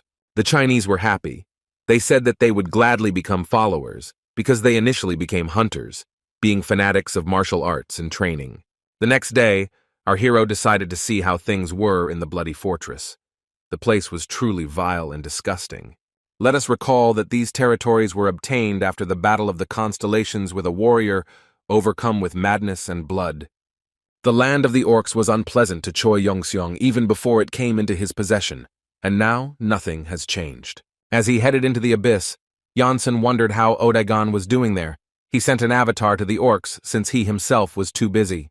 Odaigon was doing a terrible job, trying to teach the stupid orcs spells, and when they failed, he simply killed them in anger. The goblin assumed his true form and felt at ease. His master's arrival did not surprise him. Choi Youngseong noticed that the magic training wasn't progressing, so he should try showing the orcs martial arts. And besides, they all had axes. The subordinates replied that they carried axes because they were used to them. Then the hero promised to teach them how to handle this weapon in a simple way. The guy started, and soon a message appeared that he had mastered the skill of the green dragon axe. Well, he taught others and learned something himself. However, it cannot be said that the orcs learned their lesson well. Many of them looked rather confused. They didn't remember half of the moves and began feverishly asking each other whether they should jump forward or backward, at what angle to hold the axe, and so on. Then our hero said that apparently it was difficult to understand from the outside. He would have to practice the skill. He rubbed his hands with satisfaction. Soon the orcs began to hold the axe in their hands more confidently, which is not surprising because they had to parry the blows of their own master. Some of them would not have minded finishing off Choi Youngseong, but it was all served up under the guise of an ordinary battle. Appeared that the orc Garaganza had successfully mastered the skill of the green dragon axe. Then there were more and more such messages. Our hero rejoiced. Many of the orcs looked rather battered, but they thanked the master for teaching them, and the power of the constellation increased. Many began to ask for rest, but Garaganza approached Janssen and said that he was ready to continue training. The orc looked back at his comrades, calling them to join the company. This was a mistake. Curses flew at him. Choi Youngseong was pleased with the proposal and announced that he would now make the technique a little more difficult. His encouraging cries to Garaganza echoed throughout the bloody fortress, that he could do it, that he was a good guy, and that he would succeed. The orcs chanted Garaganza, forward. We remember that time in the abyss does not flow the same way as on Earth. Our hero trained the orcs for several years until they fell to the ground from fatigue. The young man looked around proudly and said that he wanted to build a training base in the bloody fortress. Odaigon said that the construction would take a long time. To speed up the process, he advised visiting the Constellation shop. Youngseong didn't know such a thing existed. When our hero went to the store, a message appeared that he had joined the Star Game. It was interesting. The guy saw many ads about selling ingredients, territories, buying skills from a variety of constellations, but there was not a single one about selling buildings. Finally, something appeared. The constellation of the snake of drinking and dancing wrote that she was selling an excellent building. Our hero asked if he could look at it. The snake replied that it would be an honor. This was her best building, so he could look around properly. It seemed that she was drunk.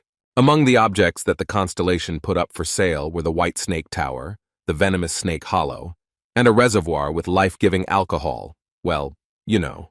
Choi Youngseong thought he had earned enough soul stones, but in fact, they only covered 1/10 of the cost of the tower. The guy told the snake that he wouldn't buy anything. She asked what was wrong, to which she received the answer that the price was too high. The girl, with a slurred voice, said that everything was fine then, but she had already decided that she had created bad objects. Having heard that perhaps later the hero would buy a pond with alcohol from her, the snake gave him a bottle of rice vodka 8 sins for free. 1 sip of the drink completely heals wounds. The guy asked why the gift was needed, to which the constellation replied that many people didn't like her products or her. As she said goodbye, she waved to Yongsan and wrote that she was glad to meet him. Very strange behavior for a constellation. Enson remained looking through the ads, thinking that the problem remained unsolved. He had too little finance. A message appeared that a wandering merchant selling fates was asking if he was looking for any goods. Looking at the constellation, the guy thought that he looked like some kind of medieval villain in his hood. And yet, Yongsan decided to talk, explaining that, yes, he was looking, but finances were singing romances. The merchant replied that this would not be a problem. The constellation looked suspicious in his hood. He had to pull it over his face all the time. The kitten wrote that it was better not to mess with him. The merchant put 3 boxes of random buildings of low, medium, and high chaos levels in front of Choi Yun-seong at the corresponding price. 2 of them were affordable for the hero. It was a difficult choice precisely because the merchant was offering a pig and a poke. Choi Yun-seong became tense. The merchant said that this is not a scam. He swears by his name and reputation, and can also slightly reduce the price as a discount. The young man thought that every cloud has a silver lining. He wouldn't be able to buy anything else anyway, so why not take a chance? He selected the option with a discount for 2 boxes and pressed the corresponding button to confirm the purchase. 2 glowing cubes appeared, and a wish from the merchant to use his goods for a long time. The guy was still standing in the middle of the bloody fortress, and instead of new buildings, geometric objects were hanging in the air in front of him. He didn't know how to handle them or what to do at all, so he simply touched one of the cubes with his hand. It was reported that Yongsan had opened a box with the building, and chaos had broken out and was beginning to control his fate. A building with columns appeared, illuminated with a pleasant yellow light, and an explanation that it was a dilapidated ancient temple of a warrior sanctuary, accessible for 30 days. Our hero thought that it was quite good, and decided to open the second box, bought from the merchant. The same message as the previous one appeared, but it also stated that Janssen's destiny power had increased, and his destiny certainty had increased by 1 level. The second building turned out to be the Temple of the Shining Elf, which granted its owner the skill of shooting from a shining elven bow. It was something familiar. Choi Yun-seong thought it was the Temple of the Elf of Ambitious Light, and the same bow that Maximilian used. The young man decided that he had sold them, probably deciding that they would no longer be needed, so he gave the order to install the buildings. The temple materialized nearby. It was shining like Christmas and was quite large. The kitten wrote that there was a huge problem. The guy asked which one exactly. He didn't see anything wrong with it being an elven temple. A message appeared that among the invincible god of training's subordinates, there was no being capable of mastering the elf's shining bow skill. Looking at the beautiful shining temple, our hero replied that skill was a secondary matter. There would be time. Then he remembered that it was time to go to Earth to tell Kemrian about the vision. Las Vegas was still safe and sound at the time, but if our hero didn't hurry, the situation could change radically. Yongsan had to hurry. He hurried, and only after returning from the abyss did he go to Hwang to talk. The former boss greeted the hero with open arms and called him the star of the Korean fists. The guy didn't understand. Yongsan asked what kind of fist star this was, to which Dragon replied that it was his new nickname and that it sounded cool. The young man didn't think so, but no one asked his opinion. Hwang continued to praise our hero for his fight with Maximilian. The man didn't forget to tell about the call from Chanshik, the guy asked twice. He was very surprised. Yongsan was glad to learn about this, but it turned out that it made Hwang nervous, who immediately began listing how much he had helped the young man, and given him shelter, and became an avatar, and helped him with money, and got him into the clan, and. The guy looked at the dragon with disdain, and asked how one could be so petty, to which the man replied that he was not petty, it was just that Changshik had offended him. They were in a quarrel. The hero even started coughing. It seemed that his elderly friend was as vulnerable as a child at heart, but it was time to talk about important matters. They sat down at the table, and Choi Yun-seong told Hwang Kyung-ryong in detail about the vision he had received through the gift of the goddess of scales about Las Vegas and the attack of the rock drakes. The dragon asked if it was definitely Las Vegas. The guy replied that it was, and that if he got support, he would deal with everything personally. The man grabbed his chin and muttered that he couldn't go to Las Vegas, but the guy didn't understand again. He asked if it was because when the situation became more serious, it would be better for PR to solve the problem. The answer was no. Huang exclaimed. Who does he take him for? It's something else. The man's face darkened, and he explained that Las Vegas was not under his jurisdiction. It was out. The young man was stunned into silence. Huang continued that all they could do now was go there and warn about the problem.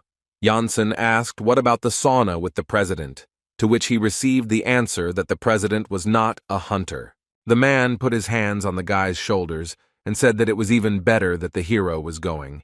He had a couple of mergers and unsuccessful divorces in Las Vegas, not a very righteous life, in a word. Then Yongsan sighed and replied that he understood. He was a newbie and would not arouse suspicion. At least he would be less likely to be accused of malicious intent. Las Vegas turned out to be just as our hero had imagined it, still whole, unharmed and beautiful. The large clan that controlled the city was called the Black Cactus, and the hunter Carlton met Janssen, learning that he came on behalf of the Icarus clan. The guy said that he wanted to talk to the head of the clan, to which he received the answer that before that he needed to make an appointment. Then the hero asked to make an appointment right now. Hunter Carlton took a stand and declared that Yongsan was being too brazen and should introduce himself first. The boy calmly said that he was a B-rank hunter from the Icaros clan, Choi Yonseong, which caused a wave of surprise. Carlton exclaimed, could this really be the same martial artist who had wiped Maximilian's nose? His demeanor changed and compliments poured in. He continued that the fight was simply murderous. The guard asked if everything was okay. Carlton answered yes, but even if not, the guard would be powerless against Janssen. The hunter started calling the secretary and said that he would arrange a meeting, but that all sorts of weirdos often pester the head of the clan. Carlton pointed to the phone and said that the chief said that they could come in, and he would be happy to accompany the guest. Before they had time to enter the chief's office, Carlton received several blows to the head with a newspaper, all of which was accompanied by choice curses and was aimed at not disgracing the clan's image. Choi Yonseong watched the scene and thought that the clan leader was a girl with character. He should measure her level if possible. Finally, the beauty stopped beating and turned to the hero, asking what the guy from Icaros was doing here. Janssen only learned that her name was Roxanne, level 288.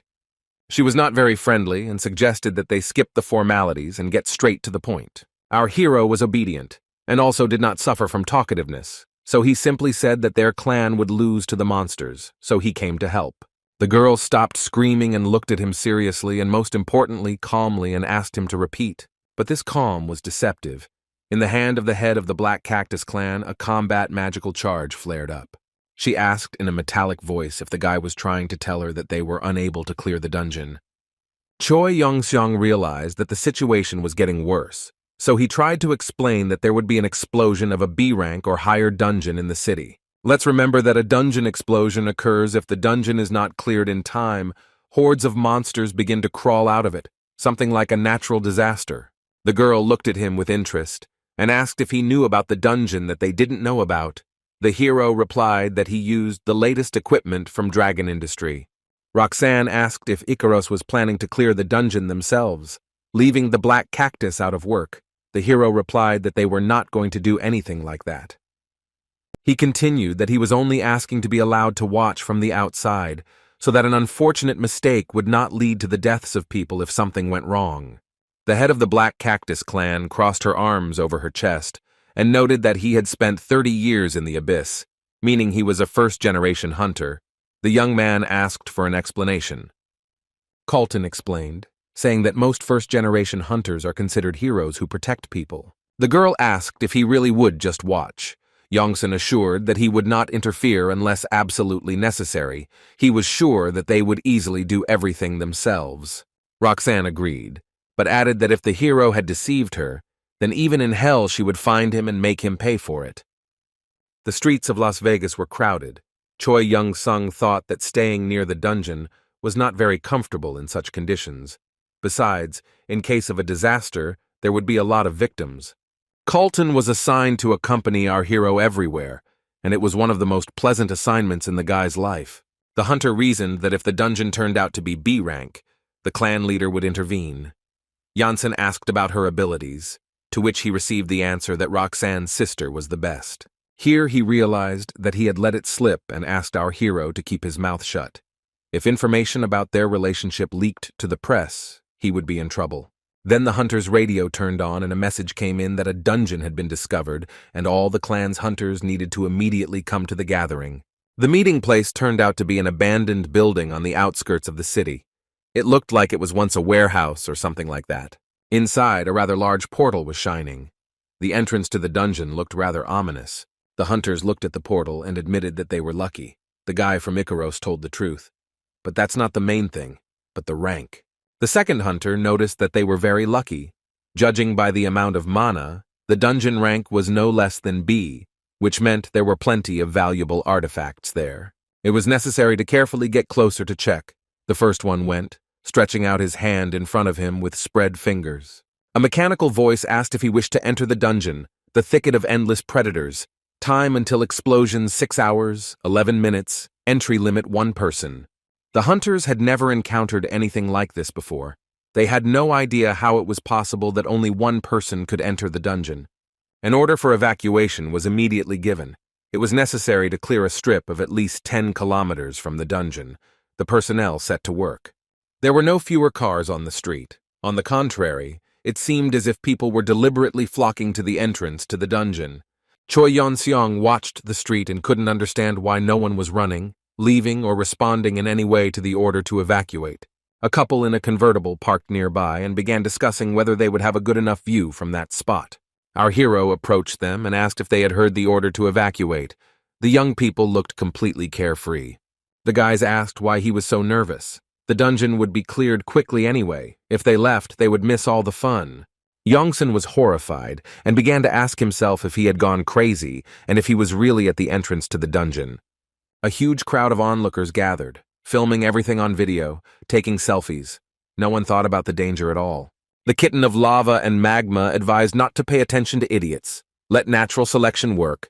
But our hero could not let people die. He approached the convertible again and ordered them to get out immediately. In response, they responded with comments that this was a free country and no one had the right to force them to leave. Then Yongsun brought his hand to the road post and applied a little kai to show what his fingers alone were capable of. He yelled to get lost and left several terrifying furrows right on the pole, demonstrating his enormous strength.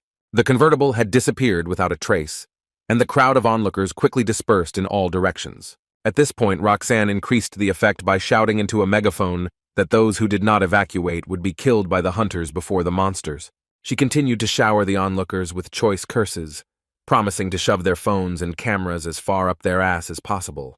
And still, there were people on the street. Choi Yong-sun asked Colton if it was always like this, to which he received the answer that usually, yes, everyone wanted to stare at real hunters. Our hero thought that people were too accustomed to dungeons and monsters. In his time, they would have scattered in a couple of minutes in search of shelter. Then a strange sound was heard. It became obvious that something was happening to the dungeon, and this something was not good for people. A powerful blue glow poured through the windows of the abandoned warehouses, the same as the one at the portal to the dungeon. The leader of the Black Cactus clan commanded the operator to turn the screen towards her and launch a drone to scout out the monsters using thermal imagers and cameras. There were monsters. There were a lot of monsters. The monsters were dangerous, and they had already begun to crawl out of the dungeon. As Roxanne gave the order to turn on all reconnaissance artifacts, the operator reported that 5 poisonous raptors had been detected and had already risen to the surface. The girl muttered that it was much more than they had expected, and then asked loudly if they had managed to find the boss. She was clearly puzzled. The operator saw a huge, gaping, toothy mouth, and a message appeared that the lizardman mage was using the artifact Thicket, subject to erosion. These were some kind of spiky tentacles of plant origin. A mechanical voice reported that while the lizardmen used the artifact, they would not be able to get out of the thicket. These shoots grew very quickly and increased in size, capturing all the surrounding buildings.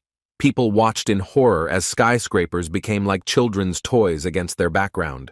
Panic began.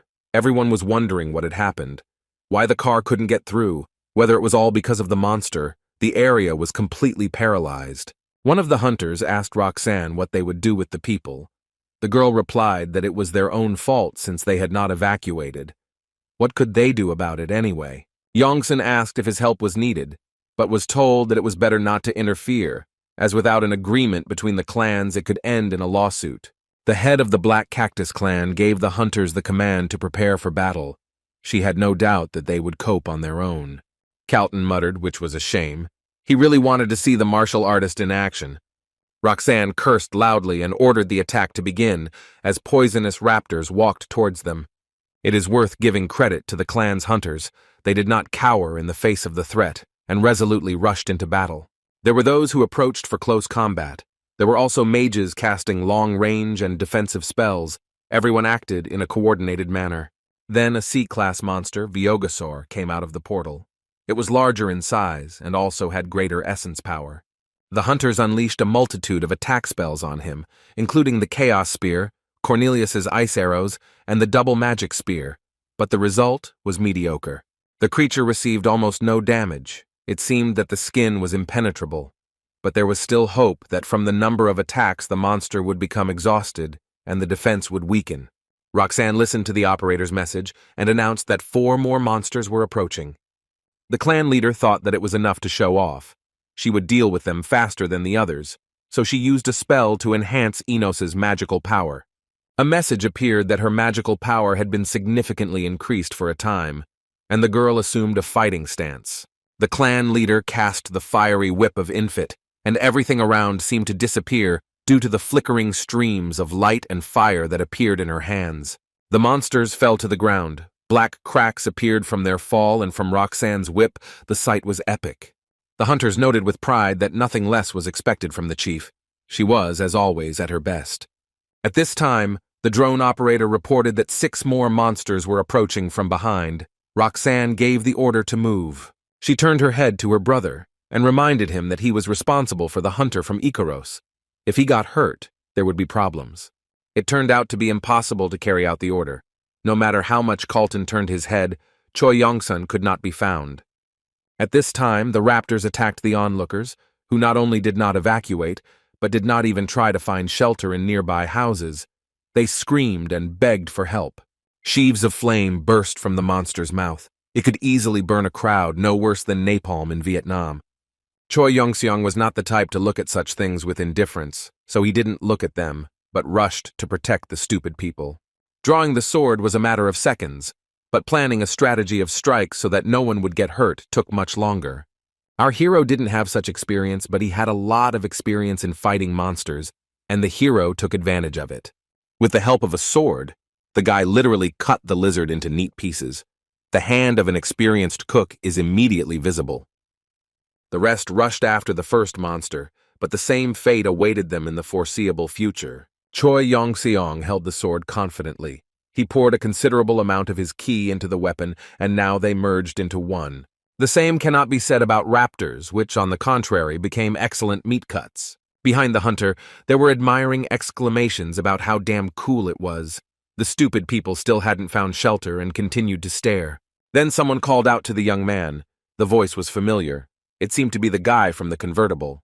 A crowd of onlookers came to thank the guy for saving him, and they all assured him that next time they would be smart and evacuate immediately. Looking at the crowd with an indifferent gaze, Choi Yongseong sheathed his weapon and replied that he only cared about defeating the monsters. For some reason, people find it hard to believe that no one is interested in them. Some kept trying to get closer and hug the hero, but they were all stopped. While the guy was fighting off grateful onlookers, Roxanne rushed towards him and screamed that if he had been hurt in their area, there would have been a whole bunch of legal problems.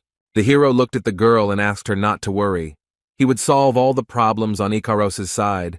Roxanne asked sarcastically if the head of the clan would really just do as he ordered. The young man answered yes. The huntress had such a face as if she had not seen the ghost. No one expected such an answer, and even less such a calm and confident tone. While Yongsun was looking to see if there was any more threat, Roxanne thought that maybe he was right. Judging by his abilities, the guy was one of the best people in the clan and would really settle everything. The girl pulled herself together and began to thank the hero on behalf of the entire Black Cactus clan, to which he replied that it was better to put off the officialdom. There were still plenty of monsters here. Without waiting for an answer, Yongsun rushed forward. He realized that judging by the number and uniformity of the monsters, they were controlled by one person and that someone was nearby. Roxanne watched him go, thinking that Icaros had sent some reckless idiot, although he was good in battle, that was for sure. Here our hero warned that there was a monster ahead on the left at the crossroads. The magicians should be ready. Thanks to his guidance, the raptor was attacked while still approaching, from a respectful distance. But the magicians apparently got tired. Almost all the shells flew past the target. The monster continued to advance. The girl gave the order to prepare the tanks and use defensive magic, but Yongsan objected that it was not necessary and rushed towards the monster himself. Our hero jumped up to the very mouth of the monster and raised the sacred moon sword for the decisive blow. He connected his constellation vision in order to be more precise, because it was about people's lives. One raptor after another fell, but new and new monsters appeared to take their place. They felt at home on the city streets. The mouth could easily fit a small car or even a couple, and shocking videos from the scene have already appeared on social networks. The hunters came close, but were unable to cause any significant damage on their own. It was the dungeon boss, huge, with impenetrable skin, calmly walking around Las Vegas. Carlton was confused. Choi Yeon-seong also looked puzzled. The boy realized that this was the monster he saw in the prediction. Our hero once again thought that only a creature nearby could control such a huge monster. And then he saw the lizard using the artifact. He continued to hold it in his hands. Our hero hurried to get to the monster as quickly as possible and neutralize it.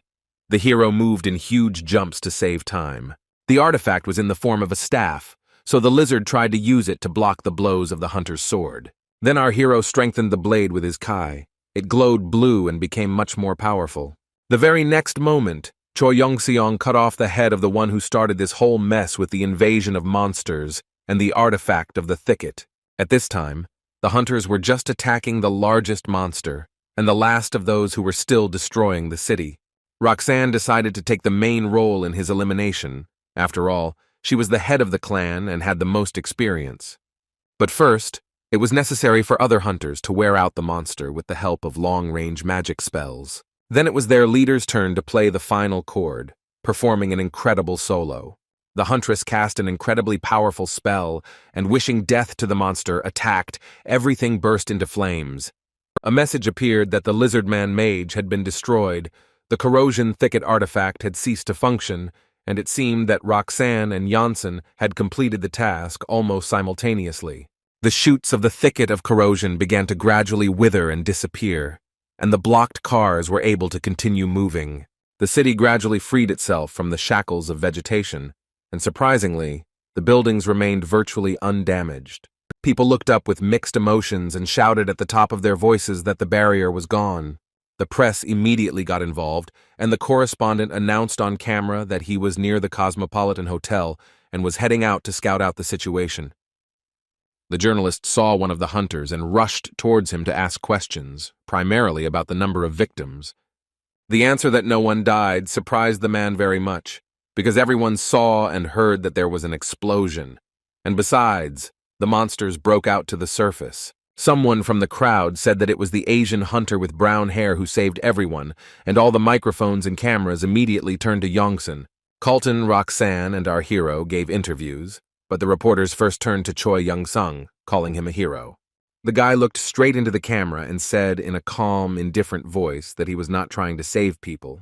The journalist asked him again why he said that, because it was easy, to which the young man replied that he simply killed the monsters before they started killing people. The man continued to speak into the camera that this is what saving means, but at that moment our hero was forced to apply a point block to him. Having deprived the correspondent of the opportunity to speak, Yongsan repeated almost syllable by syllable what he had said, "No." The young man turned around and walked away, saying at the end that there was no need to make a hero out of him. The press was not used to a hunter reacting like that. Everyone was very surprised. Choi Yong-sung didn't want anything more than to develop the image of a good-natured simpleton. If people got used to him constantly doing good, if he refused once, they would be considered an enemy. Carlton was delighted and said that he dreamed of leading the sewing in such a way. Roxanne put him in his place, explaining that only someone like Yongsan could allow himself to behave like that. The girl added that the very existence of our hero is unique. There are practically no martial arts users left, and many years of training in the abyss did not go to waste, making the guy who he is. The young man became a unique person. Roxanne found herself thinking that after meeting him, she did not understand why martial arts had almost disappeared. The huntress thought that it would be worth getting closer to the Ikaros clan, and it wouldn't be bad at all to become friends with Choi Yongseong himself.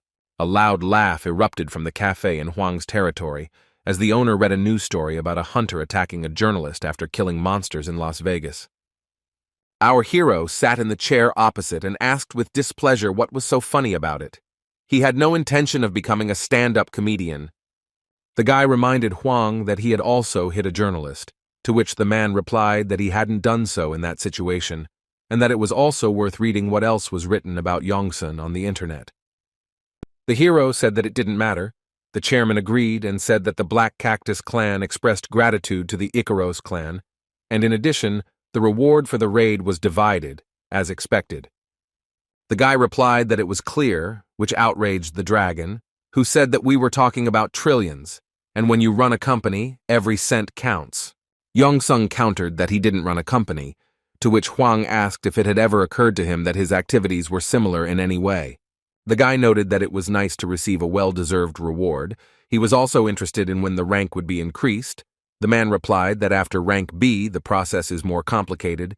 It all comes down to clearing dungeons. The young man replied that he understood and stood up, saying that he was going to teach a couple of guys martial arts. Huang asked who and was advised not to worry about it. Watching the young man leave, his former boss thought that he was a good boy for training Ikaros' hunters. Our hero actually went to the clan's training hall, but there were some rather unexpected students waiting for him for the dragon. The representative of the Chinese martial arts school that our hero promised to teach asked 10 times whether they really could be there. The guys had previously trained only in dilapidated halls. The equipment around them shocked them with its cost. One of the hunters asked again if they could use Ikaros' equipment, to which Choi Yongseong replied that they could use it as much as they wanted, and they could make themselves at home. The children's happiness knew no bounds. They were literally excited, very thrilled and inspired. Then a pleasant female voice was heard behind our hero. The girl said hello and said that she would also be studying. It was a beautiful blonde with Asian features who said that she represented Huashan School, and her name was Iris Lee. The hunters replied that Iris was the best among them. The girl was a little embarrassed, but did not deny it. Choi Yonseong greeted the huntress and asked if she was Xiao Wang's daughter, to which the beauty replied that she was his daughter, asking how he knew. The guy didn't answer, turned his back to the students, and pretended to be very busy selecting equipment for training.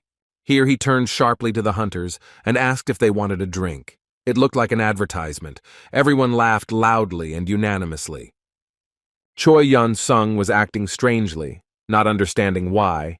He apologized to Iris, noting that he didn't want to embarrass her.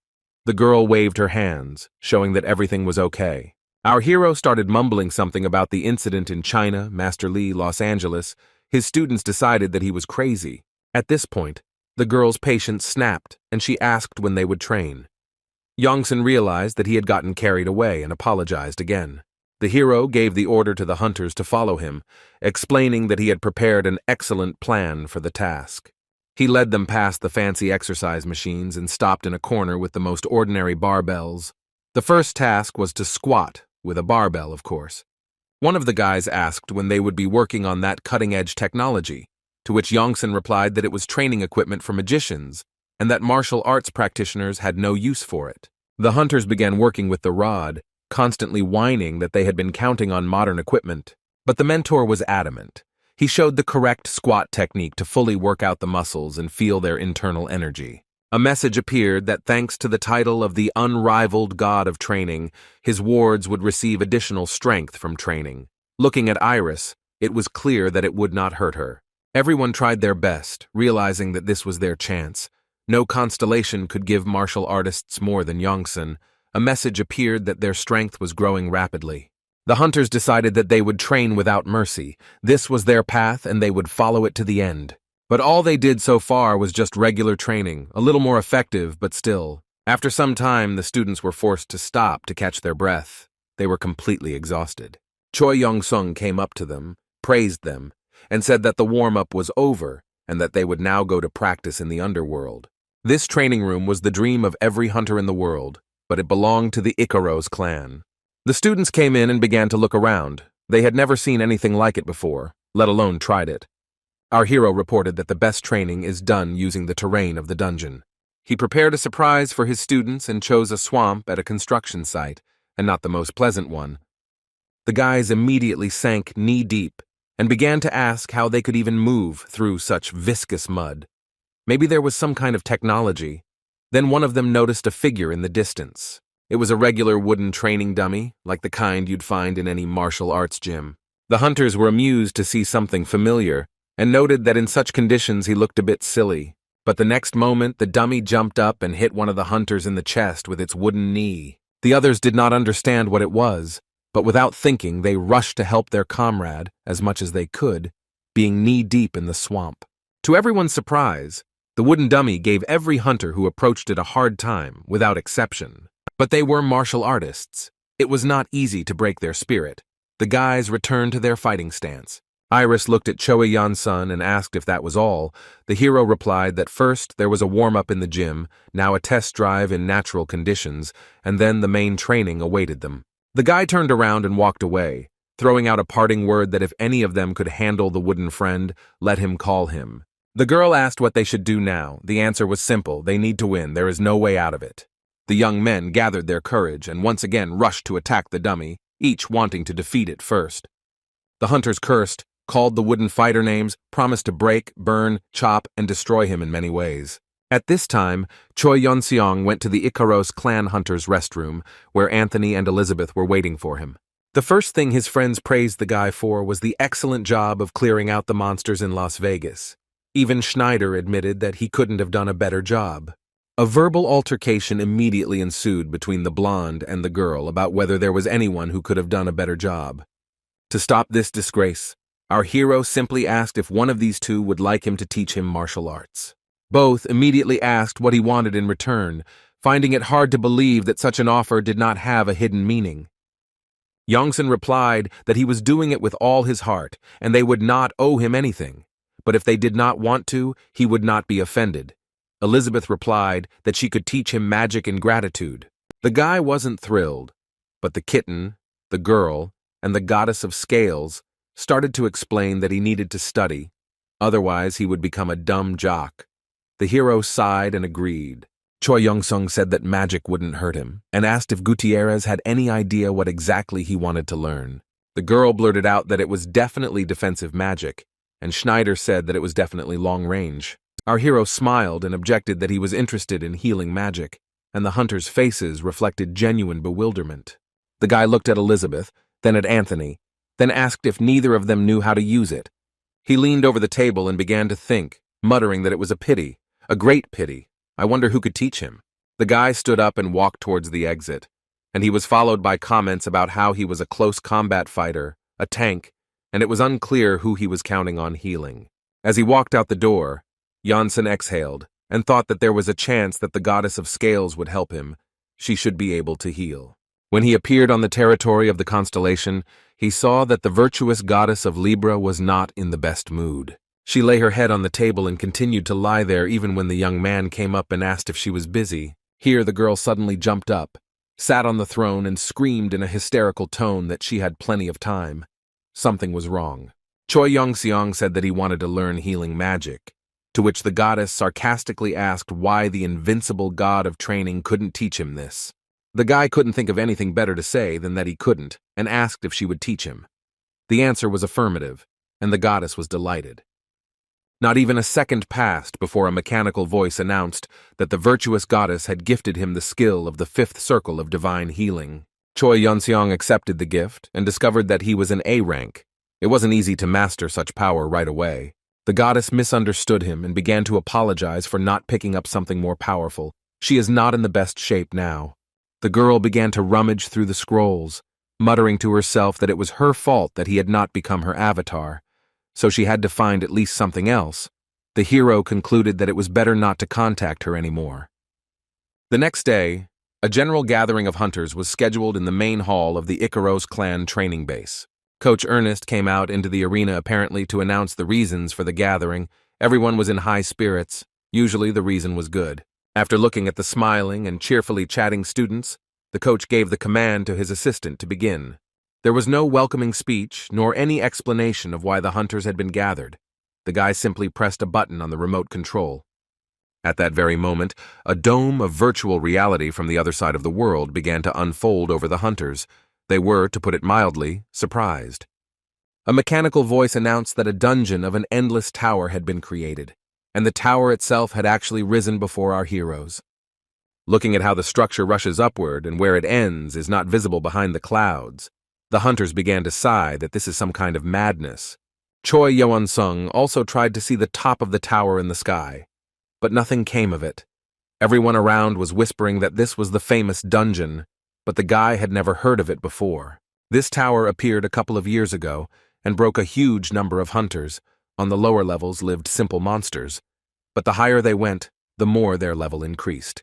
This A-rank dungeon just exploded because no one cleared it. Ernest announced that the winner will be the one who reaches the top tier, not the one who clears the boss. The trainer also informed the hunters that the dungeon created for them was more complex than its real prototype. The hunters began to sigh that they were in trouble. How many floors there were in the tower, 10, 100, no one knew exactly.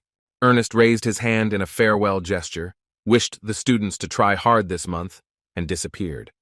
Remaining at the foot of the tower, the hunters began to discuss how best to clear it, by splitting into groups or alone. Choi Yeon-seong asked why everyone was so worried. Was the dungeon a bad reputation or what? Elizabeth explained that no one could clear it at all. He asked if anyone had gone there as a team, to which he received the answer that the more people there were, the higher the difficulty of the floor became, so no. Our hero thought that the creator of the dungeon was a genius. It was amazing. A message came from the kitten that it was not customary to admire such things. The young man said that he suggested moving as a group, even if the difficulty increased, so that everyone would gain good experience and everyone would contribute. There were no volunteers to join the group. Only Anthony and Elizabeth agreed to go into the dungeon with Janssen. At the same time, Schneider pointed his finger at his friend, lamenting that she couldn't be trusted, but he still wanted to go together. Having looked at this circus, our hero asked whether it was worth taking Anthony at all, and the blonde himself turned his back and muttered that it was in vain that he agreed at all. Then Choi Yeon-sung noticed a pretty girl in uniform in the crowd and began to wonder who she was, a schoolgirl or a student. He looked at the girl with the help of the Constellation's vision, but saw only the name, Ilea Persephone. The rest of the information was classified. It was only indicated that she was a servant of the Constellation. Gutierrez asked what interested him in the girl. The hero answered that it was her clothes, to which he received the answer that it was Ivy's uniform. When asked what kind of Ivy this was, the girl replied that many schools had appeared where the awakened were taught, and Ivy was one of the most popular among them. Anthony then stepped forward and, adjusting his hair, announced that he saw no need to hide it. He too had graduated from an Ivy school. Our heroes behaved rather unrestrainedly, so Ilea also paid attention to them. She came closer and started saying something, but no one understood a word of what she said. Elizabeth reached for the electronic translator, and Yongson asked if the girl spoke English. Ilea replied that she did not, and asked how he knew her native language. Our hero was confused, but then answered that he had a special skill, without adding that it was a constellation skill. The huntress thought that was interesting. Persephone asked if he knew other languages and said that he knew Russian, but could not use it due to a contract, as well as Korean. Choi Young-sung asked in surprise if it was really Korean, and the beauty explained that she simply adores K-pop and K-trot, and the Confucian culture is simply incredible. Someone asked Elizabeth what language the couple spoke, and the girl replied that it was difficult to judge the language, but they both looked happy. Our hero just asked Ilea what constellation she served, to which the girl replied that the contract did not allow her to disclose this information. How complicated everything is. Our hero thought that there were too many agreements, but he still invited the beauty to join their team, and she happily agreed. For the convenience of the team, our hero suggested that the girl switch to Korean, which was in the translator. The huntress agreed, but warned that her language was weak. Then High Mountain approached Choi Yongson and said that he was also in the case. Why didn't they call him right away? Our hero noticed that a decent company had gathered, to which Anthony remarked that he was going solely for the sake of profit. They looked at the tower, and Ilea asked if Janssen was a tsundere. Elizabeth said that she understood everything through the translator. Tsundere means an unusual person. Meanwhile, in the territory of the Bloody Fortress, Odaigon succeeded in training as many orcs as possible. He was extremely proud of himself. Choi Yongxiong informed the Avatar that he needed to return to Earth for a while, and that there was a request for his help. Odaigon was simply happy. Finally, the master needed his help. He had been waiting for this opportunity to be useful to him for so long. He shouted one last time to the orcs, not to even think about shirking their training. He would be back soon, and then jumped into the portal. The young man landed right in front of Choi Yongxiong, and it was noticeable that he was a little disappointed to see the tower in front of him. Odaigon asked if his help was needed to pass the training dungeon, and our hero answered that it was. The goblin in disguise wiped away a stingy tear and said that he suspected that this would happen, while he himself imagined a battle with a real, terrible constellation, where he became a hero. Looking at him, Anthony said that Odaigon was just a hunter with a pretty face, not like him, who was both beautiful and strong. The goblin suggested that Schneider immediately show how skilled and capable a magician he really is. It sounded like a threat. Choi Yongxiong stopped him and explained to the squad that Odaigon would be replacing Havitakar Moneymaker. They needed him as a healer. The young man looked confused. The gentleman asked if he was familiar with healing magic. The Avatar nodded, but noted that he actually specialized in something else. Yongsan hugged him and said that this was great, but this time we should concentrate on healing spells. It seemed that everyone was ready. The tasks were distributed. The squad approached the portal and decisively entered the dungeon. Here our hero looked back and said that he forgot to show them something. It would be better to do it before the raid began. It was a stack of books on martial arts. Yongsan said that his master decided to share his knowledge with them.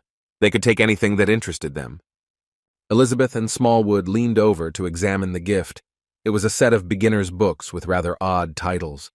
Yongsan added that the god of training does not need gratitude or payment for the books. Almost everyone became interested. The girls began to whisper that it was somehow suspicious that a constellation could share knowledge and teach someone without any intention.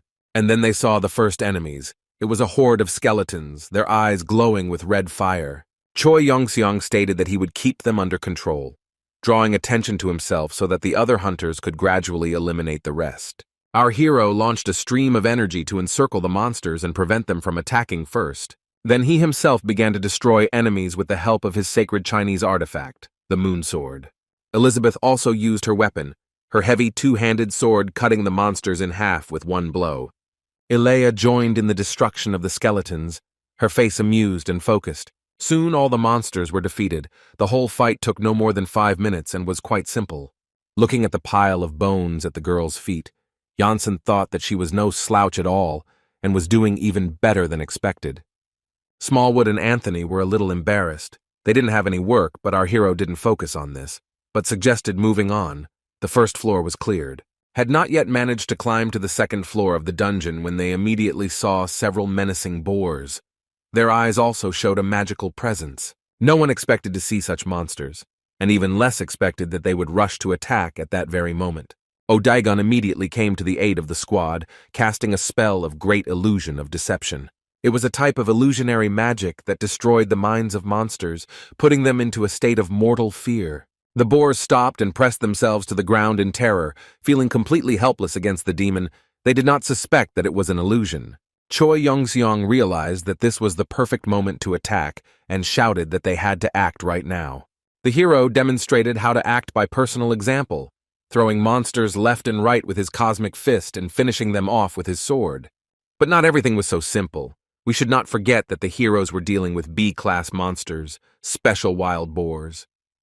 The monsters were the size of an average elephant, and they also had good regeneration. They quickly passed Choi Yongxiong and moved on, the young man unable to understand what was happening. Elizabeth, Anthony, and Alea were not afraid, but they tensed up.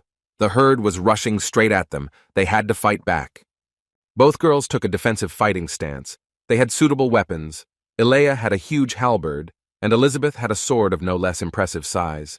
Gutierrez thought that there was no time for a high-class defensive spell, so she used a basic sword technique. With the help of this martial art, her strikes became much stronger and more effective, despite the simplicity of the technique. It was possible to finish off the monster with the help of magic after all. This was the main specialization of the hunter. At this time, Ilea raised the weapon for a strike and calculated the most effective trajectory of the strike. Another second and the huge monster was destroyed with one movement of the halberd in the skillful hands of the huntress. The girls stood and looked at the mountain of defeated monsters. Both were delighted with martial arts. They turned out to be easy to use. It was enough to quickly flip through the book to master the basics. Choi Yongseong was very pleased and praised the beauties, but asked them not to waste an hour and go to the next floor of the tower. The third floor was littered with blue lizardmen. It was cleared almost instantly. The fourth floor presented our heroes with a much more interesting opponent. It was a huge ice wyvern, a B-class monster. The hunters were quite scared. It was only the fourth floor. What kind of monsters could appear higher? Dragons, apparently. The monster's mouth opened to attack, and a stream of icy cold headed towards the squad. It was necessary to avoid damage. The first attack was so sudden that our heroes simply did not have time to cast any protective shields. They had to rely only on their own endurance.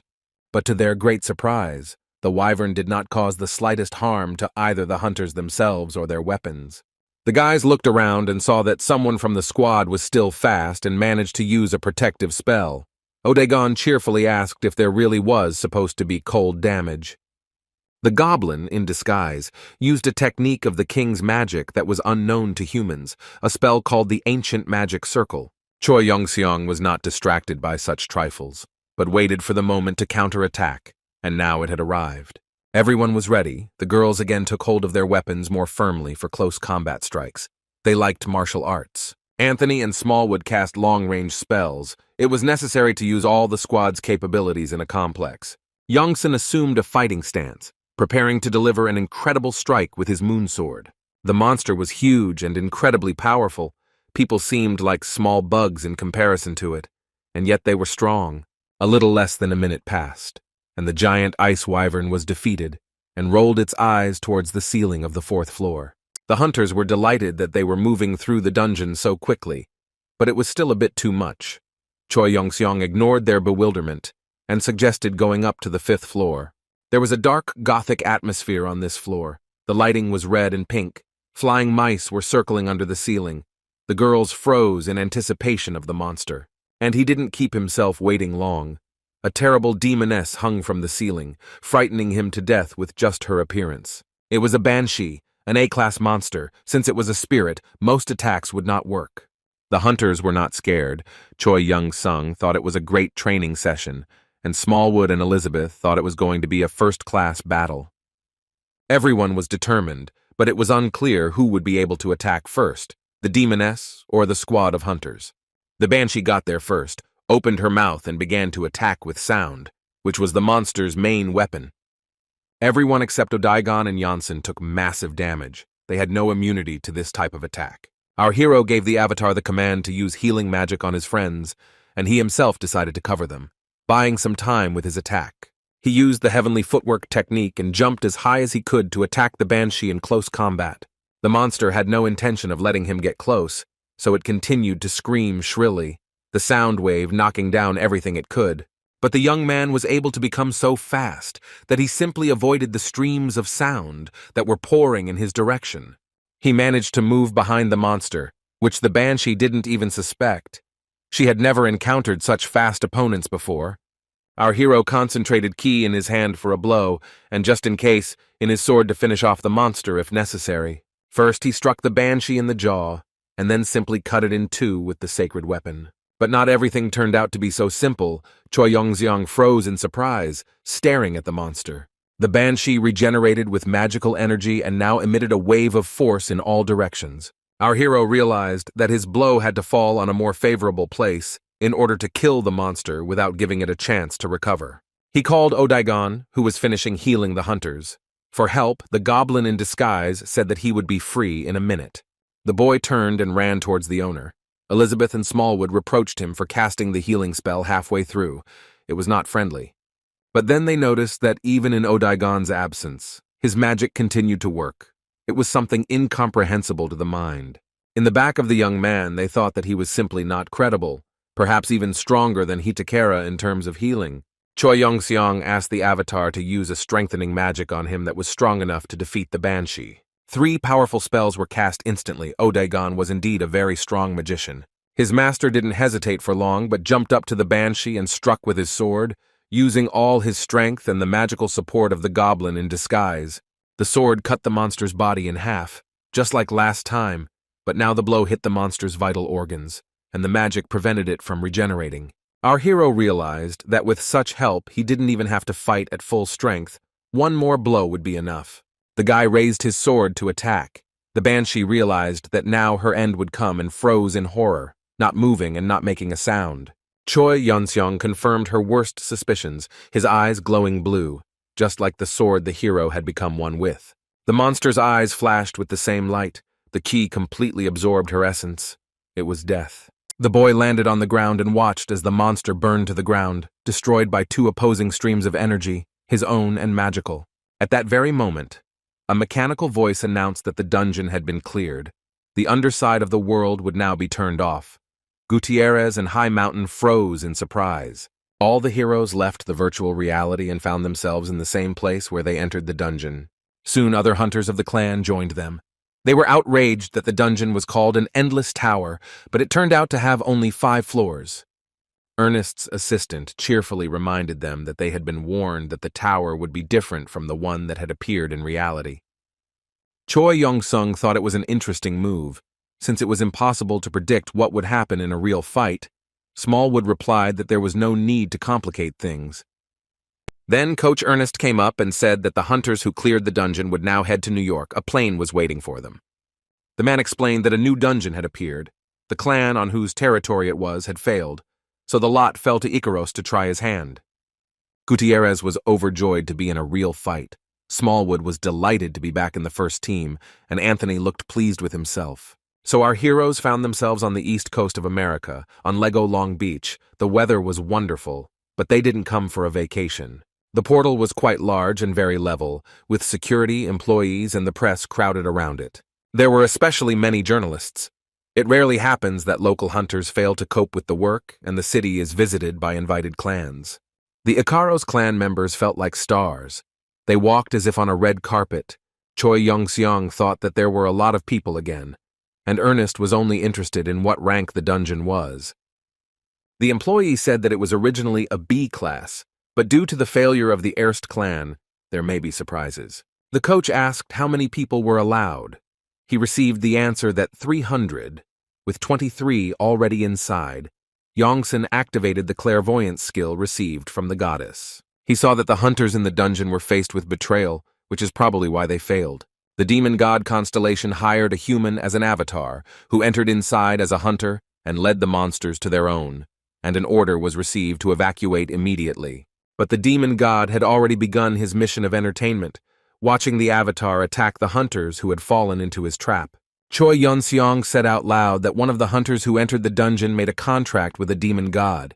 The kitten asked the hero to be careful. Our hero was not afraid. He understood that not a single constellation would be able to penetrate the dungeon.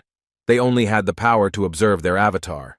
The kitten insisted on being extremely careful. Choi Yong-seong asked not to worry. He intended to enter the dungeon, and he was, let us recall, a constellation. So the hero resolutely headed towards the portal to look around. Elizabeth treated him to a drink. She was eager to meet real monsters. Since it was beer, the hero refused. On the other side, Smallwood rushed towards the guy. He also had an extra glass in his hand, and Janssen decided that they had all conspired. The guy refused again and said that he didn't want to lose his muscles, so he only drank water. He laughed at the puzzled looks and admitted that he was joking, but simply didn't want to drink alcohol before a possible battle. Ilea approached quietly and unnoticed. Everyone only guessed about her presence when the girl asked if they had a plan.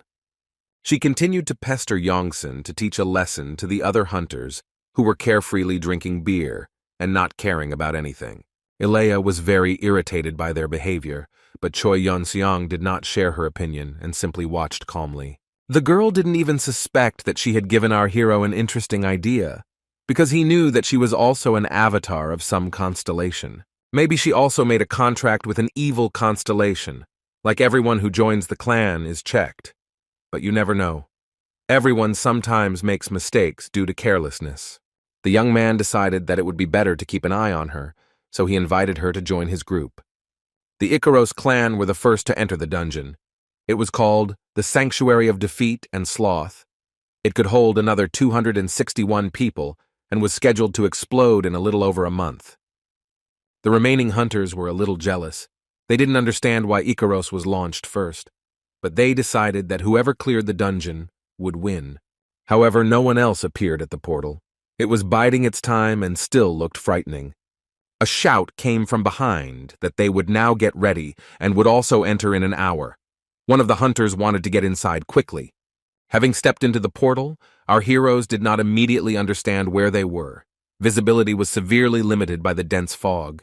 A mechanical voice announced that the sanctuary of defeat and laziness would test the candidates, something that had never happened before.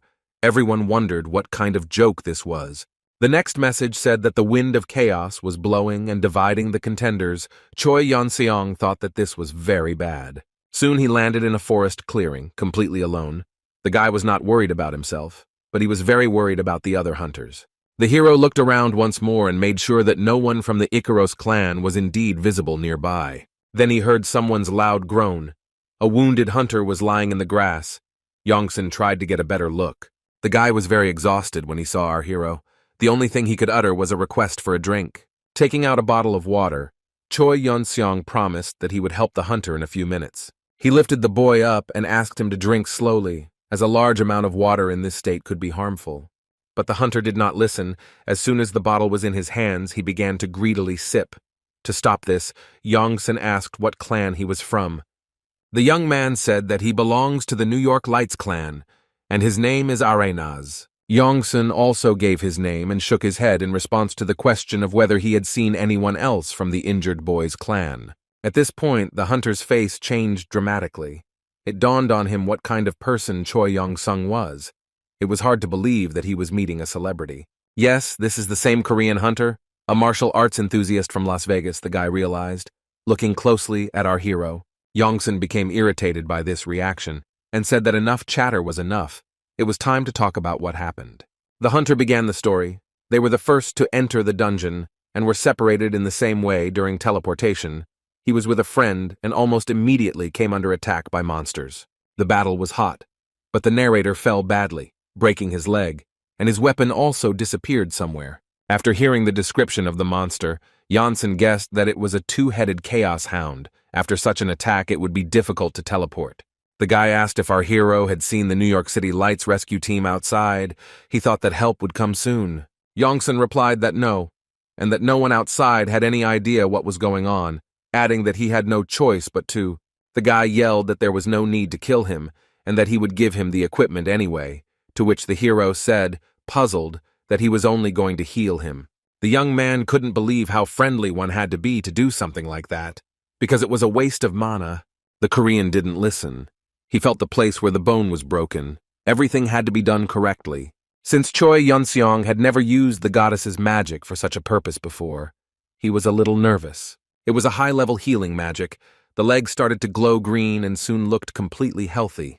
When the hero finished, the hunter stood up calmly. A message appeared that Yongsun was bowed to, and the healing magic he possessed increased. Finally, the guy wished the New Yorker to be more careful and try to get out of the dungeon alive. He turned around and walked away, and the stranger thought that it was incredible. Mana was spent on him just like that, without any selfish goals. The hunter decided that he couldn't just let Choi Yong-seong go. He caught up with the hero and asked him to join, adding that although he wasn't aware of the monsters, he was familiar with the territory. They continued walking together, but our hero still needed to contact Odaigon. Fortunately, the powers of the constellation made it possible to do this easily and simply. The avatar responded immediately, asking if everything was okay and reporting that he had found the rest of the Icaros clan hunters. The goblin added that now they were all together and did not know what to do. The gentleman replied that for now they should explore the territory and be careful, and then asked how they managed to find their friends so quickly. Odaigon stated that if he calls his clan colleagues friends, then he doesn't trust them, which is why he put magical beacons on all his things. Yongsun said that as soon as they were sure that the way was clear, they should join him. He was going deeper into the forest. At this moment, a disgusting, toothy face, or rather 2 disgusting faces, appeared from the thicket. It was a 2-headed chaos hound. Our hero ordered the hunter not to panic, but to be ready to repel attacks if necessary. The guy didn't understand, and I had to literally grab him by the scruff of the neck and turn him in the right direction. The monster was huge and was already preparing to have a tasty lunch with a couple of people. He didn't yet know that there was a constellation in front of him. Looking at the monster, our hero realized that it was about level 150, and therefore did not pose a threat to him at all. The first thing Choi Young-seong did was use the Heavenly Finger skill to test the opponent's strength and ability to regenerate. Having poked both muzzles in the nose and made them half blind from pain, our hero took up his moonsword. It was necessary to calculate the jump and the subsequent jump so as not to get hurt yourself and not to injure your partner, who did not understand at all where to go and what to do. The very next second, the monster was cut exactly in half. 2 finger strikes and 1 sword strike were enough to destroy the monster. The hunter watched in horror as 2 huge predatory heads fell to the ground at his feet. He muttered in admiration that his savior was very strong, to which Yongsan replied that when you deal with monsters often, you get used to acting quickly. The guy took a blue translucent ball in his hand and asked what it was. The Korean replied that it was the core of a monster. He had already started to skin the carcass. When asked what he was doing and why, our hero replied that the meat of this creature was not poisonous and tasted very good. The young man did not believe that someone would eat a monster, but anything could be expected from a hunter of the Ikaros clan. Janssen commented that the meat would be a replacement for the rations lost by the new acquaintance. Here our hero heard some more suspicious sounds, but he still could not interpret them correctly. It sounded like some people were talking, so our hero decided that hunters were gathering somewhere nearby. He stopped cutting the meat and went towards the thicket. The hunter followed him, saying that there was and was no one there. Our hero peered attentively somewhere between the trees and bushes, and the guy mumbled that he told us there was no one there. They walked a little further and saw a tower around which the hunters of the New York Lights clan had made camp. The guy recognized his boss and called him by name, Ijidore. The man turned his head and stared at Arenaz in surprise. Everyone was very surprised that the young hunter survived, but what was even more surprising was that he returned with Choi Young-seong. The New York Lights clan members were wary of the stranger's appearance. Upon hearing that the hero from the Ikaros clan had healed and saved their hunter, everyone began to wonder why. The thing is that it was not customary to help a hunter from another clan for free because they were competing. A message appeared that Yongsan's existential power had increased, and he was bowed to. The boy felt his essence power growing. But he stubbornly did not understand why this happened now, because he simply helped a man in trouble, which, in his opinion, is what any normal hunter would do. Arenaz continued to tell his colleagues that the savior used high-level magic on him, but they continued to look at him incredulously. Our hero asked him to stop explaining. The wide-eyed youth shouted that it was true, and Choi Young-seong simply lost his patience and applied a block. The hunter fell to the ground, and the hero explained that he had repeatedly asked him to shut up, to listen to what the savior was saying, but the youth continued to mumble that he had good intentions. Everyone present thought that the guy from Ikaros was just crazy, and just went and knocked out Arenaz. Then they remembered that Choi Young-seong had hit a reporter who had praised him, and they thawed out a bit. Some journalists want to give a hard punch, but Young-seong was good and knew his stuff. Our hero, meanwhile, wondered why there was such a crowd of people here. He was advised to just look back and everything would become clear. Behind the guy were the ruins of some ancient temple with a magical portal, and an hourglass crowned the composition. It was not just a watch, but a huge golden watch that emitted an incredibly strong magical field. Ijidor asked if the hero knew what it was, to which Janssen replied that it looked like summoning magic. The hunter nodded and added that the sand had been pouring since they arrived here. He assumed that most likely the dungeon boss would be summoned, and they came here to kill him. Then the dungeon would be considered cleared. Looking at the gathered hunters, the guy thought that the avatar of the evil constellation could also be here, or maybe the summoning would call the demon himself. Choi Young-seong himself was a constellation, so he decided to study those present with a special vision. The first pair of hunters were ordinary people. There was nothing suspicious about them. The rest were also no different. But it is worth noting that the vision in the dungeon did not always work correctly. The hero decided that camouflage could have been used, or it was just a glitch. Yongsan decided that time would put everything in its place, and later the villain would definitely show himself in one way or another. Traitor with a poisonous dagger. That was the name of the demonic constellation that took the ambitious hunter Juris as its avatar. It is worth noting that this was not a very powerful constellation.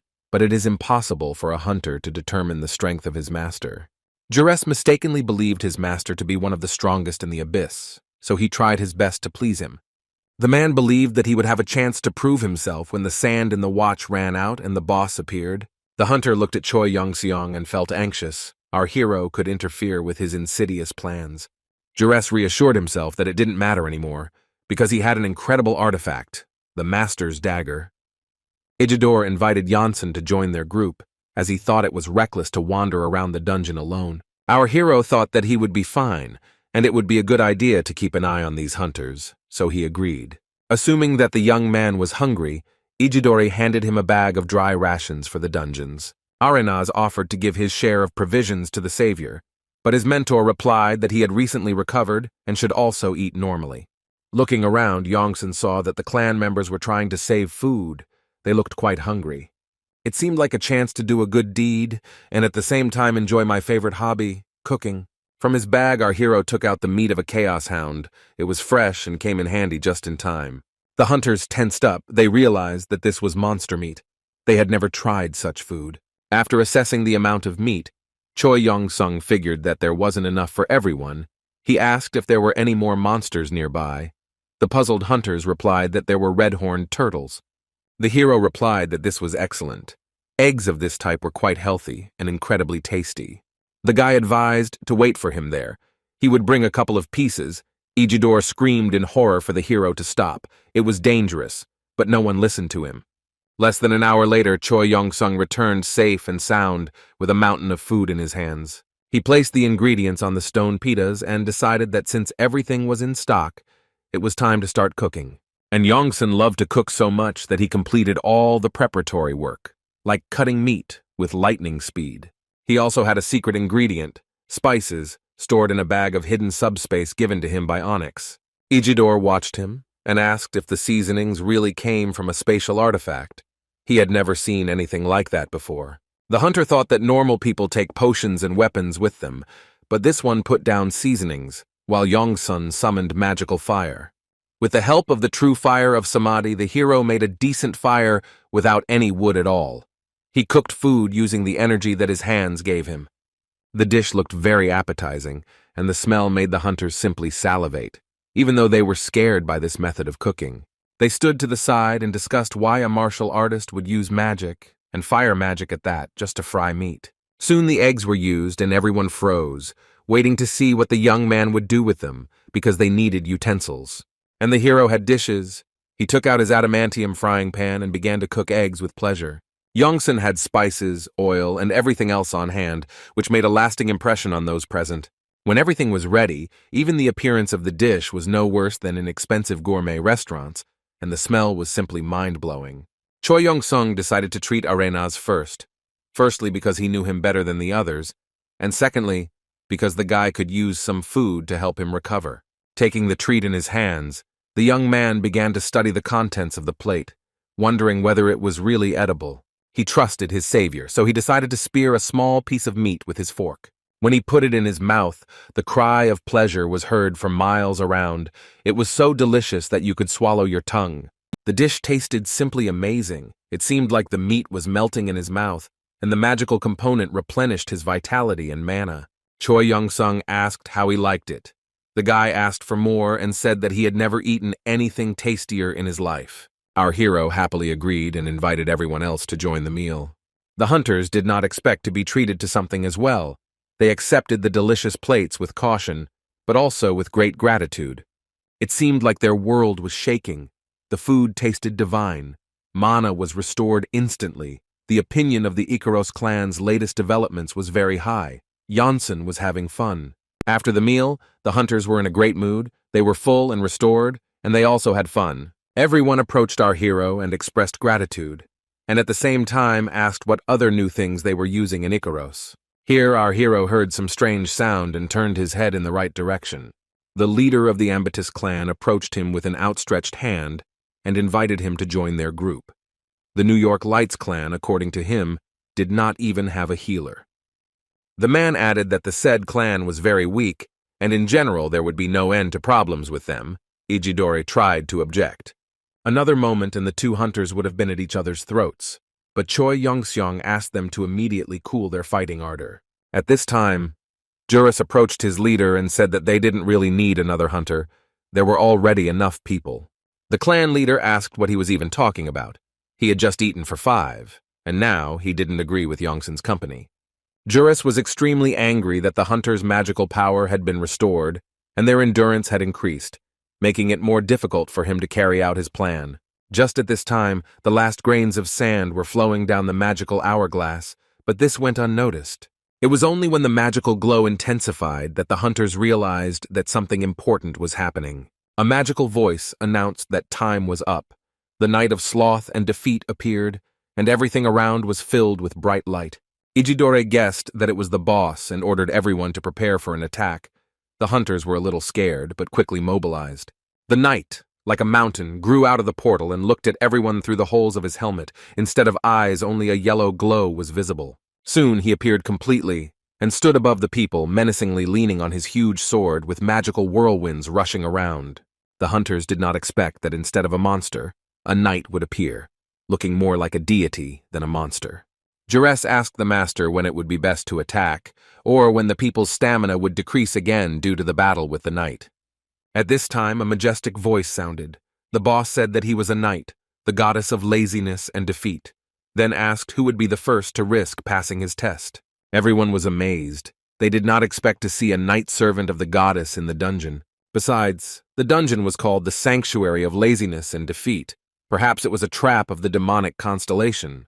The knight meanwhile pointed his weapon at the people and repeated his question again, adding that he was still waiting.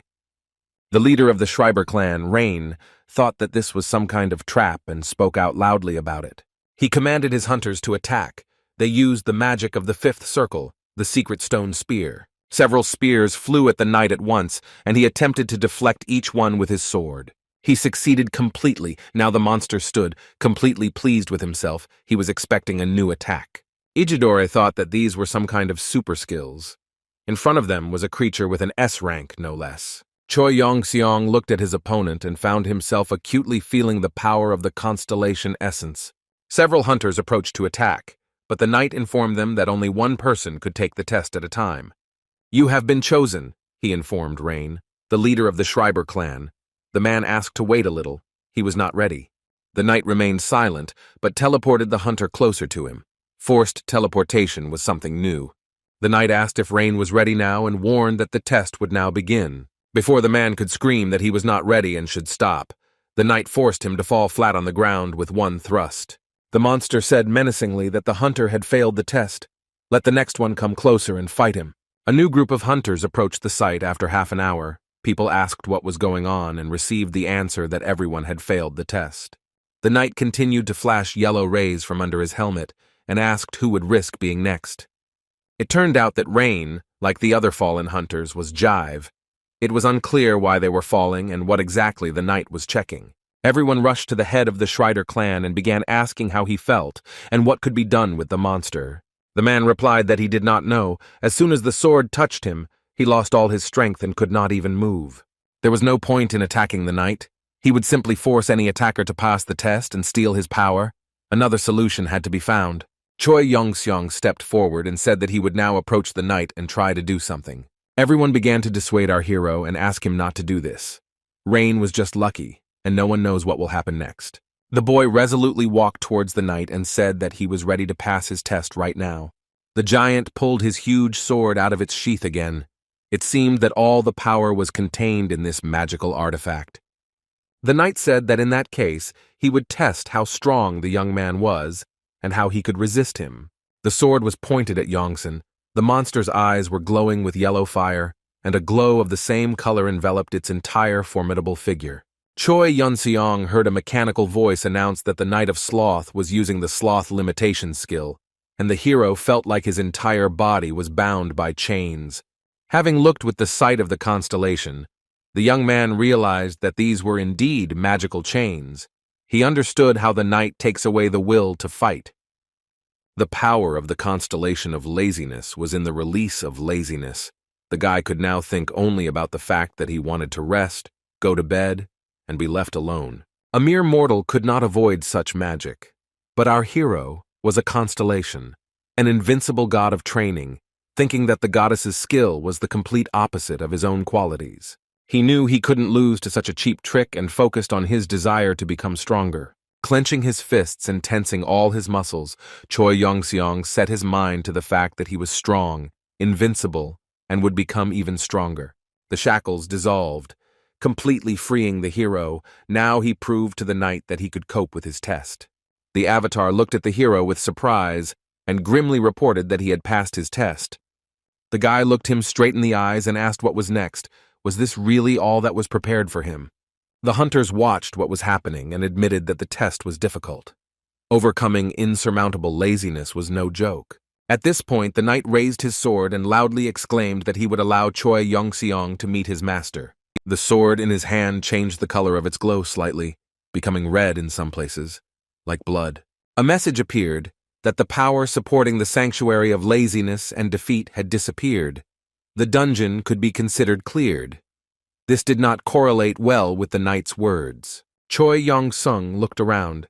He also understood that not everything was so simple and that there was a catch hidden somewhere. Here our hero heard a strange sound and turned his head in the direction from which it came. It wasn't even a sound, but a feeling of presence. The knight said that he would allow him to meet his master. The hounds of chaos rushed towards the hunter. The monsters were apparently also part of the test, but our hero already clearly felt the presence of the constellation. The knight continued to hold the sword in his outstretched hand and, smiling, said that everything was a little more complicated. In addition to the chaos hounds, other rather powerful monsters were rushing towards the hunters, their eyes glowing red. Choi Yong-seong understood that soon they would all be nearby, and he needed to protect all the people present in the dungeon from the mortal threat. The hunters didn't suspect anything. They heard the message and were determined that they could safely return to the city. The men discussed what had happened, shared their impressions, plans for the future, and anticipated the reward for the cleanup. Choi Yong-seong clenched his fists and thought that if he was going to avoid difficult situations, why would he even need to get stronger? And he set his mind to fight. The mechanical voice announced that his good giant fighter skill had been activated and the power and strength of the essence had increased. The flying monsters were the first to fall under his hot hand. The hounds slowed down and realized that their reconnaissance drones had been destroyed. The hunters realized that they were under attack. Ijidora ordered all ranged mages to get ready. This is an unusual dungeon, but such things happen. While everyone was casting defensive spells, the guys were talking among themselves about how the monsters didn't attack in waves. It was strange. Choi Yong-seong, at this time I concentrated the maximum amount of ki for the strike. There was so much of it that streams began to burst out through the nose and mouth.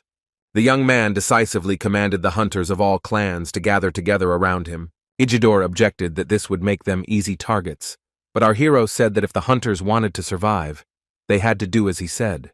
Our hero felt that he had reached the maximum level of chi concentration and was now thinking about which skill would be best to use in the current conditions. He decided that it would be a special speed, so he could attract all the attention of the monsters to himself and keep other people safe. The Chaos Hounds were getting closer. Their piercing war cries were now clearly audible to everyone. But then, out of nowhere, our hero appeared on their way, and he made it just in time. Choi Yong-seong attacked the monsters from every possible direction using martial arts and the acceleration skill. The icing on the cake was his favorite skill, Heavenly Finger, which was good at taking down a monster in one hit. Moreover, quite quickly, the monsters fell to the ground one after another, stopping their run. Some of them realized what was happening. They began to change their trajectory and think about counterattack tactics.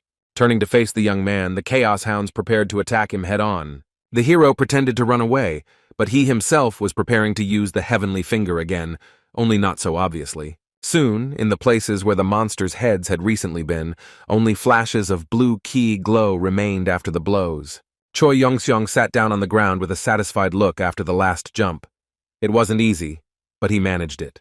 The monsters, who were also quite high up, began to fall down rapidly, and only silhouettes were visible in the sky. But that was not all. A new crowd of monsters was rapidly approaching our hero from behind. They were furious because of the failure that befell the previous ones. The hunters watched the battle from the sidelines. It was almost impossible to understand what was going on there. They had never seen such raids before.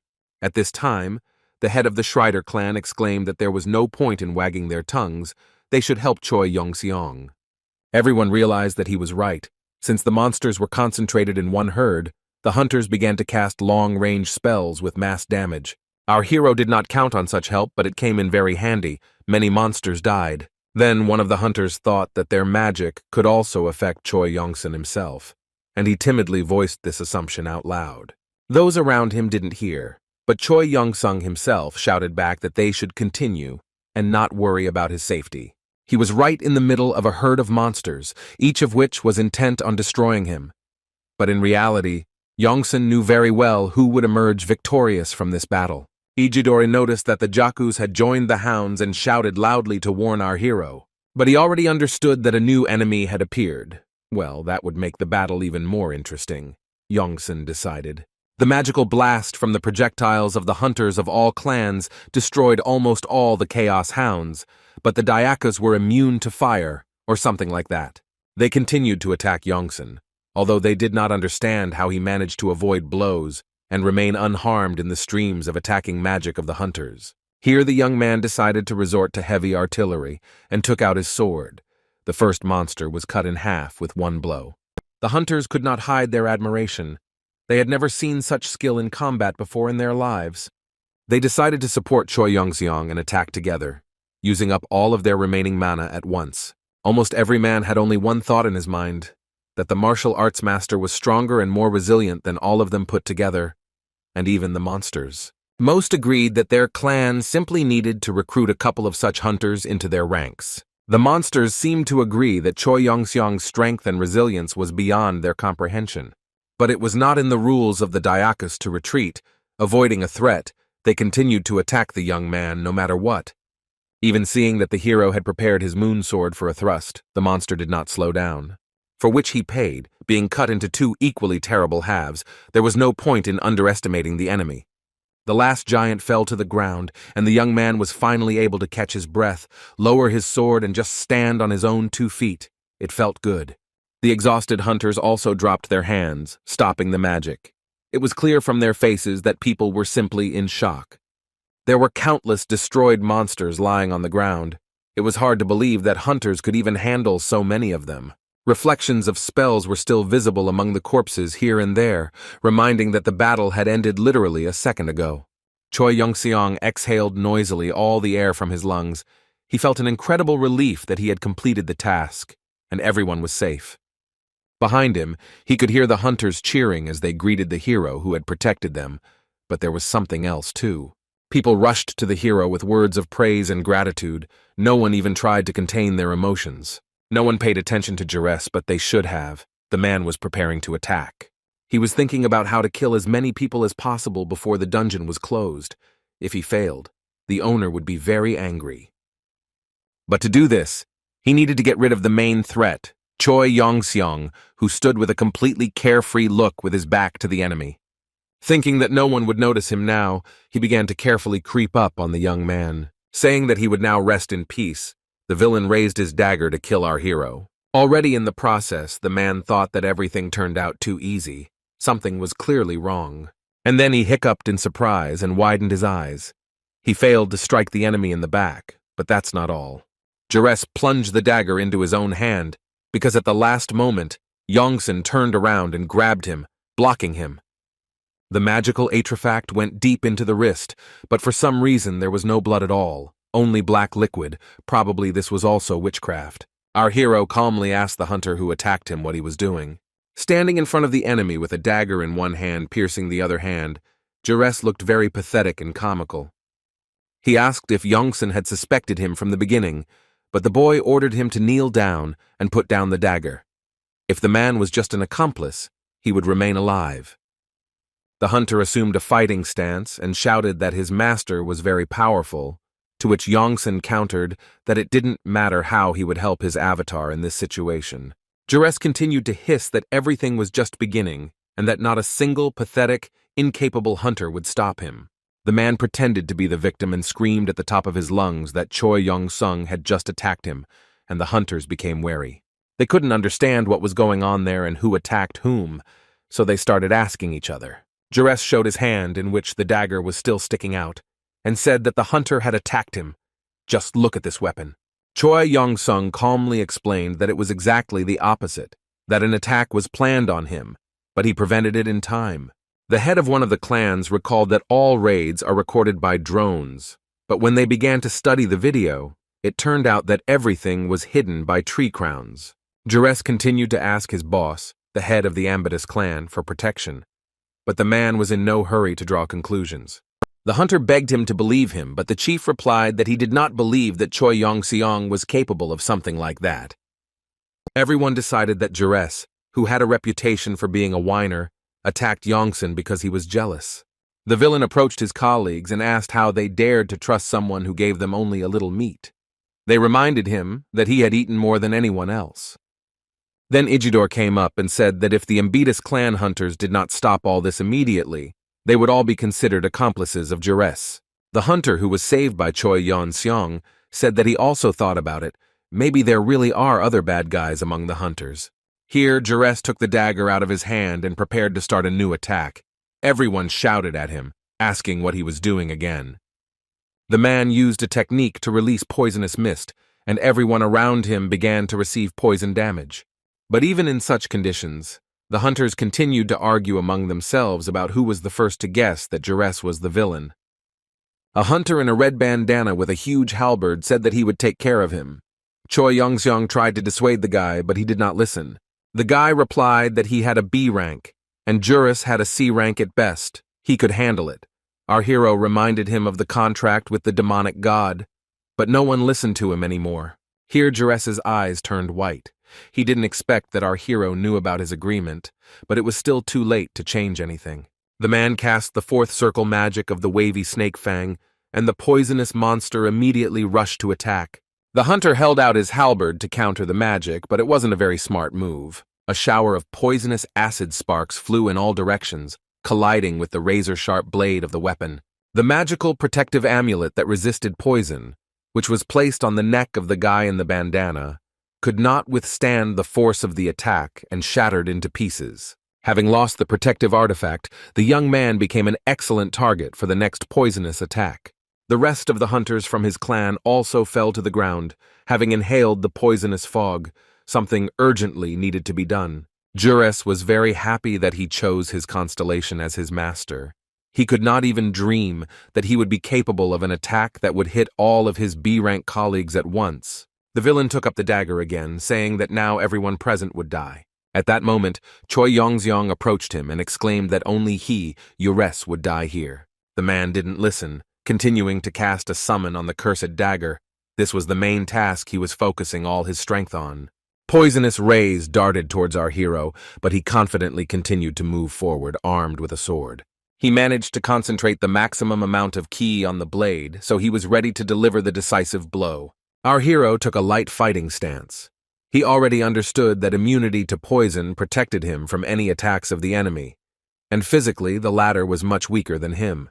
The ideal body for martial arts, this heavenly fighting body, in order to get at least some benefit from the battle, our hero resorted to meditation. Choi Yong-seong set himself the task of making a sword as perfect as he was. He created a new martial art. It was reported that it was called the flowing sword technique. It was necessary to try it out in practice. The guy waved his hand and the traitor's dagger flew into pieces without any effort on his part. Jures was amazed and exclaimed that this was impossible. He had received this gift from his constellation. Yongsun leaned over to the man and advised him in a friendly manner not to trust the constellations so unconditionally in the future. He immediately used the palm strike of the unconditional soul, and the enemy flew back like a rag doll. Holding a poisonous tail with a sting like a scorpion in his hand, Jures tried to sting our hero in the hand, not suspecting that he had absolute immunity to poisons. But Choi Yong-seong didn't stop there. He delivered another blow with his palm with such force that this time the enemy flew at least 10 meters. He fell flat on the ground, but a mechanical voice announced that the traitor's magical power was protecting Jures's body, and he escaped instant death. Having risen, the man said that he did not intend to die just like that. He would take as many people as possible with him to the next world. The villain raised his dagger again and cast a poisonous cloud of life force transfer that was supposed to kill everyone. The hunters watched him from the side, and Yongsun couldn't understand why this idiot still wasn't satisfied. Then he heard a familiar voice exclaiming that he was here, and a happy Odegon was running towards our hero with all his might, waving his hand cheerfully. The disguised goblin was very pleased that he too had the opportunity to take part in the battle, so he exclaimed that he would now do it himself. He was also quite interested in what he saw, especially the blood-red glow of the cloud spell. The magician did not hesitate for a second, and immediately used a spell called Detoxification Rain. It had a fairly wide field of effect, enough to completely negate the effect of Juris's spell. The rain from the magic cloud drenched both the hunter himself and the cloud summoned with the dagger. The man continued to sit with his hands raised. It looked pitiful. Juris almost cried, clutching the blade in his hand. He couldn't believe that he would end his life so worthlessly. Another moment, and the hunter simply sprawled out on the grass and lay under the raindrops, lamenting his unfortunate fate. Odegon stood next to his master and watched this pitiful sight. It seemed as if sad music was about to start playing. Choi Yong-seong said that this is how it would end. Juris sobbed loudly. This was exactly what he was afraid of. The story of the dungeon could have ended at this scene. The hunters began to discuss what had happened and wonder when they would return. Our hero asked the avatar why they were gone for so long. Did they really meet monsters? The young man replied that it was not that. It was just that the idiot hunters did not listen to him at all. Anthony, Elizabeth, and Alea all said at the same time that the healer should not be the leader, and everyone offered themselves for this role. The goblin in disguise folded his hands in pleading disguise and tearfully begged his master never to leave him with this gang again, and Yongsun, of course, agreed. The mechanical voice once again announced that the dungeon was cleared and could be left, and the hunters reached for the portal. Then Choi Yong-seong heard an additional announcement. Just for him, the voice said that the hero had passed the dungeon test and could therefore receive a reward. Rewards are usually given to those who complete a special dungeon task, not counting the artifacts that are obtained during the clearing. The voice said that Yongsun had chosen the reward of the goddess of defeat and laziness, although our hero had not chosen anything at all, but was simply waiting for an opportunity to go out. The voice added that the guy would receive the power of the mentioned constellation, and a blinding yellow glow appeared. It was so bright that our hero's eyes even hurt, and the young man began to rub them. A moment later he realized that the light was coming from the eye of a long-haired girl. Obviously it was the goddess of laziness. She announced in an important voice that a lot of time had passed since she had last awakened, calling the hero her successor. Choi Yong-seong did not understand why he was called that, and continued to silently look at the constellation.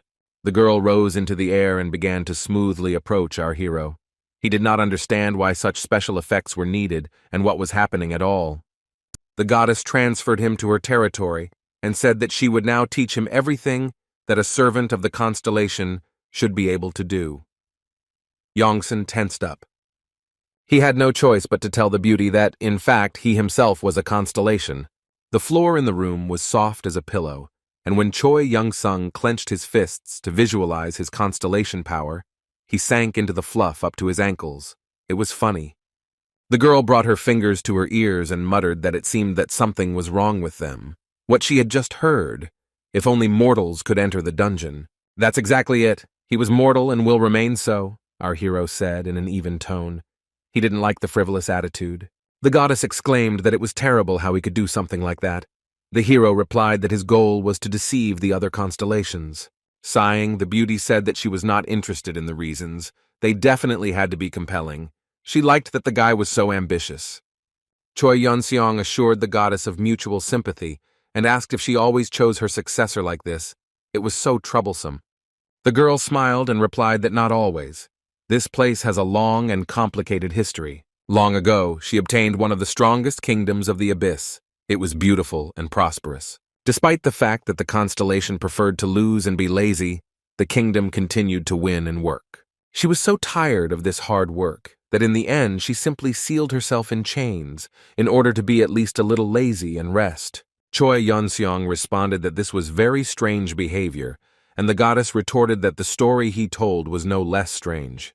The girl turned on the TV and muttered that since her successor was a constellation himself, he would quickly sort everything out, and that was all. The hero replied that he still had a lot to ask. He realized that the constellation was trying to push the responsibilities of governing the kingdom onto him. The guy noticed that his essence power had not increased, but a mechanical voice announced that it had increased. How could that be? The goddess said that she didn't have much power. She gave it all, who's to blame for not noticing. She was completely useless, like a constellation.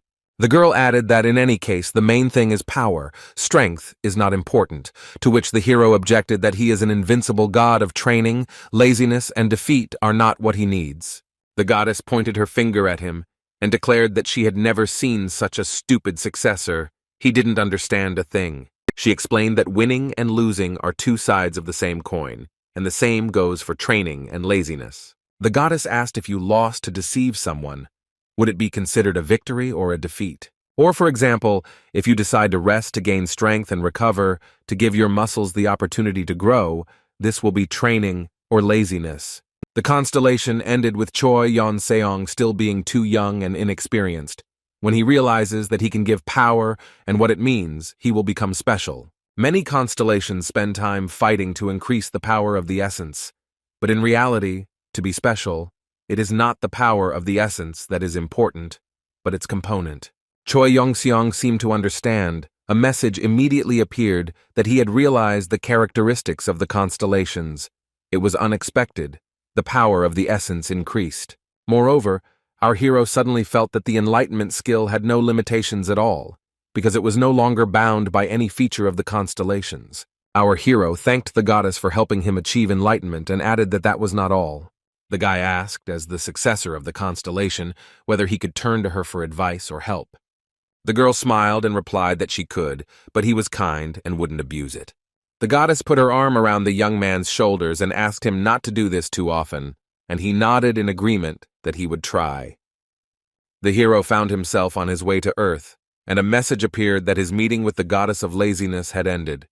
The voice added that once he left the sanctuary and found himself in the city, Choi Yong-seong thought about what he had heard. Now he would try to think about things more broadly and comprehend their essence. The guy thought that he once devoted all his time to training and martial arts, and now he has mastered cooking and magic. He is developing. His ki energy filled his body from the tips of his toes to the tip of his nose. It was a pleasant feeling of fullness. Choi Yong-seong emerged from the portal, and reporters rushed to him, asking what had happened and why the last survivor was delayed. Our hero stood motionless, said nothing, and continued to think that training is not a part of life, but life itself can be considered one long training session. The guy decided to think more broadly and train without any restrictions at all. He clenched his fists so hard that his fingers turned white and decided that he had already given up on this, but it turned out that it was possible to become much stronger. The girl and the kitten were waiting for Choi Yong-seong to appear in their line of sight with great impatience. The mistress of dreams and desires was literally rushing from place to place. When he appeared, she joyfully exclaimed that he was finally here. He had been long awaited. The guy was surprised. He completely forgot that after entering the dungeon, he became inaccessible to his colleagues in the alliance of small and medium constellations. Choi Yon-seong briefly told them about the recent events, and they made the girl think deeply, especially about the contract with the goddess of sloth. She paused and said that it was a good contract and if drawn up correctly, it would do them no harm. Choi Yong-seong threw up his hands and said that he still didn't understand how he could use the skill of losing and the skill of laziness to his advantage. The girl asked how about experiencing defeat and laziness on himself. The hero replied that he saw no point in it. The young man decided to change the subject and asked if they knew anything about the traitor holding the poisonous dagger, what kind of constellation it was in general. The girl replied that there was no need to worry too much about him, as in the constellation rankings, the traitor was about on par with Yong-seong himself. The kitten clarified that there are unpleasant rumors about this constellation. It is cunning and plots on the sly. You need to keep your eyes peeled as both Choi Yon-seong's name and his constellation name have started to pop up in the constellation games. The kitten emphasized that the battle with the warrior and the clearing of the dungeon had made a lot of noise both on Earth and in the abyss. The streets of New York were slightly less congested than those of Los Angeles, and the city's public transportation was much better. Elizabeth emerged from the bus, followed by Anthony, and the group of Vicaro's clan hunters set off to see the sights. The whole company disembarked onto the street and began to wait for further instructions from Gutierrez. She was a local. Choi Yong-seong was unhappy. He muttered something about how there was no need to go anywhere. You can eat in your room. The team told him that while in New York, he had to stop by Hunter George's, the only place in America that served monster food. The name delicately hinted that this was a restaurant opened by a hunter for hunters. Well, let's see what they served the guests. It was quite pompous inside, but the hunters from Icaros felt quite comfortable in t-shirts and vests. There was no other clothing to go with them. Here their attention was drawn to a conversation between one of the visitors and the chef. The hunter was complaining that the taste of the dish was completely different. The head of the Schreiber clan sat at the table and explained that the steak should be fatty, and when you bite into it, the fat should run off the meat. The guys didn't understand what was wrong. Did they really have to choose the coolest restaurant out of all the places on the planet to complain about the taste of the food? Here the hunter noticed his colleagues from the Icaros clan. His face acquired an indescribable expression of joy and annoyance at the same time. The hunters greeted each other, and the man said, a little embarrassed, that he hadn't expected to see them here. He shook Youngson's hand and expressed his deep gratitude for what happened in the dungeon. The guy replied that it was not worth the gratitude and asked what was wrong with the food. It was obvious that Rain was incredibly embarrassed. He began to pick at his ear, then his hair, not knowing where to begin his explanation. The hunter sighed and said that he asked to prepare the dish from the hounds that the hero made for them in the dungeon. He even told what he remembered about the recipe. But instead of a beautiful-looking and delicious masterpiece like Choi Young-sung's, local chefs came up with something completely different. George Manuel, the chef and owner of the restaurant, looked out to the guests when he heard what was being said. The skill of cooking monsters was very rare. George Manuel considered himself a unique chef. He approached our hero, hearing that he was also preparing monsters, and risked asking for a favor. The man, with a sinking voice, asked the young man to teach him how to cook the dish that Rain had told him about.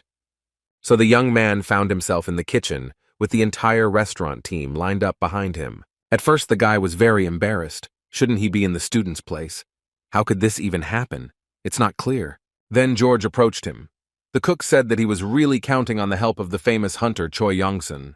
Our hero immediately warned that he is not a professional, so don't expect much.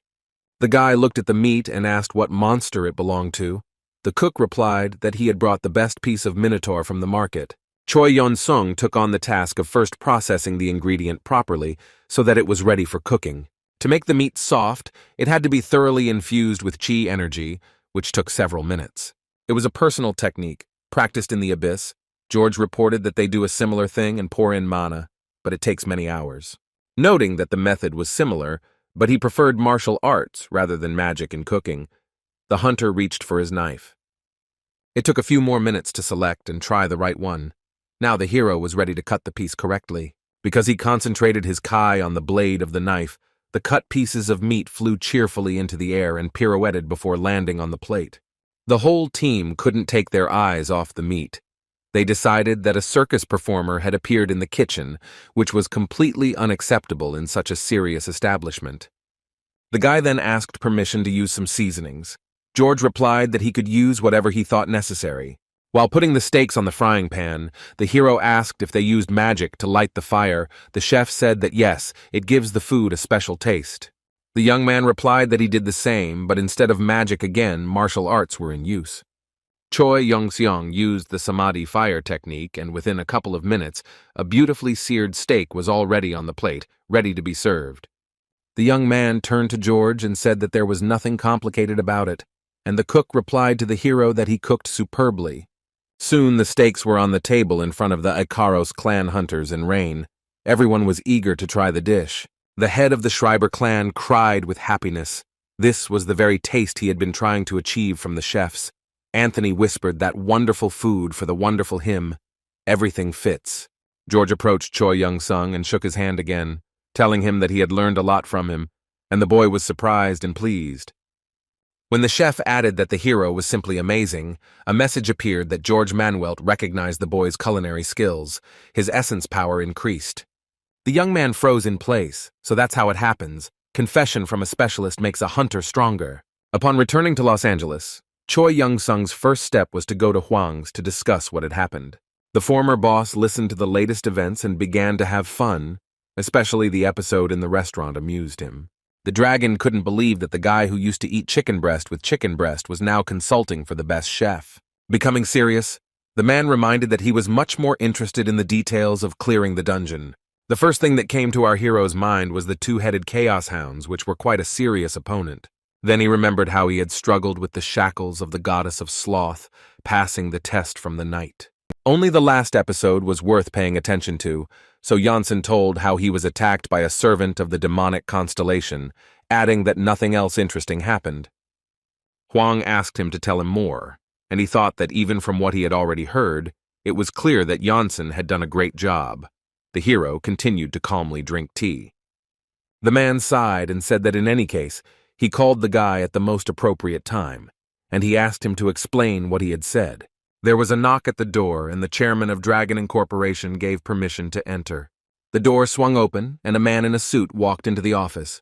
Huang introduced him as the president of the dragon artifact, Ngen Bao. When all three returned to the table, Huang asked if our hero knew what the dragon artifact was doing. The guy shook his head. Kyung then asked if the young man knew what a monster core was. This time the answer was affirmative. The man decided to explain in more detail, and said that an entire energy business had now blossomed on these clots of mana. In addition to using pure energy, special artifacts could also be created from monster cores. Huang ended his story by saying that his company, Dragon Artifacts, creates the best artifacts on the market. Choi Young-sung asked what he had to do with all this, to which he received the answer that such companies cooperate with hunters to test artifacts.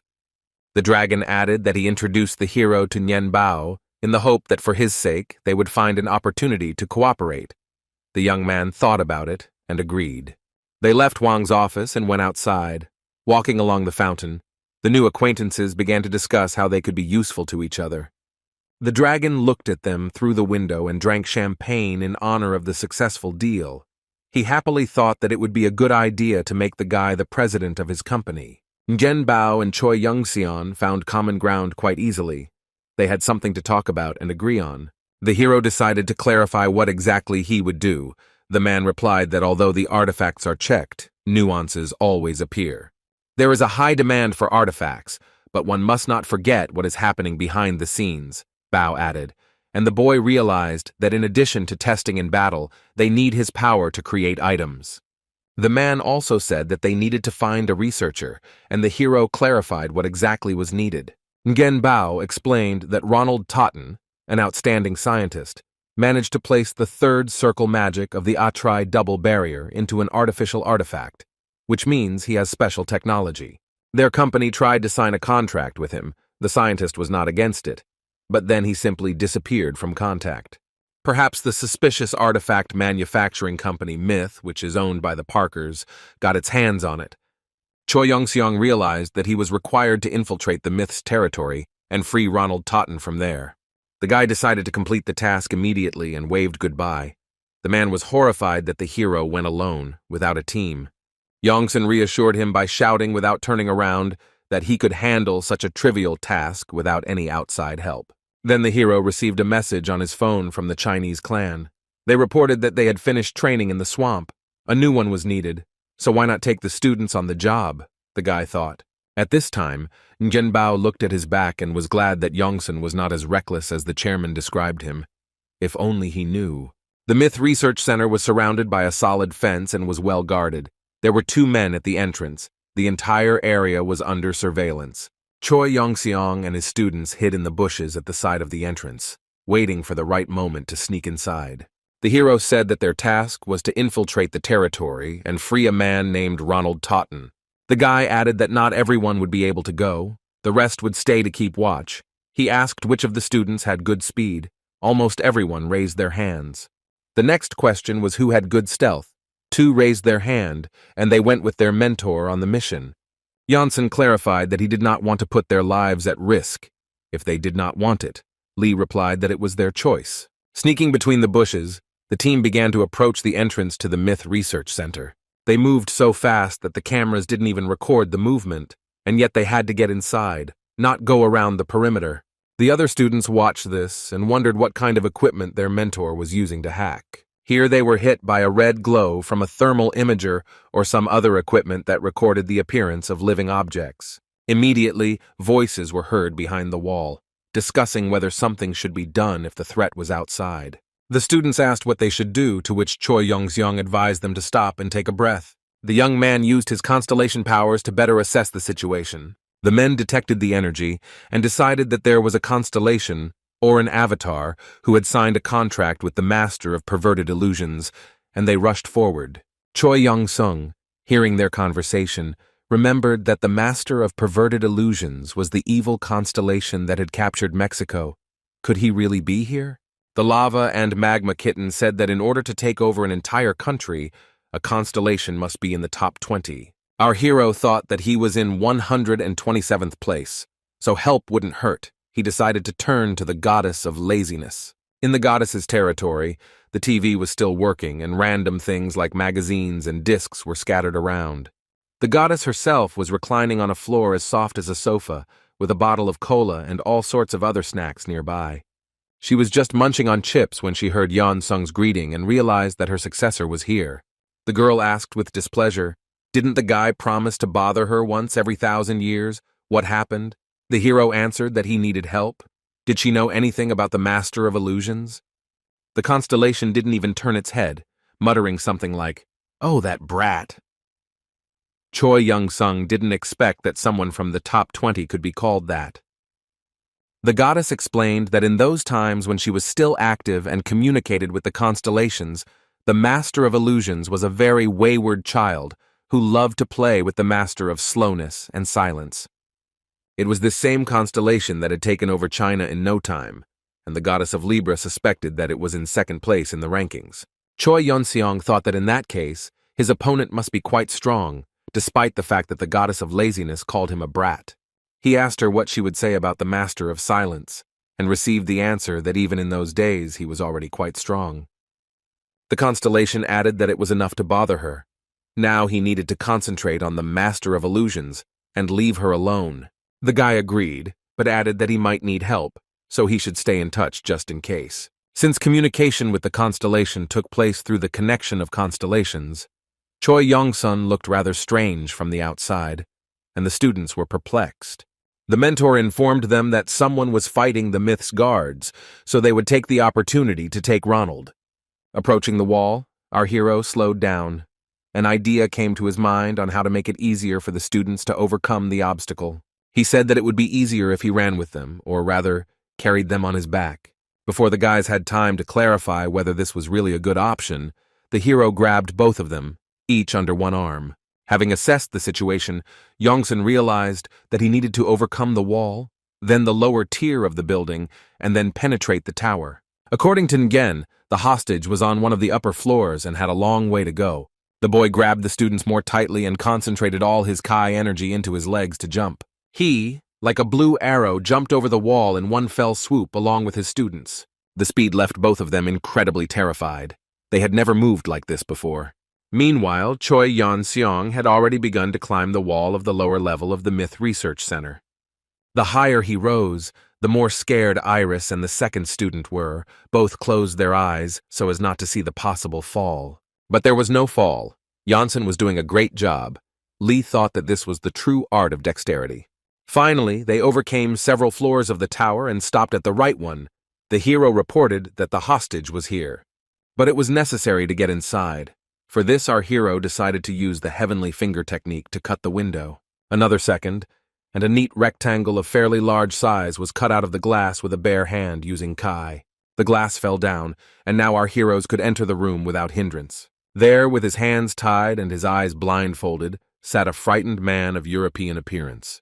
He asked in a trembling voice who was there. It was clear that Ronald did not really count on being saved. Choi Young-seong said that they were from the dragon artifact, and asked if the person in front of them was Ronald Totten. The man nodded in agreement. He realized that the dragon artifact had not abandoned him in trouble, asking him to remove the bandage. He continued to ask in fear why the sounds of battle were heard. The dragon decided to use all his strength. No other way. The battle was indeed heated, but Young-sun explained that those people had nothing to do with him, then asked if Totten was really going to sign a contract with the dragon artifact. Ronald confirmed that this was true, and that he was being held here against his will. Then our hero said that they would quickly fix it now. The man was very happy, but asked to also save his friend, a colleague who was in the next room. Choi Yong-seong replied that of course they would save him. He pulled out his sacred moon sword. He couldn't handle it with his bare hands. Just a few blows of the weapon on the wall, and it shattered into small pieces, fortunately without harming anyone. Behind the wall sat a man who was just as terribly frightened and tied up. He had absolutely no idea what was happening. The guy asked Totten if this was his friend. The researcher replied that yes, it was Kim Chang's son. The man rushed to his colleague to untie him quickly. He said that these people had come to save them.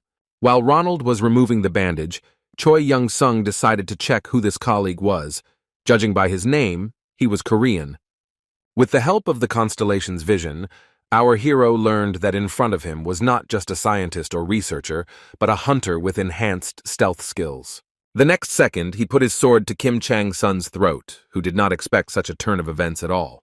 Without putting away the blade, the guy said that he knew the man was a hunter and that he had 3 seconds to explain everything. At first, the Korean tried to lie that he also came here to rescue Ronald, but he was quite surprised. Yongsun replied that he strongly doubted that the Korean clans had industrial spies, and Chang-sun was exactly that. Totten shouted that it was impossible. They were friends. Choi Yong-sun asked to leave the showdown for later. Now they needed to get out of here. At that moment, the building shook violently. The walls literally shook. Something unexpected happened. Outside the window, our heroes saw a bright flash of light that was rapidly approaching with a terrible roar. It was the octahedron of illusion's radiance, the minion of the constellation of the master of perverted illusions, and it was about to be here. Finding themselves in a difficult situation, the constellation of the evil god decided to call a servant from the abyss. It was necessary to be extremely careful. The octahedron had already gathered information about the squad of hunters in order to immediately attack them, but for some reason it didn't occur to him to attack the master's opponents. Choi Yong-seong took out his sword. Iris stood next to him and was also ready to fight back anyone who came close. Our hero understood that he needed to have time to attack first, so he began to calculate the trajectory of the sword strike using Kai. This is a long-range attack. He unleashed a huge blast of energy onto the octahedron, something that only a very powerful creature or a creature from the abyss could withstand. Shards of glass and walls rained down all around, and Ronald Totten was the most frightened. The researcher was not used to participating in battles. At this time, Iris noticed with fear that the building began to collapse. Everything began to shake and tremble. Choi Yong-seong realized that he had to get out of here immediately. He ordered everyone to follow him, and everything would be fine. The walls fell in pieces to the ground. Everything was engulfed in flames, and in the midst of this hell on earth, human figures were barely visible. The hero landed on the ground, right behind the employees of the Myth Research Corporation, or rather, the guards. He had just carried the students, Ronald and the Korean, out of the tower one by one, and still hadn't saved them from danger.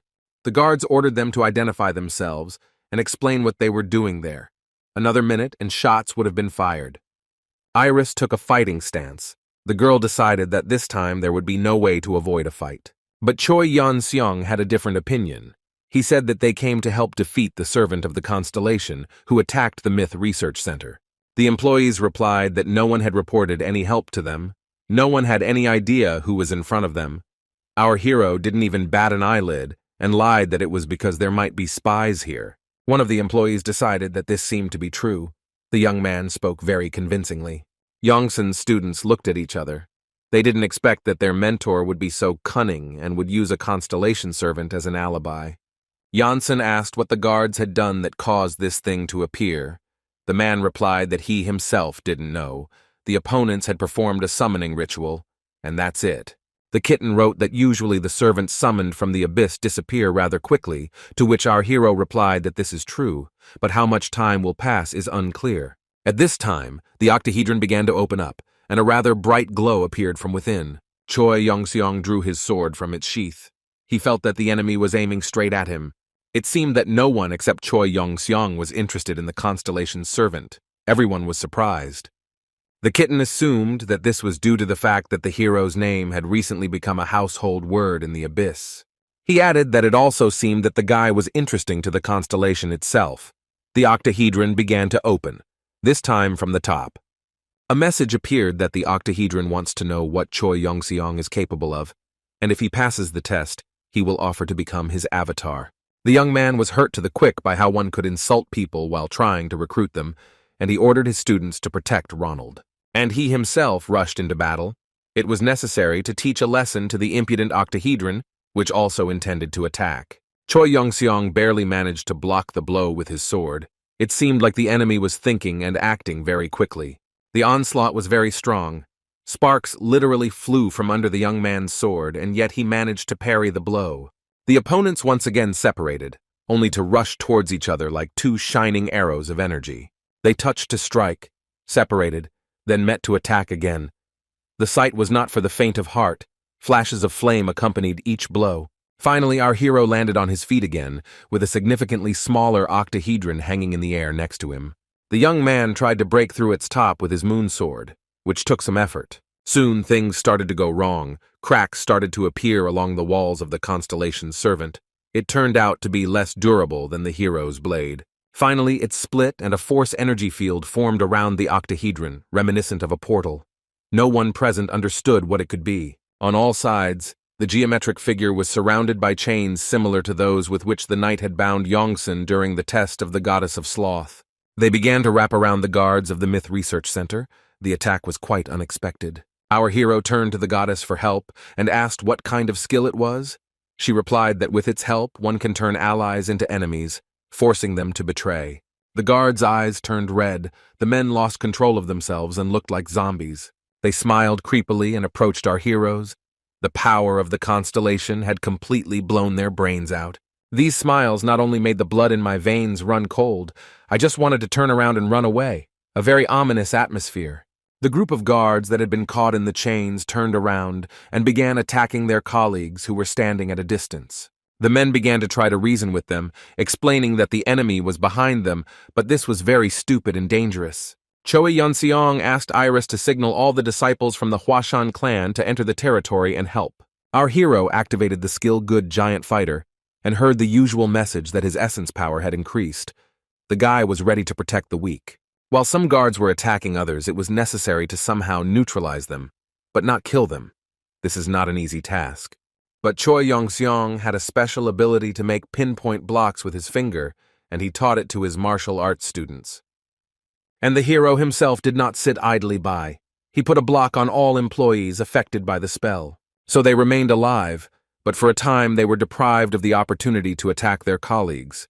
And we remember that the octahedron's time was quite limited. However, the magic still worked.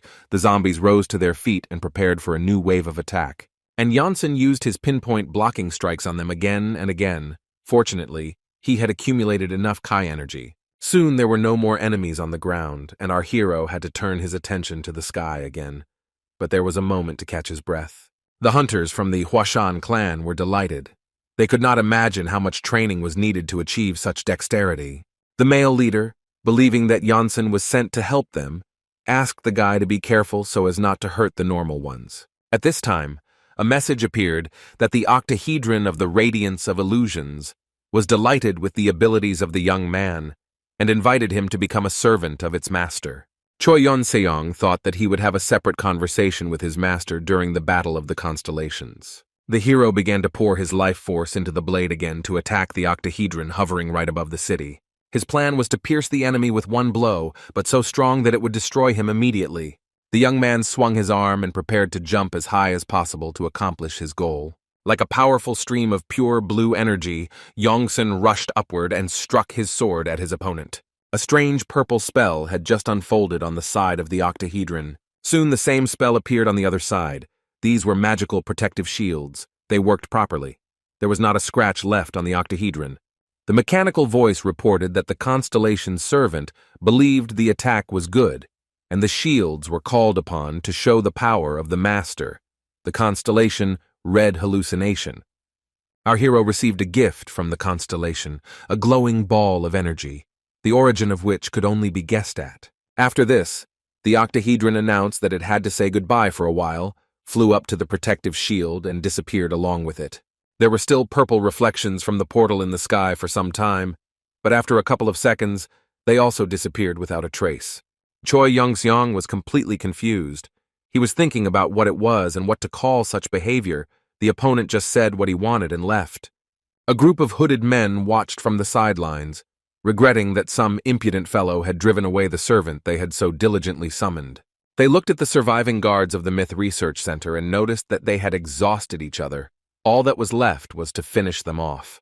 The hooded hunters' criminals rushed to the attack, deciding that they could cope without the help of the Constellation servant. Choi Yongseong commanded everyone to stand behind him and his students. They could still put up a decent resistance. A message appeared that the hero had trained and led mortals, his essence power had increased, and the skill of constructing a 6 sword had been opened. In order not to wait, the young man used the sword skill of 6 at once. They ran towards the attackers, enveloped in a single energy of Kai. Choi and Son ran first, and the others followed in pairs, and the group looked very confident. The students and their mentor acted in a coordinated manner, like clockwork, and the opponents fell one after another. The punches and kicks were even more successful than in training. That's what a real fight and a real threat means. The men in cloaks were at a loss. Not only were their opponents able to attack, but they also used some particularly successful combination of attacks.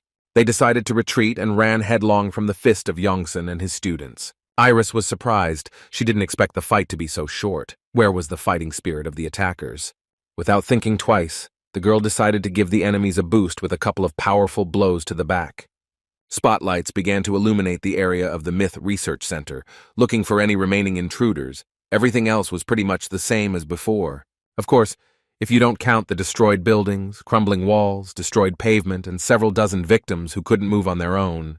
The manager, who had previously communicated with Choi Young-sung, approached the guy and said that he heard that he was a hunter, how great it was that Richard Parker's colleagues from the Ikaros clan came to help.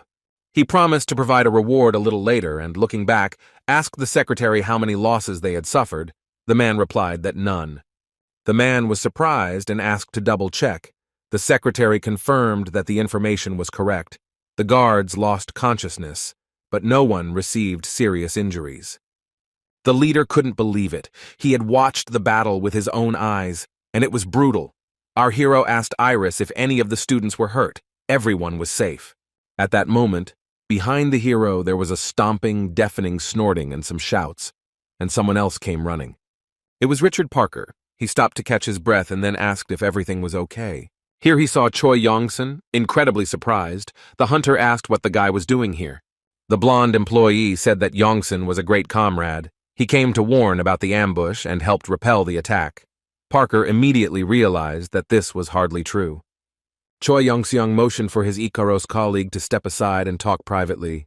A few minutes later, Parker's loud and indignant cry was heard over the bushes near the fence. The young man was indignant and claimed that this was too much. Richard grabbed Yongsun by the shirt and yelled that he wouldn't let Ronald get kidnapped. Our hero was outraged that the Parkers themselves kidnapped him. Richard leaned down to our hero's very face and continued to hiss that he was talking complete nonsense. The guy remained calm and replied that he didn't see a problem. Then Parker really slowed down and explained that the matter had been entrusted to him by the chairman. Yongsun asked if it was Kyung-ryong, who shook his head. Alex Parker, his father. Some time ago, a very unpleasant conversation took place in Parker Sr.'s office for his son. The man stood at the window and asked what Richard had achieved with his power. Absolutely nothing, he answered himself. The hunter tried to object, but the chairman sternly declared that it was enough to talk nonsense. It was time to return to the family. He had found an excellent place. Richard was stunned to hear that this was the last chance for a useless brat like him. Yongsun looked at the boy with sympathy and asked why he didn't just leave, if even his father treated him so badly. Parker replied that it wasn't that simple. Choi Young-sung put his hand on Richard's shoulder and said that everyone must stand firmly on their own 2 feet. Otherwise, over time, they will lose all their strength. If Parker dared to break all ties with his family, Yongsun promised that Kyung-ryong would help and support him. The guy doubted that he would do such a thing for him, but Choi was confident. Our hero advised him to think carefully about his words and went to the car, waving goodbye. Soon the door slammed behind him loudly. It sounded like the final chord in some long symphony. Richard Parker watched the car drive away and thought that it was a symphony of his past life. He clenched his fist, determined to start all over again, just as Choi Young-sung had advised. But the next moment he hunched over and grabbed his head, trying to figure out what to do. The dragon artifact's headquarters was huge. No, that's right. It was a twin-tower skyscraper, comparable in scale to an entire city. In the hall, Nguyen, the director of the unit who had negotiated with our hero about rescuing Ronald Totten, was pacing from corner to corner. When the right car pulled up to the building, the man jumped out. He was extremely excited and agitated. The car stopped, the doors opened, and the researcher got out of the back seat. He was exhausted, but had already managed to change into a fresh suit. Nyong rushed towards him, almost running. Ronald apologized for causing them a little trouble. The man assured that everything was fine. Thanks to the people who were sent to save him, he was completely safe and sound. Nyong explained that he was worried about the appearance of the servants of the demon god Constellation, to which Choi Young-seong replied that it was a mere trifle. Our hero reported that they had completed the task in the best possible way, asking to reward their students from the Chinese clan who had done an excellent job. Nguyen agreed that this was self-evident, and added that since they were here anyway, why not take a look around the company? Looking up and estimating how many floors there were in these twin-mirrored towers, the hero replied that the idea was not bad. The whole company entered a spacious hall, striking in its newness and cleanliness. Everything around literally sparkled. Choi Young-seong looked around. He thought that the place where artifacts were created was some kind of huge laboratory. The kitten wrote that he couldn't wait to see the human blacksmiths. The hero chuckled and said that he had forgotten that the kitten was an outstanding blacksmith. The Constellation got angry and asked not to forget who forged the equipment for him. Nguyen led them to the doors of the next hall and informed them that this is where artifacts are created, after which he invited them inside. Inside was a huge room with robotic equipment and a bunch of engineers to operate it. The atmosphere was businesslike and working. With the help of a laser and some kind of mechanical cutter, a blue crystal of a certain shape, endowed with magical properties, was supposed to be obtained. Our hero wanted to take a closer look at the future artifact and asked what it would be. The cutters, the grinding file, and some other tools worked tirelessly. Sparks and glow burst out from under them, as if ice and fire had come together. Choi Young-seong couldn't believe that instead of blacksmiths, robots were creating artifacts on Earth. It was somehow too much. The kitten was in complete agreement with him and screamed deafeningly that this was not a forge at all. Our hero asked what was wrong with him. The kitten, cursing, explained that the creation of artifacts is a ritual. In the forge, the masters put their soul into their work, and what a robot can put into his work is unclear. The kitten got really angry, picked up a hammer, and declared that he would show the pathetic little people what a real forge was. Choi Young-seong asked what he could show. Would he really create a couple of artifacts with them? The kitten said why not. The guy thought about it. It was an interesting idea, and the hero asked Nyong for permission to go inside and create an artifact. The man hesitated and asked why he needed it. The guy replied that he just wanted to try it at least once in his life, and the director didn't hesitate for long and agreed. Choi Young-seong walked up to the device with the blue crystal on it, and there were several technicians and lab workers nearby. They all looked skeptical because creating artifacts is not so easy, and then some hunter came and wanted to try it right away. The young man raised his fist, tensing his muscles and gathering the necessary amount of ki into his fingertips. The next moment his hand fell directly on the blue crystal that lay in the middle of the device. Sparks flew. Scientists and technicians were ready to scream in horror, watching our hero use just his fists. The staff wanted to rush forward and pull Yongson away from the equipment, but the guy said that if he broke anything, he would compensate for the damage. They shouted that they were worried about something else, but the guy himself understood that a wave of energy gushed from the material, and soon the glow became more structured, and under the master's hands the material began to acquire clear forms. The men couldn't believe that mere martial arts could do this, and the azure iron stone obeyed Yongson. After watching our hero's fists work, the kitten reported that divine space martial art was a very useful thing, as it turned out. The kitten advised Choi Young-seong to hit him a couple hundred more times to consolidate the result. A fist filled with Kai energy turned out to be more handy than the best tools and skills of a blacksmith in the world, who would have thought. Looking at the sword that our hero had created, the kitten said that he had underestimated it, but the item should be filled with attributes. The young man remembered that the azure iron stone had an ice attribute, so he put ice energy into the blade he created. A message appeared asking if the constellation really wanted to complete the creation of the artifact, and Choi Young-sung confirmed his intention. He created an incredibly durable short blue ice sword with quite powerful damage and excellent ice attack power. Choi Young-sung picked up the weapon and said that he seemed to be finished, and questions immediately began to pour in about whether he had done anything like this before. The hero replied that no, and asked not to be surprised, but simply to check the characteristics of the weapon he was holding in his hand. Nyong took the sword in his hand and said that no testing was needed. It was beautiful, incredible, and completely unique. It was something incredible. He promised to tell in more detail after the assessment, handing the blade over to one of his assistants for study. Then the director's phone rang in his pocket. For a few minutes the man pretended not to notice, but then he picked up the receiver.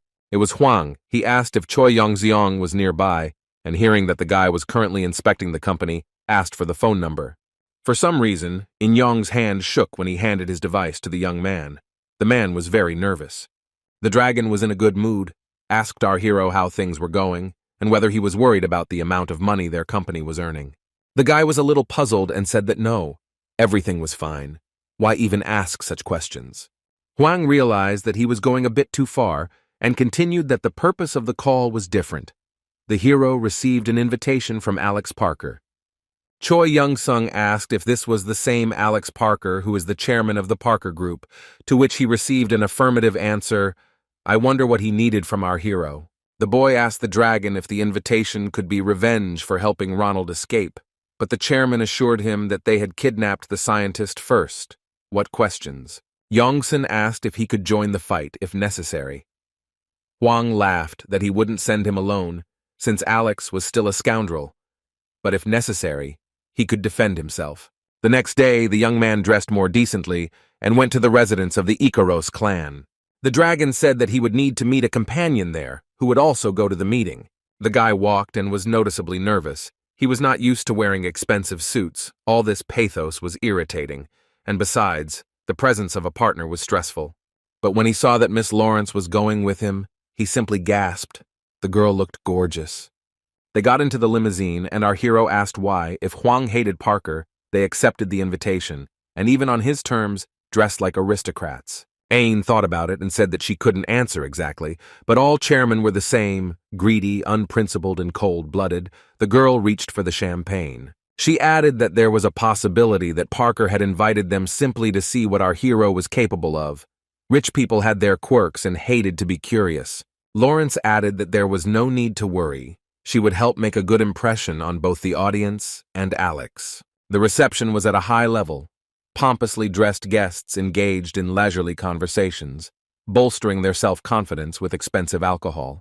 Our hero looked around carefully, trying to understand if there were hunters or magicians here, but mostly they were businessmen and their wives. Ain whispered to Janssen that one of the men was the president of the 8 sciences, and next to him was the president of Kalak. Our hero noted that this information meant nothing to him at all.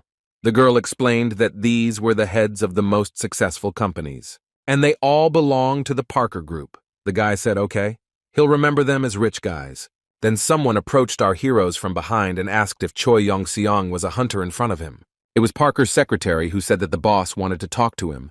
The man offered to follow him. They moved down the corridor, and it looked very strange. There were guards lined up along the walls on both sides. The bodyguards were asked to wear expensive suits, but their profession was revealed by their facial expressions and, of course, their behavior. The situation began to stress Janssen out. He wondered why there were so many guards, and hunters at that. He guessed this from the characteristic gleam in his eyes. Magic was visible in them. "We're coming here," the secretary said, smiling as they approached the luxurious wrought iron doors. The man suddenly knocked loudly and announced that he had brought hunter Choi Yong-seong, as the chairman had requested. When our heroes went inside, our hero was quite surprised by what he saw. There were 2 men sitting in the office, and one of them raised his hand and asked to wait a little. He looked like Richard Parker, but much older. He was unhappy and showed the guest that he shouldn't be pulled into a trap, but should just do what he was told. The young man decided to look at Parker with the help of the Constellation vision. This could give a little more information. It was not possible to obtain information. He was an ordinary person, but the level of magical energy that emanated from him indicated that he had no problems with artifacts. The Asian man Alex spoke to said he had no choice but to trust his opinion, and he looked confused. Parker replied that that was all. The man bowed low and thanked the chairman. Ensign used his special vision and saw that his name was Jerry Cooper in the American style, an unawakened hunter strengthened by a contract with a constellation to C plus rank. It was also written that the man had the traitor's mask skill pumped up, which allowed him to hide his true intentions. Already at the door there was a message that the constellations with which the contract was concluded were a traitor holding a poisoned dagger and a demon of contracts and desires. The guy was surprised that the man had made a contract with an evil constellation, not just one, but two at once. Miss Lawrence whispered to Choi Young-sung that it was the president of Fisk Food Company. Now the boy knew who their main enemy was. Here the hero became even more puzzled as to why he was able to read information about the traitor. It should have been hidden with the help of a mask. Here he heard the voice of the goddess of laziness, who proudly announced that this was her power. He could have said thank you. Meanwhile, Alex Parker asked why they were still standing, inviting them to sit on the sofa. Our hero simply replied that it was fine. They would sit down. Ayn was scared. Communicating so informally with the chairman was akin to a challenge. While pouring coffee, Parker said that Choi Young-sung had recently been named the first star of Kori, and the young man replied that he had heard something like that. Handing the hero a glass, the chairman said that he had called him here to thank him. Parker continued that Janssen not only saved his research facility from an attack by the demon god's minions, but also saved the lives of all of Alex's team's hunters. The guy took a sip of coffee and thought that he really could be thanked for that. Lawrence hoped that everyone had forgotten about Yongsan entering the territory illegally. Parker ordered the secretary to bring something they had previously agreed on. He even extended his hand as if the object was already in it. The man rolled out a safe with a glass wall, or rather an armored display case, and the fun began. Behind the glass was a sword of incredible beauty. The young man even stood up from amazement and curiosity. It was an incredibly durable divine sword. The attack power was simply unimaginable. A bunch of skills, including the path of the divine sword. It was inferior to the 9 Heavens Moon sword, but also very good. The guy said that all he knew about the weapon was that it had been used by a Chinese hunter before. The chairman nodded that it was correct. It was his gift in gratitude to the hero. Miss Logans looked at Choi Young-sung, making it clear with her whole appearance that he should refuse. As soon as the guy takes the blade in his hands, he will become Alex Parker's puppet. She didn't know how to convey this idea to the hero without words. The guy thought and said that since the chairman had decided to give him the sword, he would gladly accept it. Parker didn't waste any time and replied that he was glad that Yongsan liked the gift, but he had a small favor to ask of him. The man said that Dragon Huang was deceiving the young man. Lawrence grabbed her head. He added that Huang is indeed an amazing person, but when it comes to the hero's future, one must be more cool-headed. Alex reached out his hand for the item he expected to receive at the very beginning. Before the sword, it was a huge crystal. He handed it to Choi Yong-seong and informed him that the core had been obtained 20 years ago using revolutionary purification technology and was 88% pure. When the company invented the technology, it received many offers of cooperation, but refused them all. Parker asked Janssen what he thought happened to that research later. The guy replied that he had no idea. So the man continued that a year later they introduced a technology that could achieve 89% purification. And a little later, they even reached a level of 90%, but these scientific developments did not make them happy. The company went bankrupt. Alex ended by saying that the core was now here, in his hand, and no one could guess what would happen to it tomorrow.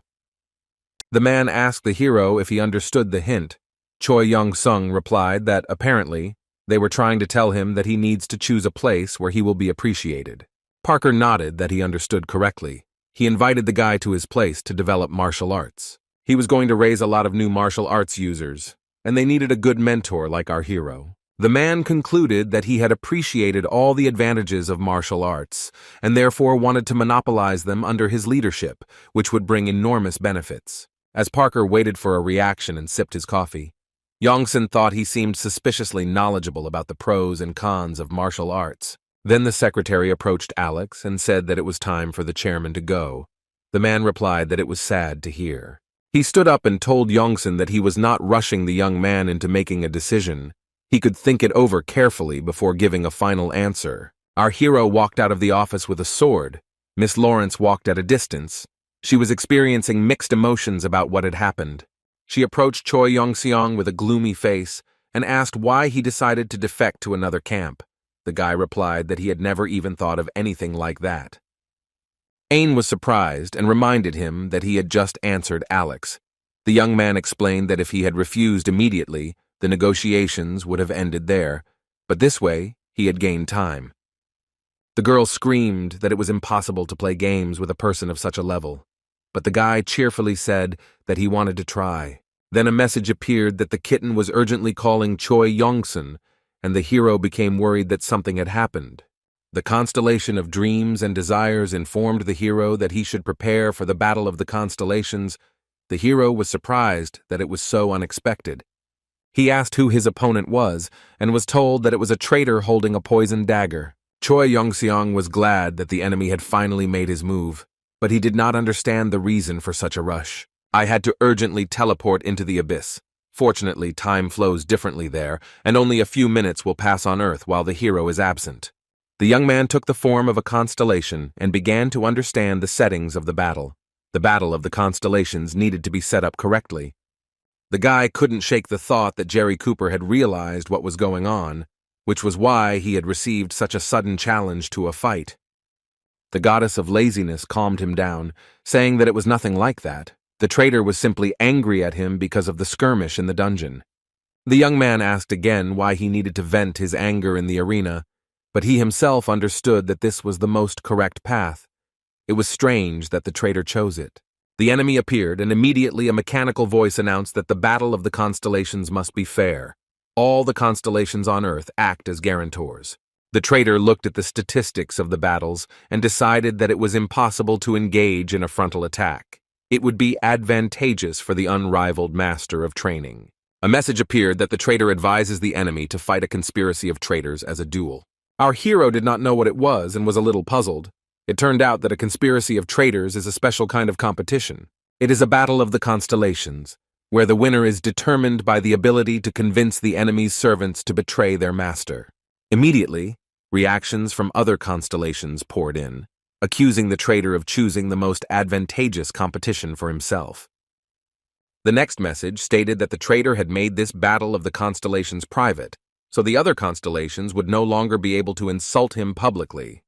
After this, the enemy arrogantly asked Choi Yong-seong if he was scared, the hero thought.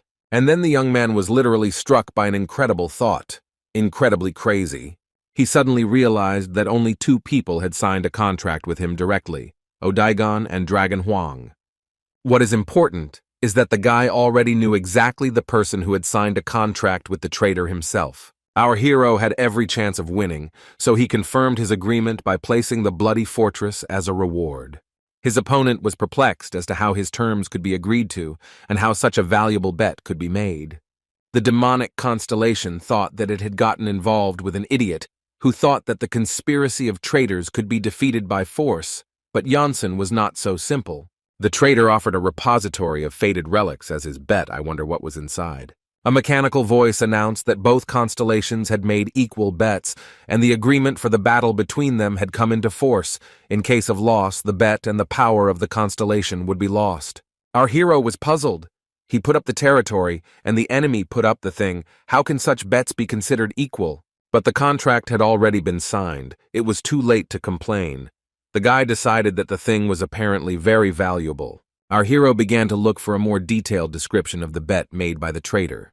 At this time, a portal appeared, and the young man's opponent appeared in it. He said that he was grateful that the challenge was accepted. He laughed and hissed to the side that the betrayal of Yongson's servants was now only a matter of time. The traitor was quite confident in himself, but our hero had no time to think about it. He was returning to his home planet. The Parker mansion was very different from Dragon Huang's house. It was much more modest in appearance and was built in a more traditional style. The man who had spoken to the chairman before Choi Yong-sung got into the car prepared for him and left the reception. He sat down in the passenger seat and muttered that he wished old Parker would kick the bucket, and the driver replied that they were grateful for his efforts. The car started moving and quickly picked up speed. It moved smoothly along the highway, weaving among the flow of cars. But then the driver had to brake sharply. On a relatively empty section of road, someone's figure appeared in the path of the car. It was a policeman who waved his baton at the driver to stop for inspection. The driver was in no hurry to open the door and get out, continuing to sit in place, so the law enforcement officer gave the appropriate order. To make it more convincing, the policeman added that the speed limit had been significantly exceeded, so the documents should also be taken with you. The man in the back seat asked what was going on, but his subordinates assured him that everything was fine and they would sort out the problem in a few minutes. The security guard got out of the car instead of the driver and shouted to the policeman that they were transporting a high-ranking person who could not be stopped. He was so bold as to put his hand on the policeman's shoulder, which would have been fine if he had been a human, but it was Choi Young-sung who was wearing the uniform. The man said in a convincing voice that the boy was making a mistake and that he should immediately state his name, the name of his commander, and his place of residence. Choi Young-sung didn't deny it for long. He simply used one of his favorite techniques, the acupuncture block. The officer in the suit lost muscle tone and simply collapsed on the road. Choi Young-sung did not wait for him to recover and pulled the car door. Once in the car, the hero ordered the driver to move, and he himself continued to cover his face so that the president of the food corporation would not recognize him. But his incognito remained even after the guy took off his cap. The man absolutely did not remember the face. He began to yell that the consequences of the kidnapping would be catastrophic. The passenger asked what he needed. Money, he had plenty of it. And anyway, the hunters would soon figure everything out and destroy the kidnapper. Choi Young-sung began to tire of the amount of noise, and with one movement of his hand he put up a block, preventing the man from speaking. The man raised his hands to his face. He expressed indignation with gestures, since he could not make a single sound. Choi Young-sung leaned over to the driver and ordered him to drive, otherwise he would have an extra hole in his body. The car slowly moved along the alley. For some reason the road became completely empty and deserted. Soon the urban landscapes were finally replaced by suburban ones, but no other cars appeared on the road. Finally, our hero ordered to park on the side of some forest. The driver stopped the car. The next second, the guy used his signature blocking acupuncture strike on him. Next, the servant of 2 demonic constellations received a blow. He tried to intercept the hero's hand, but did not have time. And this is good, because with a new blow, the young man returned his ability to speak. The man simply asked what was required of him. Choi Young-sung asked without preamble why he betrayed his co-star and signed a contract with another. The president of the food corporation became nervous and asked how he knew about this and whether a traitor had sent the guy. Young-sun shook his head, and the man suggested that it was a demon of contracts and orders, but that version didn't work either. Our hero brought his face closer and slowly said that he had come here to recruit a servant for his master. The young man added that the constellation is called the invincible god of training. He strongly advises against refusing him. Sweat began to pour down the man's face. He repeated the name of the god as if tasting it. His expression became completely absent. Then he asked what kind of constellation it was, and received the answer that it was very strong and amazing. Janssen added that on top of everything else, the man simply has no other choice. If he refuses, his master will kill the man's constellation, whoever it may be.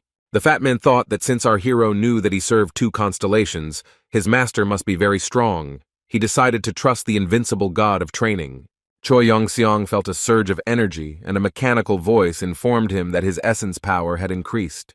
The guy added that killers might come, so for a while he would take care of his master's new ward. The car started moving. The man panicked. He had to get into such trouble, sign a contract with 3 constellations at once.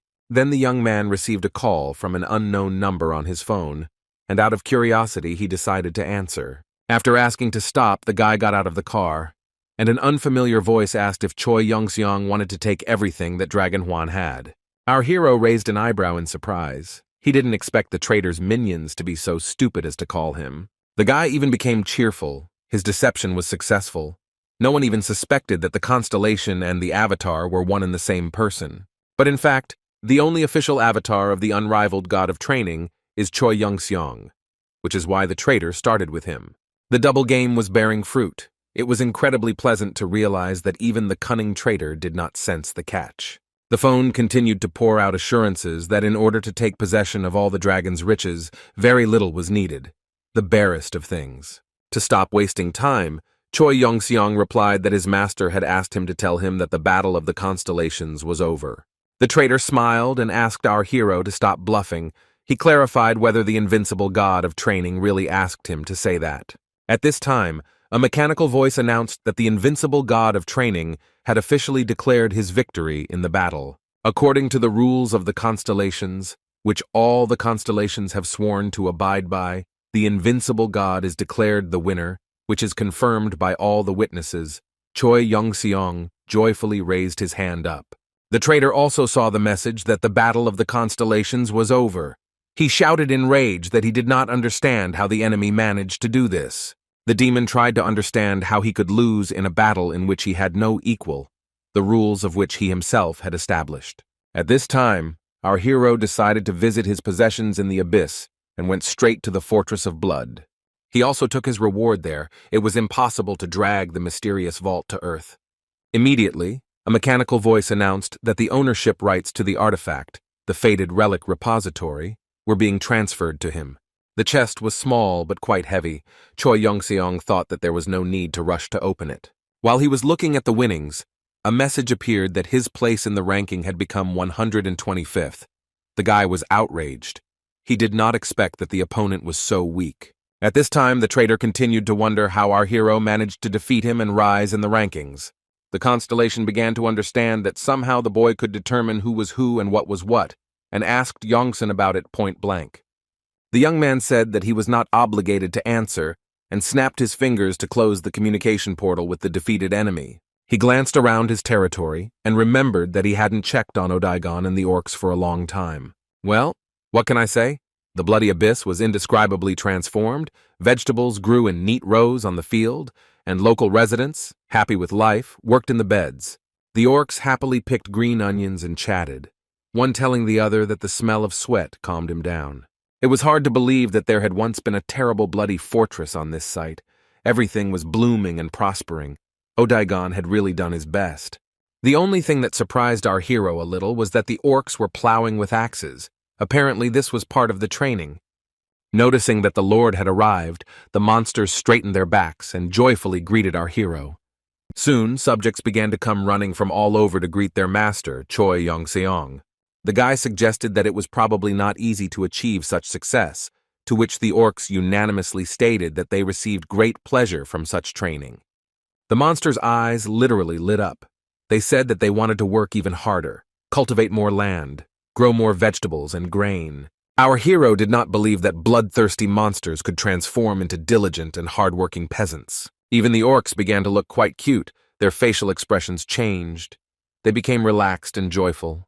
Choi Yongseong decided not to disappoint their expectations and joyfully shouted that he was giving them permission to cultivate more land, train more, and everything else. Looking at the collected greens, the guy was already thinking that it would be nice to try to cook something from them. At this time, a huge orc ran up to him and fell to his knees.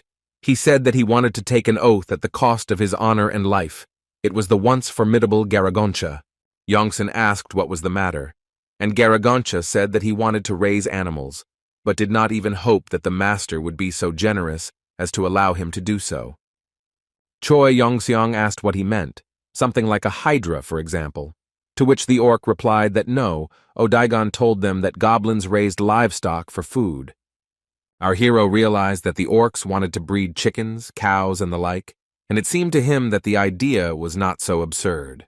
The guy promised to get a couple of animals and pass them on to his subordinates, and Garagonchi's joy knew no bounds. The orcs rejoiced and shouted that their master's generosity was boundless, and they swore eternal loyalty to him. Our hero decided to store the chest he won in battle in the temple he bought from a traveling merchant as a training hall. Right at the threshold, the young man suddenly felt a strong desire to open the vault and see what was inside. Choi Yongseong tossed the box up, wondering how to open it. But in the lives of constellations, many things happen by themselves. A message appeared that the seal on the relic storage was removed. Inside was an amulet containing the sacred power of the elf of ambitious light. What a strange coincidence. Sacred objects were created specifically for the servants of the constellations to bestow upon them the power of a deity. These were artifacts, but incredibly powerful ones. Our hero could not understand where the traitor got the item, endowed with the power of an elf, because the ambitious one was a rather strong constellation. Then the thought occurred to him that the followers of the constellations could be quite irresponsible. Most likely the artifact was simply stolen from one of them. Choi Yongseong also remembered that the temple behind him belonged to the elf of ambition and light, which was doubly strange. The young man decided to take the necklace and do something with the temple territory, because now it became available to the orcs if they used the elf's power. Remembering that he needed to buy cattle on Earth, the hero thought about money and decided to check how many soul stones he had. There was a decent amount in the account, although the traitor did not transfer anything. The other constellations were generous in their gifts after the duel. Our hero decided to return the soul stones that the virtuous goddess of Libra had given him. She was already short of money. Choi Yongseong was eager to give the orcs a building to train in, and he needed to think about how best to organize this issue. The already familiar to us traveling merchant selling destinies immediately appeared and asked what the hero was looking for. Now the young man could see the true nature of people and objects, so he asked the merchant if he was the same gotcha that everyone was scolding. The goddess of laziness was surprised that this guy was still around. Choi Yongseong asked if she knew, and the girl replied that she wasn't too close. She explained that she was sure that Gotcha had retired because he had made too many enemies. The guy asked if the merchant was selling illegal goods, and the goddess replied that he had no need for that. He had a normal business. Our hero remembered the last deal and decided that this time everything should go well. He approached the man with a question about what he could offer him, but only in such a way as not to throw money down the drain. A traveling merchant selling fates advised buying a box of middle-class chaos servants that he had just received. Choi Yong-sung objected that he was looking for a building, to which the man replied that why look for a building if you can buy servants who will build at least a dozen structures. For some reason, our hero didn't think about this. He decided that it was a very reasonable idea. It was strange that it hadn't occurred to him before. The goddess of laziness called her successor and said that even the idea of orcs becoming farmers and raising livestock sounded stupid. Maybe it was not worth wasting time and money. The hero replied that they were already cultivating the beds. Why not build a farm? The goddess thought that the invincible god of training achieves everything he wants. It's incredible. She looked at how happy the orcs were living in the former bloody fortress and appreciated Janssen's style of governance and his incredible strength. Then the young man looked at the price and hesitated a little. He told the merchant that the price was a little high.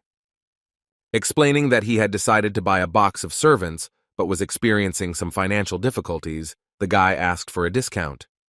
The traveling merchant was taken aback by such a request and asked how a constellation that had just won the Battle of the Constellations could ask for a discount.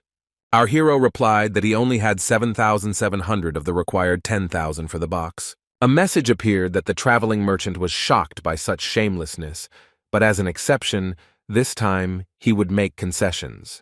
With a familiar movement, Choi Yong-sung closed the dialogue portal. The box was in his hands. It was time to open it. Bright rays of magical light were shining from under the lid. It seemed that the box really did hide something very interesting.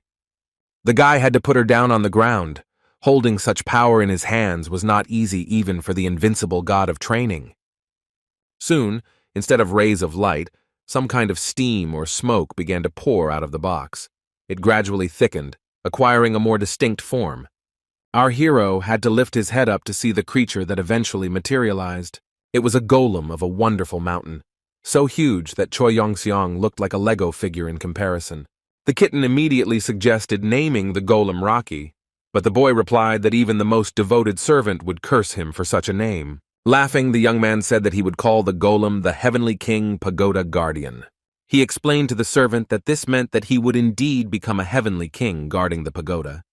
A message appeared that the new servant was deeply touched by the beauty and deep meaning of the name bestowed upon him. Choi Yun-seong asked the heavenly king, the guardian of the pagoda, what skills he possessed, and in response he heard that the golem could control stones. This made his master very happy, and he asked if the orc servant would teach him how to build buildings from stones. The golem was stunned and asked if Choi Yong-seong really wanted him to train the orcs, since these creatures were completely unteachable. The guy replied that yes, he wanted to. Let him see how well they had mastered agriculture in his fields. After giving orders to all his minions in the abyss, our hero returned to Earth with a clear conscience and went to a cafe on the territory of the Icaros base. He sat down at the table and began to listen to what the manager, that is, Miss Lawrence, would tell him. The first thing, the girl congratulated him on receiving the B rank. Ain was surprised that he did not express any joy about this, to which the hero replied that with age you stop being happy about promotions. It was very strange to hear this from a man who looked so young, so Lawrence smiled. The manager also reported that there was a new request for a match. This news made our hero much happier, but he continued to calmly drink from the glass. The girl showed him statistics of singles sports fights and said that this time she would understand if the guy refused to fight with such an opponent. She explained that she would have to compete with the avatar of the elf of ambitious light. It seemed that they simply wanted to get revenge on Yongsun for Maximilian's defeat. The dossier stated that the opponent's name was Christopher Winter. He had only recently received B rank, so he was not yet included in the rating. Lawrence added that the fight was only recently offered, so she can safely refuse it. Choi Young-seong replied that he intended to agree, since another victory would only be a plus for him. The manager did not share his self-confidence, and when she heard that the guy intended to use the match to promote not himself, but martial arts, she was even more surprised. According to the plan that had just matured in his head, before the fight the hero would announce what skill he planned to use in the arena, use it, and people would be delighted with martial arts. He asked the girl what she would say, and she replied that everything was okay, except that someone might analyze his skills. The guy was upset. He hadn't thought of anything like that, so he asked if Lawrence could do something about it. The beauty replied that she would prepare everything that was needed, but she was almost certain that in the end, he would not listen to her. Lawrence added that he won't be able to train alone, but maybe he has someone worthy in mind. Choi Young-sung smiled and replied that of course he had such a person, not just worthy, but worthy. The next morning before dawn, the young man went to Icaros's training hall. Elizabeth Gutierrez was already there when she heard the request to help with the training and was extremely happy. The young man explained that this was not just training, but a duel that would be filmed and then used in an advertising video. The huntress agreed. They went into the ring to avoid wasting time on useless chatter. Both preferred training to any entertainment. Taking her huge sword and assuming a fighting stance, the girl asked the hero to look at her more closely. A lot of time was devoted to martial arts. Elizabeth was in no hurry to close the distance, and Choi Young-sung thought that the girl considered him too strong to fight in close combat. He asked if Gutierrez was going to come closer, to which he received the answer that if he needed to, he should come himself. Yongsun laughed at this angry attitude, so he agreed that he would do everything himself if necessary. He moved closer in one leap and tried to strike, but the girl managed to block it with her sword. She immediately tried to attack but missed. The enemy was much faster. No matter how hard Elizabeth tried, she was unable to make it in time. Gutierrez was also able to block Young-sung's next attack, but almost flew back from the force of the push. The girl decided that she needed to come to her senses and start using magic, for example, to strengthen the blade with it. Elizabeth used the Earthslice spell, which was so powerful that if Choi Young-sung hadn't dodged it, he would have become two halves of Choi Young-sung. The hero hasn't had a worthy opponent for a long time, and now he's literally in a frenzy, ready for the next blow with Kai. Gutierrez's magic and Janssen's martial arts clashed several meters away from the battle participants, making for a breathtaking spectacle. When the girl's next attack failed, she decided that she had too little resources for magic, and it was time to use martial arts again. Elizabeth put all her strength into the sword strike, the blade glowing blue, showing that she had oh so much strength. When the sword was a few centimeters from the young man's face, he realized that it was time to defend himself.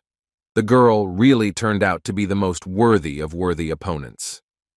The young man had no choice but to simply grab the blade of the sword with both hands and stop it. Gutierrez was stunned.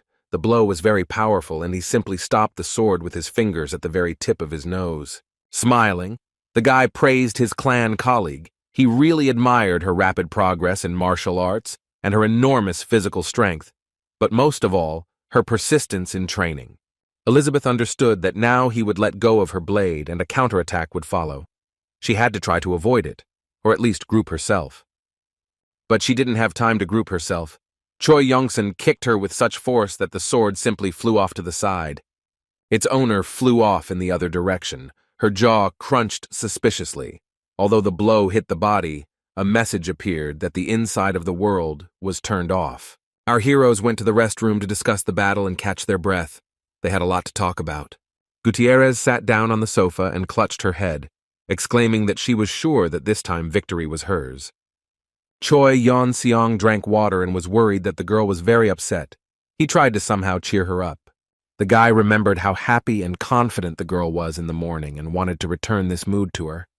To do this fairly, it was necessary to evaluate the progress in numbers. Using the vision of the constellation, the hero looked at Gutierrez's stats. All of her stats, especially her strength, had increased greatly, and her sword skill had gone from basic F to advanced B. She had really done a great job in training. The hero said that her martial art had risen to B rank. Was all Elizabeth did was eat and train. The huntress laughed that was exactly it, wondering how he knew. The girl became cheerful and asked how long it took to practice martial arts to develop the skill of insight.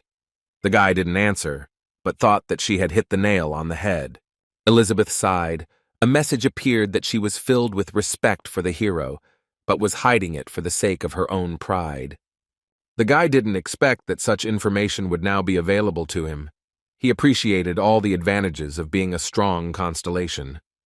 The heroes were having fun and joking when suddenly an unfamiliar voice came from the door and asked if Choi Yon-seong was there. Turning around, the young man saw an elf who was indeed dressed like an elf from some fantasy book or game. The goddess explained that this is a mortal who has made a contract with the constellation of the Elf of Ambitious Light. He just likes cosplay. The man who entered extended his hand and asked permission to introduce himself. His name was Christopher. Janssen asked if he had permission to enter. After all, this was Icaros's private territory. The guy tensed up and said that he didn't have permission, but if they were fellow hunters, were bureaucratic formalities really necessary? Our hero began to get angry and asked if this meant that Christopher was one of those who believed that hunters could do anything.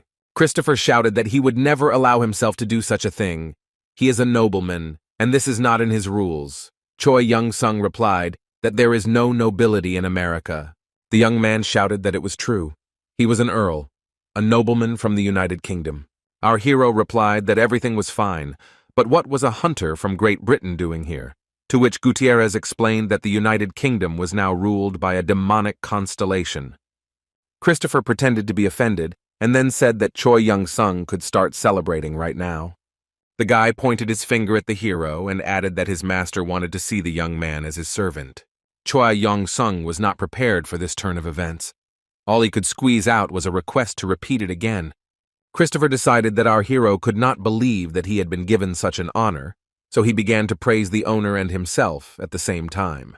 Choi Young-seong said that he already has a master, an unrivaled god of training. Why doesn't that stop anyone from making such proposals? Christopher threw up his hands and said that it did not matter to his master. Our hero asked whether he should betray his constellation now or how they saw it. The count, or the one who wants to be a count, said that one can be a servant of 2 constellations, if each of them agrees to it. Our hero replied that he was not at all sure about this, and asked why the elf was willing to go so far. The answer surprised both Gutierrez and Janssen himself. Christopher said that it was because of all the hero's previous battles. It turned out that the elf closely watched almost every step of the young man in duels and in everyday life. Hearing that the constellation liked the aesthetics of his fight, Choi Young-seong thought that it was logical.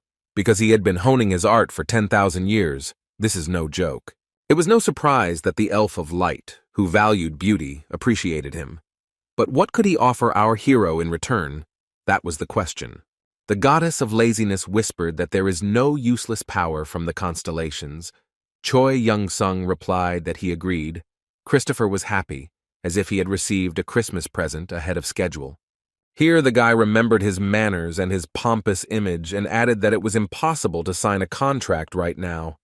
Janssen first needed to demonstrate his beauty in battle. The fight was scheduled for the near future. Our hero remembered this, but he had no idea what it meant to show off his beauty, and Elizabeth didn't have the slightest idea about this either. The hero assumed that this might mean beating the enemy half to death, as he always did. Gutenberg replied that it looked like it.